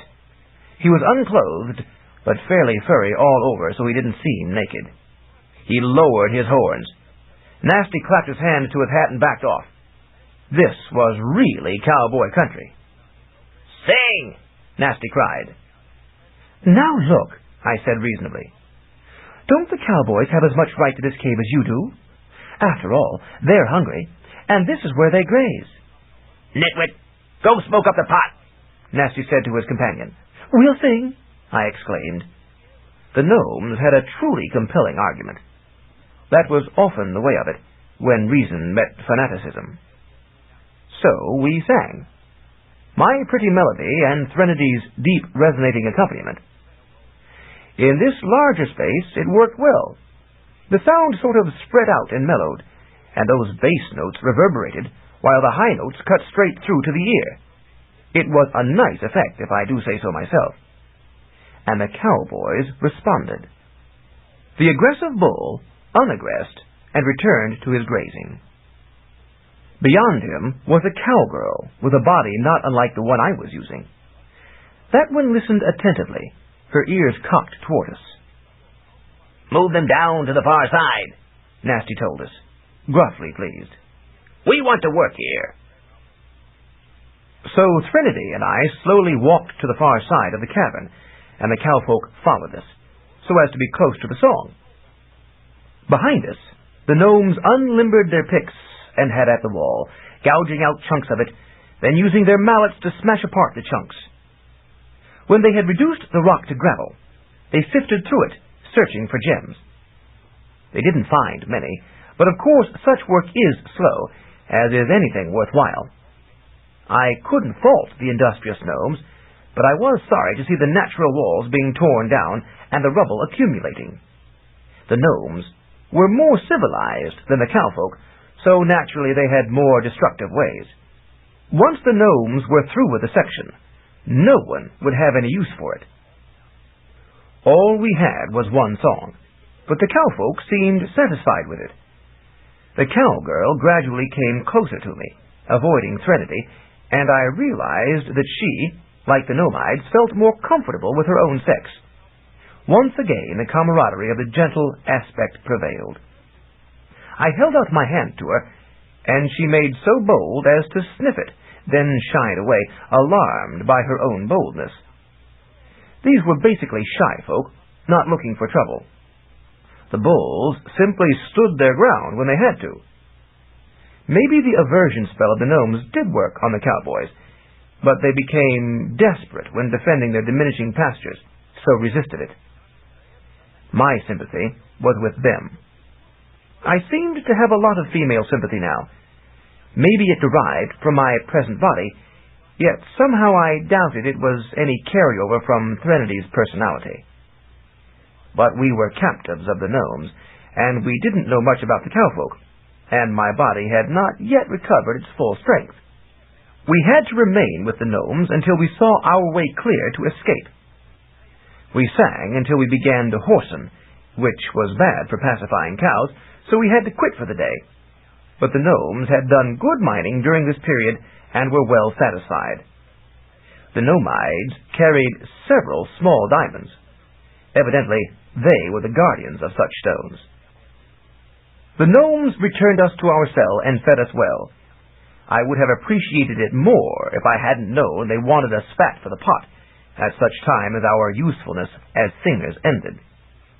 Once our effect on the cowboys diminished, or the gnomes completed their operations in cowfolk caves, we would be in hot water. There didn't seem to be any gnomes near our cell this evening, but a barbarian never trusts appearances completely. They could have one of their number lurking in a nearby cell, listening to make sure we didn't make any secret escape plans, so I said nothing on this subject to Threnody. But as darkness closed at the ventilation shaft, I settled down next to her, put my face near hers, that is, near mine, and murmured, "They're going to cook us one of these days." "Yes, we'll really go to pot," she agreed. "So we must plan our escape. You'll be stronger tomorrow, but it will take one more day for full strength. Do you think we can wait that long?" "I think so," she said. "That's a big cavern they're mining, and maybe not the only one. But let's plan it carefully now, just in case we have to try it tomorrow. I think the cowfolk will let us pass through their home passages, but we need to be sure there's a way to the surface from there." I was propped on one elbow, so as to address her ear. My arm was getting uncomfortable, but I didn't want to move away and have to talk louder. May I lean against you?" I asked. "Sure," she said gruffly. "Here, put your head against my shoulder, and I'll hold you in place." So I rested my head in the crook of her shoulder and neck, and she put her brawny arm around my body. One big hand fell rather familiarly across my bosom. Your hand," I said. "What?" She sounded annoyed. And she put both hands on my shoulders, drew me into my face and kissed me on the mouth. I wrenched away, brought up my own hand, and slapped her on the cheek smartly. Then I scrambled out of her grasp. "What did you do that for?" she demanded angrily. Even in the dark, I was aware of her big muscles tensing, and I was uncomfortably conscious of the disparity in the powers of our bodies. She was not yet at full strength, but she could pick me up and throw me across the cell if she wanted to. "You behave yourself, or I'll scream for the gnomes," I said tersely. "But all I was doing," she began in a baffled voice. "All you were doing was responding to your strong masculine passions. You think any available female is yours to... I could not continue, appalled at the prospect. "My masculine passions," she retorted, outraged. Then she laughed ruefully. "You know, it's true. I've never felt stirrings like that before. Is that the way men react to women?" "To pretty ones," I said guardedly. "I never realized before how it was with men. How do you ever manage to control yourselves?" "It isn't always easy," I admitted, grudgingly mollified. "That night, when you lay against me and breathed..." She laughed again. "I know. Now I understand exactly how you felt. That dirt you said you have in your mind, I think some of that rubbed off on me because... Well, never mind. Oh, Jordan, you were a saint." "Saints are mythological, mundane creatures," I muttered, further mollified. But this experience had unsettled me, too. Never before had I properly appreciated the woman's position.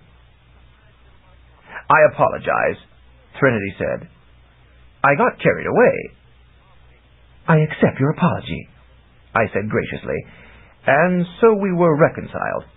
But we did not resume physical contact, and we did not discuss our plans for escape that night. Next day was much like the first.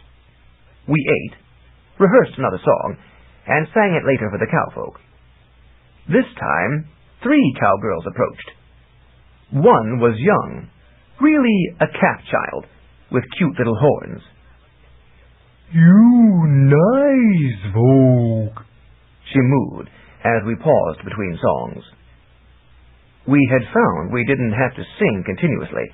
They would give us a few minutes for silence. If it was obvious, there would soon be more music. I did a double take. Was she talking? It seemed so. The bovine lips and tongue were not well adapted for speech, but when I realized that the Z sound substituted for the S sound, and the V for the F, it made sense. "Thank you," I murmured. "You nice folk, too." "Nice songs," she said, pleased. "Nice songs," I agreed, glancing to make sure the gnomes weren't paying attention. "Can all of you talk our language?" She shook her head no. "Only me. My talents." "Your talent," I agreed, understanding. I hadn't realized that non-human folk had magic talents, but of course, the cowfolk were mostly human, all except the heads, so it made sense that they should have souls and magic. This was a very interesting development. Could we turn it to our advantage? We certainly needed an advantage. We sang another song to preserve appearances. Then I talked with the calf child again. "What is your name?" I asked. "Moolah," she replied richly. "What's yours?"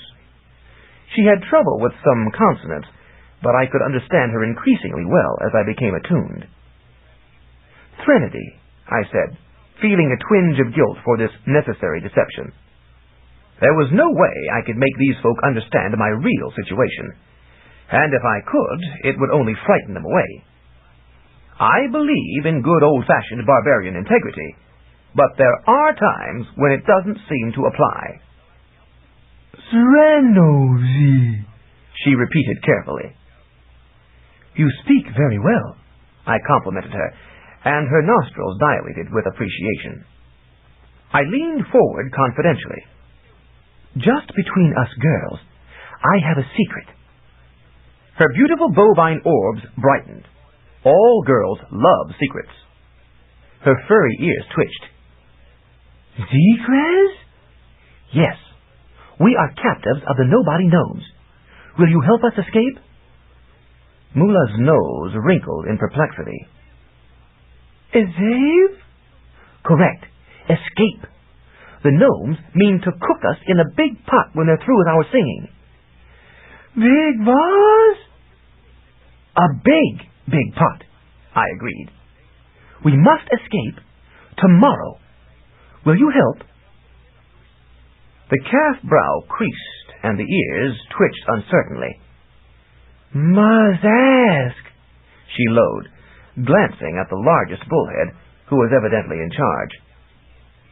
Tomorrow, I repeated. Then we had to sing again, for the herd was getting restless. That night, we definitely had to make plans. So I trusted my valuable and delicate feminine body close to the brute hunk Trinity was using, and discussed our escape. I think all we have to do is walk into the midst of the cowfolk, I said. The gnomes couldn't stop us, if Moolah says it's okay. But can we trust them? She asked with typically masculine suspicion. What do they eat, besides moss?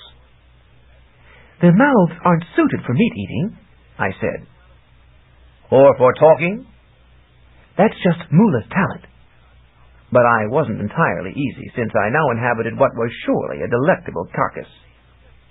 Anyway, what choice do we have?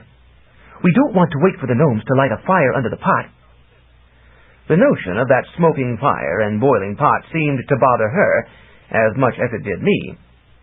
A pot is best left unsmoked. We'd better trust them, she agreed. They do seem like decent bovine folk. A better risk, anyway. I made ready to draw away, but she held me close. I'm sorry I killed you, she said. We had been through that before. Are you getting ready to make another pass at me?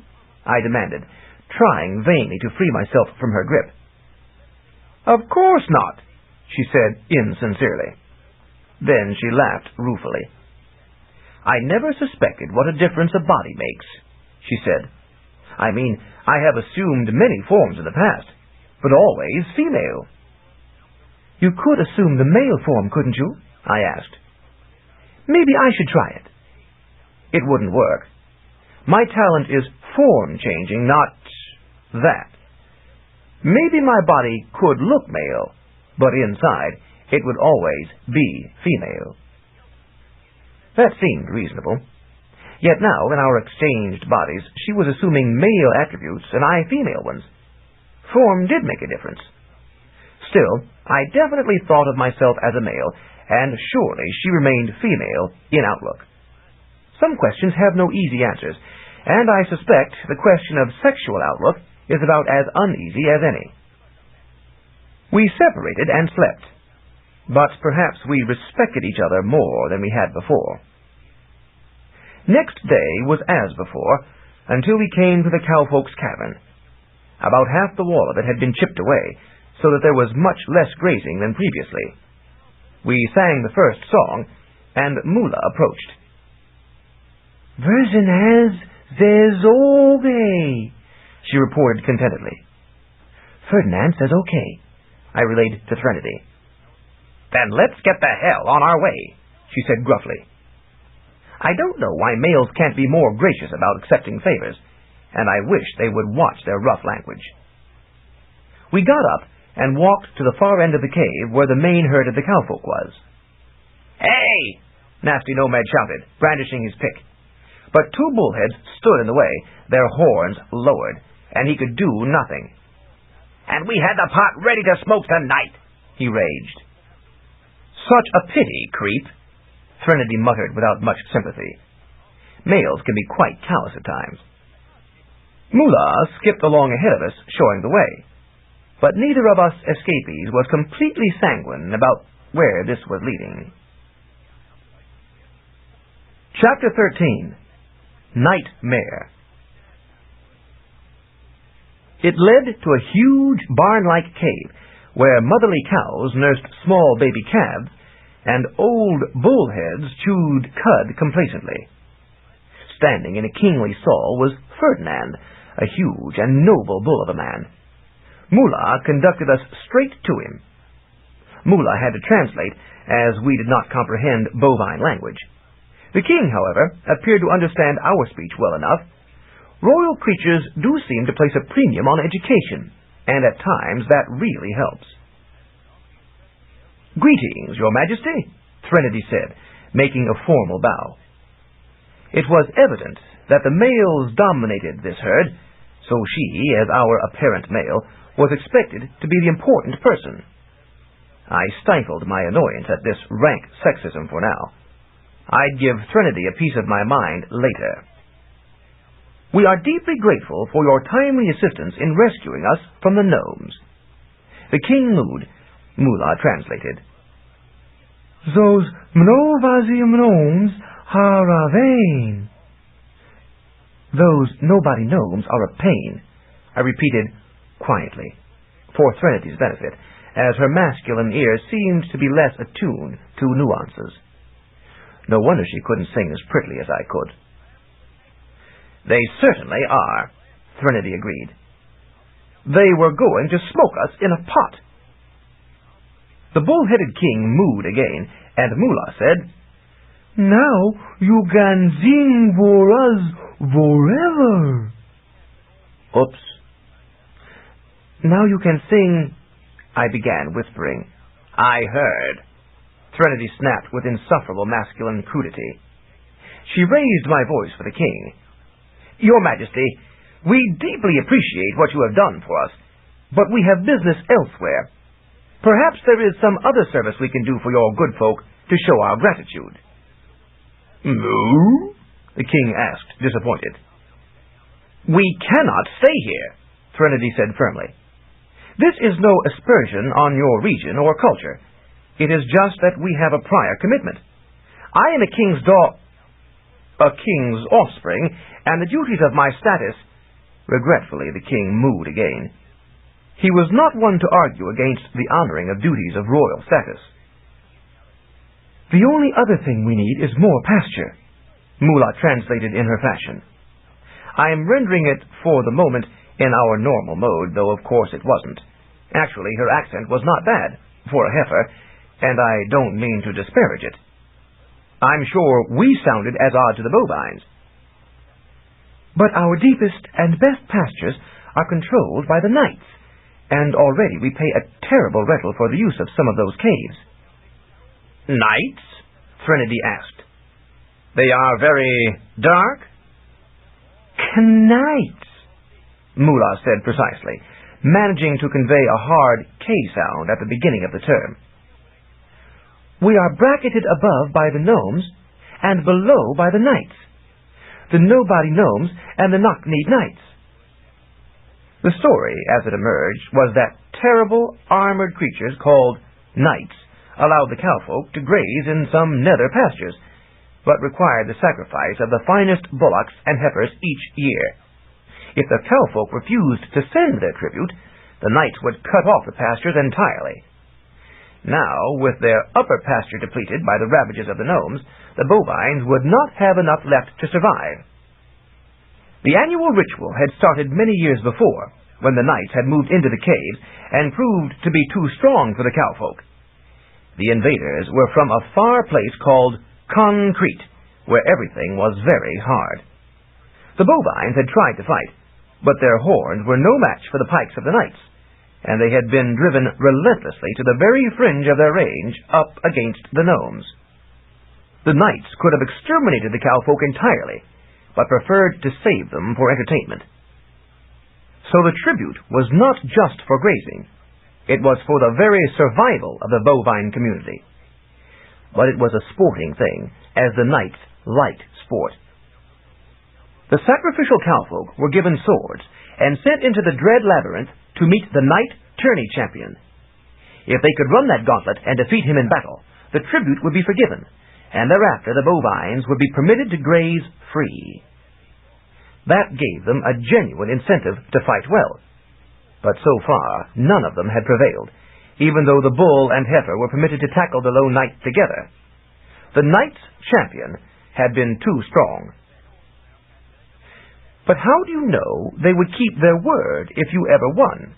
Threnody asked with male suspicion. Oh, the knock-kneed knights always keep their word, Moolah assured her. They are creatures of chivalric honor. They believe that, without honor, they would be nothing at all. They are tough warriors and heartless creatures, but they would never dishonor their word. I began to perceive a certain barbarian ethic here. Maybe we could come to terms with the knights. The only escapes from these caves were through the territories of the gnomes or knights. So, if we did not wish to remain here, we would have to go one way or the other. If we really wanted to do the cowfolk a favor on our way out. Threnody was doubtful, but I wasn't. We ought to help these good folk, I said, not just because it's a way out, but because they are in genuine need. Besides, it sounds like a grand adventure. Grand adventure, she exclaimed. More like a nightmare. We could get killed. I'd rather get killed in a good fight for justice than boiled ignominiously in a pot. Of course, the easy thing would be to stay here and sing for the bovines forever, while they slowly starve. You retain some of those bold, masculine notions, she muttered. But I suppose we have little choice. You could change into a mouse and sneak out alone, but I can't. And anyway, I want my body back before you ruin it. She straightened my massive shoulders and addressed the king again. Your Majesty, we have decided to take the place of your 2 sacrifices and go to battle with the knight's champion. Perhaps we shall defeat him and free you of your annual tribute. If not, at least 2 of your own folk shall be spared this year. King Ferdinand made a bellow of pleased surprise. This is a heroic thing you do, Moolah translated.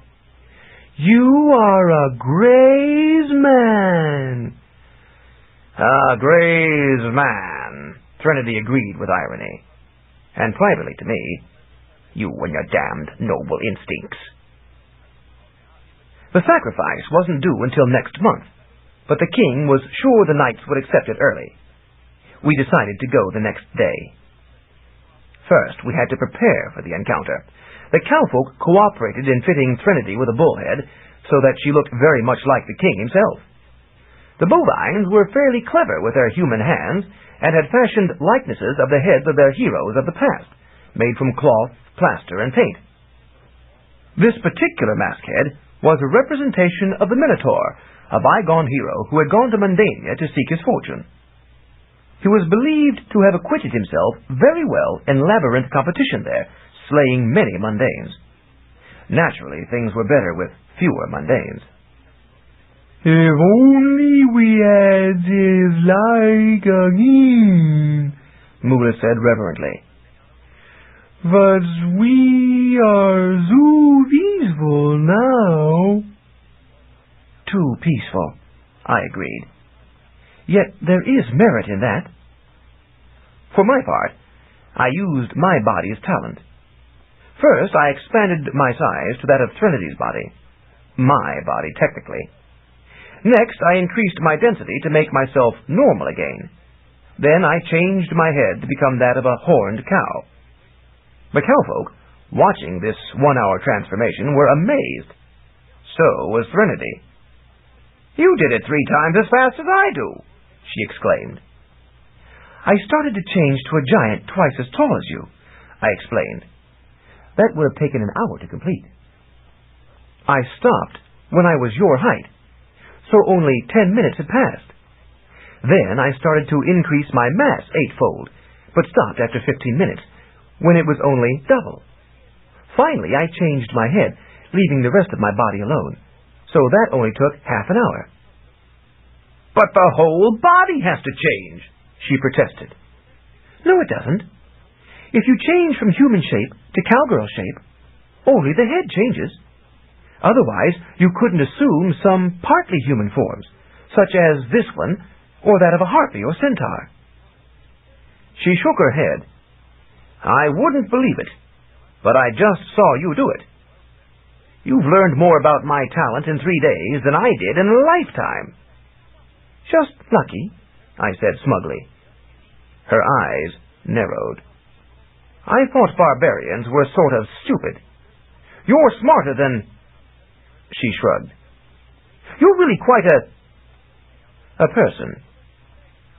I shrugged. I'm close to nature, that's all. Your talent is a natural thing. Your demon heritage. Natural, she muttered with mixed emotions. We had a supper of fresh moss, as that was all that was available. It wasn't tasty by our standards, but it did feed us. We slept in a chamber lined with old straw, which was a precious substance here. The cowfolk were treating us royally. Next day we set out for the challenge. Moolah had explained how to find the knights, who would give us swords if they accepted our status as sacrifice. It was simply a matter of walking to the lower level and mooing for attention. The knights, like most arrogant conquerors, did not bother to speak the subject's language. "Farewell," Moolah said as we departed, a big, lovely bovine tear in her brown eyes. "Farewell, Moolah," I replied, giving her a female hug. I was now much bigger than she, but the sentiment was the same. I had increased my size because I felt that would give me a better chance in the action to come. Part of what sets women at a disadvantage is their smaller size, and that was one disadvantage this body did not have to put up with. We walked down the indicated route. The caves looked strange from my bovine eyes. I could see behind me as well as before me, but the tale was not as clear as I liked. Very soon we were in the forbidden territory, so we started mooing to advertise our presence. Otherwise, we had been warned, we could be slaughtered casually as trespassers or as strays from the herd. It wasn't long before a figure in metal armor appeared. It was large as we were, and so completely covered that no flesh was visible. A forbidding apparition indeed. "Moo!" we mooed together. The spectre studied us, one gauntleted hand on the huge sword slung at its metal hip. Then it turned and walked away. Its armor did rattle some, but its knees did not actually knock. Nervously we followed, presuming we had been accepted as the sacrifice and would be permitted the privilege of running the gauntlet. Sure enough, we were brought to an arena. It wasn't really a labyrinth or a gauntlet, but rather an open area surrounded by a warren of low channels. As we stood in the center, more suits of armor filed in, taking seats on these low walls. In fact, I now saw that these were tiered benches, the ones behind set higher than those before, so that the knights could all see clearly into the arena.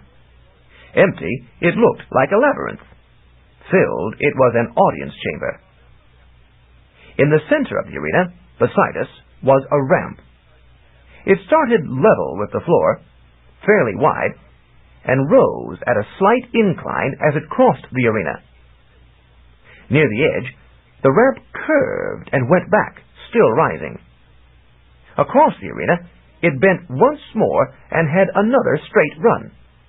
By this time, it was fairly high, so that a person would not want to fall from it. At the uppermost end of the ramp, far overhead, was a metal gate, and beyond that was the light of day. That was the route to the surface. That was our escape. That distant spot of light looked wonderful.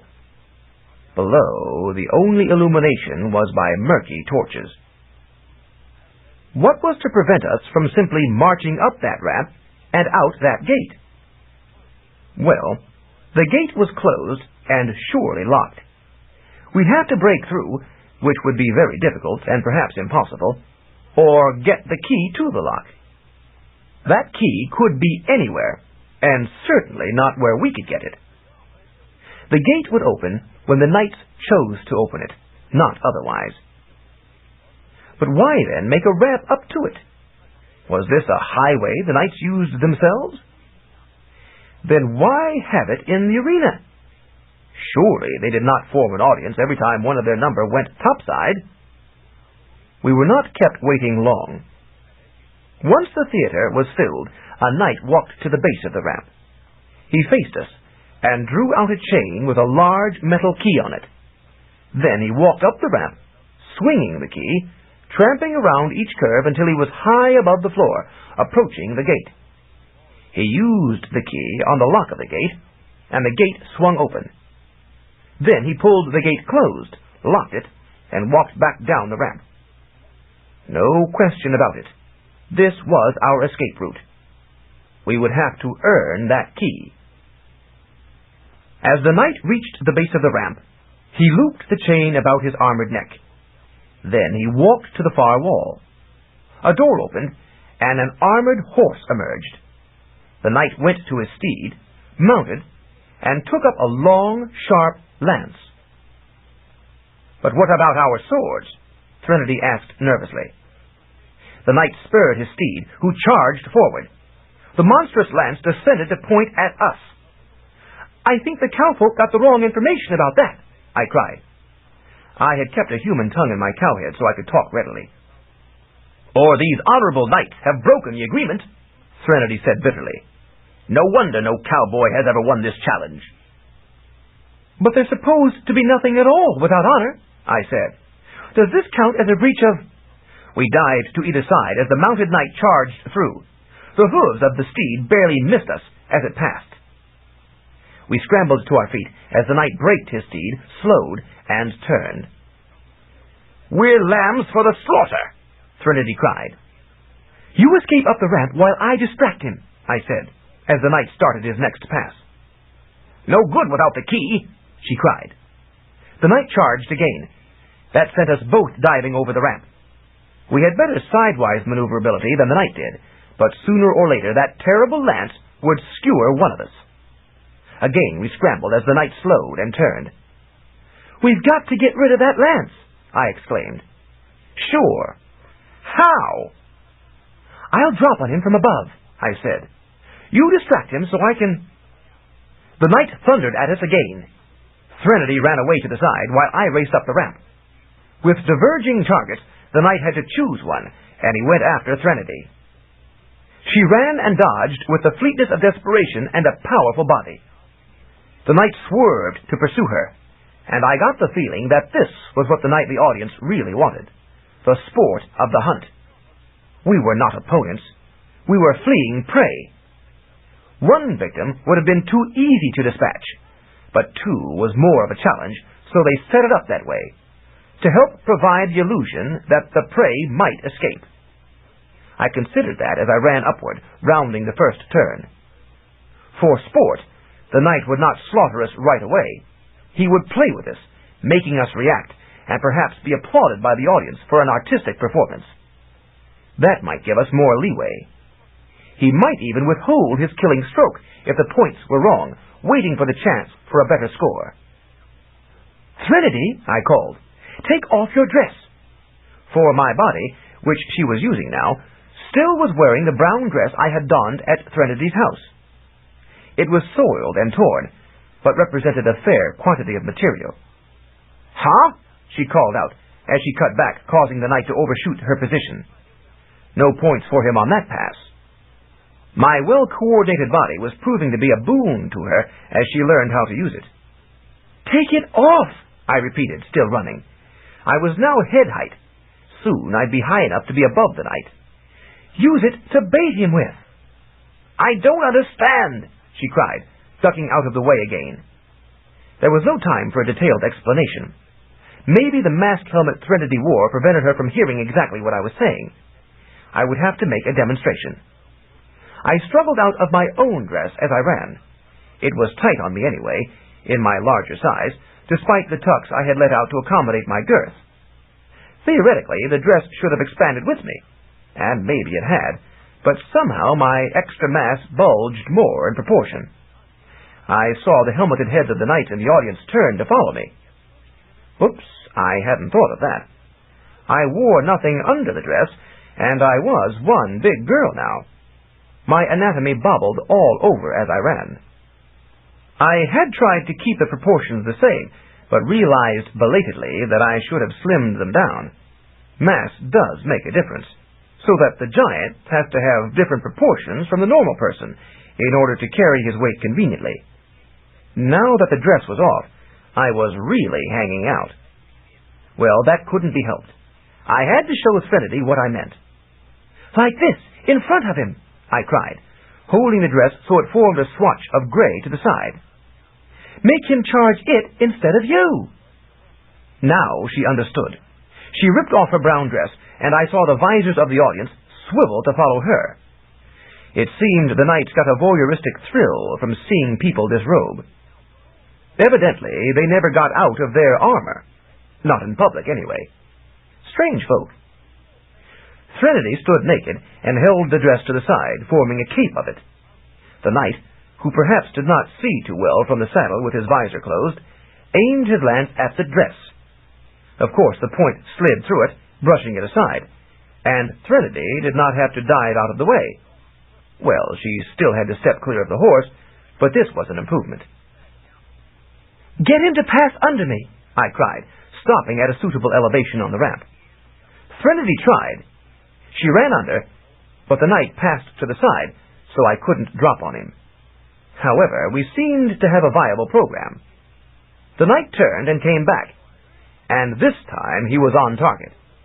As he passed under me, I dropped on him, landing just in front of him on the horse. I could have sworn his visor slits widened as my bare anatomy came up against his faceplate. But my ample posterior was crushing down his arms and lance, interfering with his action. He could hardly have been pleased. I grabbed the chain around his neck and ripped it off. I had the key. Then I realized that I had a pretty good position here, and I tried to haul him off his horse with me. I squirmed around, attempting to pin his arms to his sides, but he turned out to be very strong, and I had only woman's muscles. His hands came up, letting go of the lance, and grasped me with horrible force. In a moment, he heaved me from the horse. I landed partly on my feet, but without balance, and sat down hard. I had a lot of padding in that region, but that landing smarted. It was as if I had been spanked by a giant.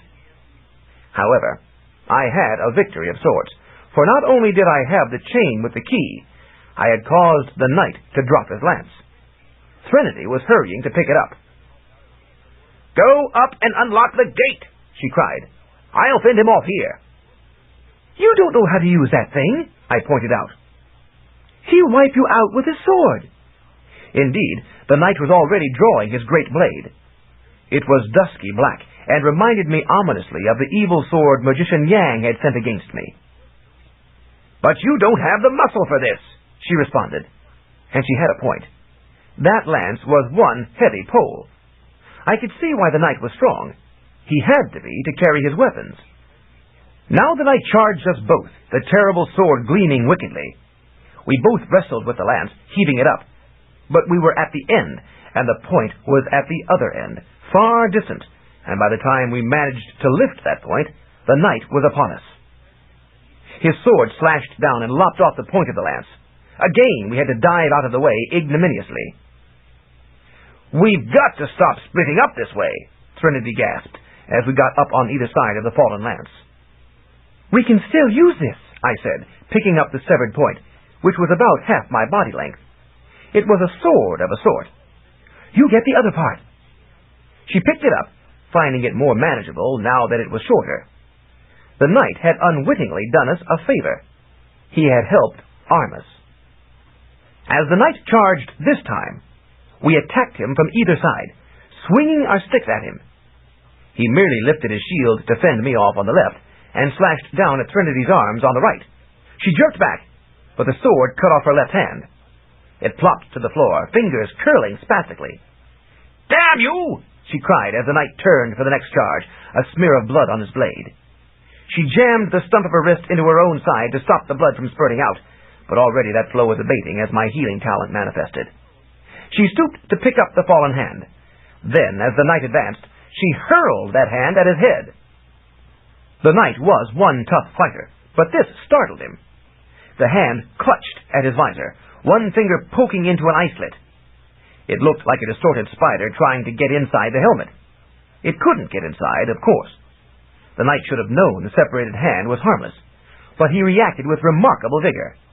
He halted his steed and grabbed for the hand with his left gauntlet. I took advantage of his distraction to leap up and spread my gray dress over the entire helmet. I clung, forming a hood of gray material so that he was blinded. "Get his sword!" I cried. But already that arm and sword were thrashing about, and Threnody could not get close. So I grabbed for the sword arm myself. My leverage was bad, and when I let go of the hood, it started to slide off. The knight got a glove up and shoved me violently away, so that I fell on my sore bare bottom again. The dress slid down. Now the knight could see again, and he retained his weapon. However, Threnody saved the moment. Unable to get near the knight, she went for the horse. She got her mouth close to an armored ear and yelled, "Boo!" The horse spooked, naturally enough. It neighed and reared. The knight fell off and clanked to the floor. Threnody scrambled to fling herself on the extended sword arm, pinning it to the floor, while I made a flying leap for the head.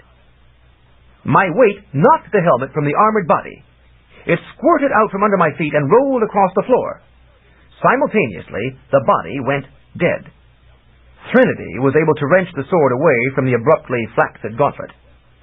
I peered into the neck of the armor, and there was nothing. I looked at the separated helmet. It, too, was empty. There was nothing in this suit of armor. Nothing at all. Threnody looked at me. "Empty armor?" she asked, bewildered. "But it fought us." "It fought without honor," I said. "We were unarmed. Without honor, the knights are nothing at all." "And what about all the others? Who permitted it?" We looked out at the audience.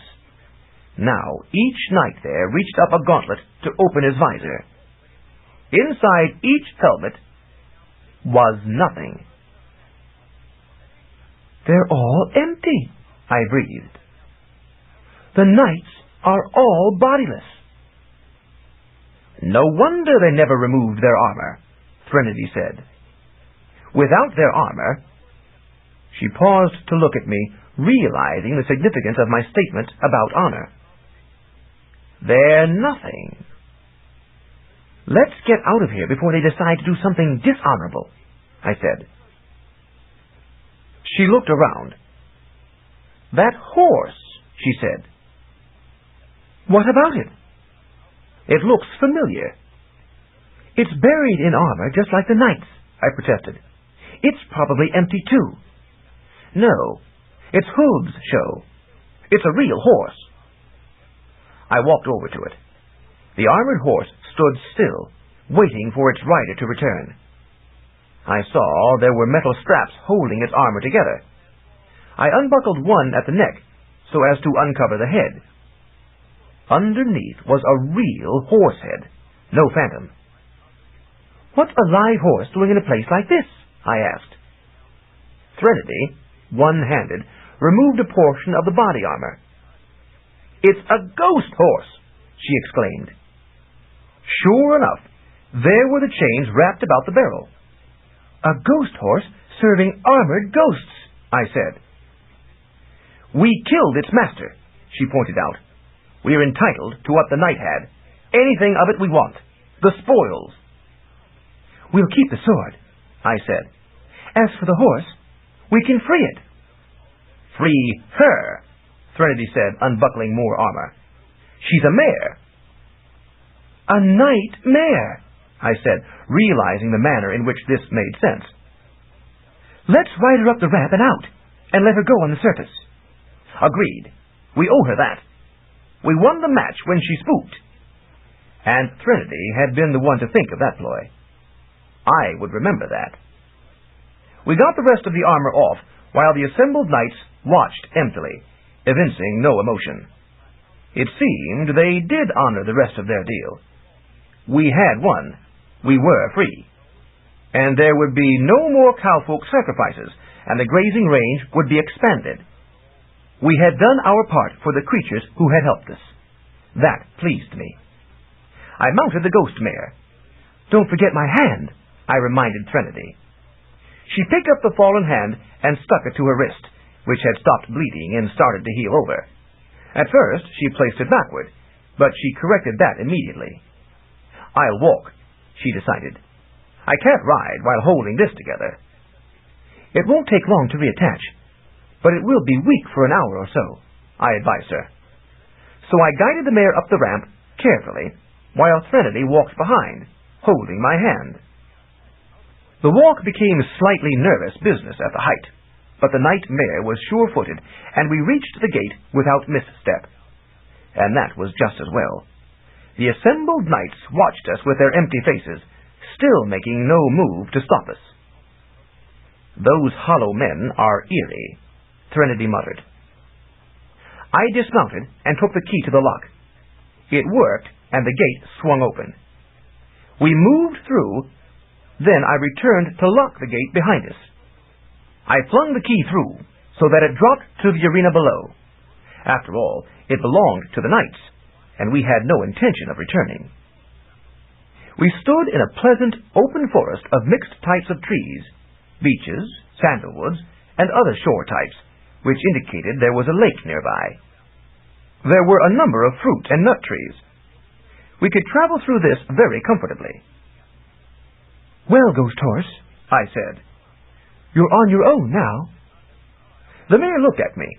She rattled her chains inquiringly. "You're free," I said. "Go romp through the wilderness." She just stood there and gazed at me from beneath long equine lashes. She had lovely dark eyes, even for a horse, though her coat was light. "She doesn't understand," Threnody said, wiggling the fingers of her left hand, which was now firmly attached and improving rapidly. Then she removed her bovine mask. "Nonsense," I said. "Puka understands every word I say. I'm sure Pique does, too." "Pique?" "Look at her eyes." Indeed, the mare was peeking soulfully at us. Whoever says animals don't have souls is crazy. "She's peeking," Threnody agreed. "Maybe she does understand. But she may be tame. She could have been raised in captivity by the knights. She's a night mare." "You know, Puka could still be waiting for us among the artist trees," I said, realizing. "Pique's a ghost mare. Do you think—" "You women are always matchmaking," she said. "And you men are always trying to avoid commitment," I retorted. Then we both laughed, to the mare's confusion. So we decided to take Pique back to the artist's forest to meet Puka. After that, it would be up to them. If Pique was nervous about going out alone, Puka could guide her. I reduced myself to normal size, returned my head to human, and dissipated my extra mass. Pique watched all this with equine astonishment. Then we found a toga tree that enabled us to cover our immodesty with togas. I took a blue one, and Threnody a red one. Pique shook her head, knowing we had the colors reversed. Even animals knew that blue was for boys and red for girls. I patted her neck. "It's complicated to explain," I said. I rode Pique north while Threnody walked. Her big barbarian body could keep the pace much better than my feminine one could. Soon we reached the dead tree, and there was Puka faithfully waiting. He gave a glad neigh as he spied us, then did a double take as he spied Pique. I introduced them. "Puka, this is Pique. She helped us escape the underworld. Pique, this is Puka, my friend." The two ghost horses sniffed noses cautiously. They rattled their chains, making a kind of music together. They decided they liked each other. "If only it were that easy for human folk," Threnody said somewhat wistfully. "If you two want to trot elsewhere, you're welcome," I told Puka. "Peek's not sure she's ready for the wilderness, but you can show her." The two nickered at each other and decided to stay.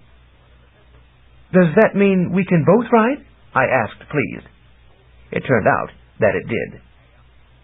So I took Puka, and Threnody rode Peek, and we bore south. In the evening we stopped and foraged and grazed, as the case might be. "Hey, look at this!" Threnody called. I went over. It was a bush covered with bright discs of glass, each disc slightly curved. They were too small for mirrors. I picked a disc and held it to my right eye to see it better, and it jumped out of my hand and plunked itself against my eyeball. Startled, I stepped back, but the glass hadn't harmed me. It just covered the front of my eyeball so that I had to look through it. The surprising thing was that my vision seemed clearer through that eye than through the other. The focus was sharper and the colors better defined. "It's a vision improver," I exclaimed. "Oh, I've heard of them," she said. "They're called contact lenses because they make close contact. When your sight gets old and fuzzy, you wear a couple of these and they bring it up to snuff. We'll have to remember where this optical bush is. It's valuable."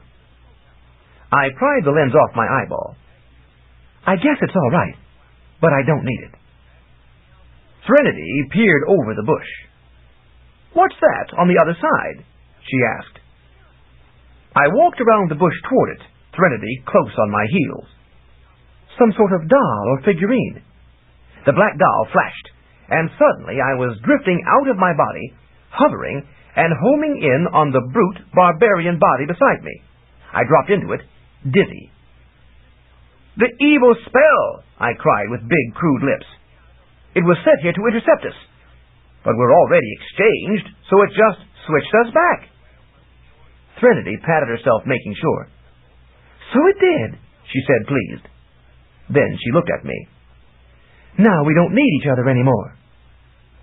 I felt a sinking sensation. "You mean you're going to start running again?" She considered. "You know, if I rode Peek, I could probably get home all right." During our underground odyssey, I had tended to forget that we were enemies. Now I perceived the kind of trap this could be. I acted instantly, my barbarian reflexes serving me well. "Puka, Peek!" I cried, running toward the grazing horses. My big male muscles gave me more speed than Threnody had now. "We've changed back! Don't do anything Threnody says!" Puka looked at me uncertainly, and it was evident that Peek had no notion what I was talking about. "Remember how we met?" I said to Puka. "How you tried to scare me at night, and I circled around you, and you thought I was still at my camp, and—" Puka interrupted me with a neigh. He understood. "Well, as long as we were in the wrong bodies, Threnody and I couldn't separate," I said. "We had to cooperate just to survive. But now we're back in our own bodies, and she can flee me. She wants to ride Peek back to her home. Don't take us anywhere but south toward Castle Rugna. Can you tell Peek that so she understands?" Puka nodded. He would take care of it. I relaxed. I had acted in time. I still did have my mission to complete after all. Threnody came up behind me. "Well, you certainly fixed that barbarian," she said severely. "You don't trust me at all, do you?" "Barbarians are ignorant, not stupid," I replied, stung. It was getting dark now. She accompanied me to the fern bed we had fashioned in the radiating branches of a treehouse tree. "You will want to hold on to me again, to be sure I don't flee in the night." You can't afford to trust me, but I trust you." And she curled up next to me, ready for sleep. Somehow I didn't feel at ease, but I didn't seem to have much choice in the matter, so I comported myself for sleep. This night was cooler than the others had been. "I've gotten used to your larger mass," Threnody murmured. "I'm cold in this little body." You can make it bigger, I reminded her. That takes too long. You can have my cloak, I offered, removing my red toga and spreading it out. Now its color was wrong, as it was truly being used by a male. I'd fetch another in the morning. We'll share, she decided. She removed her own garment, arranged the two togas as blankets, and nestled right up next to me. I lay stiffly awake for some time, wondering exactly how smart I was. Did I even want to deliver her to Castle Rugna now, so another man could marry her?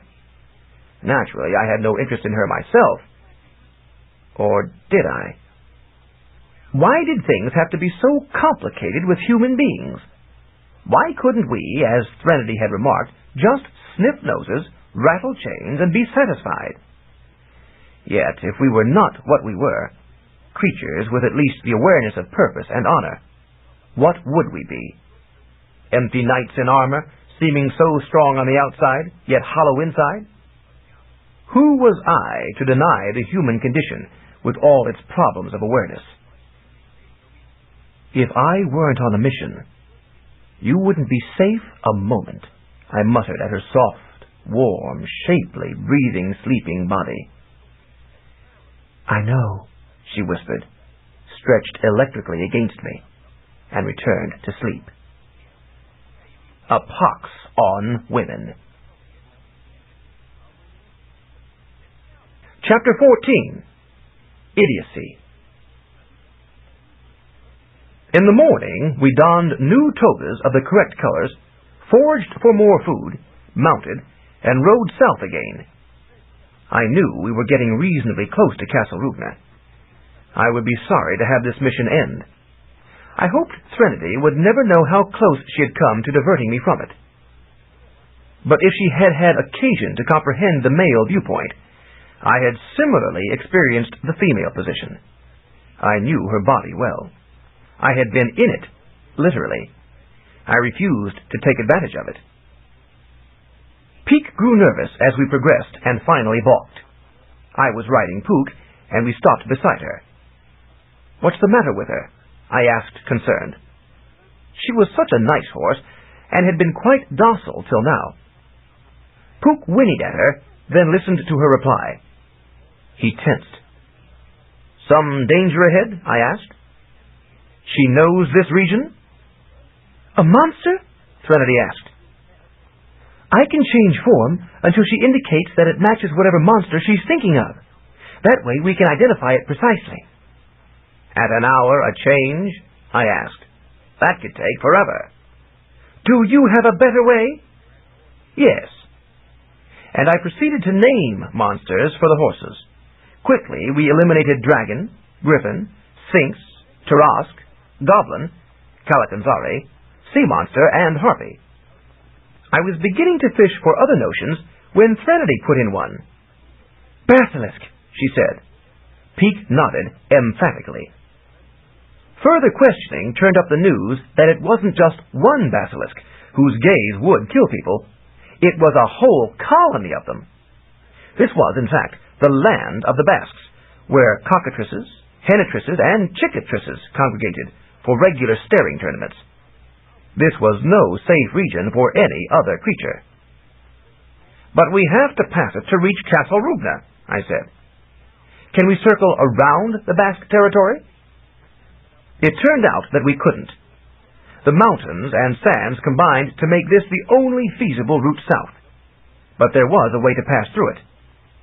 At night, the Basques slept, and if the two horses galloped through then, they could clear the region by daybreak. Then it would be an easy ride to Castle Rugna. "Good," I said, relieved. "We'll rest here, then set off at nightfall." I set off, foraging again, as this body liked to eat well. I spied a spaghetti tree with the edible strands hanging down in tempting masses. I grabbed a hank, and discovered hanging behind it a black IQ vine. "Oops," I said, drawing hastily away. But of course I couldn't escape it. The vine flashed, and suddenly I was so stupid I could hardly figure out what I was doing. I stumbled back to the camp, dragging the hank of spaghetti strands behind me. "What's the matter, Jordan?" Threnody asked, perceiving that something was wrong. "Duh," I replied. "What?" "Duh," I repeated firmly. I was stupid, but she was not. "Those bad spells. You mentioned one for idiocy. Did that one strike?" I nodded stupidly. Had I been smarter, I could have anticipated her thought processes. But I was dull. In fact, I was about as unintelligent as a barbarian gets, which is pretty "I think," she said slowly, "that considering your condition, it is now too dangerous to proceed south through Basque territory. One of those cocks or hens might wake up and wipe us all out. Don't you agree, Jordan?" "Yeah," I said, happy to go along with superior reasoning. Pook's ears flattened back. He was not stupid, and he was not going to go along. Peak stood with him, following his lead. "I think we should go north instead," Threnody continued carefully. "It is so much safer traveling a familiar route." "Yeah," I agreed. It was a good thing she was still smart. "Then we can go around to the north and avoid both the Basques and the sands and reach Castle Rugna safely," she said. "This will take a little longer, but it's so much more certain. Don't you agree, Jordan?" "Yeah," I agreed again. It was so nice of her to consult me like this. Something nagged at my sodden brain, but I couldn't quite figure out what it was, so ignored it. "We'll rest here tonight, and I'll take good care of you. And in the morning, you'll just tell the horses to carry us north, won't you?" she asked persuasively. "Yeah." Pook looked ready to kick someone, maybe me. I couldn't think why. "Because that business about going south no matter what doesn't apply anymore, does it? You know better now." "Yeah?" I said, a little uncertainly. She smiled. She was awfully pretty when she did that. "You've been struck by the idiocy spell, so I realize it's a little hard for you to figure out right now. But we'll sleep on it, and I'm sure you'll be satisfied by morning." Pook snorted with absolute disgust and stomped away. I heard him neighing something to Peak. They were trying to figure out what to do. Evidently, Pook didn't want to listen to what I would be telling him in the morning. Strange animal. Then Threnody took me by the hand and led me to our niche for the night, and she was so lovely that I knew she must be right. We settled down in that bower, and she arranged the togas over us as blankets, and crooned a lovely little melody, and got very close to me. She was all sleek and soft and warm, the shape of man's desire. "In fact, I have an even better idea," she murmured in my ear, her breath like a playful summer breezelet, ticklish and nice. "Let's go back to my house together." "Huh?" I asked, perplexed. "You don't really want to turn me over to some magician at Castle Rugna, do you?" she urged convincingly. I didn't follow all her reasoning, but her bare body was so smooth and special against mine, and I realized how nice it would be to do whatever she had in mind. Some things do not require a great deal of intelligence. "No," I agreed. She moved against me, and I hugged her to me, beginning to get a glimmer of what we could... Then there was a fluttering in the forest, and something white showed. It came right up to us. A big, long-billed bird. In fact, it was a stork. "A stork!" Threnody exclaimed, shaken. She drew away from me as if I had become a monster. I hadn't thought of that. I reached for her again, but for some reason the sight of the stork had turned her off, and she shrank away from me. Women can be very funny about irrelevant things. The stork landed beside us and closed its wings. "I'm looking for Jordan the Barbarian," it said. For him? Threnody squeaked. You birds never bring your bundles to men. Then she turned thoughtful. Though it might be a good thing if you did. After all, fair is fair. The stork ignored her. Bureaucratic creatures seldom concern themselves with fairness. It turned to me. Jordan? Yeah? I answered. I am investigating a recent event. It seems that one of our number was lost during a mission, and we are uncertain whether his bundle was properly delivered. You have been implicated. Do you care to testify? Something about that last word sounded dirty to me. To what? To clarify what happened just north of the... wherever it was. Oh. I was stupid, but I remembered the episode. Ogre, I said. The stork lifted a free feather and perused its lines closely. Yes, that was an ogre delivery. What happened to the stork? Dragon, I said.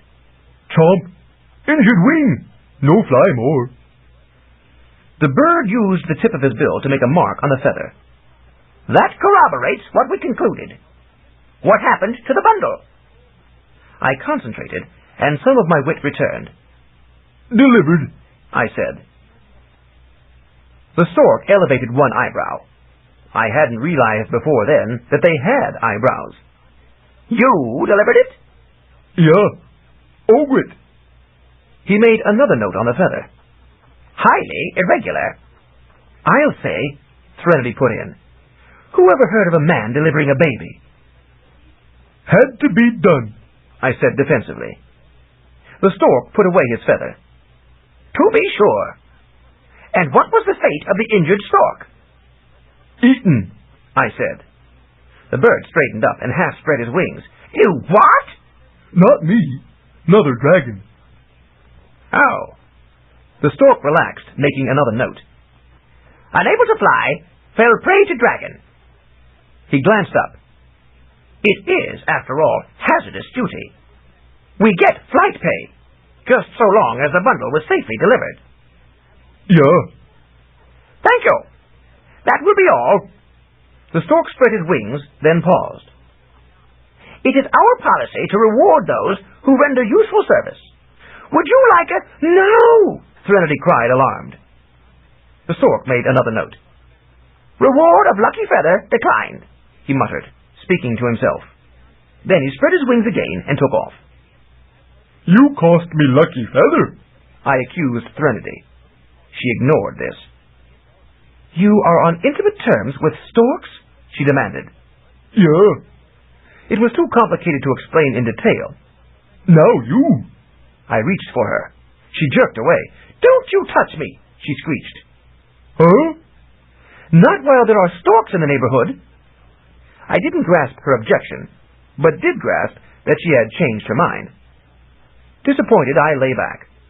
Women can be awfully hard to understand. In the morning, the horses were gone. Puka had left the bag with the remaining spells, so I knew he wasn't coming back. Stupid as I was, I still understood why. Because he knew I was going to ask him and Peak to take us north. I couldn't figure out why it was so bad to go north, since Threnody had explained the reason so sensibly. But Puka wouldn't go that way, so he had left. Therefore, we couldn't go north either. He had been free to leave us any time, but had chosen this time because of our irreconcilable difference of opinion about direction. I was really sorry to lose him, yet couldn't blame him. Sometimes the best thing a friend can do is to refuse to help a friend gone wrong. Not that I had gone wrong, but... well, anyway, it was too bad. Then I had a notion. Spells, I exclaimed. But they don't work right, Threnody said, evidently nervous about another foul-up like the exchange of identities. Maybe help anyway, I said with foolish eagerness. I pawed through the mostly empty bag and fished out the little white skull. Life, I said. Life? You mean it restores someone who has died? You don't need that. I wasn't smart, but my memory remained good. Mixed up. This not life. Oh, you mean it has to be some other spell? One that may help us travel? Yeah. Then, before I could become confused, I said, Invoke. The skull glowed and expanded. A ridge appeared that circled around the staring face. This projected out until it formed a full-sized shield, while the face flattened into a picture of itself on the surface of that shield. The back of the skull became the apparatus by which the shield could be comfortably supported on the left arm. Say! I exclaimed, pleased. Nice shield. If we had needed a shield, Threnody said curtly, we could have taken the knight's shield. How does this help us travel? But I remained delighted with this acquisition. I had never had a shield of my own before, because barbarians are too primitive to understand a shield's proper use. However, my experiences with flame-shooting dragons and lance-bearing knights had provided me with an inkling. Sometimes defense was a good thing, even for a barbarian. Or so I supposed, now that I was stupid. I put the shield on my arm and postured with it, slicing the air with my sword. We now had 2 swords, since we had recovered my own from near the dead tree, as well as saving the knights. Take that! I exclaimed, striking at an imaginary foe. And that! Then I lifted the shield as if warding off an enemy blow. Yeah, you can't get me. Some toy, Threnody muttered, disgusted. Women don't understand about war games, but they sure are fun for the young of brain. In due course, I settled down, and we came to grips with the problem of traveling. I suppose we'll have to walk, Threnody said, unthrilled. But it will take us a couple of days, and I'll be footsore. Damn those horses! Yeah, I agreed amicably. She focused on me. You won't stay stupid forever, she said. These spells wear off after a few days, don't they? Yeah, I said. Some do. A man does have his uses, she said to herself. As long as I'm single, I'm vulnerable on one level or another. The only way to finish this nuisance for good is to marry an amiable man, not too bright. Then she looked up, as if becoming aware of me. Very well. I'll carry you. At least that will get us there. Huh? I'll change into a dollarpede, she decided. That's 100 times the size of a centipede, but not vicious like the nickel or dime pedes, because it doesn't have any metal pincers. A dollarpede has no metal backbone, so it has been losing strength for decades. It's a helpless form, subject to the whims of whoever handles it. You'll have to protect me with your sword and shield. Helpless? Dollarpedes just seem to keep getting devalued by everything else they encounter, she said, until finally they look as big as ever, but they're hardly worth anything at all. Maybe that's because they're made mostly of paper. Paper? I was stupid, but even to me that sounded funny. Some of them have silver support, she said. Those ones are stronger, but they're very rare. I'll become one of that kind. Yeah, I agreed, reassured. Of course, it took time.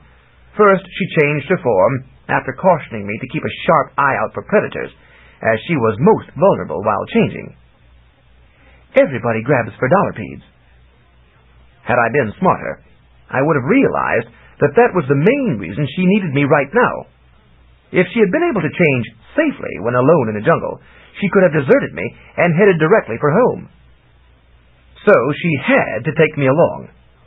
My brain wasn't worth much now, but my body and sword and shield were.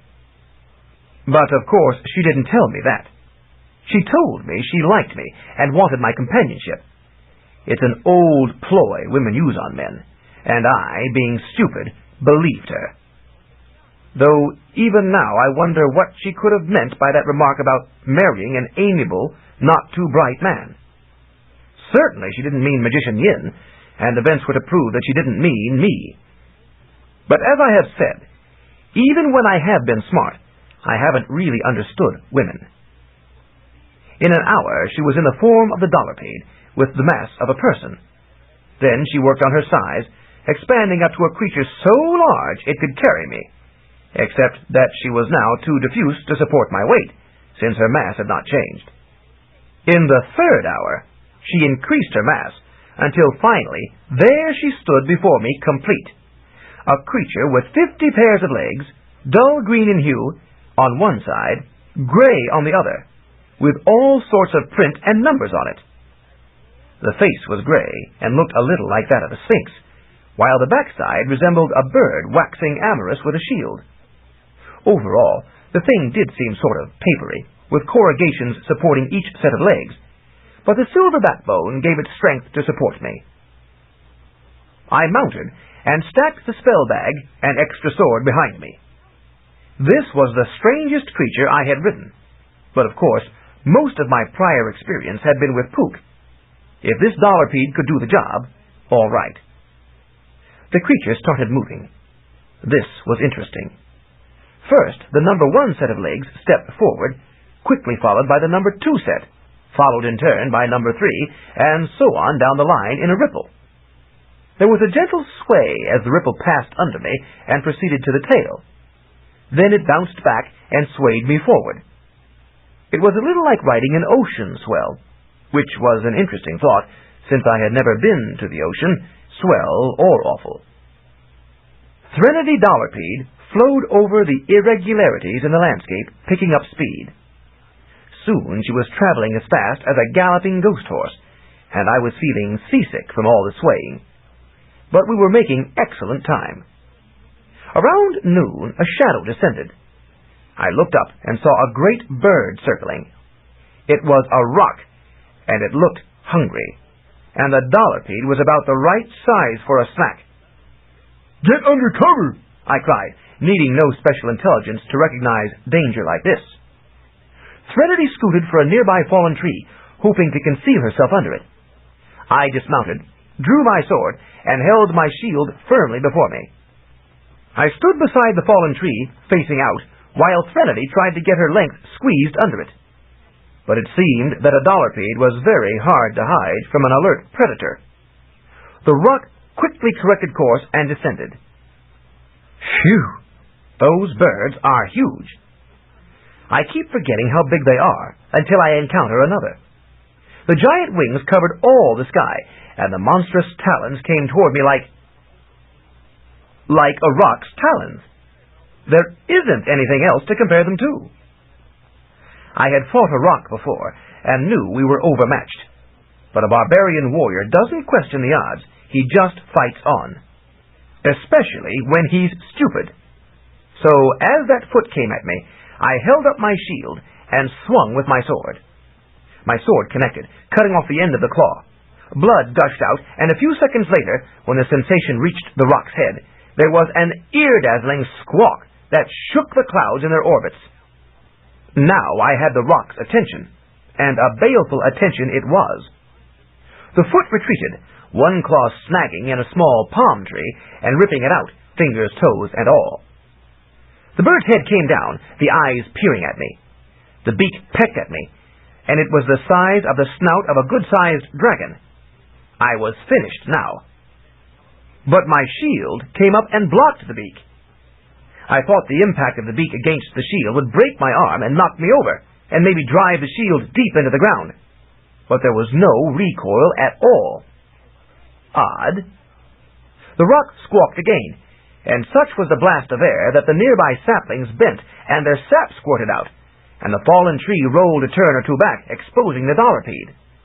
The roc peered at me again, straight down from above, and I knew I would be squished like a bug, and perhaps spitted on bedrock below. There was fire in those little rock orbs. My shield came up once more, and this time I knew I wasn't doing it. The thing was shifting itself, hauling my arm along with it. It stopped over my head, horizontal, blocking that plummeting beak. The beak struck with a colossal clang, and I felt no shock. But the bird bounced off as if rejected by a stone mountain. Its beak dented. I was slow-witted, But now at last the truth managed to wedge itself through my brain. This was the magic of the shield. It was intended to combat the magic sword, but it wasn't smart enough to distinguish between types of attack, so it fended off whatever came at it. Self-powered, it absorbed the full thrust, transmitting no shock to me. As long as I held this shield, I could not be successfully attacked. The big bird, its beak bashed, came to a similar conclusion. It backed off, spread its wings, and launched itself into the air. The downdraft flattened the nearby bushes and tore a branch from an acorn tree.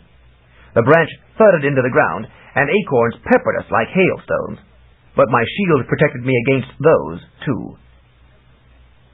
Threnody crawled out, somewhat bedraggled. Her papery body did not stand up well to such high winds, and I dreaded to think what rain might do to it. She was unable to speak in this form, but I was sure she was pleased not to have been gobbled by the rock. I remounted, and we proceeded on north. We stopped in mid-afternoon, back at the copse of artist trees. Perhaps it was fitting that I brought the magic shield back here to where the magic sword had attacked me. Still, as my stupidity gradually abated, maybe my talent was healing my brain of this malady too, I became increasingly uneasy about the direction of our travel. Castle Rubna, after all, was the opposite way. It took Threnody 3 hours to change back to her normal form. First, she went diffuse, then she sank to human size, and finally she changed to human shape. "I'm famished," she exclaimed. "Why not eat in dollar-peed form?" I asked, concentrating so as to formulate my question properly, as it was hard to handle full sentences in my present state of mind. "Why so much trouble to change back?"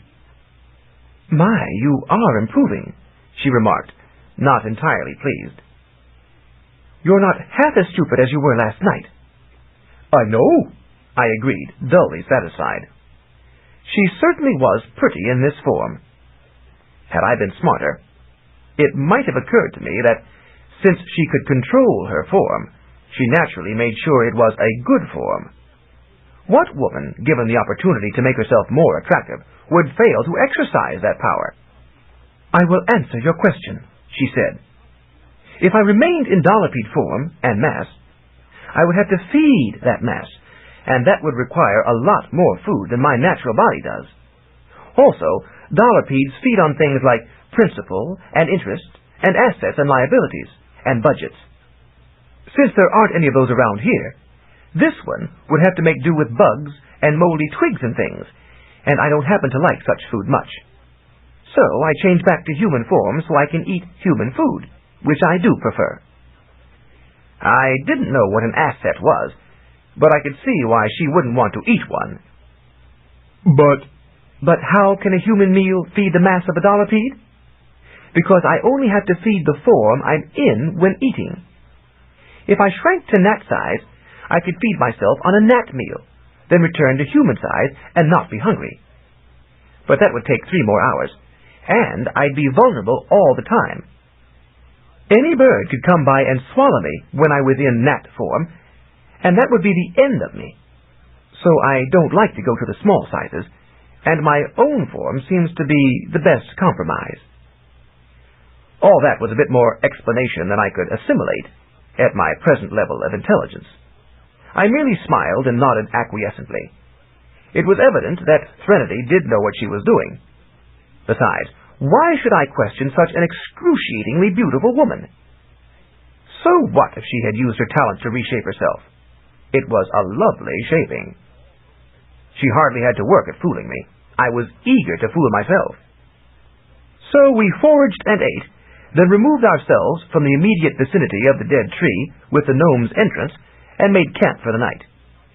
Once again, Threnody cuddled up to me, after glancing around to make sure there was no stork nearby. I said, trying to organize my thought. "We should go south." "There is another reason to go north," she said quickly. It was almost as if she had expected me to remember my mission, and have a second thought about our direction of travel, as my intelligence increased. "You said the enemy spells have been placed along your route, so that when you go where you're going, you walk into them. Yes, I agreed. She had a good grasp of the situation. And most of those evil spells are a whole lot of trouble, she continued. Like the Black Sword and the Personality Exchange, I realized that was the good spell that hit us, but it was the same as the evil spell. And the idiocy. Yes. Well, if you don't go where you're going, you won't encounter the spells laid out along your route, will you? Huh? If we go to Castle Rubner, straight south, the next spell is sitting there somewhere in our path, waiting for you to meet it. Probably in the middle of the Basque territory, so we'll really be in trouble. But if you don't go there, you won't walk into that spell. That makes this a better route, doesn't it? Say, yes, I agreed, brightening. I was still too dull to figure out the predestination angle. But how do we get to Castle Rubner going north? She smiled in the dusk. We go around the quicksand desert to the north, then turn south and proceed without further trouble. That's nice, I said, reassured. Still, she added, as if musingly, it would be just as easy to turn west and return to my house. Then you and I could stay together forever. It seemed to me that she had said something like that the night before, but we had been interrupted by the stork. Tonight I was a trifle smarter. But what about my mission? I asked. Let me show you how it can be with us, she said. Then you can decide about the mission. Well, I said uncertainly, torn between loyalty and her beauty. She wriggled, and her bare body came up against mine. She put her lovely face to mine for a kiss. The consciousness of my mission faded. I enfolded her in my arms, and there was a noise. Threnody stiffened. "Someone's near," she whispered, alarmed. I felt for my sword and shield in the darkness. In a moment, I located the direction. The sound was in the area of the gnome tree. "The nobody gnomes," I whispered. "Out hunting." "I've seen enough of them to last me a lifetime," she said. "I'll go out and slay them. With my sword and shield in my own body, it will be easy." "Don't be stupid. That won't—" "But I am stupid," I protested. She chuckled. "So you are at the moment. But trust me, Jordan, we don't need to attack the gnomes. They're only out foraging for food and supplies, not looking for us, and they're not such bad folk.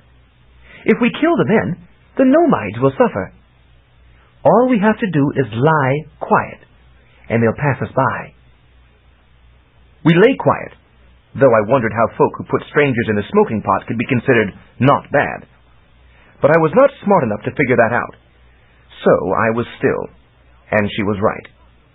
The gnomes moved on by, and never knew we were there. But we had to bide some time, and in due course I fell asleep. Whatever it was that Threnody might have had in mind did not come to pass between us that night. The gnomes had saved me from... what?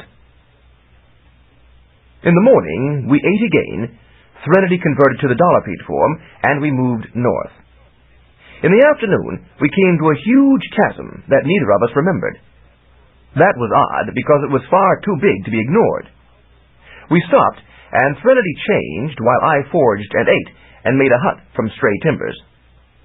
In the sky to the south, we saw huge shapes wheeling. We knew that the rocks were angry and were searching for us. "We can't stay here, and we can't go south again," Threnody said. "You fought valiantly to save me from the big bird yesterday, and I am duly grateful.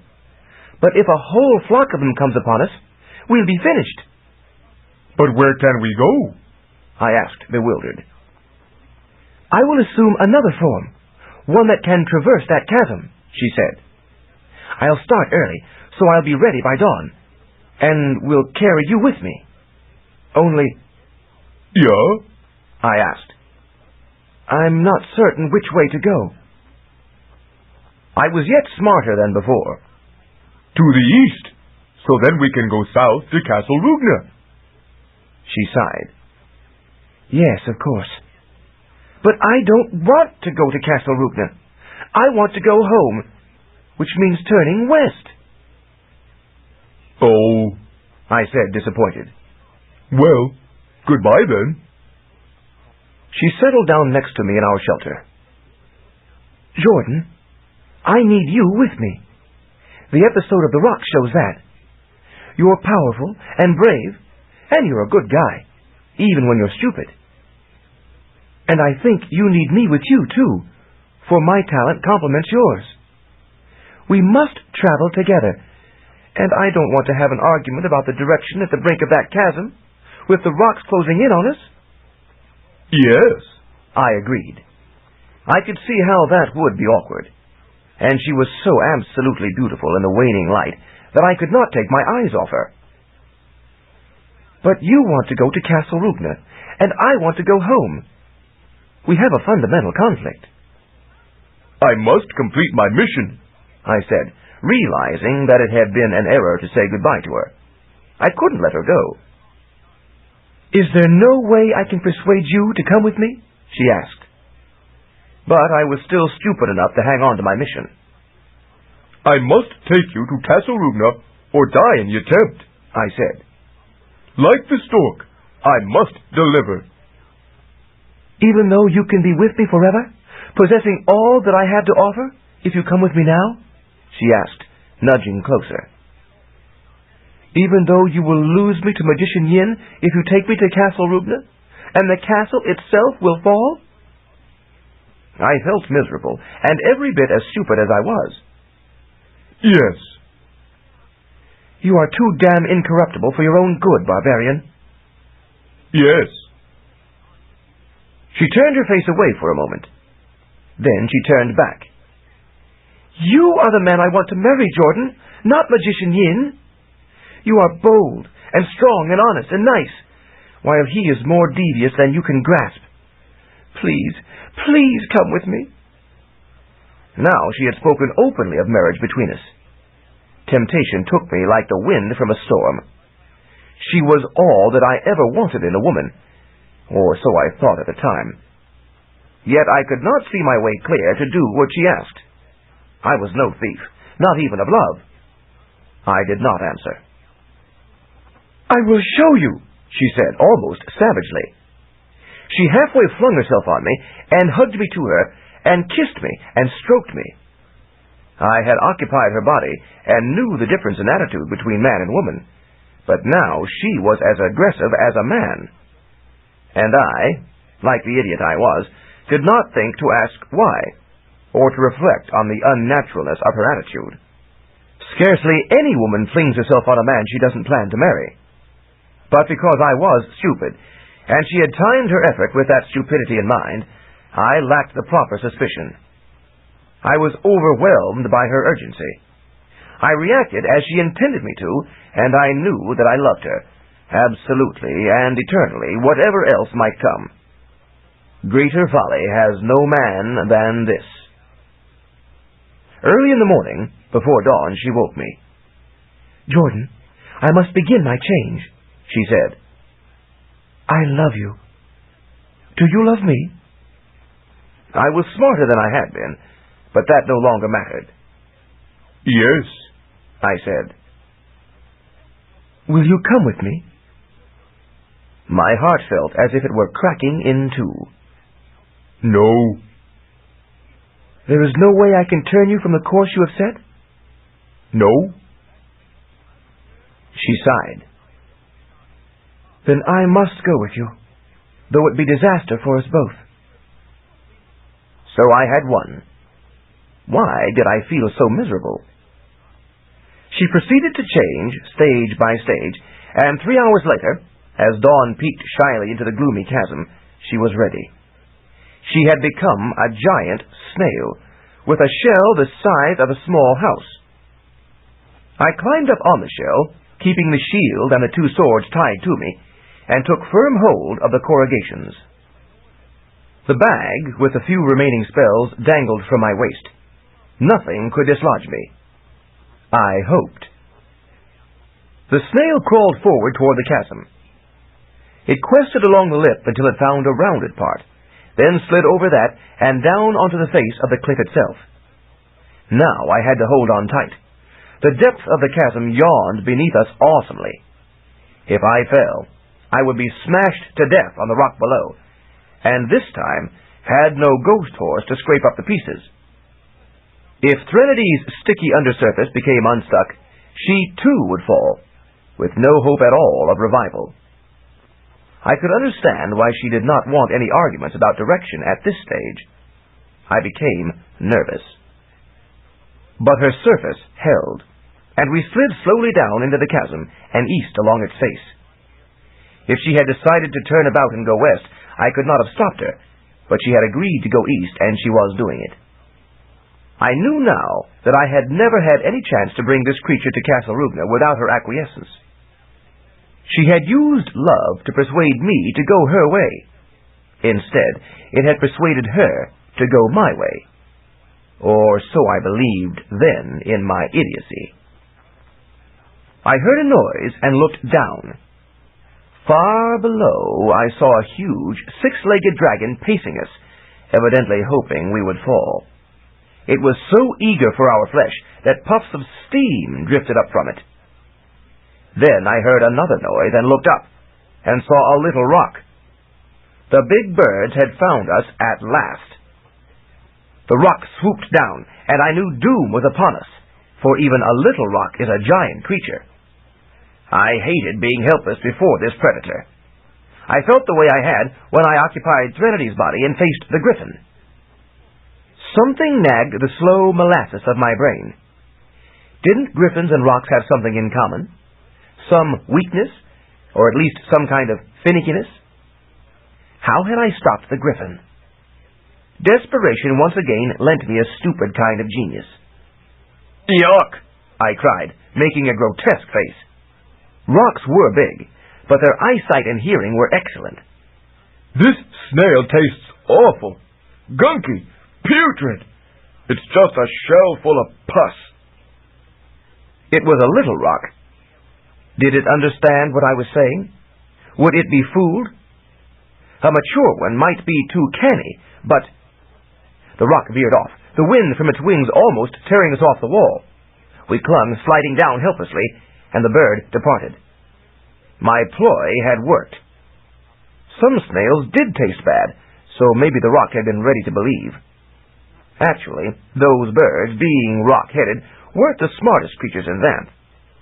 But a young rock surely tried eating anything that moved, at first, so had many bad experiences, and would be eager to avoid more of them. Maybe this one had once gulped a shell full of pus. Trinity managed to skid to a halt on the wall, then continued her slow slide to the east, and in due course she crossed over the lip of the chasm and onto level land. The quicksand was behind. Now we could safely proceed south. I let go of the shell, but my arms were locked into position from the long clutch and had to be unkinked joint by joint. Trinity was so tired she just slumped in her shell, but we had made it. Ahead, had I but known, was the Crewel Lye. Chapter 15. Crewel Lye. After a while, Trinity changed back to her human form, looking somewhat wasted. I fetched her food and water, and she kissed me, and we rested there a time, just appreciating each other's company. "A shell full of pus?" she asked wryly. "Well, it worked," I said, embarrassed. "I would never have forgiven you if it hadn't worked," she said. "Well, let's get moving again." "But you are tired. Let me carry you now. Change to something small." She smiled. "I'll simply diffuse. That will take less time." She did so. When she was smoky thin, looking indeed like the demoness she derived from, she put her vaporous arms around me, and I marched south, carrying her along with me without effort. When a passing wyvern thought to take a bite of us, Trinity simply floated up and breathed, "Boo," and the poor creature took off as if it had seen a ghost. I wasn't worried anyway. My sword and shield and stupidity, the 3 S's as Threnody put it, made me practically invulnerable to attack. But it was true that our 2 talents complemented each other, making safe travel possible and easy. We were a good team. We made excellent progress that day, and camped for the night not far from Castle Rupna. Threnody densified, resuming her natural and lovely solidity, and embraced me. "This may be our last night together, Jordan," she said soberly. "We must tell Magician Yin what we feel," I said. "Maybe he won't want to marry you then. Some men are very choosy about winning a lady's love for themselves." "That thought had crossed my mind," she confessed. "When you deliver me there, Yin will win, and be the next king of Xanth, and surely he will be good for the land. But if he rejects me, and sends me away, the castle will not fall, and I can be yours. But—" "But?" I asked. The plan seemed quite feasible to me. "But there is also Yang," she said reluctantly. "Yang is evil. He cares nothing for anything decent, including the fact that I now belong to another man. He might choose to take me for that reason." "But you don't want to go with Yang," I protested. "Jordan, I may not have much choice." She kissed me again, lingeringly. "You have seen the power of his spells. No ordinary person can stand against the power of a magician, good or evil. That's why a magician is always king. If you bring me near Castle Rupna, but not all the way there, then Yang will win and be king, and he, more than Yin, may want the aspect of legitimacy conferred by marriage to the daughter of the prior king. Sometimes the least worthy folk crave legitimacy the most. I will no longer be able to threaten to throw myself into whatever. I will not be able to escape." She took me by the hand and gazed into my eyes. "But whatever happens, Jordan, remember that I love you." "And I love you," I said. Then she began singing in her low, sad way, and her voice was so eerily beautiful that it brought tears to my eyes. As I listened to her, it seemed that some terrible tragedy was in the offing, but I was too dull to grasp what that could be, or to wonder how she could know what was to come. "I'm sorry I did not let you bring your lute," I told her. She paused to put her fair hand on mine. "I forgive you, Jordan." There were tears in her eyes, too. In the morning, we set out for Castle Rupna on foot, as we were. It was not that far, and Threnody wanted there to be no doubt about her identity, so that there could be no misunderstanding as to the success of my mission. We held hands, and it was a sad rather than a joyous occasion. But what could I do? A good barbarian always completes his mission. We saw the highest spire of the old castle poking above the trees to the south. Threnody paused to kiss me. "I love you, Jordan," she said again.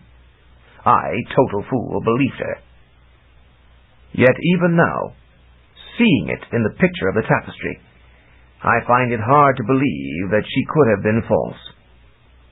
Everything about her signaled the sorrow of love about to be lost. Almost I wish... But of course I am not now the idiot I was then. Experience has been an exceedingly cruel teacher. We came to the ring of gnarled old trees surrounding the castle. They still didn't like me. Branches descended to bar our progress. I drew my sword. "I told you before, trees, that I'd lop off any branch opposing me," I said. "I have to deliver this object to the castle, and that I shall do. Now clear the way."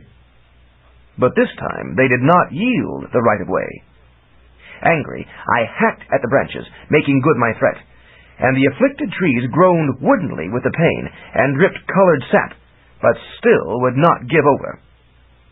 They were stupidly loyal to their perceived cause, as was I. They know, Threnody said. They remember the curse of my return. They don't care who is to be king of Xanth. They merely protect the castle from ruin. Jordan, believe me, only tragedy can come of this delivery. I promised to deliver you, and I will, I grunted, hacking away. She shook her head with resignation. If only your loyalty were rightly fixed, what a hero you would be. I didn't know what she meant by that, so I ignored it. Forcing a way through the trees took time, but I was barbarianishly determined, and I cleared a channel through the resistant forest. We emerged to the inner orchard with its marvelous array of fruits and nuts. I was hungry after my exertion, so I reached for a big red apple, and it jerked away. I blinked, then reached for another, and it too avoided me. Now this is pushing it, I snapped, not so dull as not to realize I was being snubbed. I'm going to have some fruit or do some cutting here. I walked around the tree, stalking the evasive fruit. A cherry dropped near me from a neighboring cherry tree. The thing exploded as it touched the ground, blasting dirt at my legs. I jumped away and almost collided with a pineapple tree. Look out! Threnody cried. A pineapple dropped, but I managed to reach out and catch it and hurl it away before it detonated. The explosion shook the orchard, and fruits dropped all around us. Several more cherries went off around me, but my shield alertly blocked off the shrapnel of juice and cherry pits. They know! Threnody repeated. I shook my sword at the cherry tree, but dared not try to chop it down, because the cherries would have blown me to bits. In Mundania, it may be possible to chop down cherry trees, but not in Xanth. And as for pineapples, I have heard, but naturally do not believe, that they don't even grow on trees in Mundania. They supposedly grow directly from the ground, one pineapple to a plant. Ludicrous. Next thing we'll be expected to believe is that mundane cherries and pineapples don't explode. We went on to the plain surrounding the castle. There stood a truly motley assembly. Dozens of zombies. Dirt sifted from their sodden shoulders, showing that they had recently disinterred themselves. Gobbets of rotten flesh festooned their spindly bones. Each skull stared out with maggoty sockets. The zombies rise when Castle Rugna is threatened, Threnody said. They know that the moment I set foot in the castle, it will fall. I remember, when I was a girl, a rogue dragon came, and the zombies marched against it. The creature was covered with slime and rot before it gave up the attempt. Are you sure you want to? I have a mission, I said sullenly. I may have mentioned the oink-headedness of barbarians, particularly stupid ones. I drew my sword and held my magic shield high and marched into the awful throng. The zombies were no cowards, I'll say that for them. They threw themselves on me as if not caring for their own lives at all. My shield moved about, fending them off, and my sword hacked off arms, legs, and heads with abandon. Pieces of zombie soon littered the landscape. Threnody had to use the almost empty bag of spells to shield herself from flying rot. For some reason, she didn't seem to like getting it in her hair, or down her front, or in her slippers. Women do tend to be fussy at times. Finally, the last of the zombies had been cut to grotesque pieces, and the way was clear to the castle. I took Threnody by the hand and led her onward. She remained reluctant, but did not resist. We came to the moat. The drawbridge was up, and the moat monsters were on full alert, in contrast to their prior attitude. Well, I had fought monsters before. I needed to get that drawbridge lowered so Threnody could cross. I wasn't going to drag her through the moat. Then she would be at Castle Rugna, and my mission would be successfully accomplished, despite all Yang's machinations. Then, and only then, could I relax. Perhaps I would recover Threnody, perhaps not. Either way, it would be done. Wait here, I told her. Then I jumped down into the moat. Naturally, the nearest monster pounced on me, its huge fangs spearing for my head. My shield hefted up to intercept the strike, and the fangs clamped down onto it. There, the monster's maw froze, 2 fangs projecting down inside the shield, dripping saliva, while the eyes of the monster stared at me, startled. I lifted my trusty sword and brought the blade down, cutting off the end of the snout, including the fangs.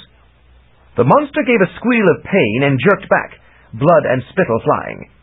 I suspect it was none too pleased. Monster fighting can be a messy business at times. "Look, monster," I said. "I've got a job to do, same as you do. I'm crossing this moat and letting down the drawbridge. I'm a barbarian warrior, none too smart at the moment, and cutting up monsters is my profession. Either you can let me operate in peace, or you can get yourself hacked to pieces. It's your choice." And I waded on across the clogged waterway without waiting for the monster's response. That's the way you have to deal with monsters, firmly and fairly. The monster considered.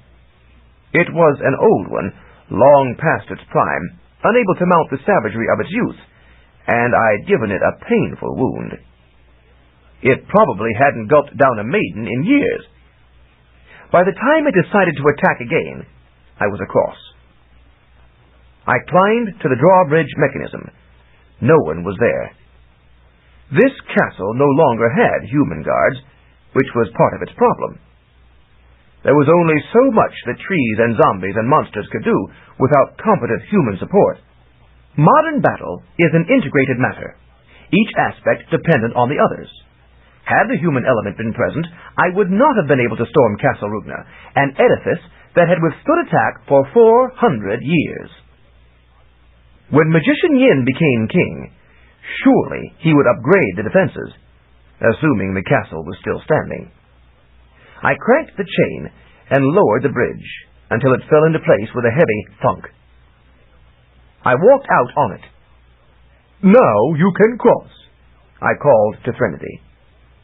She approached reluctantly, and I went to meet her. Just this short distance across the moat, and it would be done. "Maybe it will count if I don't actually get off the bridge and touch the castle itself," Threnody said. "If my father the king sees that, you have completed your mission." "Maybe so," I agreed. I really didn't want Castle Rugna to fall.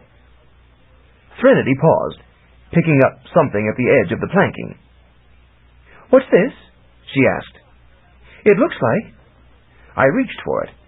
It was a small black ball. As I took it in my hand, I saw its other side. There were 2 squarish sockets and a grinning set of teeth. "That's the black skull!" I exclaimed, trying to throw it away. Too late. The evil skull flashed, and I fell dead. "Jordan!" Threnody cried, as I dropped from the edge of the bridge to the ground beyond the moat. She tried to catch me, but there was nothing she could do for me. I was already deceased. There was the counterspell in the bag, but we didn't know which one that was, and only I could invoke it. And as a dead man, I couldn't even do that. The evil spell had operated much more rapidly than it was supposed to. A figure appeared across the moat at the castle gate. It was Magician Yin. "So, you have come to me at last, Princess Threnody," he said. "The barbarian has done good service." She stood frozen for a moment, staring at him. "The mission is not yet complete," she said. "But you can step right across and make it complete," Yin pointed out. "And Castle Rugna will fall," she said disdainfully. "But your father wishes this union to be," Yin reminded her. "We can build another castle." "Not like this one." "Come, lovely woman," Yin pleaded. "The ignorant barbarian has given his life to bring you this far. Would you cause that sacrifice to be in vain?" "Pah!" Threnody exclaimed. "I am demon-spawned. I have no conscience. All I want is to spare the castle where I grew up, the one place where I was happy. Now I shall live my own life. You would not let me do that, once you have power, Magician Yin." "Ah, so the maiden plans to run away with the barbarian when he revives." Had I been alive then, I would have been startled by that. I had thought Yin did not know about my talent. But of course, magicians tend to know more than they let on. It's part of their power. "Hardly, Magician. This oaf lives only to complete his mission, to bring me to you, Yin. I tried to seduce him away from that, but the fool would not be swayed. Only by being rid of him can I be rid of you." "But you will never be rid of him, Princess, since he cannot be killed. That was my little ace in the hole against Yang's machinations. So you might as well cross the moat and marry me." "I shall be rid of him, and you," she exclaimed. "I know how to keep the barbarian dead." And she took my sword and struck at my body. The magic shield tried to lift itself to block the attack, but its spell was no longer new, and I was dead, so it couldn't do much. In a moment, she hacked off my shield arm, and the shield was finished. Then she hacked off my other limbs, and my head, and cut my torso into 2 chunks. I looked like a dismembered zombie, except that there was a good deal more blood spread about. "This moron will never bother me again," she gasped, spearing my staring head on the point and carrying it into the orchard. Yin stood watching her go. "Then you are determined not to let the barbarian's mission be complete?" he called after her. "Absolutely," she called back as she disappeared among the fruit trees. Time passed. Then she returned to spear another chunk of my body. "And you refuse to cross over and marry me?" Yin asked, as if this were a routine matter. "You got it, Magician," she agreed, hauling the second chunk away in a different direction. When she returned again, Yin asked, "Despite the wishes of your dying father?" "If my father knew the truth, he would repent those wishes." She marched away in a new direction with the third chunk. Next time she appeared, Yin asked, "Don't you know that if I am not king, my evil brother will be king instead?" "Of course I know it," she exclaimed. "What care I for your politics?" She took the fourth part of me away in a new direction. When she returned yet again, Yin said, "Don't you realize that if you do not marry me, you must marry Magician Yang? Maybe Yang won't want me. But if he does, he won't make me live at Castle Rupna," she said, spearing a 5th chunk and toting it away. Soon she was back again, for the next to the last chunk. "What do you care for Magician Yang?"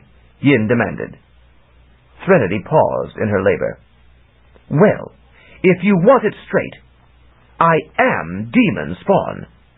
I prefer evil to good, and Yang is evil."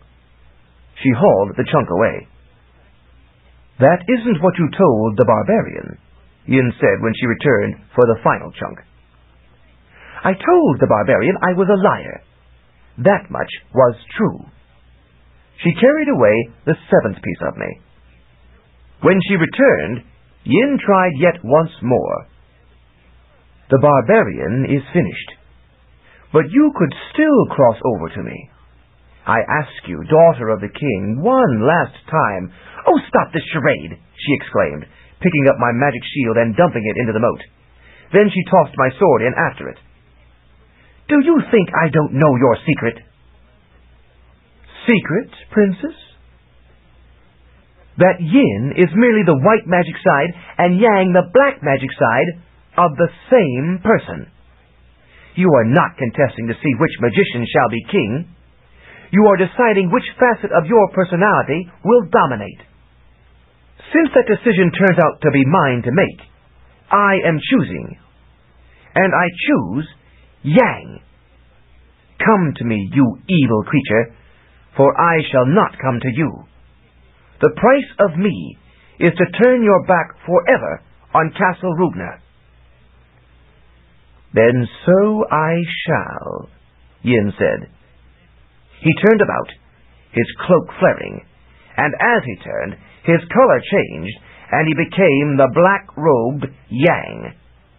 He strode across the drawbridge and took Trinity's hand. "You have done well, evil creature," he told her, "even to seducing the barbarian, for you know I could not touch a pristine woman." "Only Yin could do that," she agreed, kissing him. "The placement of that last spell was beautiful. The oaf never suspected the drawbridge itself." "Thank you. You realize, of course, that I was testing you. I feared you might actually have some feeling for that barbarian, though I know what a consummate actress you are. So I arranged to—" "I do have some feeling for him," she said. "Contempt. He was a fool even before your idiocy spell hit him. And there was another stroke of genius, mixing up Yin's spells. Even so, it was uncomfortably close, for the barbarian was the most oink-headedly determined fool I've ever seen." "A close contest is more tantalizing," Yang said. "I knew I would win, but for the sake of appearances, I preferred the outcome to seem in doubt." "Well, evil magician, you will be king now. So take me away from here and do what you will with me." "I am king now. Your father died yesterday." Trinity stiffened.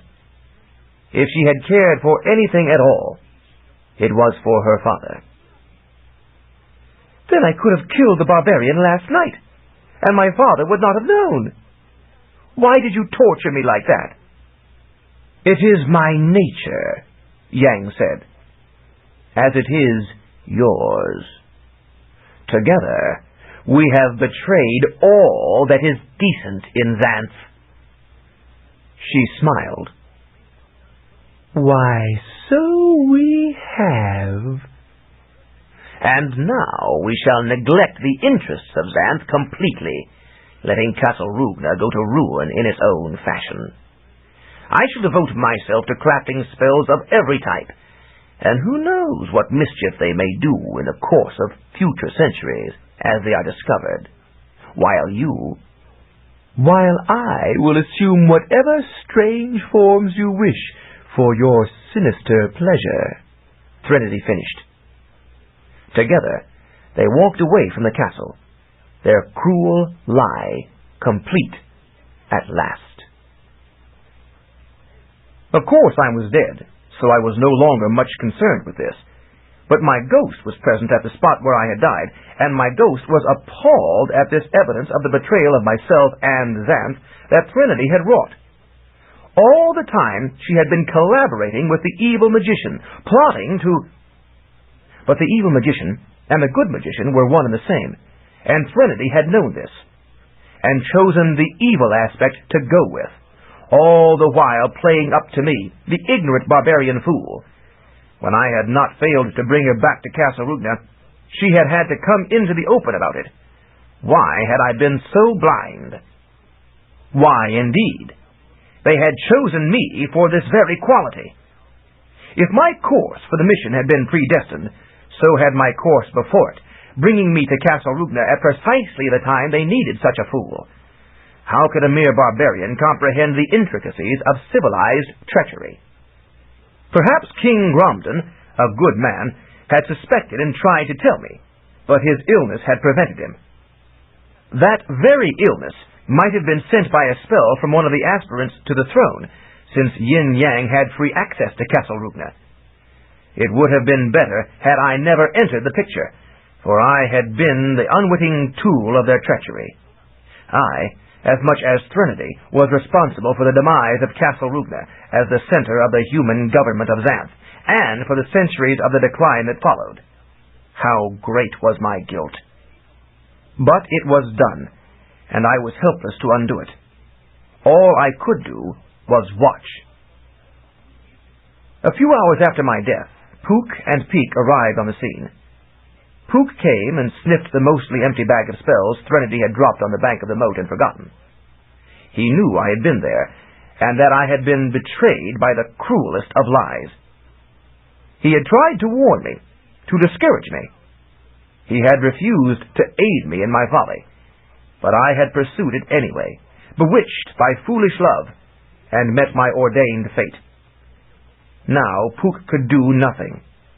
He didn't know where evil Threnody had buried my pieces, and lacked the means to dig them up besides. Nobody knew but her, and she would never tell. Truly, she had sealed my fate. Disconsolately, Puka picked up the limp bag of spells with his teeth, craned his head around to tuck it in amidst his chains, so that he could carry it as a memento, then departed. Peak went with him, sharing his melancholy with her beautiful moist brown eyes. She was an animal.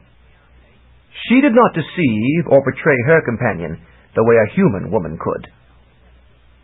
And so I was dead, and dead I remained. Evil Threnody had seen to that. My ghost moved into Castle Rubner, as that was the only building within range, and ghosts do prefer a structure to haunt.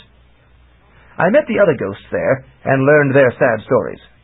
One was Millie the maid, who had been killed by a jealous rival for the magician she loved. The others each had his or her life history, as tragic or ironic as mine. Oh, we shared common heritage of folly and grief, we ghosts of the castle. And so we remained over the centuries, while the castle stood idle. For Magician Yang, the evil aspect of the man, indeed cared nothing for Castle Rubner or the welfare of Xanth. He moved back to his home village and made his nefarious spells, for that was his chief entertainment. In truth, most of his spells were neutral, for there is no real good or evil in a given spell. Only in its actual use does it become good or evil. All the spells and enchanted objects in Xanth date from his reign, including the magic weapons of the Castle Rubner arsenal, made before he left. Some of those spells, like the Forget spell on the Gap Chasm, date from before his time, yet he made them too. I don't know how that was arranged. He was a great magician, but an evil man. Those spells proliferated, and Xanth declined, because the spells were not used in any organized service of man.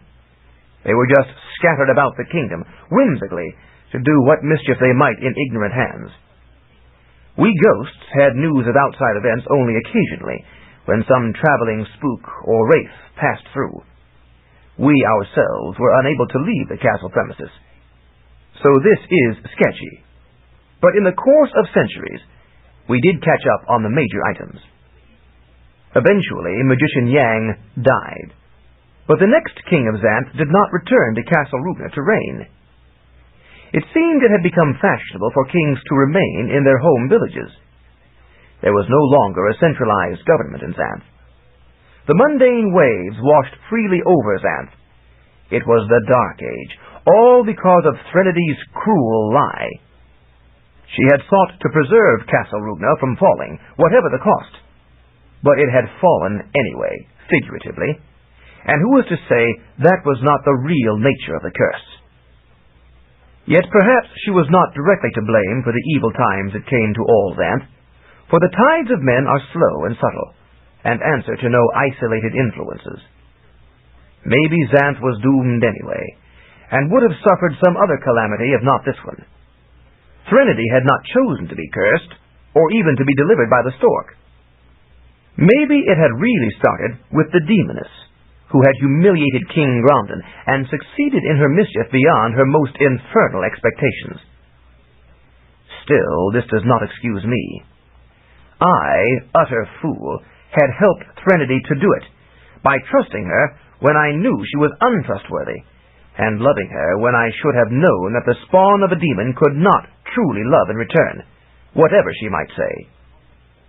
She had done to me what her mother had done to her father, and together they had ruined more lives than anyone can know. My pain was all the greater because I had loved her, however foolishly. Now it was hate. But still my emotion for her, whether positive or negative, dominated my tenuous existence as a ghost. I had been a fool in life. I remained a fool in death. But what was to be expected of a barbarian lout? One thing came to bother me increasingly in my spirit existence. Elsie, the girl I had left behind in Fen village. I had promised to return to her when my adventure was done, and after I had learned the folly of loving demon spawn, I would have been glad to settle down with a decent girl. But I could not. I was dead.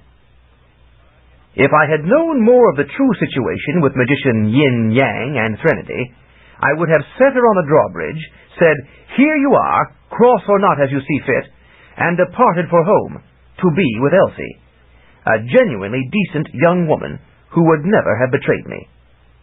But I hadn't known, so I had died, and now could not know how Elsie fared. Was she waiting for me throughout her life, for a promise never to be fulfilled? How cruel a lie had I told her!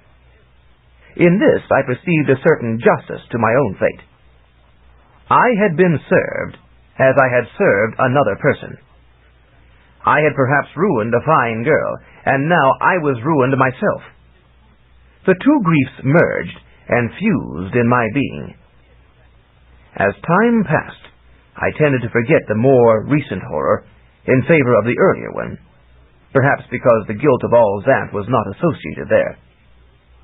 Yet it was not all bad for me, and perhaps not for Xanth. With the decline of human power, the several creature kingdoms strengthened, and mankind had to learn to deal with animals as equals. Centaurs, in particular, had been treated mainly as beasts of burden and laborers. Now they formed an island kingdom of their own, and became quite civilized. I like to think that the elven tribes prospered, and that Bluebell's descendants exist today because of the diminished interference of human folk. The other ghosts of the castle were decent sorts, very supportive. They had been through their fatal experiences and understood exactly how that felt. They regarded themselves as keepers of the castle, preserving it for that day when a king would return to rule Xanth properly and usher in a new golden age of man. Castle Rugna itself had a spirit. It kept itself whole, and its ambiance extended out through the surrounding orchards and trees. Now I understood why the trees had fought me. They had known that my presence meant doom to the castle, whichever way my mission turned out. As a ghost, I ranged the whole region, apologizing to every tree and zombie I had injured with my sword, and to the old moat monster, too. "I'm very sorry, and I won't do it again," I promised. But that was empty. I couldn't do it again. Still, they accepted my penitence, knowing the ignorance and frailties of the mortal condition, and I became one with the castle. An empty promise is still a promise. I have tried in whatever way I can to help Castle Rugna, and perhaps I succeeded when the king mare needed help to save it from occupation by the evil horsemen. That can hardly make up for the evil I did originally, but it's a beginning. In a couple of years, a new ghost appeared. She was Renee, whom you have met. She was bewildered by her abrupt death, though it had been suicide. People who die by their own hands often don't realize quite what they are getting into. She had come to the deserted castle to end her misery, and had not expected to retain awareness in this form. She had suffered an unhappy marriage, not being able to marry her true love, and had finally taken this way out.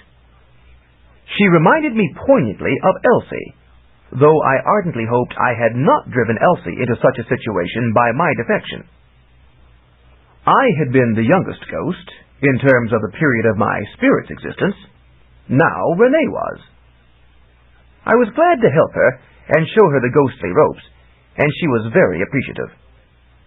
This helped me forget my own distress, and I trust it helped her too. It is a truth of death as well as of life that the surest amelioration of one's own misery is to be obtained by helping another person. In time, much time, for the emotions of ghosts are as diffuse as their physical essences, this relationship evolved into love. Now Threnody was but a distant memory. Renee was the one I existed for.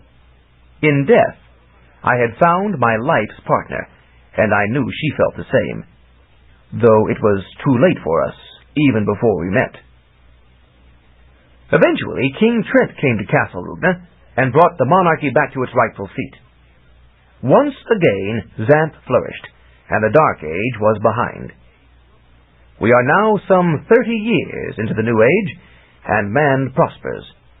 But we ghosts remain, for our stories are not yet finished, and perhaps will never be. Chapter 16. Caustic Truth. And that, Jordan the Ghost concluded, is my story, sad as it may be. I was an ignorant barbarian fool, and I paid the price. Yet today I have happiness of a sort, for I have seen the Dark Age of Xanth end at last, and I love Renee. And now I have the memory of my living history, thanks to the Crewel Lye you used to clarify the tapestry. I thank you, little princess, though not all of my memories are pleasant. Ivy considered. She had found the ghost's tale to be more of a narrative than anticipated, with some aspects that were a trifle awkward for a girl of 5 to comprehend. It had granted her the wish she had made on a starfish, to know the origin of the forget spell on the gap. A certain mystery remained about that, since that spell had been applied to the gap long before magician Yin Yang lived, but still it was an answer. Now she wondered what the big deal was about summoning the stork. Wasn't it just a matter of kissing? Her parents tended to get evasive when her questions about such points became too pointed, and she had the suspicion that Jordan would be no more candid. Still, it was worth a try. "Some things have changed," she said. "Oh?" "We live in modern times. Storks no longer deliver babies directly to the mothers." "They don't?" Jordan asked, as if amused. That was an annoying trait adults had. "I must be out of touch." "Yes. Today, the storks deposit the bundles under cabbage leaves. Probably it saves them time. If you had done that with the ogret, you wouldn't have had to worry about the ogre and ogress." "That must be why the storks changed it," Jordan agreed. "That's where my mother found dumb Dolph, my piddling baby brother." "That's no way to speak of him," Jordan said. "Well, he is piddling," she insisted stoutly. "They have to keep a diaper on him all the time, and keep changing it. I'm sure it's more trouble than he's worth." "There is that," the ghost agreed. Now came the clincher. "I don't quite understand this business about summoning storks anyway," Ivy said petulantly. "Exactly how is that done?" I forget," Jordan said awkwardly. "Well, let's zero in on one of those scenes in the tapestry and enlarge the detail. That should refresh your memory." Ivy was very practical about satisfying her curiosity. "I'm sure that's not necessary," Jordan said quickly. "It's a very dull business." "How do you know if you don't remember?" "Well, I just remember that it probably wouldn't interest you. Children don't do it, you see." But the ghost had turned a shade or two whiter than he had been. There was no question about it. Jordan was part of the adult conspiracy. There was some secret here that all grown-ups wanted to keep from all children. "Let's go back to the beginning," Ivy said, "where you and Elsie—" "Ah, Elsie," the ghost said sadly. "I'd like to know how she survived." Yes," Ivy agreed. "Curious about that, too." So, when the tapestry zeroed in on Elsie, just after Jordan had left her, she followed the woman forward instead of backward. Ivy, like Jordan, had her weaknesses. Curiosity tended to overcome her common sense. What had happened to Elsie? As it turned out, Elsie did not grieve long. A handsome farmer began paying attention to her the moment Jordan left. As time passed, without Jordan's return, her interest turned to the farmer. In due course, she married him, and the stork delivered a baby. But the lights were always out when the couple set about signaling the stork, so Ivy still was unenlightened. "That's a relief," Jordan exclaimed. "What?" Ivy demanded irately. "To learn that I didn't ruin Elsie after all," the ghost said. "Now I don't have to feel guilty anymore. She was better off without me. I was just a passing fling for her, as she was for me." "Oh." Now Ivy's full attention returned to Jordan. "Your magic talent. Could you revive today, if your bones were put back together?" The ghost considered. "I don't know. It's been a long time. And anyway, I don't know where my parts are buried, so they can't be put together." "I know where they are," a faint voice said behind him. Jordan turned. "Oh, Renee. I didn't know you were there." The female ghost took better form. Ivy could see that she must have been very pretty in her life. "I looked for them, and the trees showed me," Renee said. "Why did you do that?" Jordan asked, perplexed. "Because I love you." Jordan was abashed. "I never thought to look for your bones. I must not love you as much as you love me."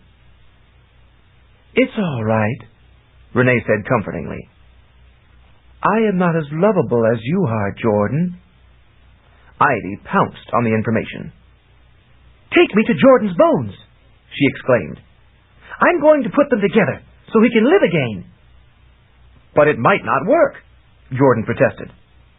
"Nonsense," Ivy said with a certainty only a child her age could muster. "You can do it if you try." She turned to Renee. "Show me."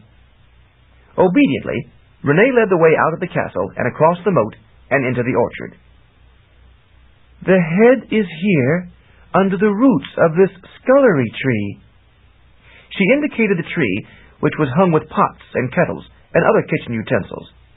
Indeed, there did seem to be skull designs on the utensils. This location was obvious, now that attention had been called to it. "We'll have to dig it out," Ivy said, eyeing the firm turf beneath the tree. The two ghosts spread their foggy hands. "We are unable to affect material things," Jordan said. "I could not even invoke the pictures of the tapestry myself. Only a living, solid creature can do that, and not all of them." Ivy looked at her cute little hands. She considered the trouble she would be in if she got them and her dress messed up. "I'll get help," she decided. "Help?" Jordan asked. "Any adult is likely to ask awkward questions." "Don't I know it? That's the one thing adults are really good at." She glanced at the ghost. "Except maybe barbarians." "Thank you," Jordan said wryly. "Perhaps the little dragon," Renee murmured. Ivy brightened. She put 2 fingers into her mouth and made a piercing whistle. There was a stir from the far side of the castle. In a moment, Stanley came steaming along. He womped up to Ivy expectantly. Ivy pointed to the ground. "There is a skull under here. Sniff." Stanley sniffed. In a moment, he located it. He indicated the spot with a jet of steam. "Dig it out, carefully," Ivy ordered. Stanley was glad to cooperate. He steamed the ground, making it soft, then dug with his front claws. Soon he sniffed again, steamed the dirt sodden, and used his teeth to dig out the dirty skull. "Ooh, you're so good at that!" Ivy exclaimed, stretching her arms around Stanley's neck for a hug. She had perfected the technique of female flattery by watching her mother handle her father. It certainly worked on Stanley. He blushed bright green with pleasure. Soon they steamed the skull clean and white, and Ivy carried it to the next location. Renee showed them to a shoe tree, with boys' and men's shoes in every stage of growth. Sure enough, down under the roots, its foot nestled in a buried hiking shoe, was one of Jordan's skeletal legs. Stanley dug it out carefully and steamed it clean. This growing mass of bones was getting complicated for Ivy to carry, so they made a cache of bones under a parasol tree, out of sight of the castle. Ivy didn't want any adult telling her no. Adults were all too prone to say no, apparently for no reason other than sinister pleasure in uttering the syllable. The other leg was under a female shoe tree, wearing a ragged lady slipper. No one would have thought to look for it there. Stanley was enjoying this. He liked finding things, though he was a little miffed about not being allowed to chew up the bones once he found them. But he was willing to settle for Ivy's hugs instead. Males have always been fools about that sort of thing, Jordan muttered reminiscently. The arms were beneath separate arms trees, nestled among the old rusted swords, maces, and spears that had been dropped unharvested in bygone years. One hand still held the sword recovered from the night, which remained stainlessly shiny. Odd that she should have taken the trouble to put that sword in my hand, Jordan mused. As if I died fighting. Why should she bother? Jordan's own sword, of course, had been used by the evil Threnody to bury the chunks of him.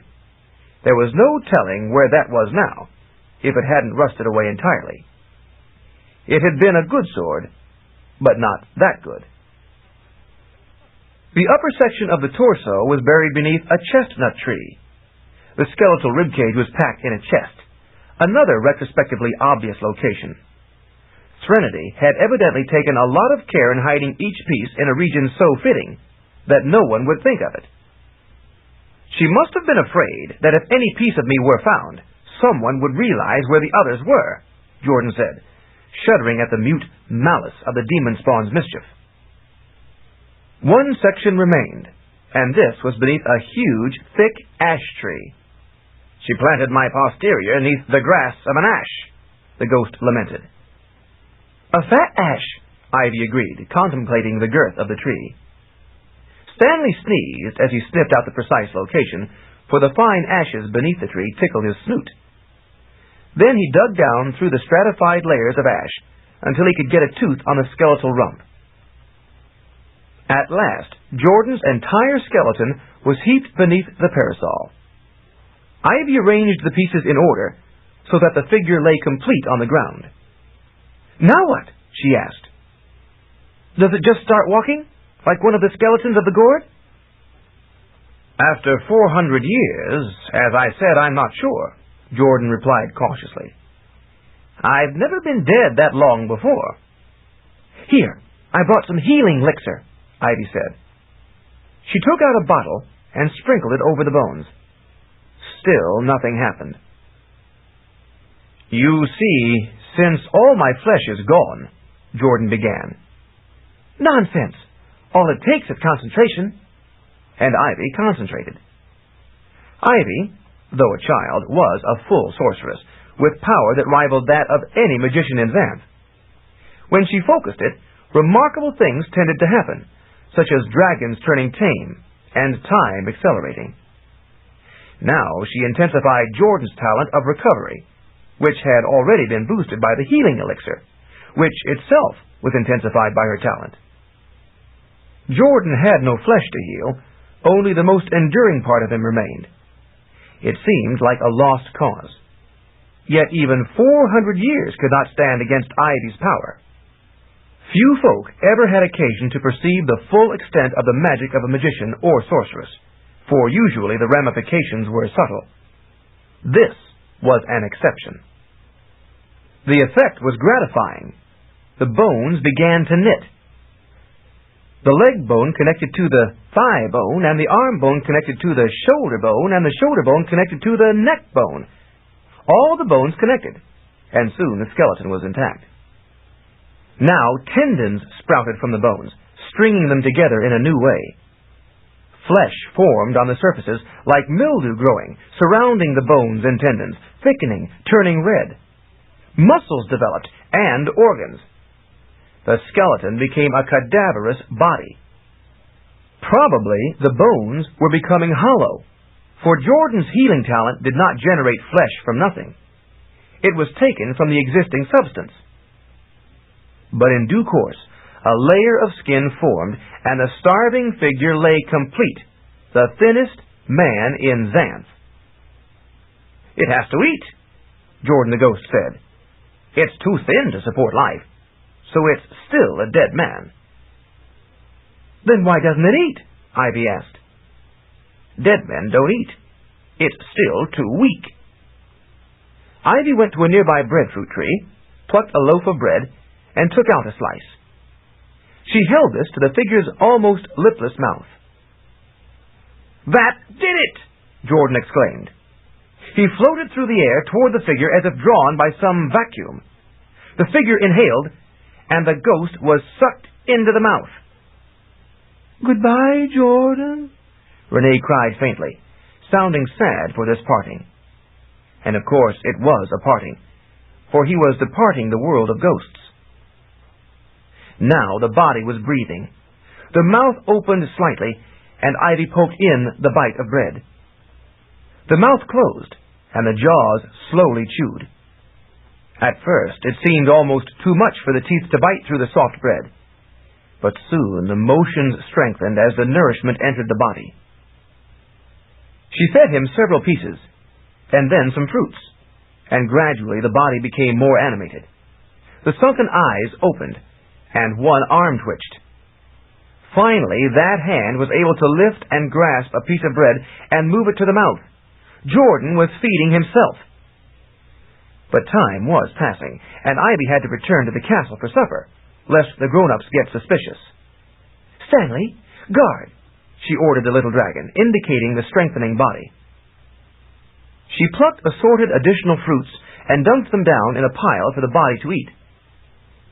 Then she went into the Castle Rugna, where she got caught up in all the make work adults foisted off on children, such as eating greens, brushing her teeth, looking at picture books, and going to bed. She couldn't get away to see to the important business. Angry, she kicked at the monster under the bed, but it was smart enough to skulk just out of reach. First thing in the morning, she returned to the orchard.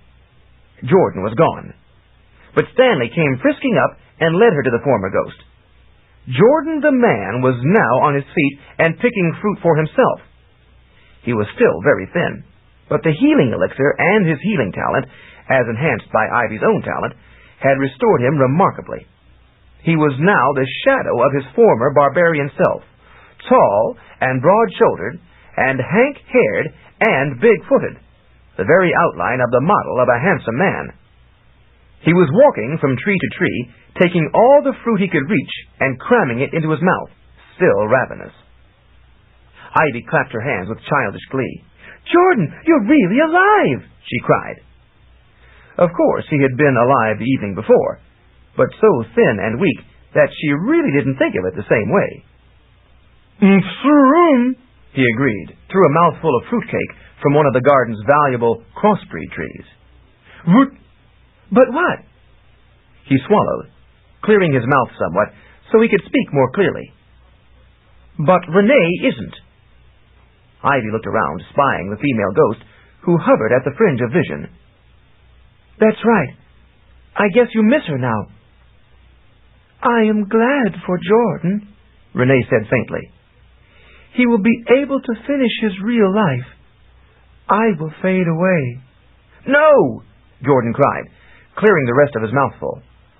"I love you, Renee. I don't want life if it means I must lose you. I'll become a ghost again." He glanced back toward the parasol tree, where the knight's sword still lay. He took a step toward it. "Don't you dare," Ivy said severely. "I went to a lot of trouble to get you back alive. We'll just have to make Renee alive, too." "No, that is not necessary," Renee protested. "Jordan deserves to live. I don't." "But how?"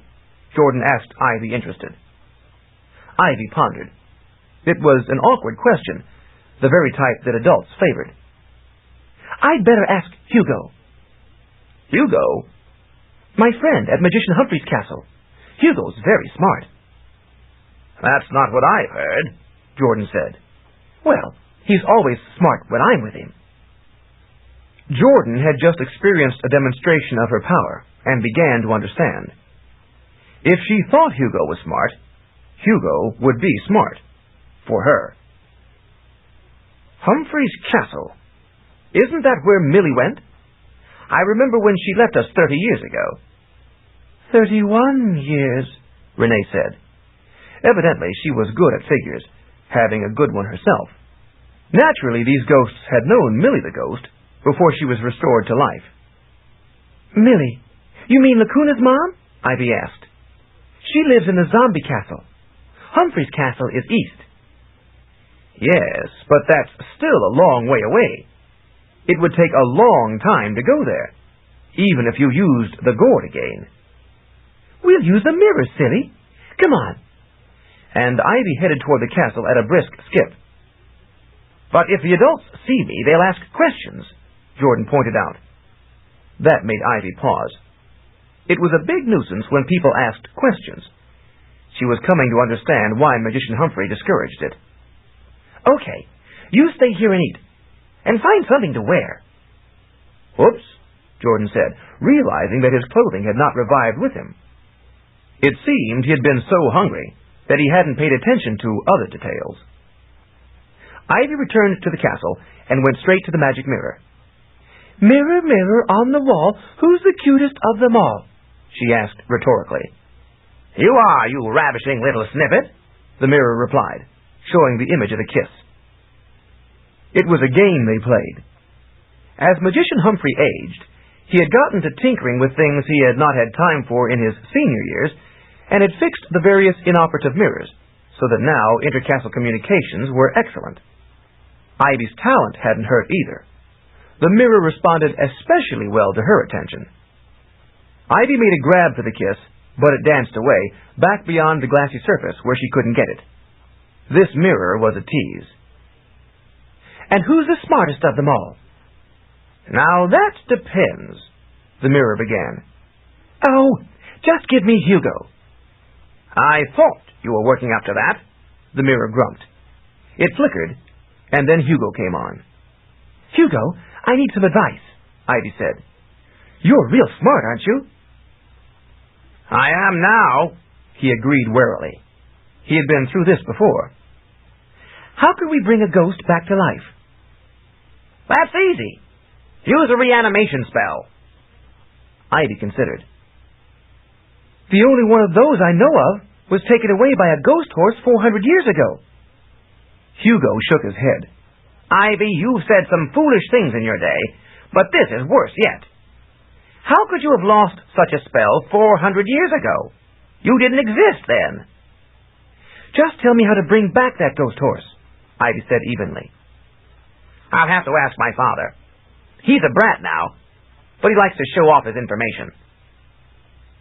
Hugo disappeared from the mirror, which played innocuous music and ran color patterns during the interim. Soon he returned. He says, quote, you idiot, all you have to do is rattle some chains, unquote. Okay, tell the brat thanks. Ivy dashed down to the arsenal, found the heaviest chain she could carry, shook the bones out of it, and dragged it out to the orchard. The moat monster spooked as she hauled it across the drawbridge, for it made a loud noise on the wooden planks. Panting from the effort, she brought the chain to Jordan, who had already filled out some more. Apparently, Ivy's presence had accelerated his healing again. Rattle this, she told him. Perplexed, he obeyed. He took the chain and shook it.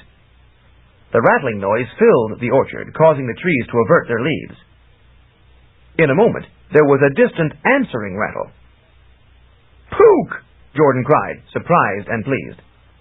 I'd know that sound anywhere. Indeed, it was the ghost horse, who was eternal as long as he wore his chains and avoided getting killed. Pook galloped up, gave a startled neigh when he saw Jordan, and practically knocked him down in greeting. Yes, I'm alive again, Jordan said. Did you miss me? Pook shrugged. Then he turned and neighed. There was an answering neigh, and in a moment, Pete The female ghost horse trotted up. Trailing her was a little colt, wearing cute little chains. "I guess you found a way to pass the time," Jordan remarked. "But 400 years! Just when did the stork deliver that colt?" "Ooh, nice!" Ivy exclaimed, fascinated by the little ghost horse. The feeling seemed mutual. "Of course, these things do take time," Jordan decided. "When you're a ghost. I've had some experience that way myself. That colt could be a century old." And Puka nodded. "I'll call you Puck," Ivy told the ghost colt, patting his pretty little mane. Jordan checked Puka's chains. There were the tattered remains of the bag of spells. He pulled it free, and 2 unused white spells dropped out, a shield and a stone. "One of these must be the reanimation spell," he exclaimed. "And the other—" He paused to tally them up in his mind. "The monster banishing spell." "But which is which?" Ivy asked. "We'll just have to try them both. But first, we have to find Renee's bones." "No," Renee said timidly. "I really don't deserve—" "Either you join me in life, or I'll rejoin you in death." And Jordan's barbarian jaw was set so hard, it was evident he meant it. "You don't understand," Renee demurred. "You wouldn't like me alive. I never intended to live again." "Well, I never intended to die for 400 years, Jordan retorted. That was the mischief of Trinity's Crewel Lye. May she be forever damned. But now I'm glad I did, because that's how I met you. I love you. I'll either live with you or die with you." "Come on, Renee," Ivy said persuasively. She loved a good romance, even if there were aspects of it she had been unable to fathom yet. "Don't be shy. I know my father will make a place for you at Castle Rugna." "No, never!" the ghost cried. "But after all, you've been here for centuries." "That's different. Ghosts don't count. I could never stay in life," Renee protested, wringing her diaphanous hands. "Then we can live somewhere else," Jordan said. "Anywhere you want. Just so long as we're together. You want that, don't you?" "Oh, yes, but—" "Then it's decided," Ivy said decisively. "Show us your bones." Reluctantly, Renee led them to one more sight. A sophist tree. This looked like a solid, regular tree, but on closer examination, it turned out to be a clever deception. An animal masquerading as a tree by standing on its thick tail and spreading its limbs out, covered with bits of green to emulate branches and leaves. Obviously, it was an intruder in the orchard, a weed creature, but the effort was so ingenious that no one had noticed for centuries, until now. Ivy decided to pretend not to notice. If the creature tried that hard and long to look and act like a tree, it deserved to succeed. After all, it wasn't doing any harm. Stanley sniffed out the bones and dug them up. They were very shapely bones. Obviously, Renee had been a beautiful woman, so her appearance wasn't the reason for her reluctance to reanimate. That was fine, for as Jordan continued to pluck and eat fruit, he was filling out into a muscular and handsome man. Ivy just knew they would make a lovely couple, and she was thrilled to be able to reunite them in life. She liked the ghosts of Castle Rugna, and would be sorry to lose these two as ghosts, but life was even better. Jordan reached into the bag and brought out the little white stone and shield. "These stand for life and monster banishment," he said. "But there's no way to tell which is which, short of invoking one. I'll just have to guess. At least, neither one will hurt anyone."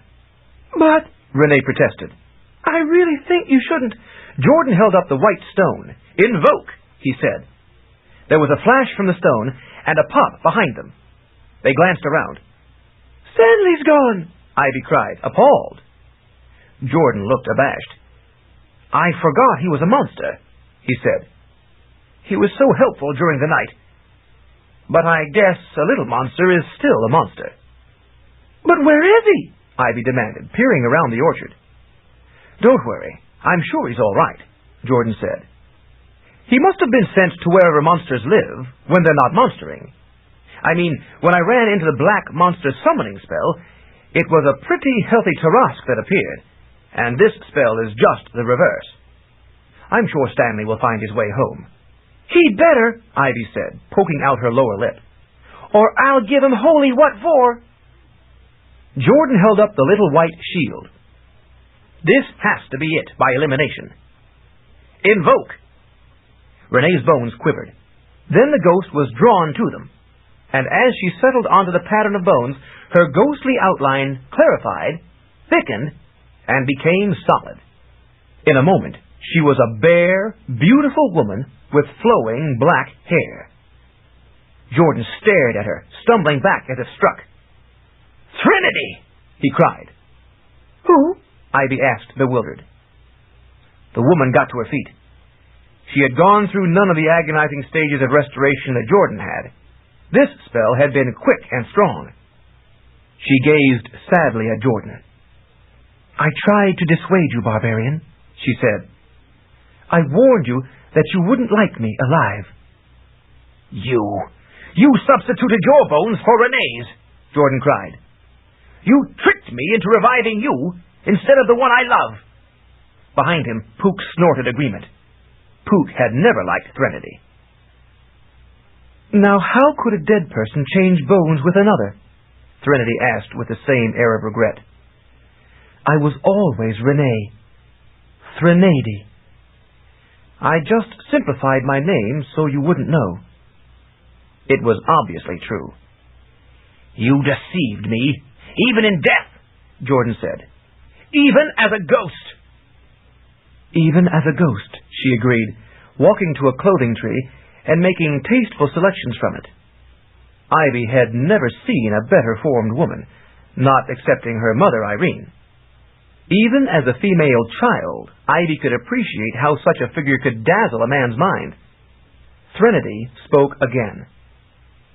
"That was the cruelest lie of all." Jordan's prospective joy had changed abruptly to bewildered horror. "But why? You had gotten what you wanted. Why torture me even in death?" She sighed.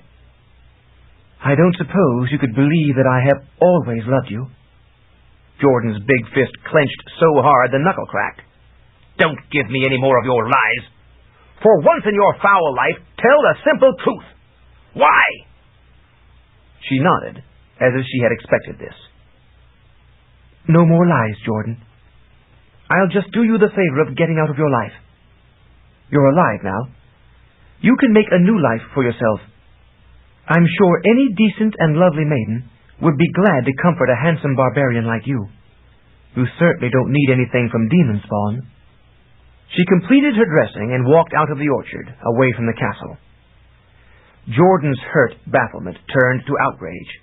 "Oh, no, you don't. You can't destroy my love twice over and just walk away. I promised to deliver you to Castle Rugna, and now I will. King Dor will decide what to do with you." And he ran after her, grabbed her by the slender waist, and picked her up. He had not yet recovered his full mass and strength, but he was already a powerful man. "Stop that!" Threnody cried. "Put me down! I can't go to Castle Rugna." "We'll see about that," he gritted. "There's no evil magician now to kill me on the way. Once my mission is done, I'm through with you. But not before." She kicked and fought, but he carried her through the orchard toward the castle, while Ivy and the 3 ghost horses followed.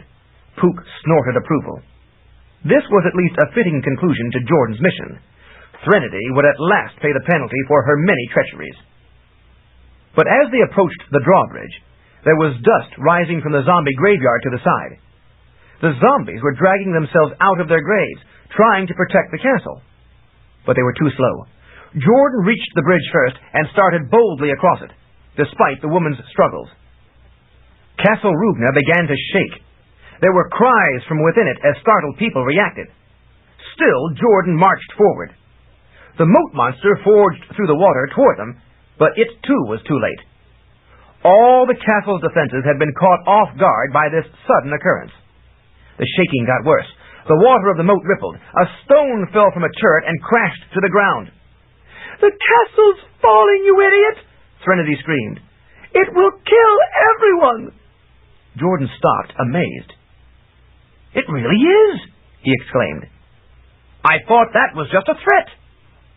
Threnody managed to squirm out of his grasp and get back on her feet. "You never did know the truth from a lie," she said, and ran back across the bridge. "You were always a fool." She brushed past Ivy and the horses, tears on her cheeks. No one tried to stop her. The shuddering diminished as Threnody got away from the castle. The threat was easing. The disinterred zombies paused, and so did the moat monster, watching her depart. "She sure didn't lie about that part," Ivy said, shaken by more than the castle. "But I don't understand. Why did she pretend to be Renee?" "To trick me into reanimating her," Jordan said bitterly. "I would never have done it if I'd known she was the evil Threnody." "But Renee told you not to do it," Ivy pointed out. "She knew I'd do it anyway." "But when she came here to die, 400 years ago, you had no spell. She thought you were dead to stay, didn't she? Why did she choose to become a ghost? Or if not a ghost, why did she come here to die?" Jordan shook his head, bewildered. "I guess I can't make sense of it at all. If she had had any change of heart, she could have dug up my bones herself. She knew where they were. But she's demon spawn. I never truly understood her nature. Her mother destroyed her father, and she destroyed me. Now she's taken Renee from me, and left me not only desolate, but branded as big a fool as a ghost as I was in life. The cruelty of her lies just goes on and on." And he sat on the edge of the bridge and put his head in his hands. Puka approached from one side, not knowing how to comfort the man who had loved so unwisely, and even the moat monster looked sad.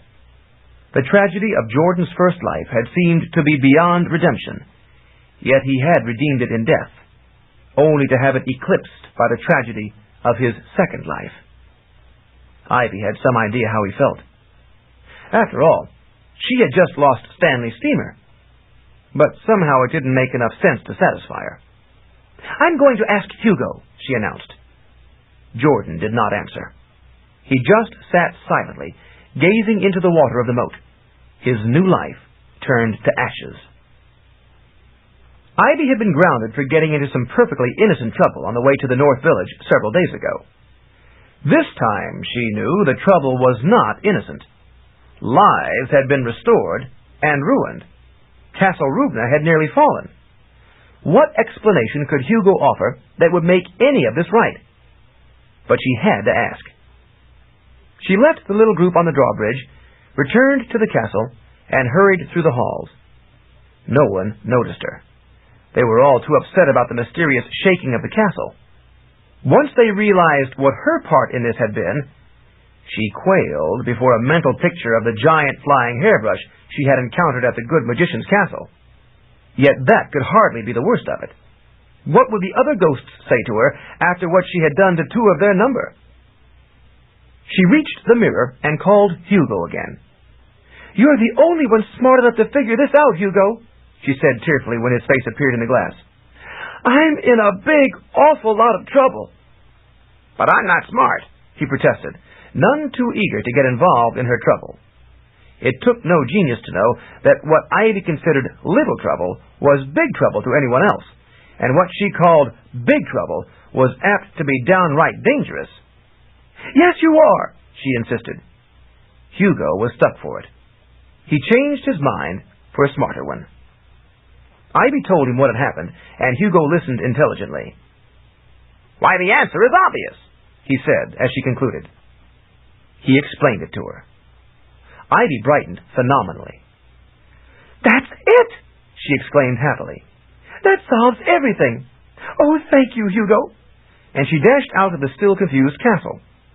She returned to Jordan, who remained seated forlornly on the bridge, in the gloomy company of the ghost horses, the moat monster, and a stray zombie. "I know why!" she cried.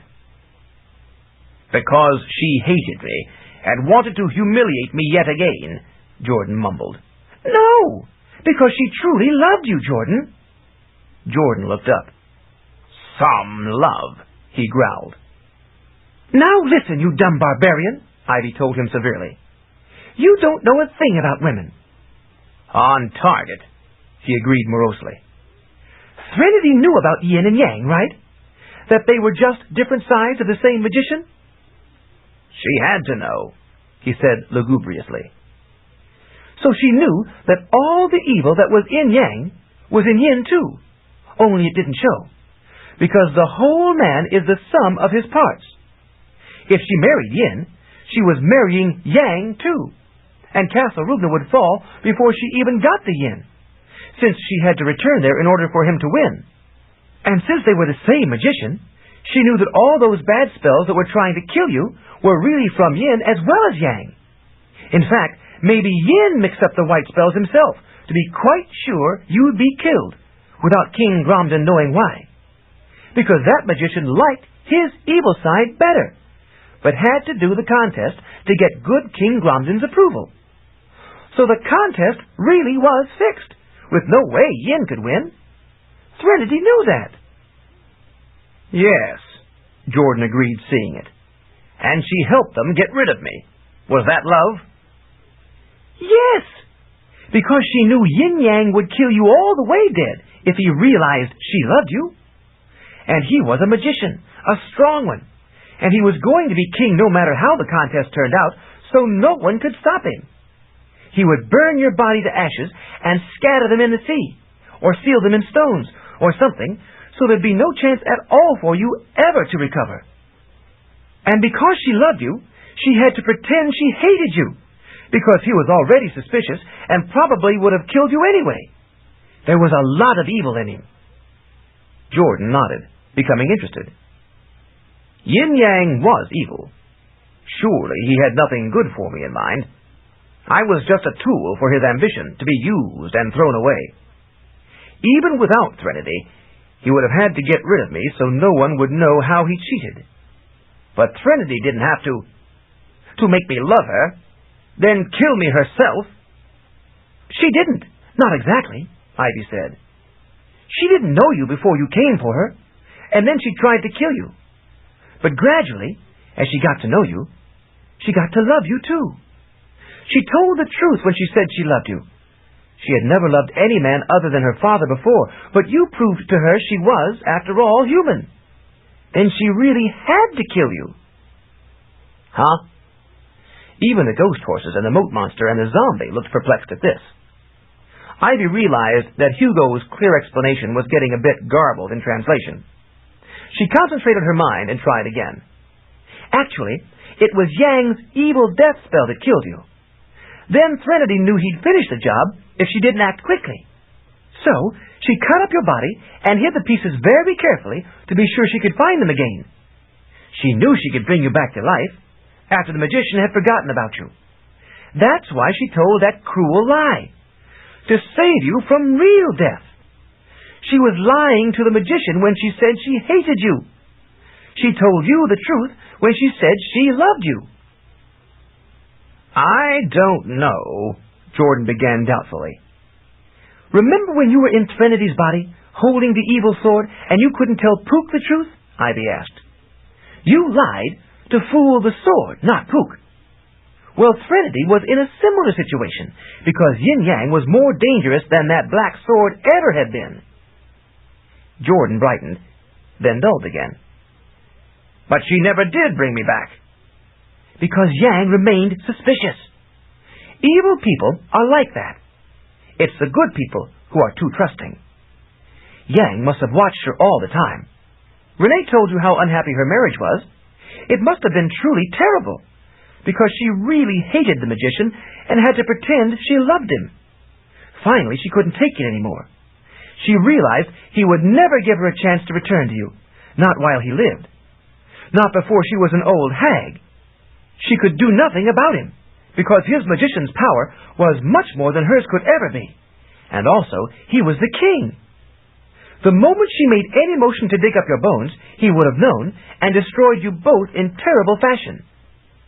So she joined you the only way she could, in death.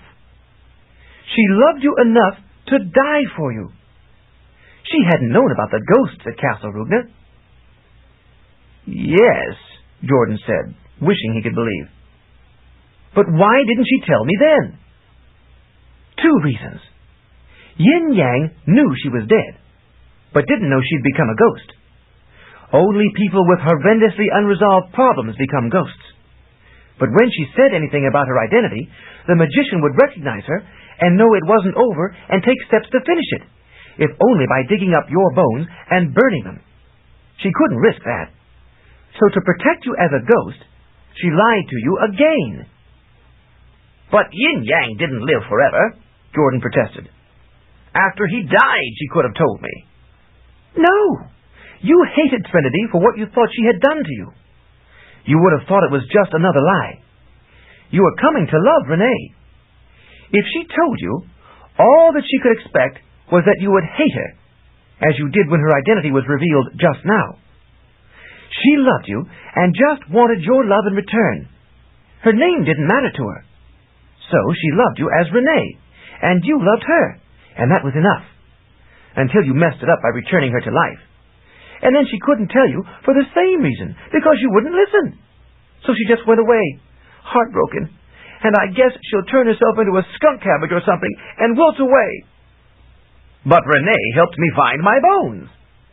Because she wanted what was best for you, and life was best. If it hadn't been for her, you wouldn't have died before. So she helped give that life back to you. She felt she owed it to you, to make up for the way she had ruined a fine man. She didn't know you would bring her back too, and didn't know how to handle it. She had expected you to return to life, slowly forget about her, and find someone new. Then she would have done the right thing at last, and made up for her cruel lies. Jordan considered that. But she really didn't try very hard to convince me. What use? Ivy asked. Your mind was closed. And she's a proud woman. She wasn't going to beg. She never begged in her life. She just did what she had to. So when you rejected her, Jordan was stricken. True! I have wronged her. Well, you didn't know. You're sort of proud, too. But now it's all right. You can go to her. Jordan seemed awed. All that she's done, she did for love of me. Even her cruelest lies. I was too ready to believe in her guilt. Well, so was I, Ivy said. Until Hugo explained it all to me. But of course, I'm only 5 years old. I don't understand about romance. All those centuries, Jordan lamented. What Renee told me is true. She was miserable because she could not marry her true love, who was me. I must beg her forgiveness. He got up and hurried in the direction Threnody had gone. Puka started to follow, then decided not to. Some scenes were better without audiences. I guess she'll forgive him, Ivy said with satisfaction. She can change her form. She can change her mind, too. She looked around. Oh, I've just got to hug somebody. You! And she hugged Puck, the little ghost horse. And you! She hugged Pook and Peek, and even the nose of the moat monster. But not you, she decided, encountering the zombie. She looked toward the orchard. Did she see 2 figures merging behind the trees? She realized that she would not see Jordan again after this day, for Threnody would never enter the castle alive, not with her curse. She might be demon-spawned, but she had love and conscience and surely a soul, and she didn't want the castle to fall. The happy couple would have to go elsewhere, and that meant Pook and his family would go too. Ivy knew she would be very sad about that when she got over her present happiness. I suppose I'd better tell my folks about why we've lost 2 ghosts and a dragon, and why the castle shook, she said to herself. She didn't relish the prospect, but it was best to get it over with early. She went inside. Things had settled down somewhat now. Her mother was sitting pensively, while baby Dolph was fussing in his crib. "What's the matter, Mom?" Ivy asked, willing to postpone the inevitable a little longer. "He's so restless," Irene said. "I don't know what's the matter. I thought it was because of the earthquake tremor, but that's past now. I'm at my wit's end." Ivy studied her little brother. She had resented him from slightly before the moment he arrived at the cabbage, but had never really looked at him. He was an ugly thing, sort of bald and fat and toothless and drooly, and she couldn't see why anyone would want to pay so much attention to him. But the story of Jordan the ghost and Threnody the demon spawn was fresh in her mind, and she had just had a lesson in prejudice. If Jordan had been ready to believe the truth instead of the cruel lie told to save him, suddenly Dolph reminded her of Threnody. It was a completely incongruous impression on the physical side, yet a profound one emotionally. Why did her helpless, roly-poly baby brother remind her of that beautiful woman? Well, there was one way to find out. Ivy moved closer to the crib and concentrated, enhancing the baby's qualities. "What's his talent?" she asked. "We don't know, dear," Irene said. "Sometimes it takes years to discover a person's magic talent, and there's no guarantee it will be worthwhile." Irene was really worried about that, Ivy saw. She didn't want any child of hers to have a poor talent. "He's trying to do his magic," Ivy declared, trusting her little girl intuition. "But he can't quite do it yet, so he's frustrated." Ivy was something of an expert on frustration. Irene smiled, not taking her seriously. Adults could be especially annoying that way. "Whatever you say, dear." Ivy continued her concentration, knowing that something was bound to show. It always did when she willed it so. She was sure there was some reason Dolph reminded her of Threnody, and sure she could make this apparent if she just intensified it enough. Suddenly there was a wolf cub in the crib. "Say, look at that!" Ivy exclaimed, pleased. Irene looked and screamed. In a moment, Daddy King Door and half the personnel of the castle were in the room. They were all edgy because of the earthquake. Maybe it should be left at that. But it was too late. Startled by the scream, Dolph had changed back into a baby. You missed it," Ivy said petulantly. "Dolph's a changer." Irene calmed down enough to pay attention. "A what?" "Like Threnody, only he's fast. He does it in an instant, not an hour. Who? Threnody. That's a long story." Ivy looked again at the baby, who was now peacefully sleeping, satisfied with his effort. Dolph no longer looked as disgusting. "Maybe Dolph has demon blood in him." "Not from my side of the family," Irene snapped. "I wonder if he can diffuse," Ivy mused. "Instant form changing?" King Door asked. "If he's a werewolf, that's one thing, a minor talent. If he can change instantly to any form, that's another." "Oh, sure, it's any form," Ivy said with certainty. "He just needs a little help to get it started. He's only a baby, you know."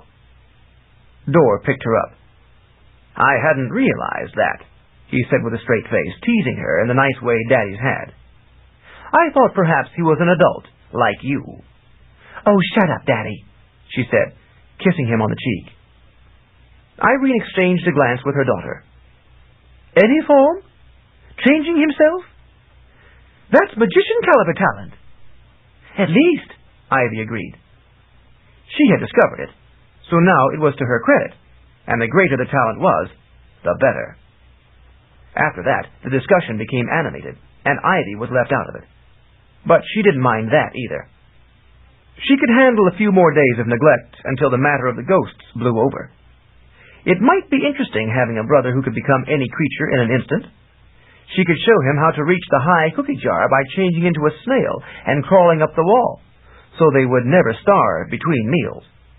or how to become a little dragon, and breathe fire to toast marshmallows, and give people hotfoots. The possibilities were endless. Yes, life was bound to get more interesting soon. Author's note. In the last Xanth novel, Dragon on a Pedestal, I used a number of puns contributed by fans, listing the credits at the end, and suggested that this was punishment enough. But before that novel was published, fans had sent many more puns. Some sent whole pages of them, a veritable Pandora's box. I used about 50 of those suggestions and give due credit here. But this resulted in such a concentration of puns in the first chapter that the publisher suffered pun digestion. You see, I have many young readers who write to me in much greater numbers than the older ones do, but they are really not the largest audience for Xanth. Despite appearances, Xanth is intended mostly for adults, which may be why the kids like it. The question was whether that plethora of puns would alienate more people than it pleased. So, that chapter was deleted, because it isn't good form to annoy more readers than strictly necessary, even in Xanth. The present version of the novel begins with what was originally Chapter 2. But for those of you who can't live without knowing what was in it, here is a summary of the missing chapter. On the eve of her baby brother's arrival, Ivy went to visit her grandfather Trent, along with Grundy and Stanley. She got them all into enormous mischief, but the timely arrival of a package from her pun pal Rapunzel helped them survive it, along with Tangleman, who is a tangletree transformed into a man. Now, though most of these puns have been deleted, I'm leaving their credits as originally listed so you folk who sent them in will know they really were there. This may seem peculiar, but what did you expect from Xanth? And those of you who remain out there bursting with puns, stifle them, because there's only so much of this nonsense anyone can take. By the time Lye burns into print, I should have completed the following Xanth novel, and plans are inchoate beyond that. So any puns you might send are apt to be wasted anyway. Are you ready? Here are the credits, real and potential, for Lye, and if there is some overlap, it is because a given pun may have been suggested by more than one person. David Branson suggested deadstock, pun pal, crabgrass, frisbees, demonstration, which I modified for my own sinister purpose, baseball bat, the nightmare being out of her gourd, airwaves, outcry, and worrywart. Andrea D. Simone and Laura T. Mayberry collaborated to suggest sound of mind, shadow of a doubt, clinging vines, cat o' nine tails, scaredy cat, dumb bells, screaming meanies, copperhead snake, snake eyes, and kitty hawk. Martin Music suggested the dark lantern, kitty hawk, headstone, bear witness, and worrywart. As you can see, I used 3 of his in a bunch, and there's a reason. I had a request from a fan who was organizing a Dungeons and Dragons type game using a Xanth setting. Could I provide some challenges for entry into the Good Magician's Castle that hadn't already been published, since all the game players had read all the Xanths already? So I listed the ones used in Dragon, which had not yet been published, and then sat down and made notes for the equivalent scene in Lye, which novel I hadn't even started. I have never-failing inspiration, which makes me virtually unique among writers, but this was a strain. So I checked Mr. Music's list of about 10 notions, selected 3, and built my scene around them. Then I sent off the information to the fan, and later wrote that scene when I came to it in the novel. I hope they had a successful D&D game. I never heard. Most fan puns I include as a courtesy. In this case, they were a real help. But back to work here. Greg Burns suggested the goldfish, silverfish, hedgehog, hemlock, horsetail, horse chestnut, honeycomb, and goldenrod. Dave Schwartz had the living room. David Miles, the Seeing Eye Dogwood Tree. Catherine A. Lowe, the Bum Steer. And Bryce Coxon suggested the Catch Your Breath. Karen Vineyard suggested that a girl be turned into a tree to be a companion for Justin Tree. I thought it was a good idea, but didn't manage to fit it in this time. Diane LaRue inquired why Justin Tree didn't become a man again in the time of no magic, so that is explained here. She also asked a number of awkward questions about the centaur's aging rate. Obviously, it is the same as the rate for human beings, contrary to what Bink believed in Xanth 1. And how come the siren could look at the Gorgon in Xanth 2 and not in Xanth 6? Well, I think that when the Gorgon was young, she only stoned male creatures, but when she matured, so did her talent, so she stoned everyone. After all, we don't want any sexism here. Everyone should suffer alike. And other awkward questions that, Look, Diane, I'm awfully busy at the moment, trying to type a manuscript, so if you'll just go on to the next author in line and ask him or her some awkward questions instead, that's a good girl. Michael Saul, also focusing on the Gorgon, asks how Dor could see her wink in Xanth 3 when her face was invisible. Michael, see that line over there that Diane is standing in? Just take your place behind her and don't shove. And I think I'd better wrap this up and get out of here before those fans reach the head of that next line and spring those questions on that next author. I wonder who he is. Let's see, if it's alphabetical, that must be Powell Anderson of the Society for Creative Anachronisms. You know, the folk who dress up in armor and authentic medieval swords. Yes, I'd definitely better get out of here. Then again, maybe I should shunt those fans to the author on the other side. That looks like Isaac Asimov, whose Foundation's Edge is, at this writing, just about to blast Xanth 7 off the bestseller lists. But his line is so long that my fans will never reach the head of it. Well, now. Terry Cook suggested that King Trent turn a tangle tree into a person. Keith Helgeson suggested both Ivy's talent and Dolph's talent, after I had worked them out myself, but before the novels were published. Evidently, great minds work in similar ways. Richard Rawls suggested the leather strip body armor for the warrior. That's not a pun, but a useful device. Penny Jacob suggested the dirty mind, after analyzing her father's nature. Charles Cohen suggested that I include elves in Xanth, and it did seem to be about time for them. Chris McVetta described the contact lens bush. Ginger Gibson suggested Xantha claws. I regret I was not imaginative enough to fit him in here, but what do you expect from someone named Piers Xanthony? And perhaps I should catch up on an overdue credit. I borrowed the name of a fan in Estonia, Martin Rugna, to use for Castle Rugna way back when. Mr. Rugna says he's not sure he has ancestry quite like that, but who knows? So much for the credits. Let me ramble on just a bit more before I meander off to my next novel. Xanth has been quite successful as a series, making all the bestseller lists. It seems that 99% of its readers love it.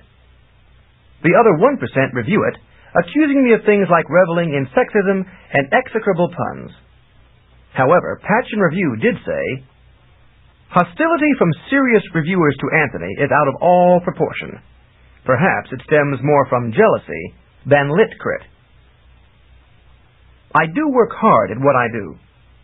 A storm came up and splattered water through the cracks in my study while I was typing Lye, so I had to prop an umbrella over my desk to keep the page dry, rather than interrupt my schedule. That happens to be the scene in which Jordan is recovering from getting stoned. No, I never get stoned myself, pun or no pun, and that's no lie. I don't believe in zonking out my mind for anything short of a medical emergency. I've been writing about 50 letters a month, mostly answering Xanth fan mail, and that interferes with my paying writing, so I'd like to cut it down. Let me address here some of the questions my fans commonly ask me, so you won't have to write to inquire. Such as, what other books are similar to Xanth? Well, none, really. I seem to have the execrable pun fantasy market to myself. But though I have not read Asprin's Myth series, I have met the author, and understand his puns are almost as bad as mine, so you might try his Myth Conceptions, or others, and see for yourself. There's also quite a bit of humor in Adam's Hitchhiker's Guide series. If you like candy landscapes and are truly young at heart, in the 4 to 8-year-old range, I'd say, try Crewel's Raggedy Ann series. Moving up from there, Baum's Oz books are good, and Alexander's Chronicles of Prydain. Edding's Belgariad seems closest in tone and competence to Xanth, but without the puns. You should like it. Then there is Hambly's Darwath trilogy, and McCaffrey's Pern series. My daughter Cheryl also recommends the Doctor Who books.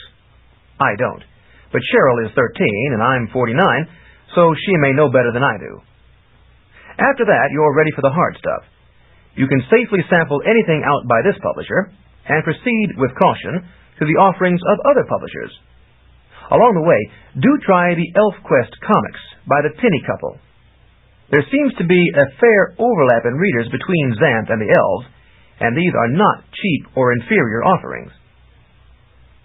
Why don't I write more novels featuring Dor and Irene as teenagers, or King Trent, or Bink, or the Centaurs, etc.? Every fan seems to have his favorite character, and would like to see a series of novels centering on that one, forever unchanging. I refuse to do this, because in Xanth, as in Mundania, life is not a static thing. It keeps moving into new territory. I'm not a formula writer. I like each story to be different and original within the limits of the larger framework. So, new characters constantly appear, and old ones gracefully fade out. That's just the way it has to be, folks. Xanth has a few constants, such as the geography, the puns, the magic, and the struggle to get into the good magician's castle. Usually there is a serious romance, and the conception, organization, and literacy are better than the critics choose to perceive. Beyond that, anything can happen. Dear Mr. Anthony, I'm 13 years old, and I want to become a writer. This is a direct quote from a letter I received today as I was typing this author's note, and it is typical of a number of requests I receive. A high percentage of my fans want to be writers, so they ask me for advice. That's sensible, and I'm not disparaging this approach, but it's a hellish thing to answer. I'll try to digest it into a nutshell. First, catch your rabbit. That is, read a lot. Become familiar with your subject. Learn your syntax and spelling, and learn to type. Editors are a peculiar breed. They don't know how to read a handwritten manuscript. Go to the library and read a good book on the subject of writing, such as one by Jack Woodford, and pay attention to what it says. Then, write, rewrite, rewrite, and revise until it's the best you can do. Get a copy of Writer's Market, or similar. Find several good prospects, and ship your manuscript to the one that appeals to you most. In the genres of fantasy and science fiction, Del Rey Books will consider your manuscript. Good luck, you fool. The odds are still 100 to 1 against you. It took me 8 years of trying to make my first sale, and I was 28 years old at the time. If you are better than I am, you may do it faster. If your interest is easy money, be advised that the average writer's earnings from writing put him somewhere below the poverty level. Even if you are successful, you will probably be lean and hungry. Now do you see why I don't like to answer this question? I really don't like reducing 13-year-old girls to tears, and no part of this is a joke. Oh, sure, I'm not starving anymore. But I got lucky. You can count on the fingers of one foot the contemporary fantasy writers who are more successful than I am. But it did take time and luck. This leads into my most important advice. Make sure you have some other source of money while you're trying to write, such as a working spouse, so that you don't starve. My wife worked for several years before and after I made my first sale. Otherwise, I could not have done it. Even so, it was a narrow squeak. Talent, if you have it, is only one of a number of requirements for eventual success. You have to be ready to absorb a fair amount of grief along the way. Another typical question. Will I autograph 35 copies of my books if they are sent to me? Sigh. I'd really rather not. Even one book is a chore to handle and reship, and costs me more in working time than the book is worth. I prefer to have my readers understand what I'm saying rather than to dote on a confounded signature scrawl. I'll sign copies at conventions. Lots of luck. As a rule, I don't attend conventions. And bookstores.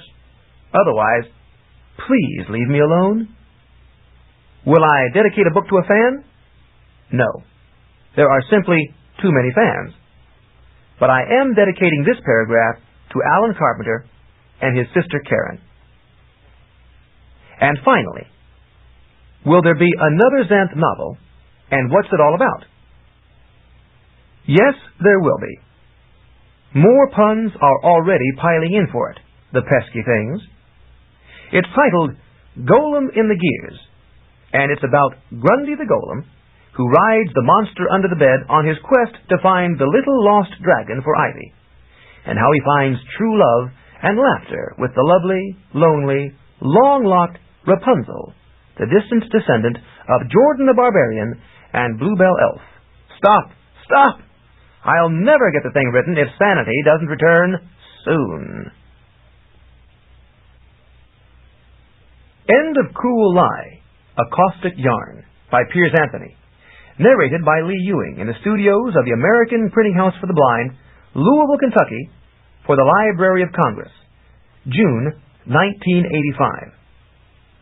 For special distribution as authorized by Act of Congress under Public Law 89-522, with the permission of the copyright holder and the publisher, Ballantine Books.